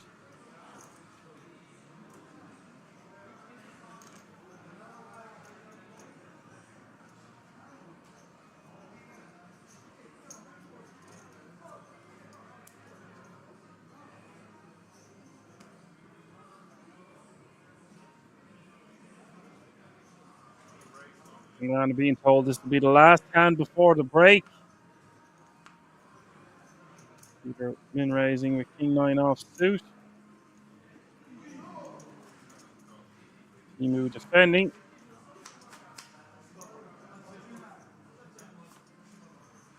King 3 trips for Peter.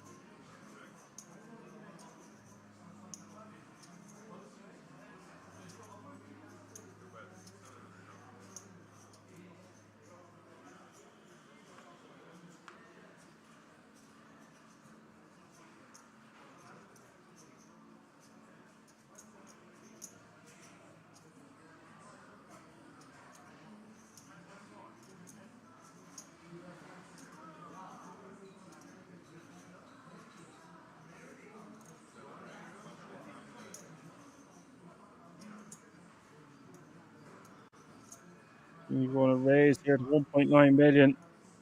Ill timing.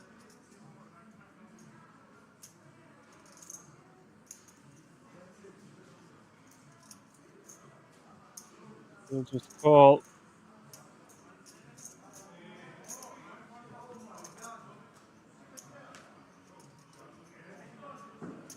Here's the spades, hits the turn.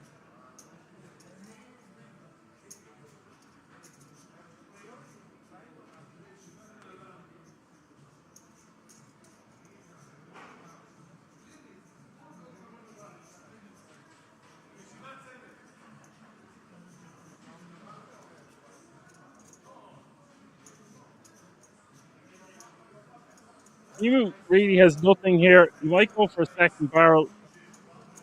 He goes for another barrel. We can see it's clearly not going to work. We will get an ace high type holding to fold, or maybe a 3.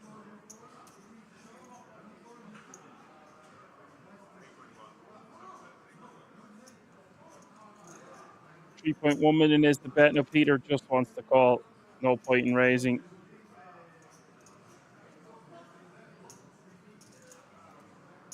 Make it look like he's got a big decision with a hand like maybe 5s, 6s, 7s, 8s, maybe a hand like ace 5 of spades, ace 4 of spades. Even any spades really will continue here. There's 5. That team is going to be forced to shut this one down. Peter shoves, Timu folds, and we are going on a break. Peter got a huge amount of chips now, 68 bigs. Let's see how they look on the leaderboard before I get out of here. Peter Kubenka with 68 big blinds, 60% of all the chips in play. Sorry, always in contention, no matter what it seems, is stuck in the middle with 33 bigs, and Timu with 12. That's how they're looking. We're going on a break for a good to 15 minutes. Don't go anywhere. We're going to be right back. See you all in a few moments.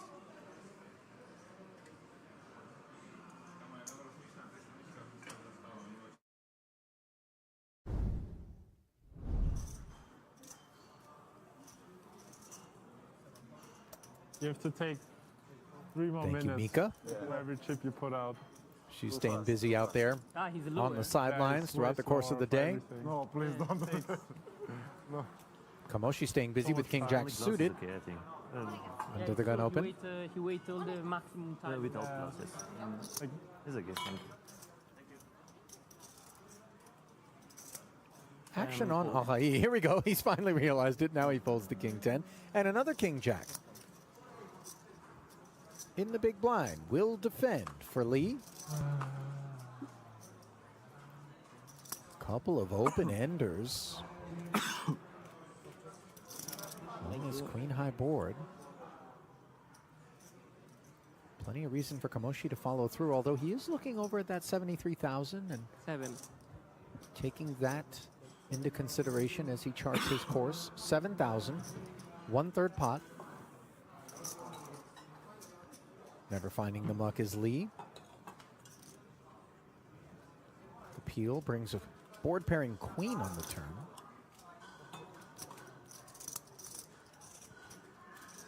This is a difficult spot for...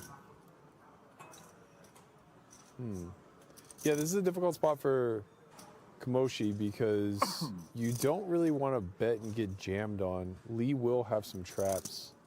He'll play Jack 9 this way some of the time. He'll play Queen X this way.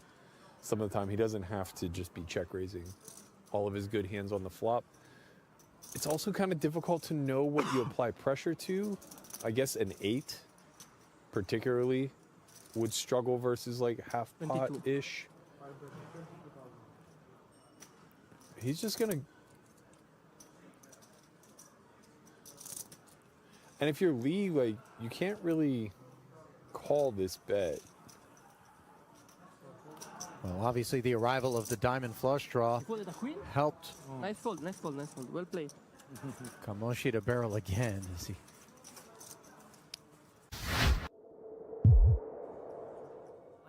day, it wasn't like that. Now everybody is either selling action or state. So you have more availability. Yeah. You don't need to have like a bunch of money yourself. Yeah, You get somebody with money, and there's a lot more business. Also, Bitcoin doing good is good for poker in general.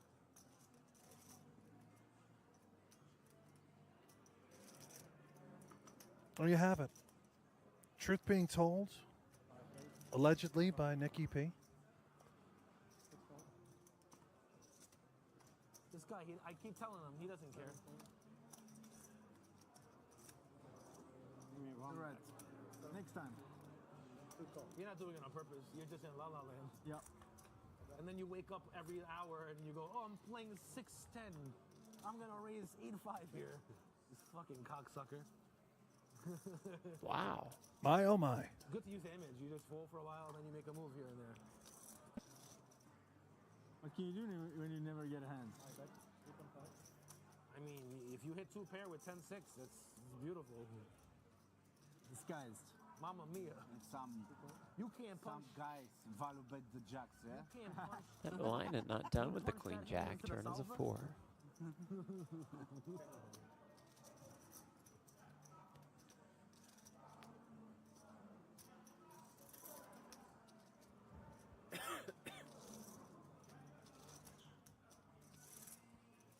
You look at solver a lot or no?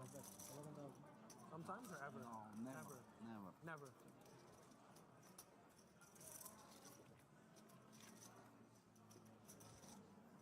Solver is still 4-10 on the river.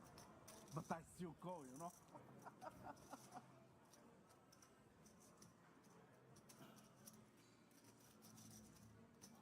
Right? Very bad play. Poker exploit. Very bad play. The check raised to 33K with queen jack.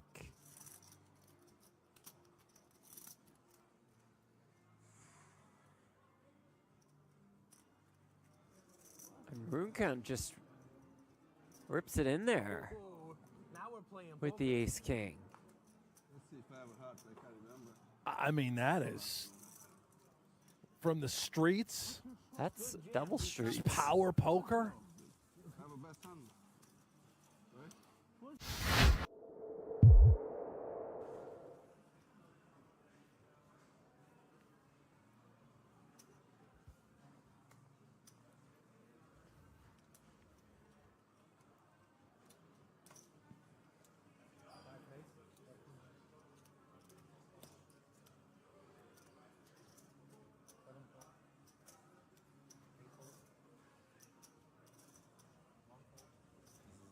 Very aggressive. He likes to squeeze when you see a couple of calls. He likes to do that. I mean, sometimes we wake up with a hand.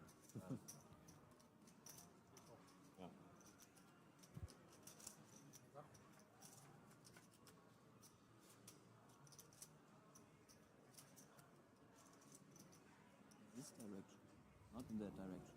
Yeah, we have to change things around.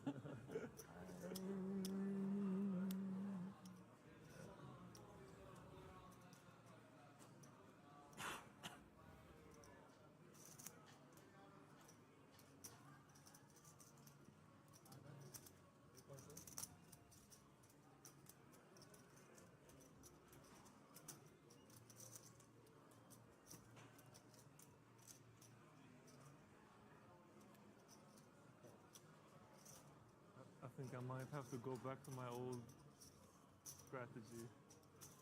All in. I saw you. Set of nines for the German. 5-6 now. Yeah, 10 Germany years ago. versus Germany All here in, is all in, Wintersberger all has the in. flush draw. Like online. Hey, poor. As long as it works. Online easier. Yeah. Tournament. Second bullet, third bullet. Hands bullets. And with key each. The overbet here, 11,600.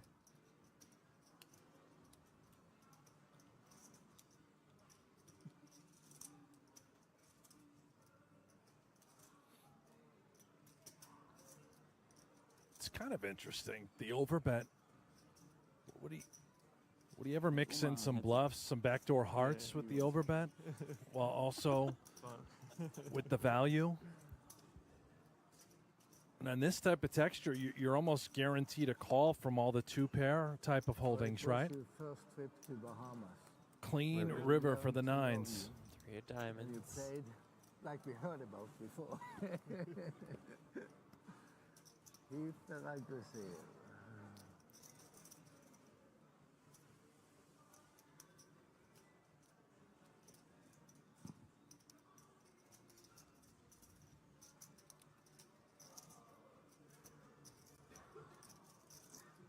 How much now?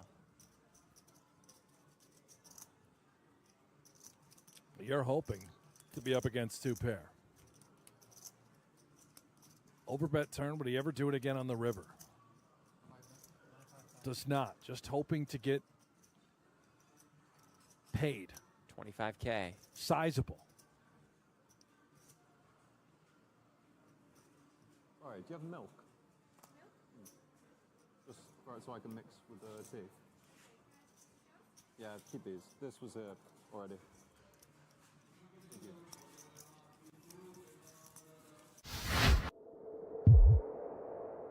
There's nothing. What you want? I have pocket kings. No, 6-4-3. He was almost calling for a chop. That guy. I don't care. There's he I have to call. I find it hard to believe. I find it hard to believe he had an 8. He didn't have an 8. No, he was such a bitch. There's no way he's folding an 8. Only he have 8. The first guy. But if you have it, you have it. The first guy didn't have an 8. That guy With the 10K? What? With the 10K. Look at Madani. Under the gun open to 1600, and he's just calling with queen 5 suited. The man does not like to fold. You pointed this out like in the second hand. I could just tell some players are like this, man. Any two will do. I don't know. That'd be sick. I don't believe him. I'm thinking in my head, I'm like, you think I no, can, right? No, in my head, I'm thinking, no way. You have 8. No, in my head, I'm thinking, there's no way this guy had floated 9 suited, right? I'm like, I thought it was 6-4 deuce with 2 spades. No, it wasn't. It was rainbow. No, I for have sure. pocket kings. And you got mad that it was a straight on the board, so you went all in? Yeah. These fucking fish.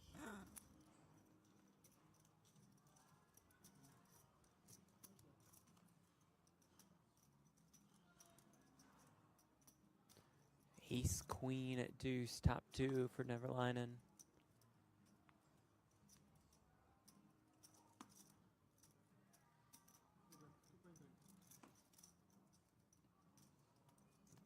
I can't fathom Madani going anywhere. He's got middle pair, backdoor spades, little potential with the wheel, and he never folds, so he's in. It does turn a flush draw. this 19K behind. Could be a dirty one. This guy is something else. I don't know what made me think. You see his time? You ever see the movie with Justin Timberlake where, like, the society, they get paid with time? You know what I'm talking about or no? No. So they work and there's no money. Their money is time. So they go, like, they work their job, and at the end of the week, like, they get, like, time added on. It was a sick movie with Justin Timberlake. You know who Justin Timberlake is or no? Yeah, it was crazy. Yeah, but movie, this actually. is old movie, yeah? Yeah, and if you finish the time, Yeah, you're dead. Yeah, I know the movie. And then he's like he played a poker game, remember, with one of the people and for like a lot of time, and he won. Yeah. I remember. Yeah, in one scene, he's playing poker with a fish. Is he thinking about just ripping it? I think so, and he does. Neverlinen happy to snap it off, and here we go. Second left, Justin Timberlake, and he wins the huge hand at the end.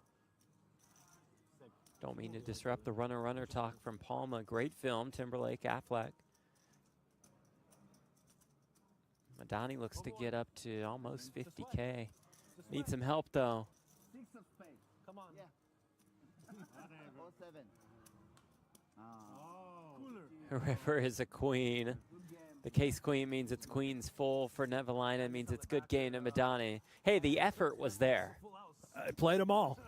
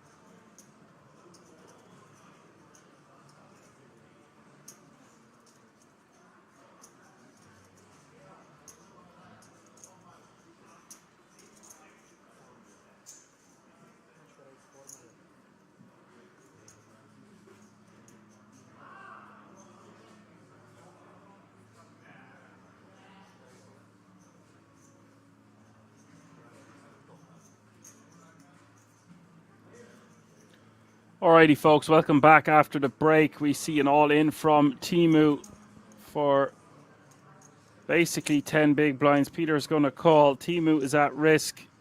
Good chance this will end up as a chop. Ace 3 suited against the Ace 6 offsuit. Queen 4-3 is the flop. Timu getting lucky on the flop here. Catches a piece. Turn is the king. Peter needing a 6, or Timu is going to be off to a great start. River is the 8 of clubs. Timu now playing 22 bigs.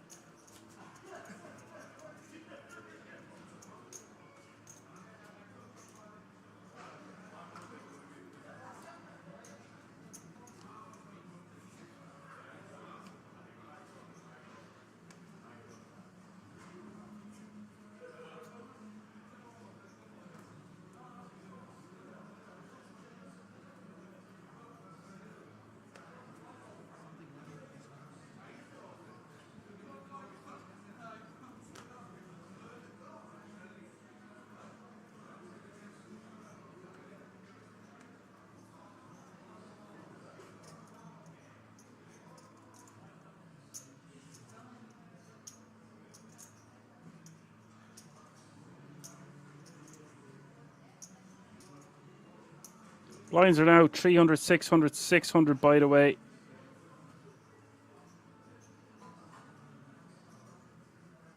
Timu is just going to rip on Noah.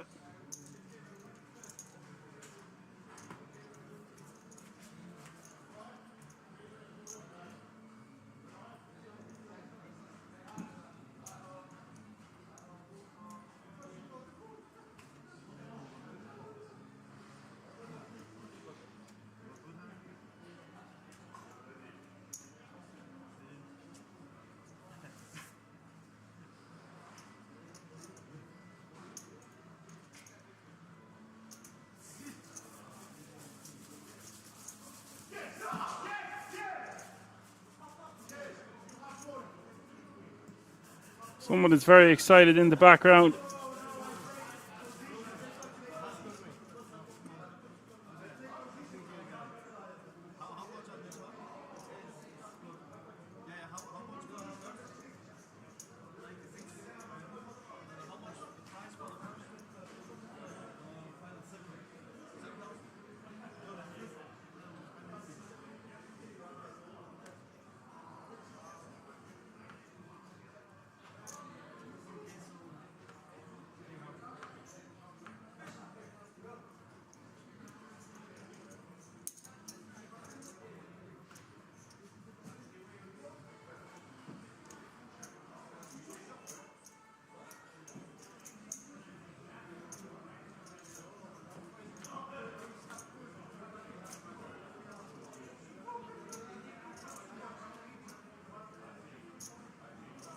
Nice flop here for Sari on the Jack 5-3, all diamonds.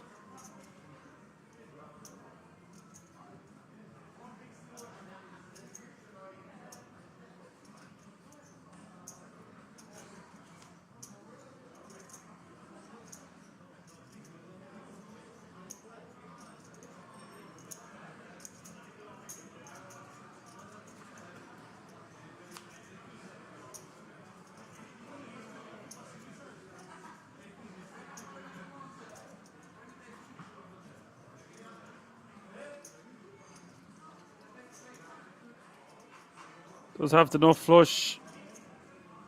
Pair board now on the river. Not much in it for Peter. There's Noah. He's going to make a very large bet and will not be getting paid.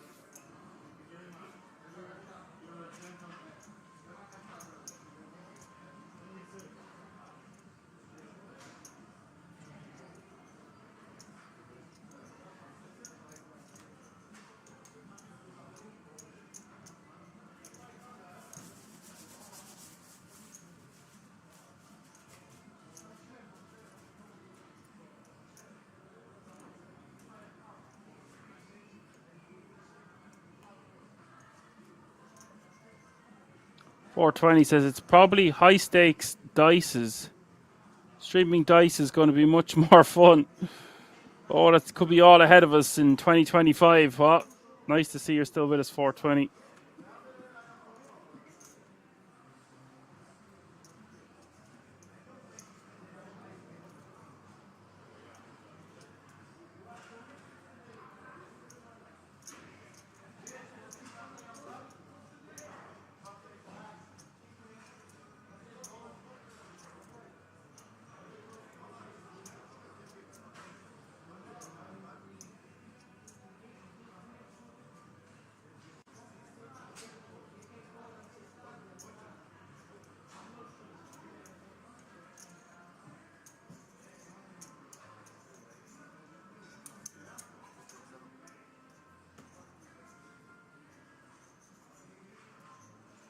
Timu really pushing the boat out with these 3 bets now.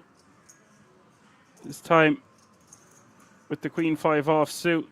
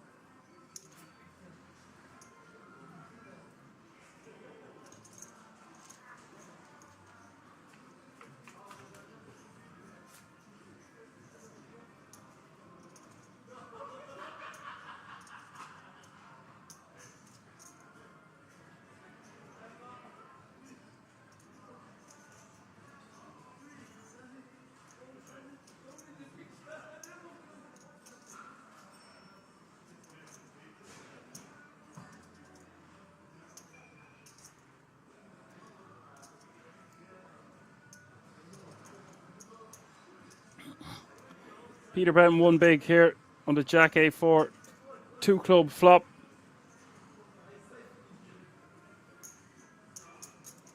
Timu goes for a raise to 3 million. Nice aggro play here from Timu. Now playing 16.6 million, getting close to 30 big blinds, 28 at the moment.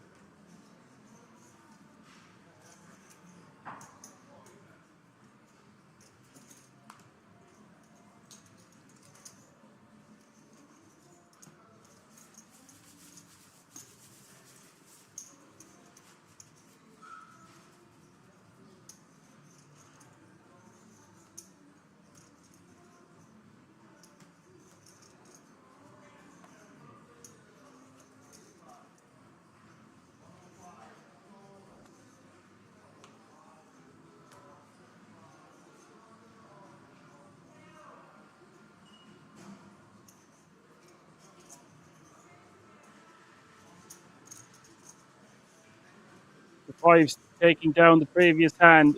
And Timu waking up with a monster here. Sorry, with King 9. Ace King in the small blind for Timu. He's won a couple of hands in a row. Does he want to just jam 25 bigs? I would personally like to see a 3-bet call.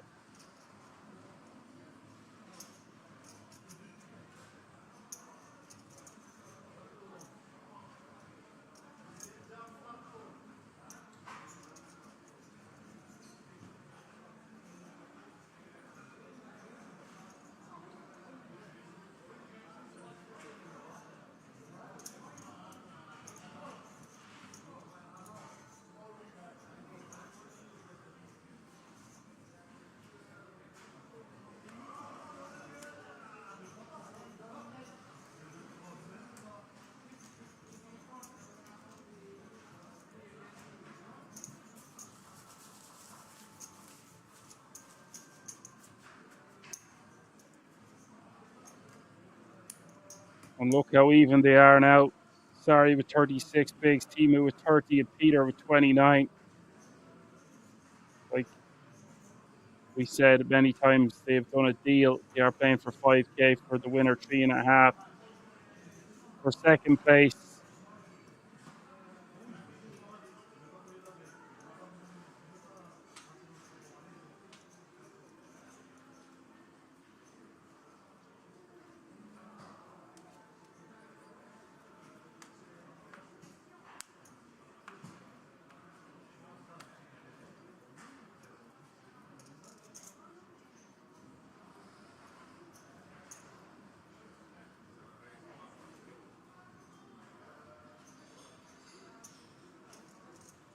Kings for Peter.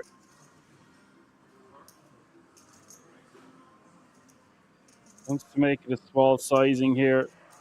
Small as in, not all in. This seems fine. 4 million total. And Timu might feel like Peter is going to be attacking the fact that Timu has been involved in a lot of hands since we got back after the break. We could see a 4-bet rip here, and I wouldn't be surprised. He's getting good odds. Might want to see a flop in position.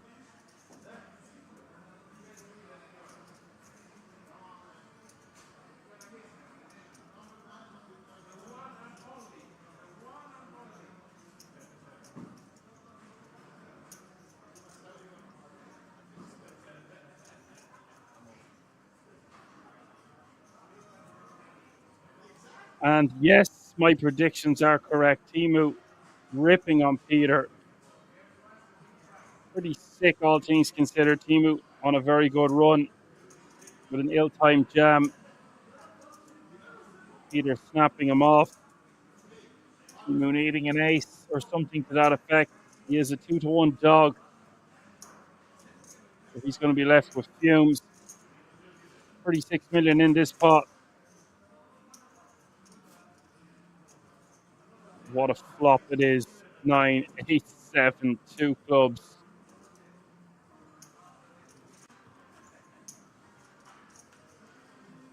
And what a turn it is. The 6 of clubs seals the deal, seals Peter's fate. And Timu now, the scrappy underdog, never out but down several times under 10 bigs, now finds himself going heads up for this title as a huge chip leader.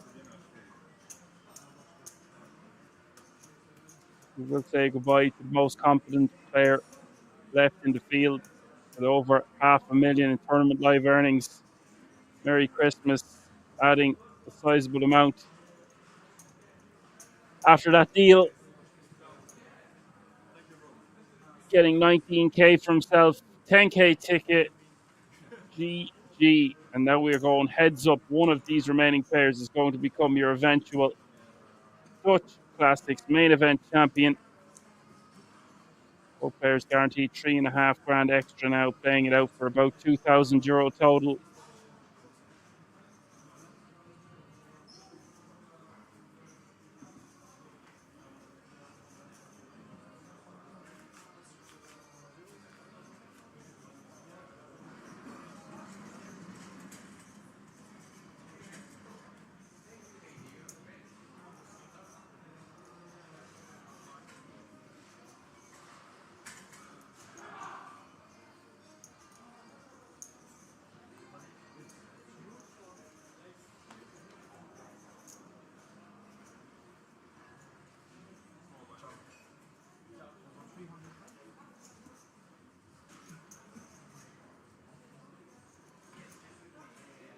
So 33 big for Noah. The rest of the tips in play for Timu.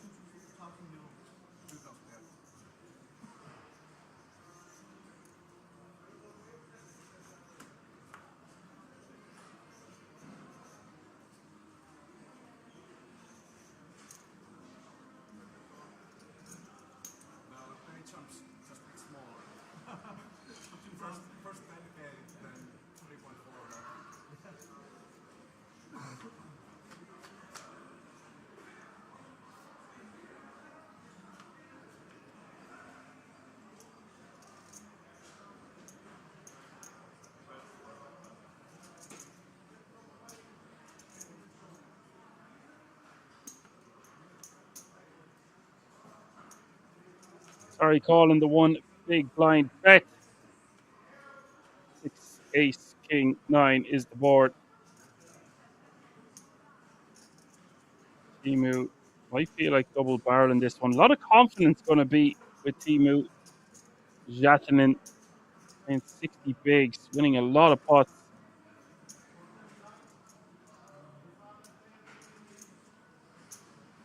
420 says, good game, good night.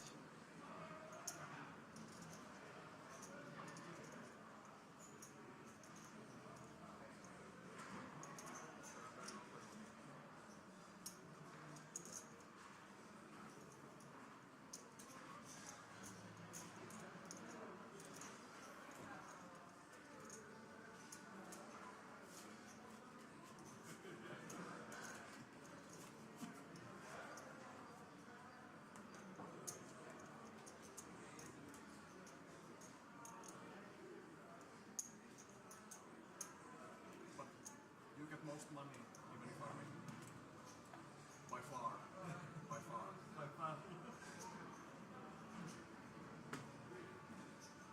And it's been quite a lengthy day. Fast approaching 11 hours. Could be a fast heads up battle, or we could be here for quite some time yet. Both players still well stacked. Still 100 big blinds in play.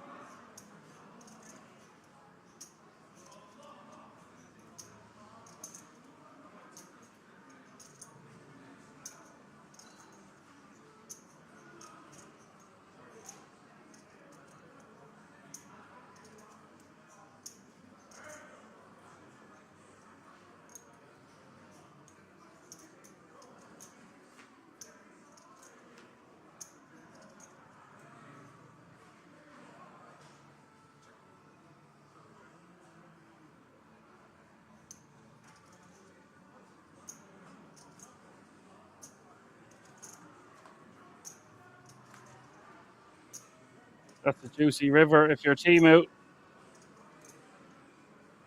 It's the best hand now. Very difficult to get paid. Sorry, going to check it back. We're trying to induce a bluff from Noah Sari. I was mushing wants the payouts. They already done a deal.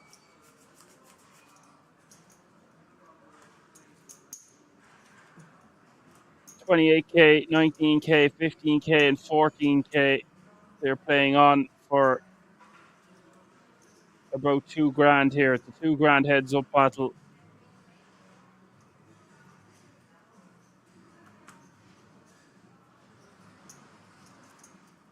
Emu needs to just keep chipping away, hit him with the jab, and go from there.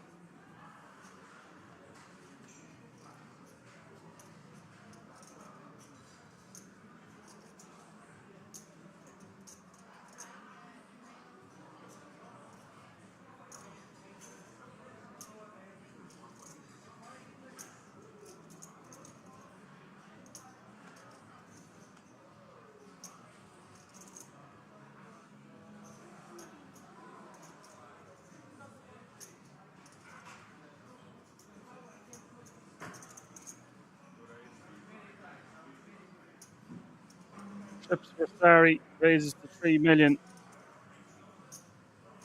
Emu not going to be going anywhere with his ace 10 just yet. He'll call nearly 10 million in this pot now.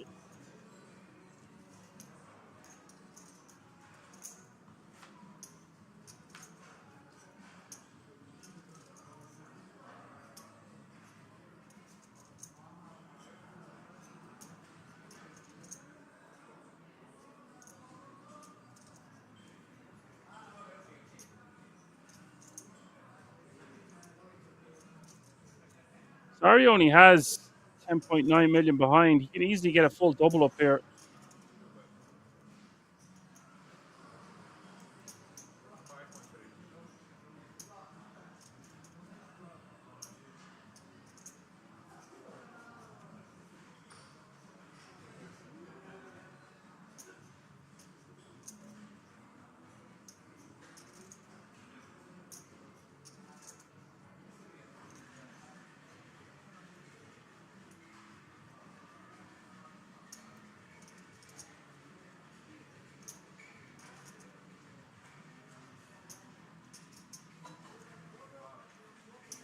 Emu can beat some draws. That 8 obviously improves some straight draws. Interested to see what Timu does here.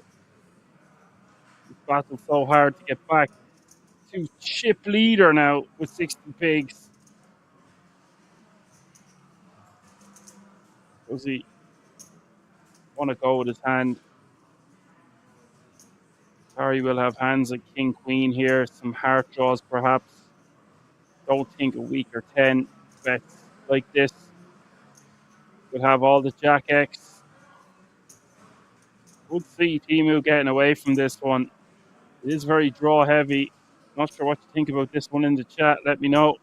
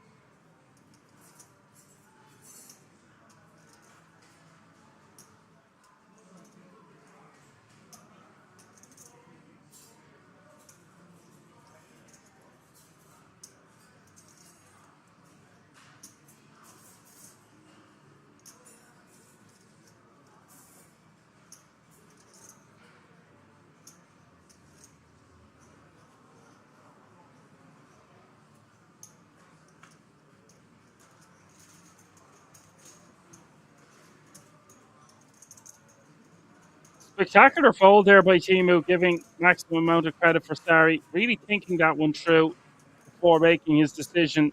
That's top class considering we are heads up. Wasn't sure if he could get away from that one on the turn. Stellar fold.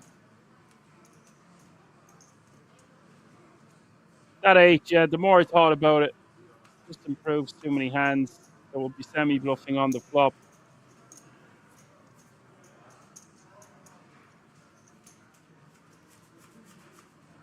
All momentum shifting in Timu's direction nonetheless, though.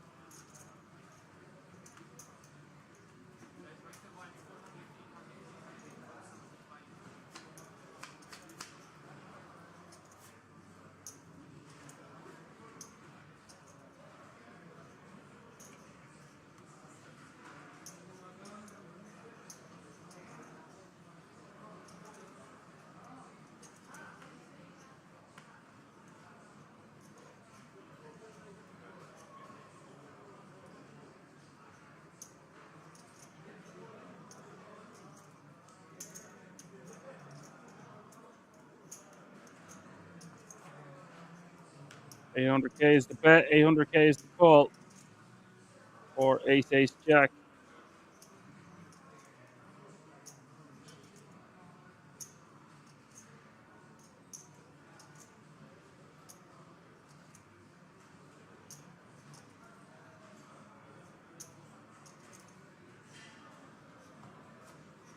You want to just check it back.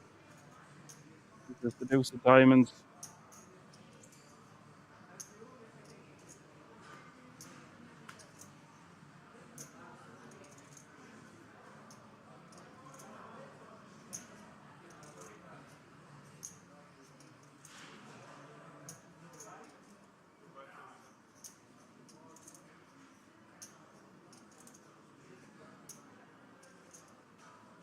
Sorry, recognizing it's going to be tough to win a showdown with 10 high. Will bet. Because, you know, he had the best hand. Doesn't want to get bluffed off his 10 high. And he's gaining traction there, Noah Sari. 21.6 million now, 36 bigs.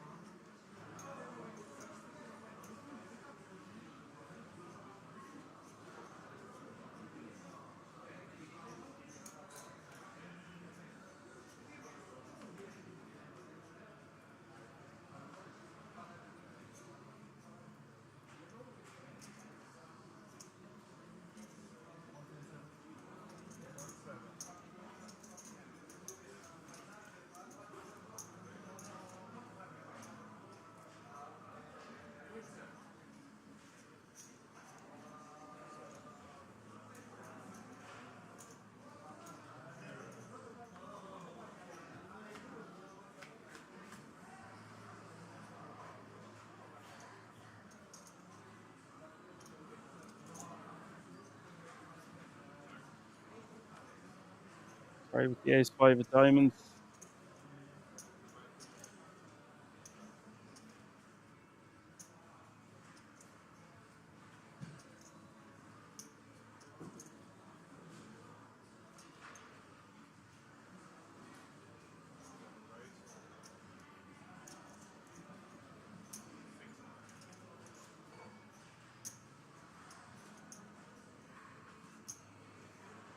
$6 million is the raise. Timu, not afraid to make these raises. Just with 5 high. With some backdoors working for him, of course, on this paired board. Sorry. Unfazed. No call. Turns the 6 of diamonds. Really interesting card, giving both players a straight draw. Timu open-ended.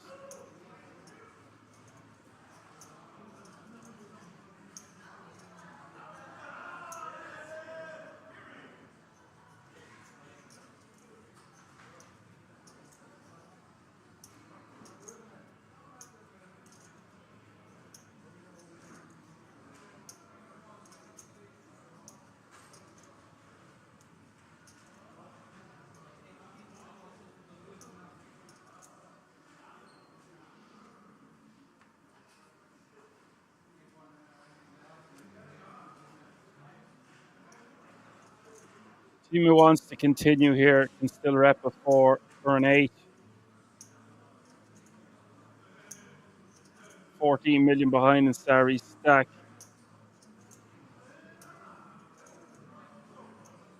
Does he just jam?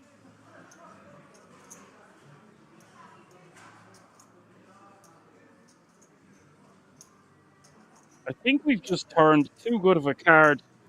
Once we've check raised the flop, and we turn an open ender like this, that's one of the kind of cards we're looking for. Therefore, I think we just go for it. 16.2 million in the pot. Don't think there's any point in arsing around with a smaller bet than all in.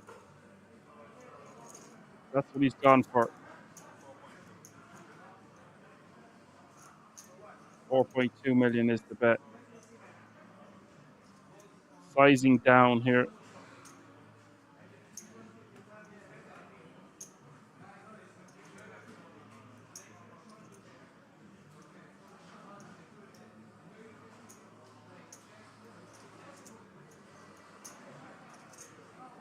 And there's a lot of money in this pot. One of the biggest pots we've seen in quite some time. Huge hand developing here in this heads-up battle. River is an 8.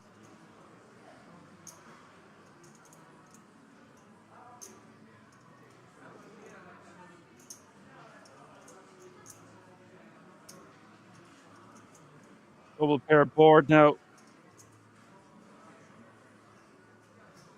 Emu finds it. He is all in.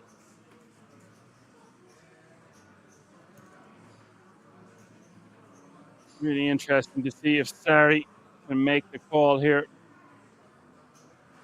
He can beat some spades. Beat some busted straight draws. And just some pure bluffs. Who do you think he's going to make this call? Let me know in the chat. All vote now. 12 bigs back for Sari. Look at the size of this pot. He makes the call. Incredible. Incredible. A non-believer on the double pair board. Blocks the straight with the 5. Don't think the straight no longer matters, obviously, on the double pair board. That is a top quality call. Just not believing his opponent plays an 8 or a 4 that way. And now has a dominating chip lead once more with 55 bigs. Timu with 16 has a lot of work to do after gaining so much momentum.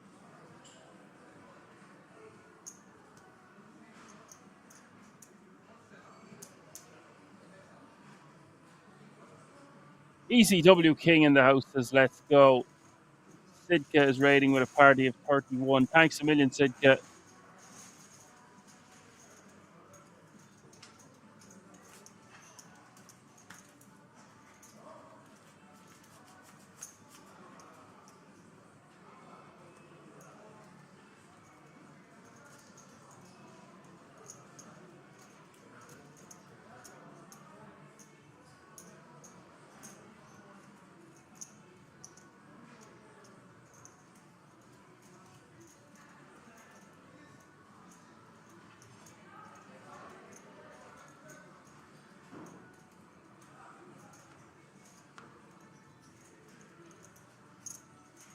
ECW says, hope you're doing good, Dan, and happy holidays already.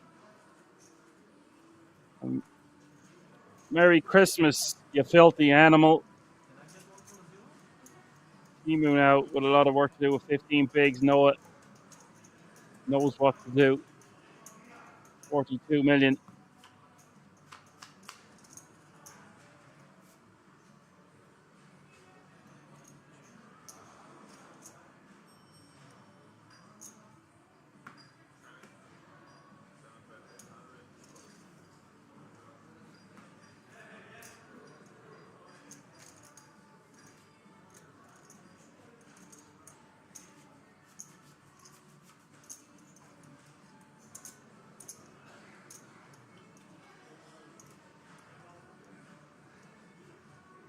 Timu's not going to go gently into the night, though. We know he's scrappy underdog. He's come back from the brink a few times already. Got to remember, Noah Starry, just 11k in cashes before today, or at least that's what his Hendon mob says.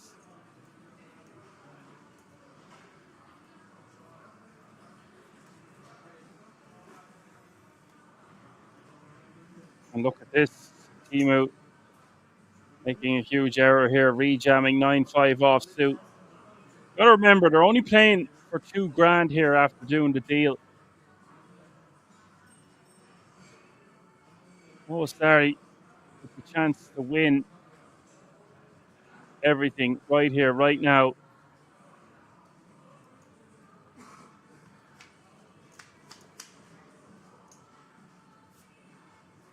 Oh, wow. Trip nines for Timu.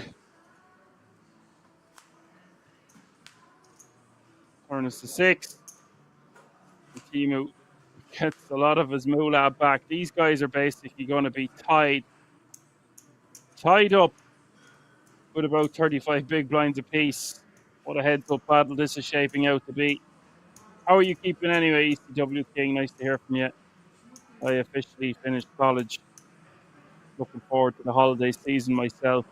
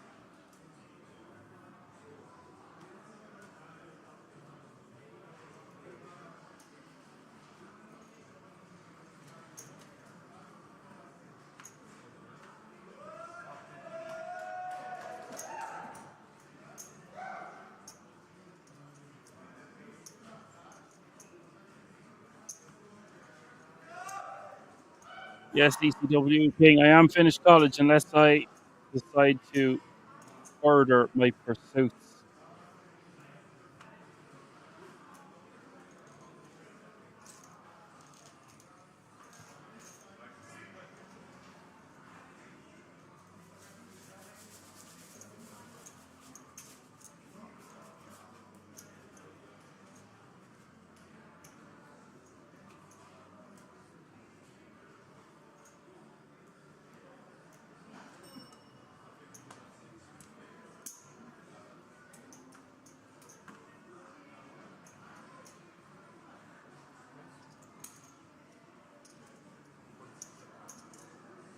ECW says, no, it can become a full-time poker commentator. Oh, jeez. Maybe if I had a co-commentator, I would be more inclined. I'm going to be playing a bit more poker now in 2025, hopefully.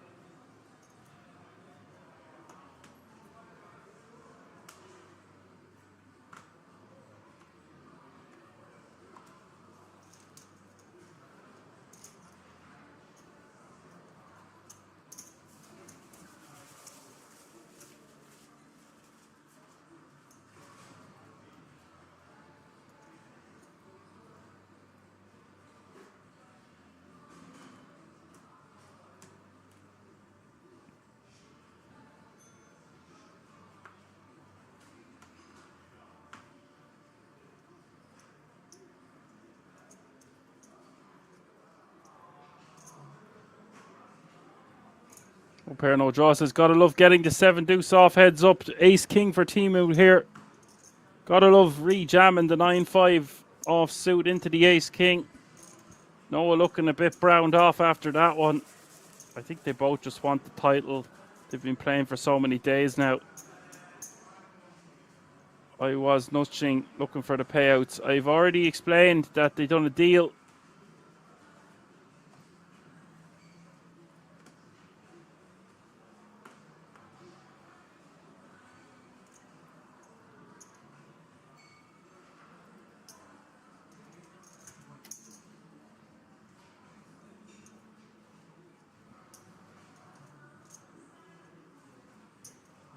But I put in the payouts into the chat there anyway.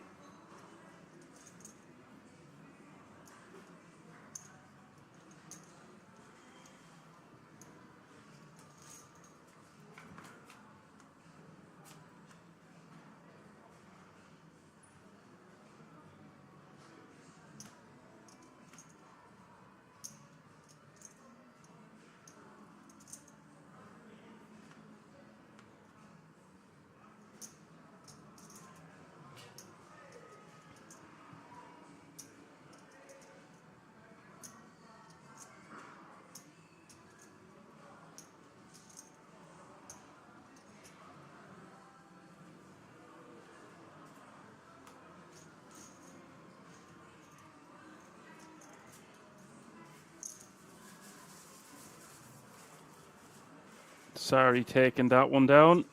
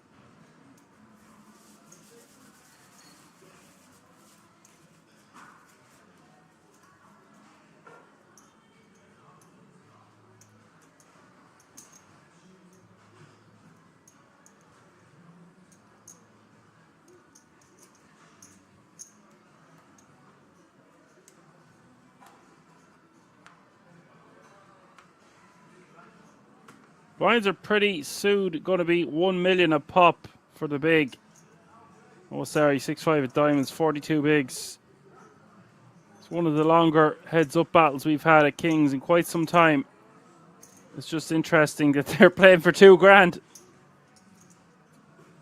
It's not just 2 grand though, right? It's the glory, the trophy, the title to be Dutch Classics champion.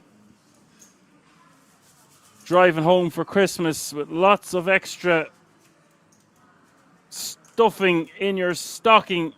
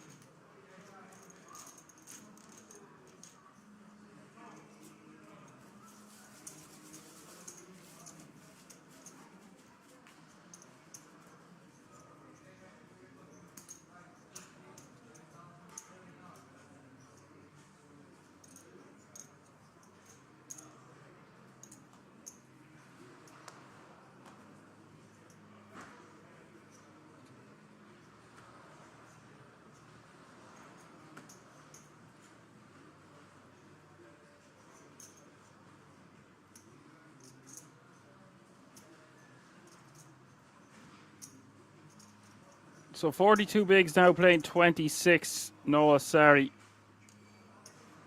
Putting himself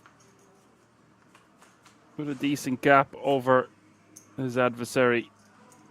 Teemu with 7-6, flops a pair.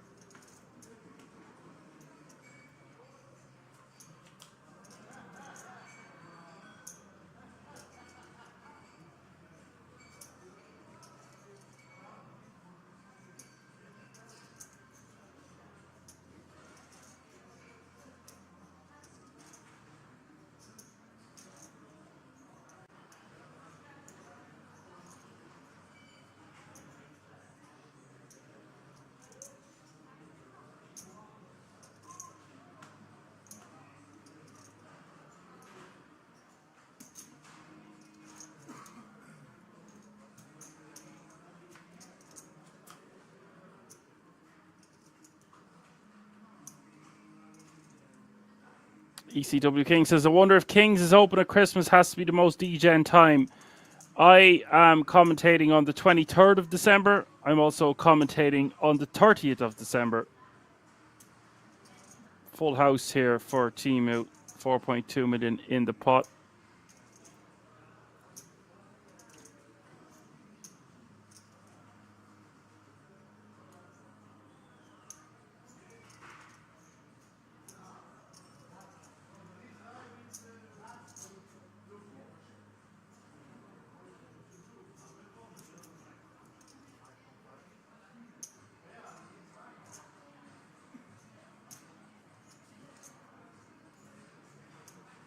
Sorry just for Queen High, but it looks like he wants to call.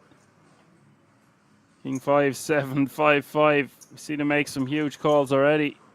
Wouldn't surprise me.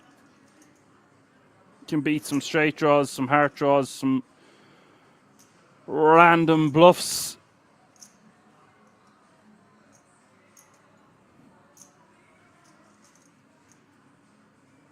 Suppose we will mention the schedule.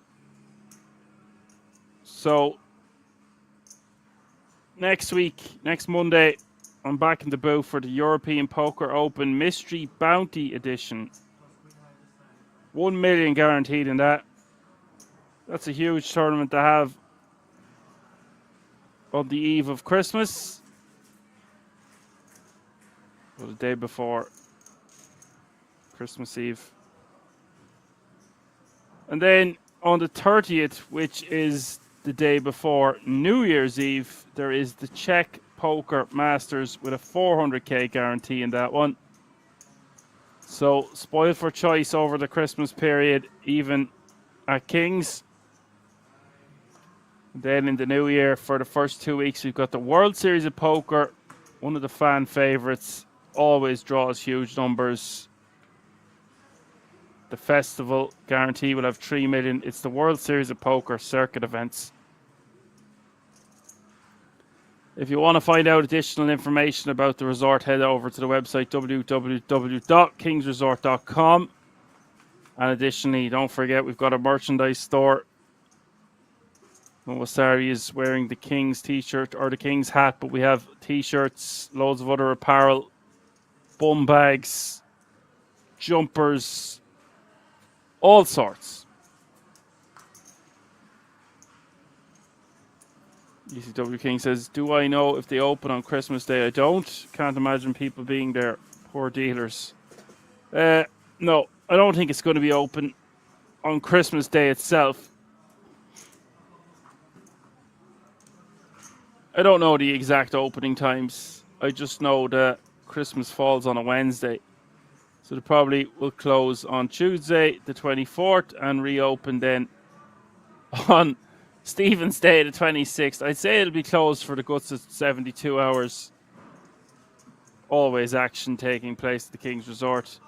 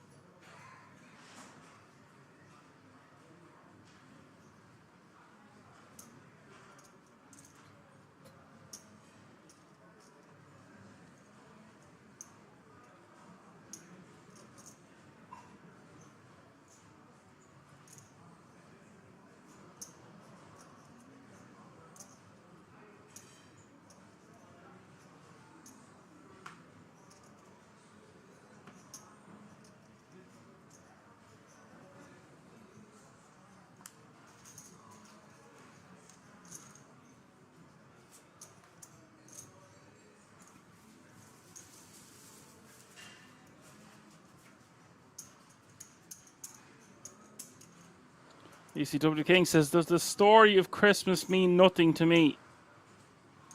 I like a good Christmas. Looking forward to a quietish Christmas.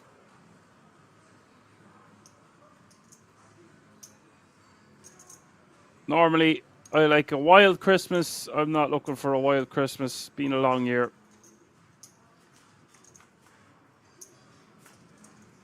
So I do care about the story of Christmas. Ho, ho, ho.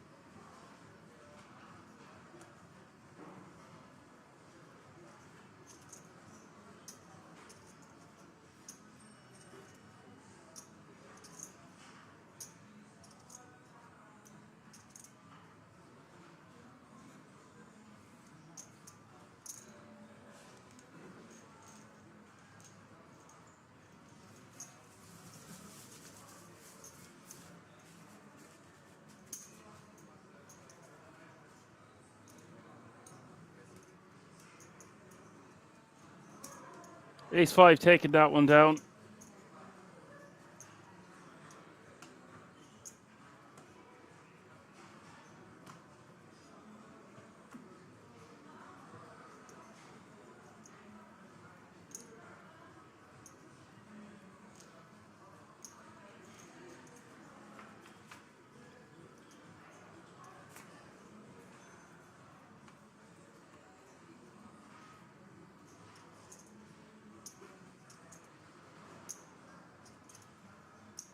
Open-ended for Timu. Sorry, with second pair. Could see some money go in here.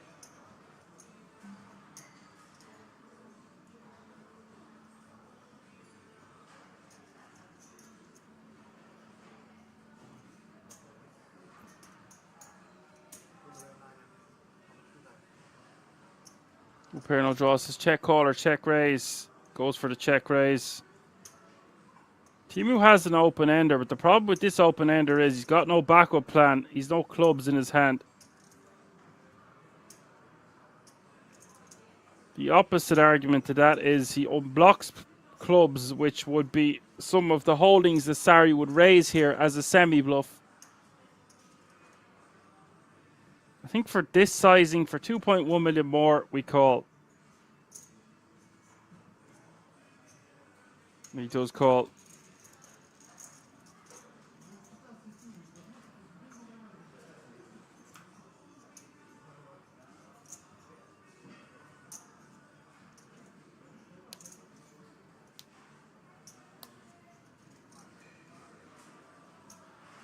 Eight of Hearts hits the turn. Noah checks, and now action over to Timu. 8.2 million in this pot. Yeah, I think that's the best course of action. River is a juicy one. It's the Queen of Clubs, completes the flush. Bit of an action killer. But it does mean the team who has the best hand.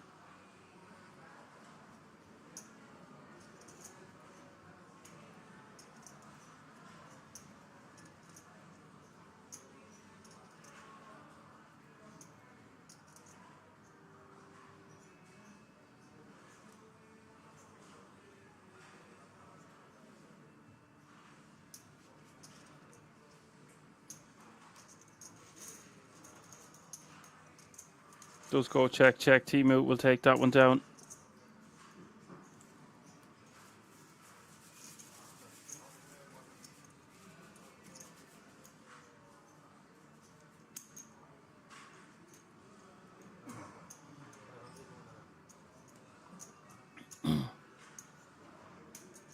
No pair, no draw says no, could have taken this one with a turn bet, I think. It's unlikely that a king doesn't continue barreling on that turn, but it also means that a jack might call on the turn. So if we're going to bet the turn, we've got to be prepared to fire on the river. Obviously not that river, but good point there nonetheless. No pair, no draw.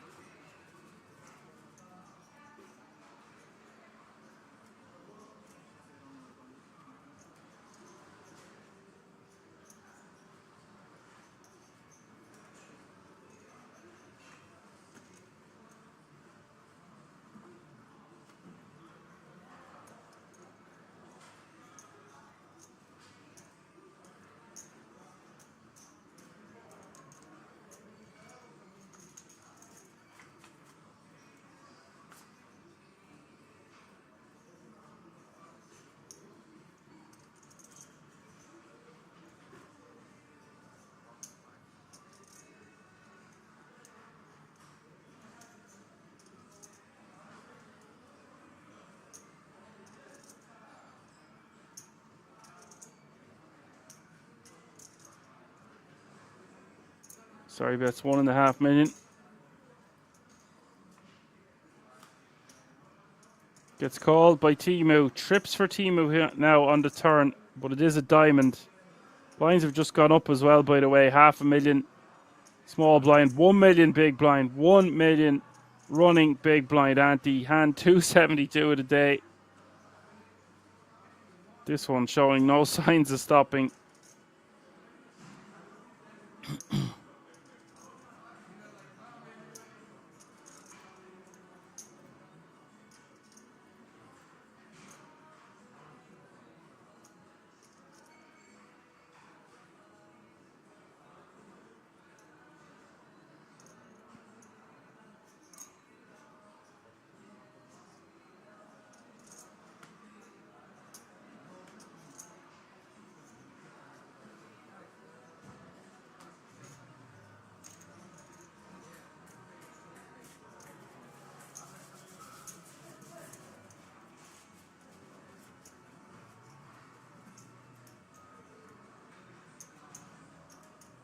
He will take that one down. O'Perno draw says this turn should go bet fold.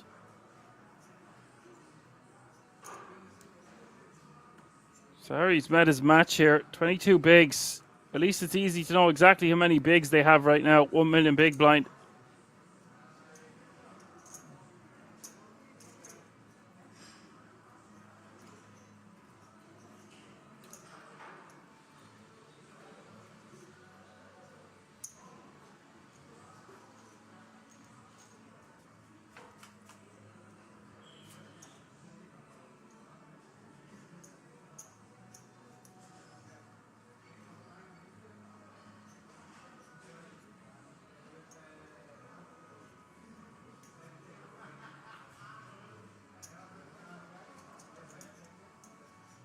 Sorry, bets 2.5 million.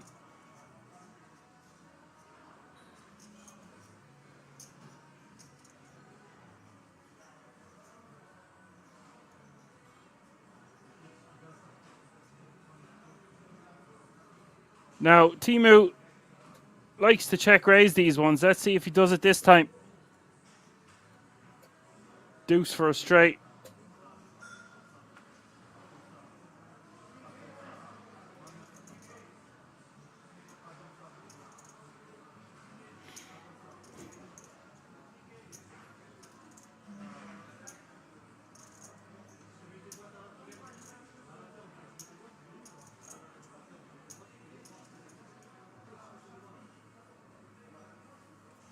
Decides to let this one go. He had been 3-betting a decent amount from the big blind.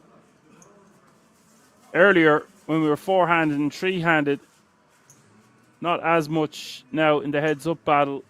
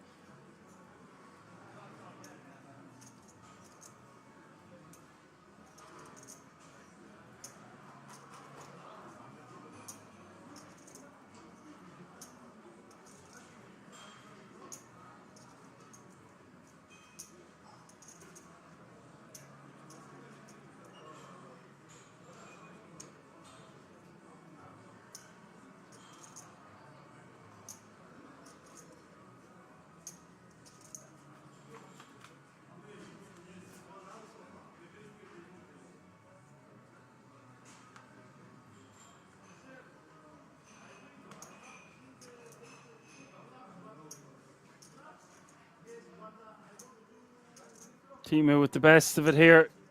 Ace deuce, 9-4-3 is the flop. He's got a straight draw once more. No hearts in hand though.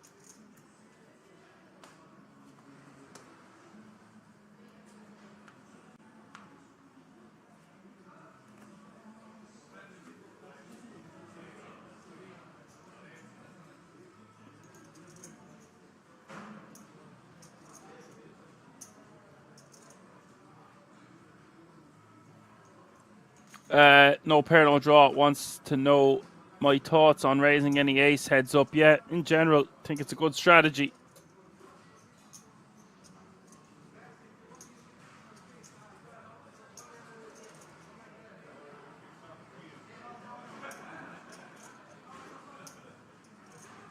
Pair, no draw says Timu with the T-Rex arms. He needs a grabber for the chips.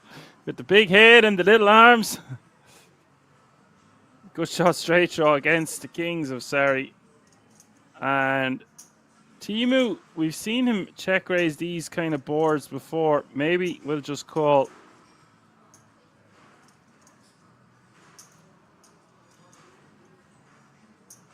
That's a dinosaur joke off a TV advert in Ireland, by the way.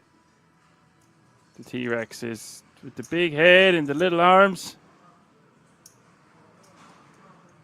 It's a very old one, in case you just think I was randomly coming out with that one. Timu, 2 million to call.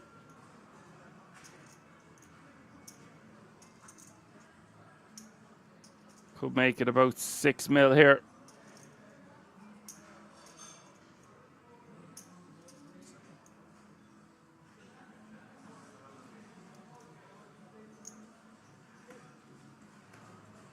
Makes it 7.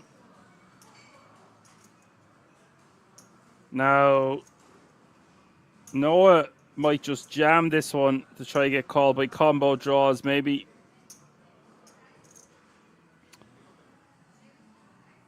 A hand that contains a 9. A lot of bad turn cards. Does just shove, and Timu gets out of the way. And Noah takes that one down. It was a clear all-in from Noah. Yeah, he said all-in. The pair of draws is conversely Olympic Kings. I like versus an aggro person, but Timu doesn't seem to get too out of line, so I think you still raise Kings no matter what. Yeah. See, you're just tuning in. You were away for a while. There's a lot of dynamics going on between these two.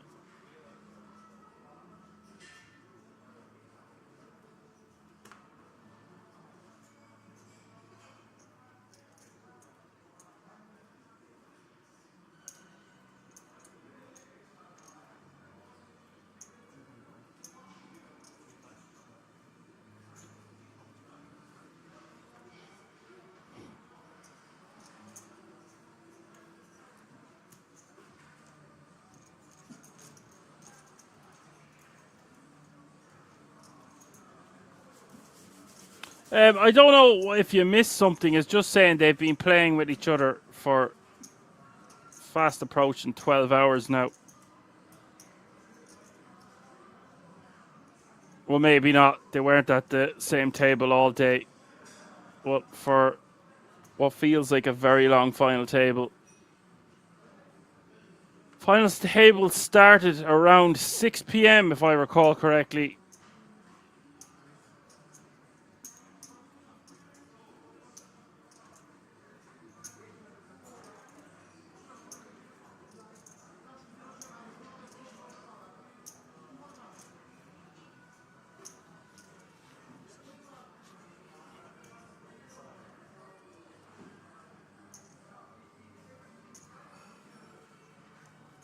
And that's more like it. That's the kind of 3-bets he was making earlier.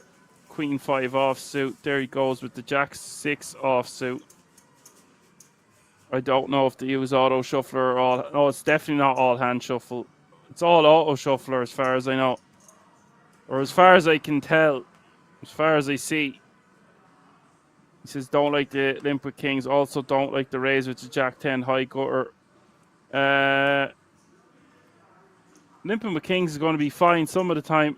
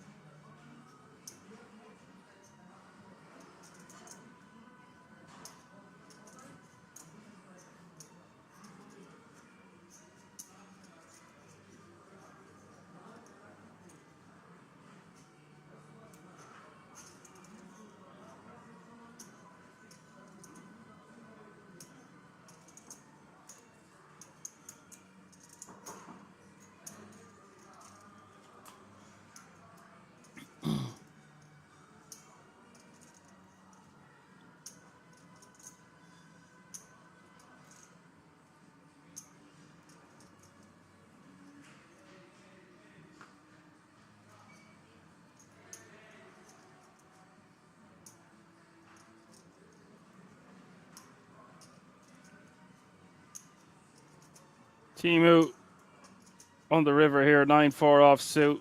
Has to know you can't get the showdown with 9 high.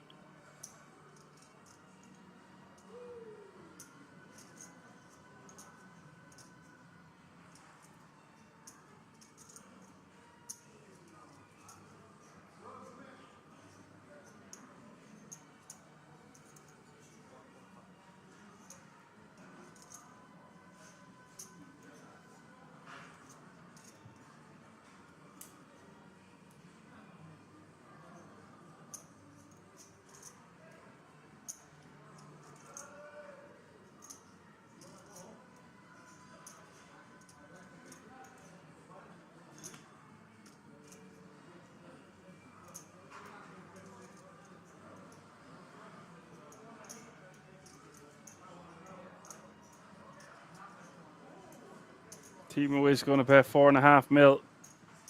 Sorry, loves putting the cape on in these spots. There is 2 overcards and the diamond draw gets there. Interesting to see what he does here. He's really good at sniffing these ones out.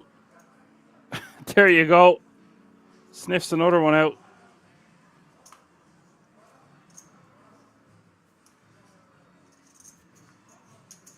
Oh, sorry. Say what you want about him. He's made many good hero calls today.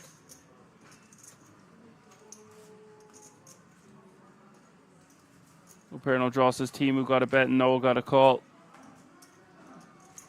Something like that.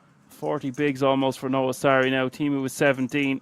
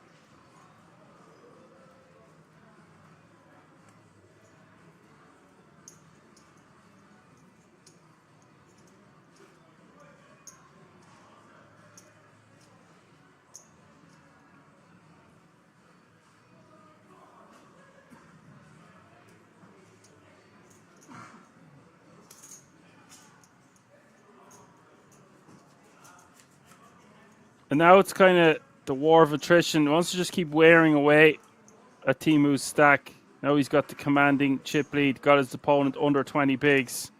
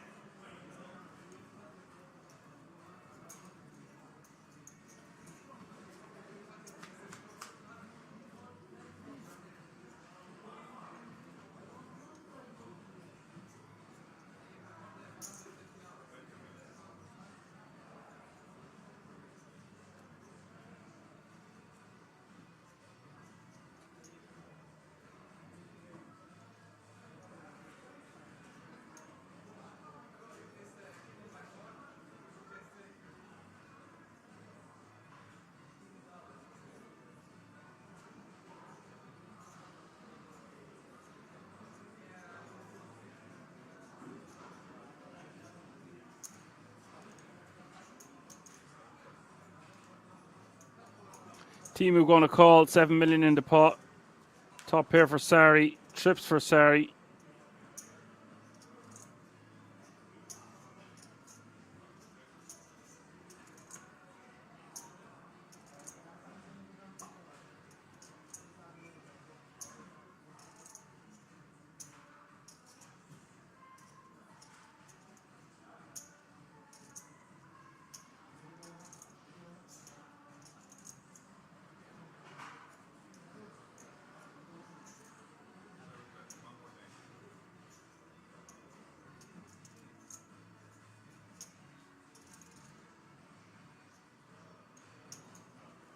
Teemu going for a very small bet, very tricky check from Noah Sari.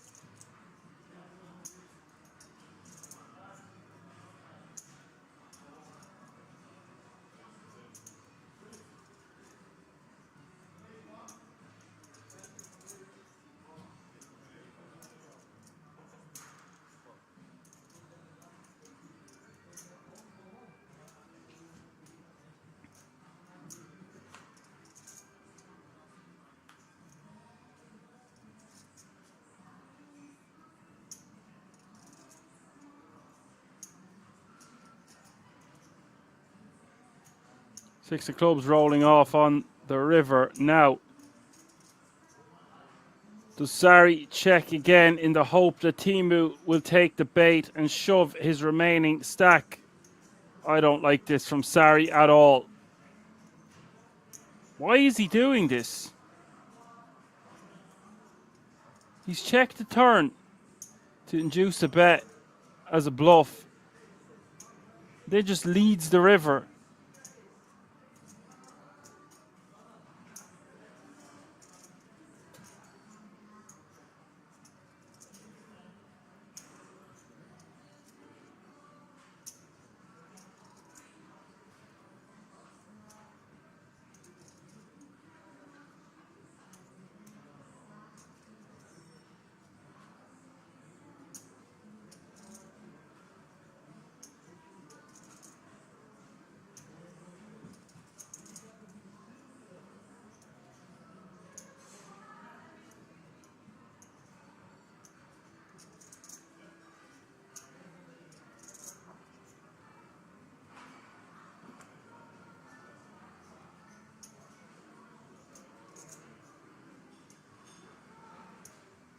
And if he made it a smaller sizing, it looks more like a blockerish type sizing. He might get Teemu to shove over the top, but this is essentially putting Teemu all in.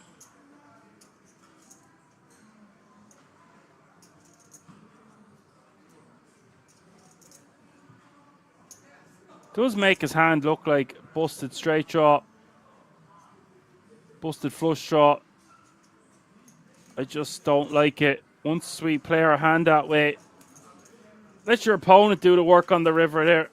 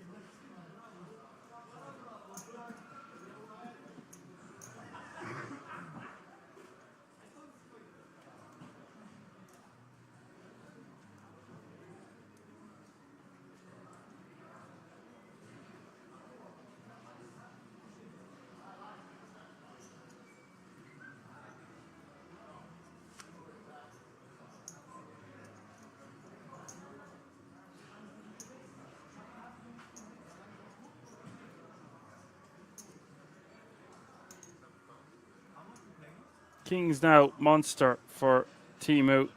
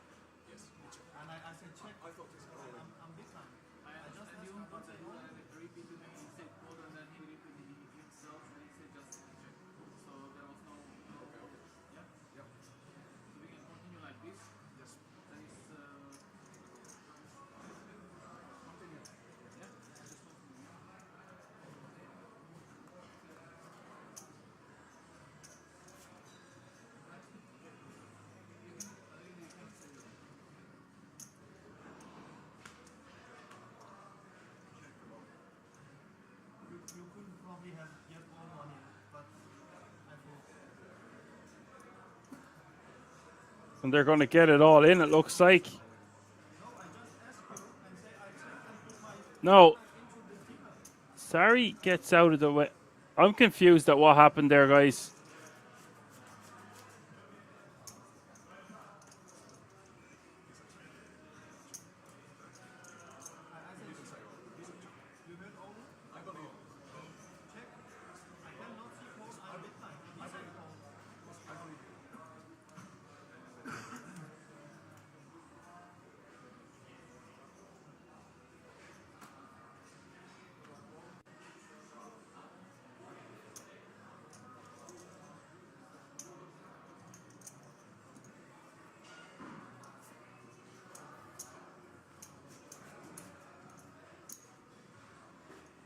Looked like something had happened there where his hand got revealed, or I actually don't know.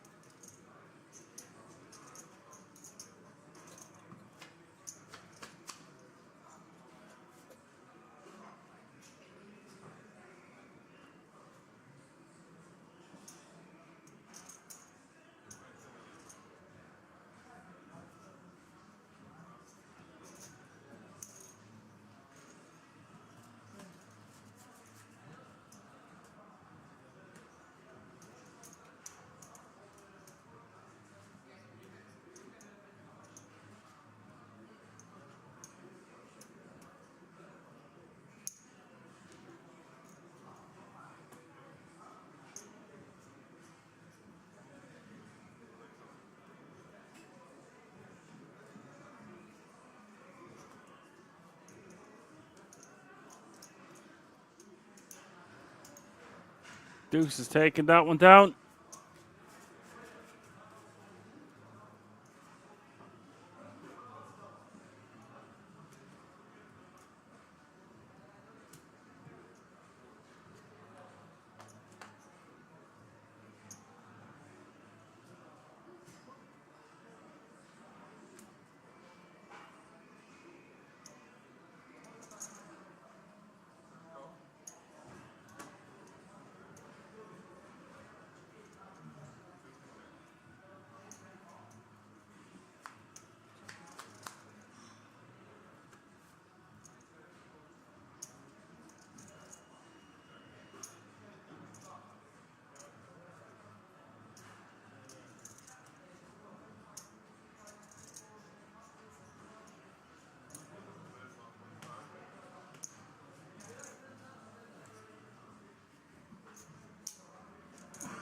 Timu going to take that one down on the ace 5-4.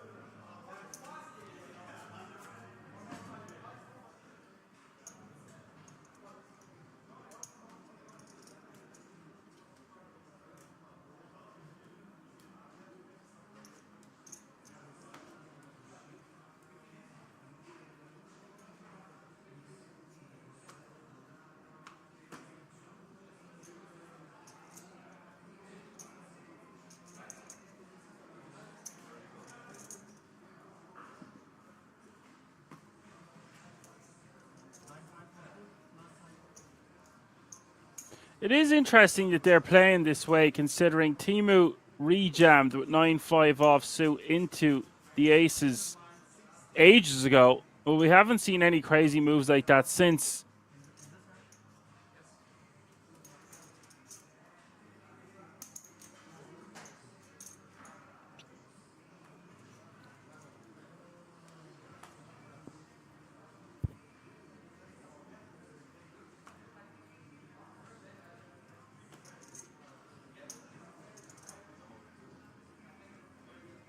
Timu finds a jam. Sorry, folds. Sorry does not want to double him up now at this late stage. Blinds have gone up again. 600k is the small blind. 1.2 million is the big blind. With a 1.2 million running big blind ante.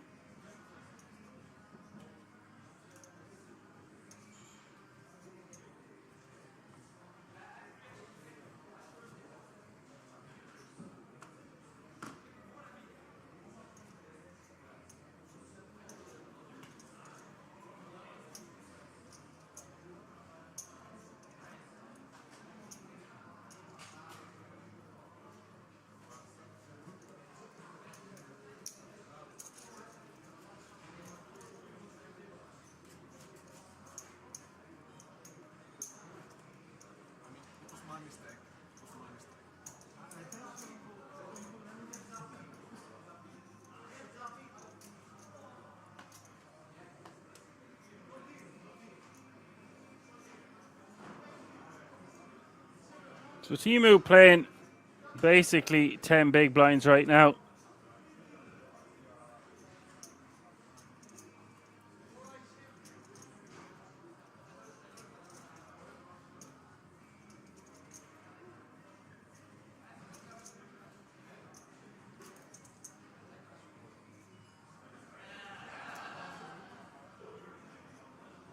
And this is going to be a call for Noah Sari with the ace-5.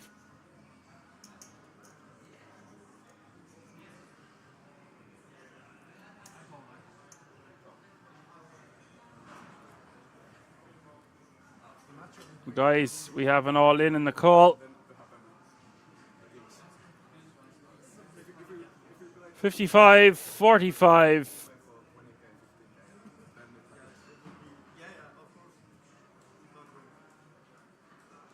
Sari can hold here. He will be your Dutch Classics champion.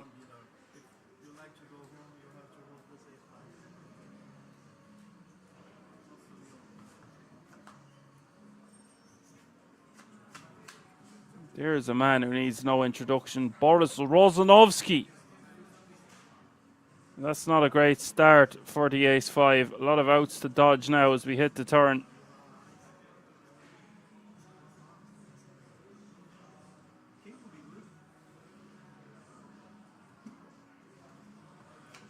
Sorry, is still way out in the lead. 7 on the turn.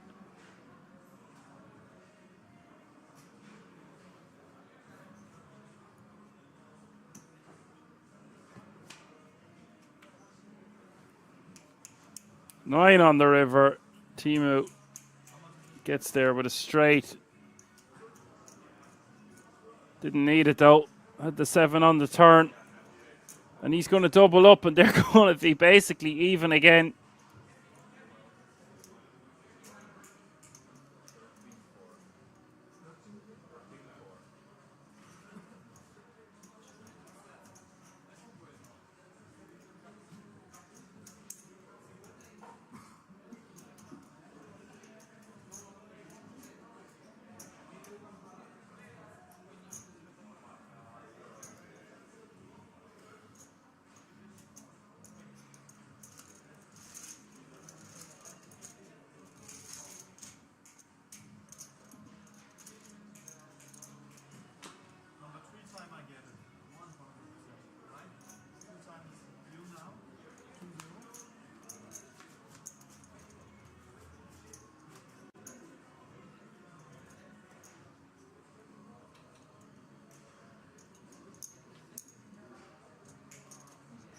And they are basically dead even in chips now. 24 bigs playing 23.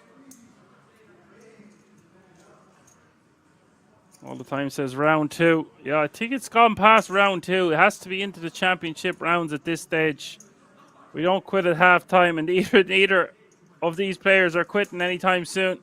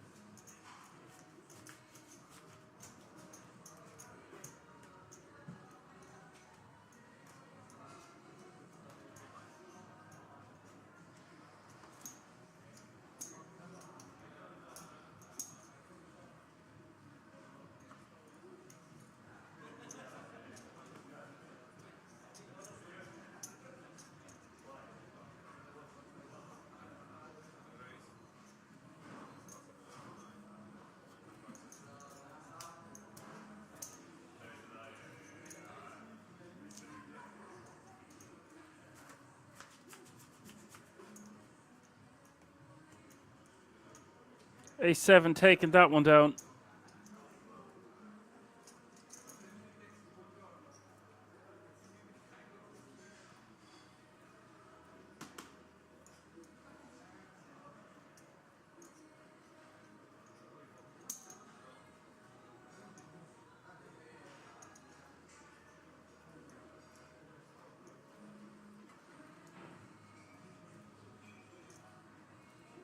Limp from the 10-9.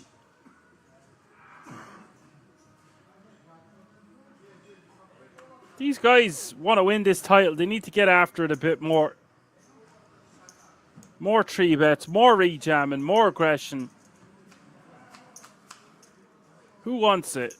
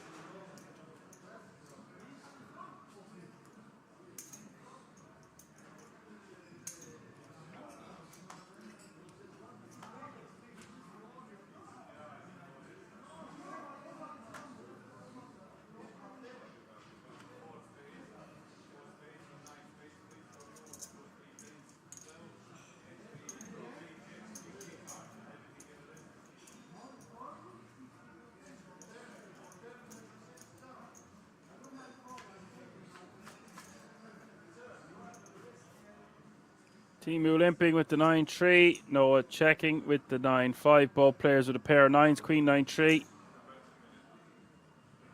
2 million is the bet from Sari.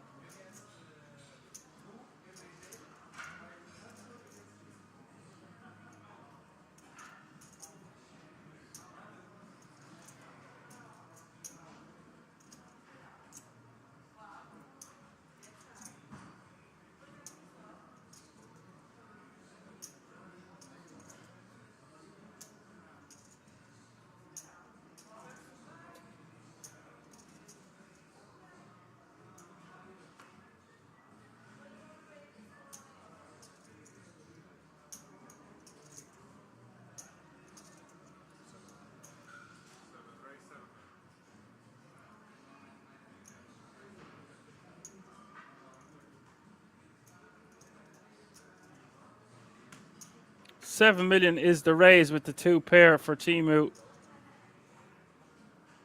And that's a call from Noah. They could be playing for stacks here. Stack to pot ratio is less than 1-1 now as we hit the turn.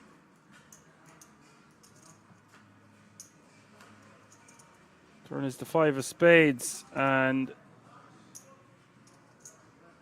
just see Timu jamming this turn.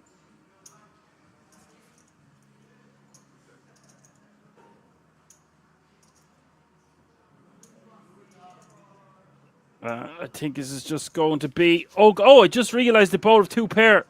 That 5 of spades.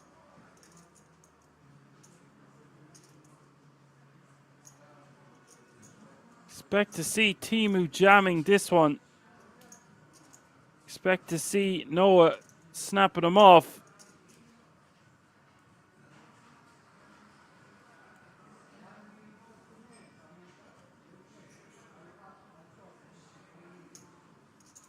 Surely isn't going to check.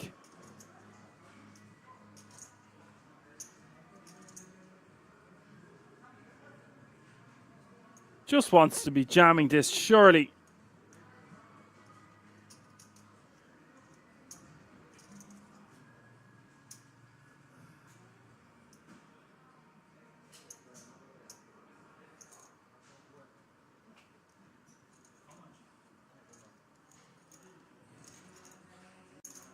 That looks to be about half the pot.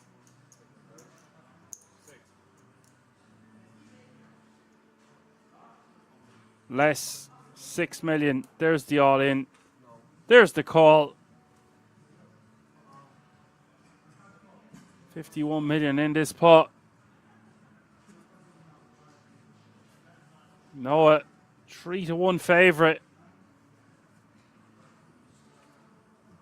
As we hit the river, Timu going to be left with 5 bigs unless he gets lucky.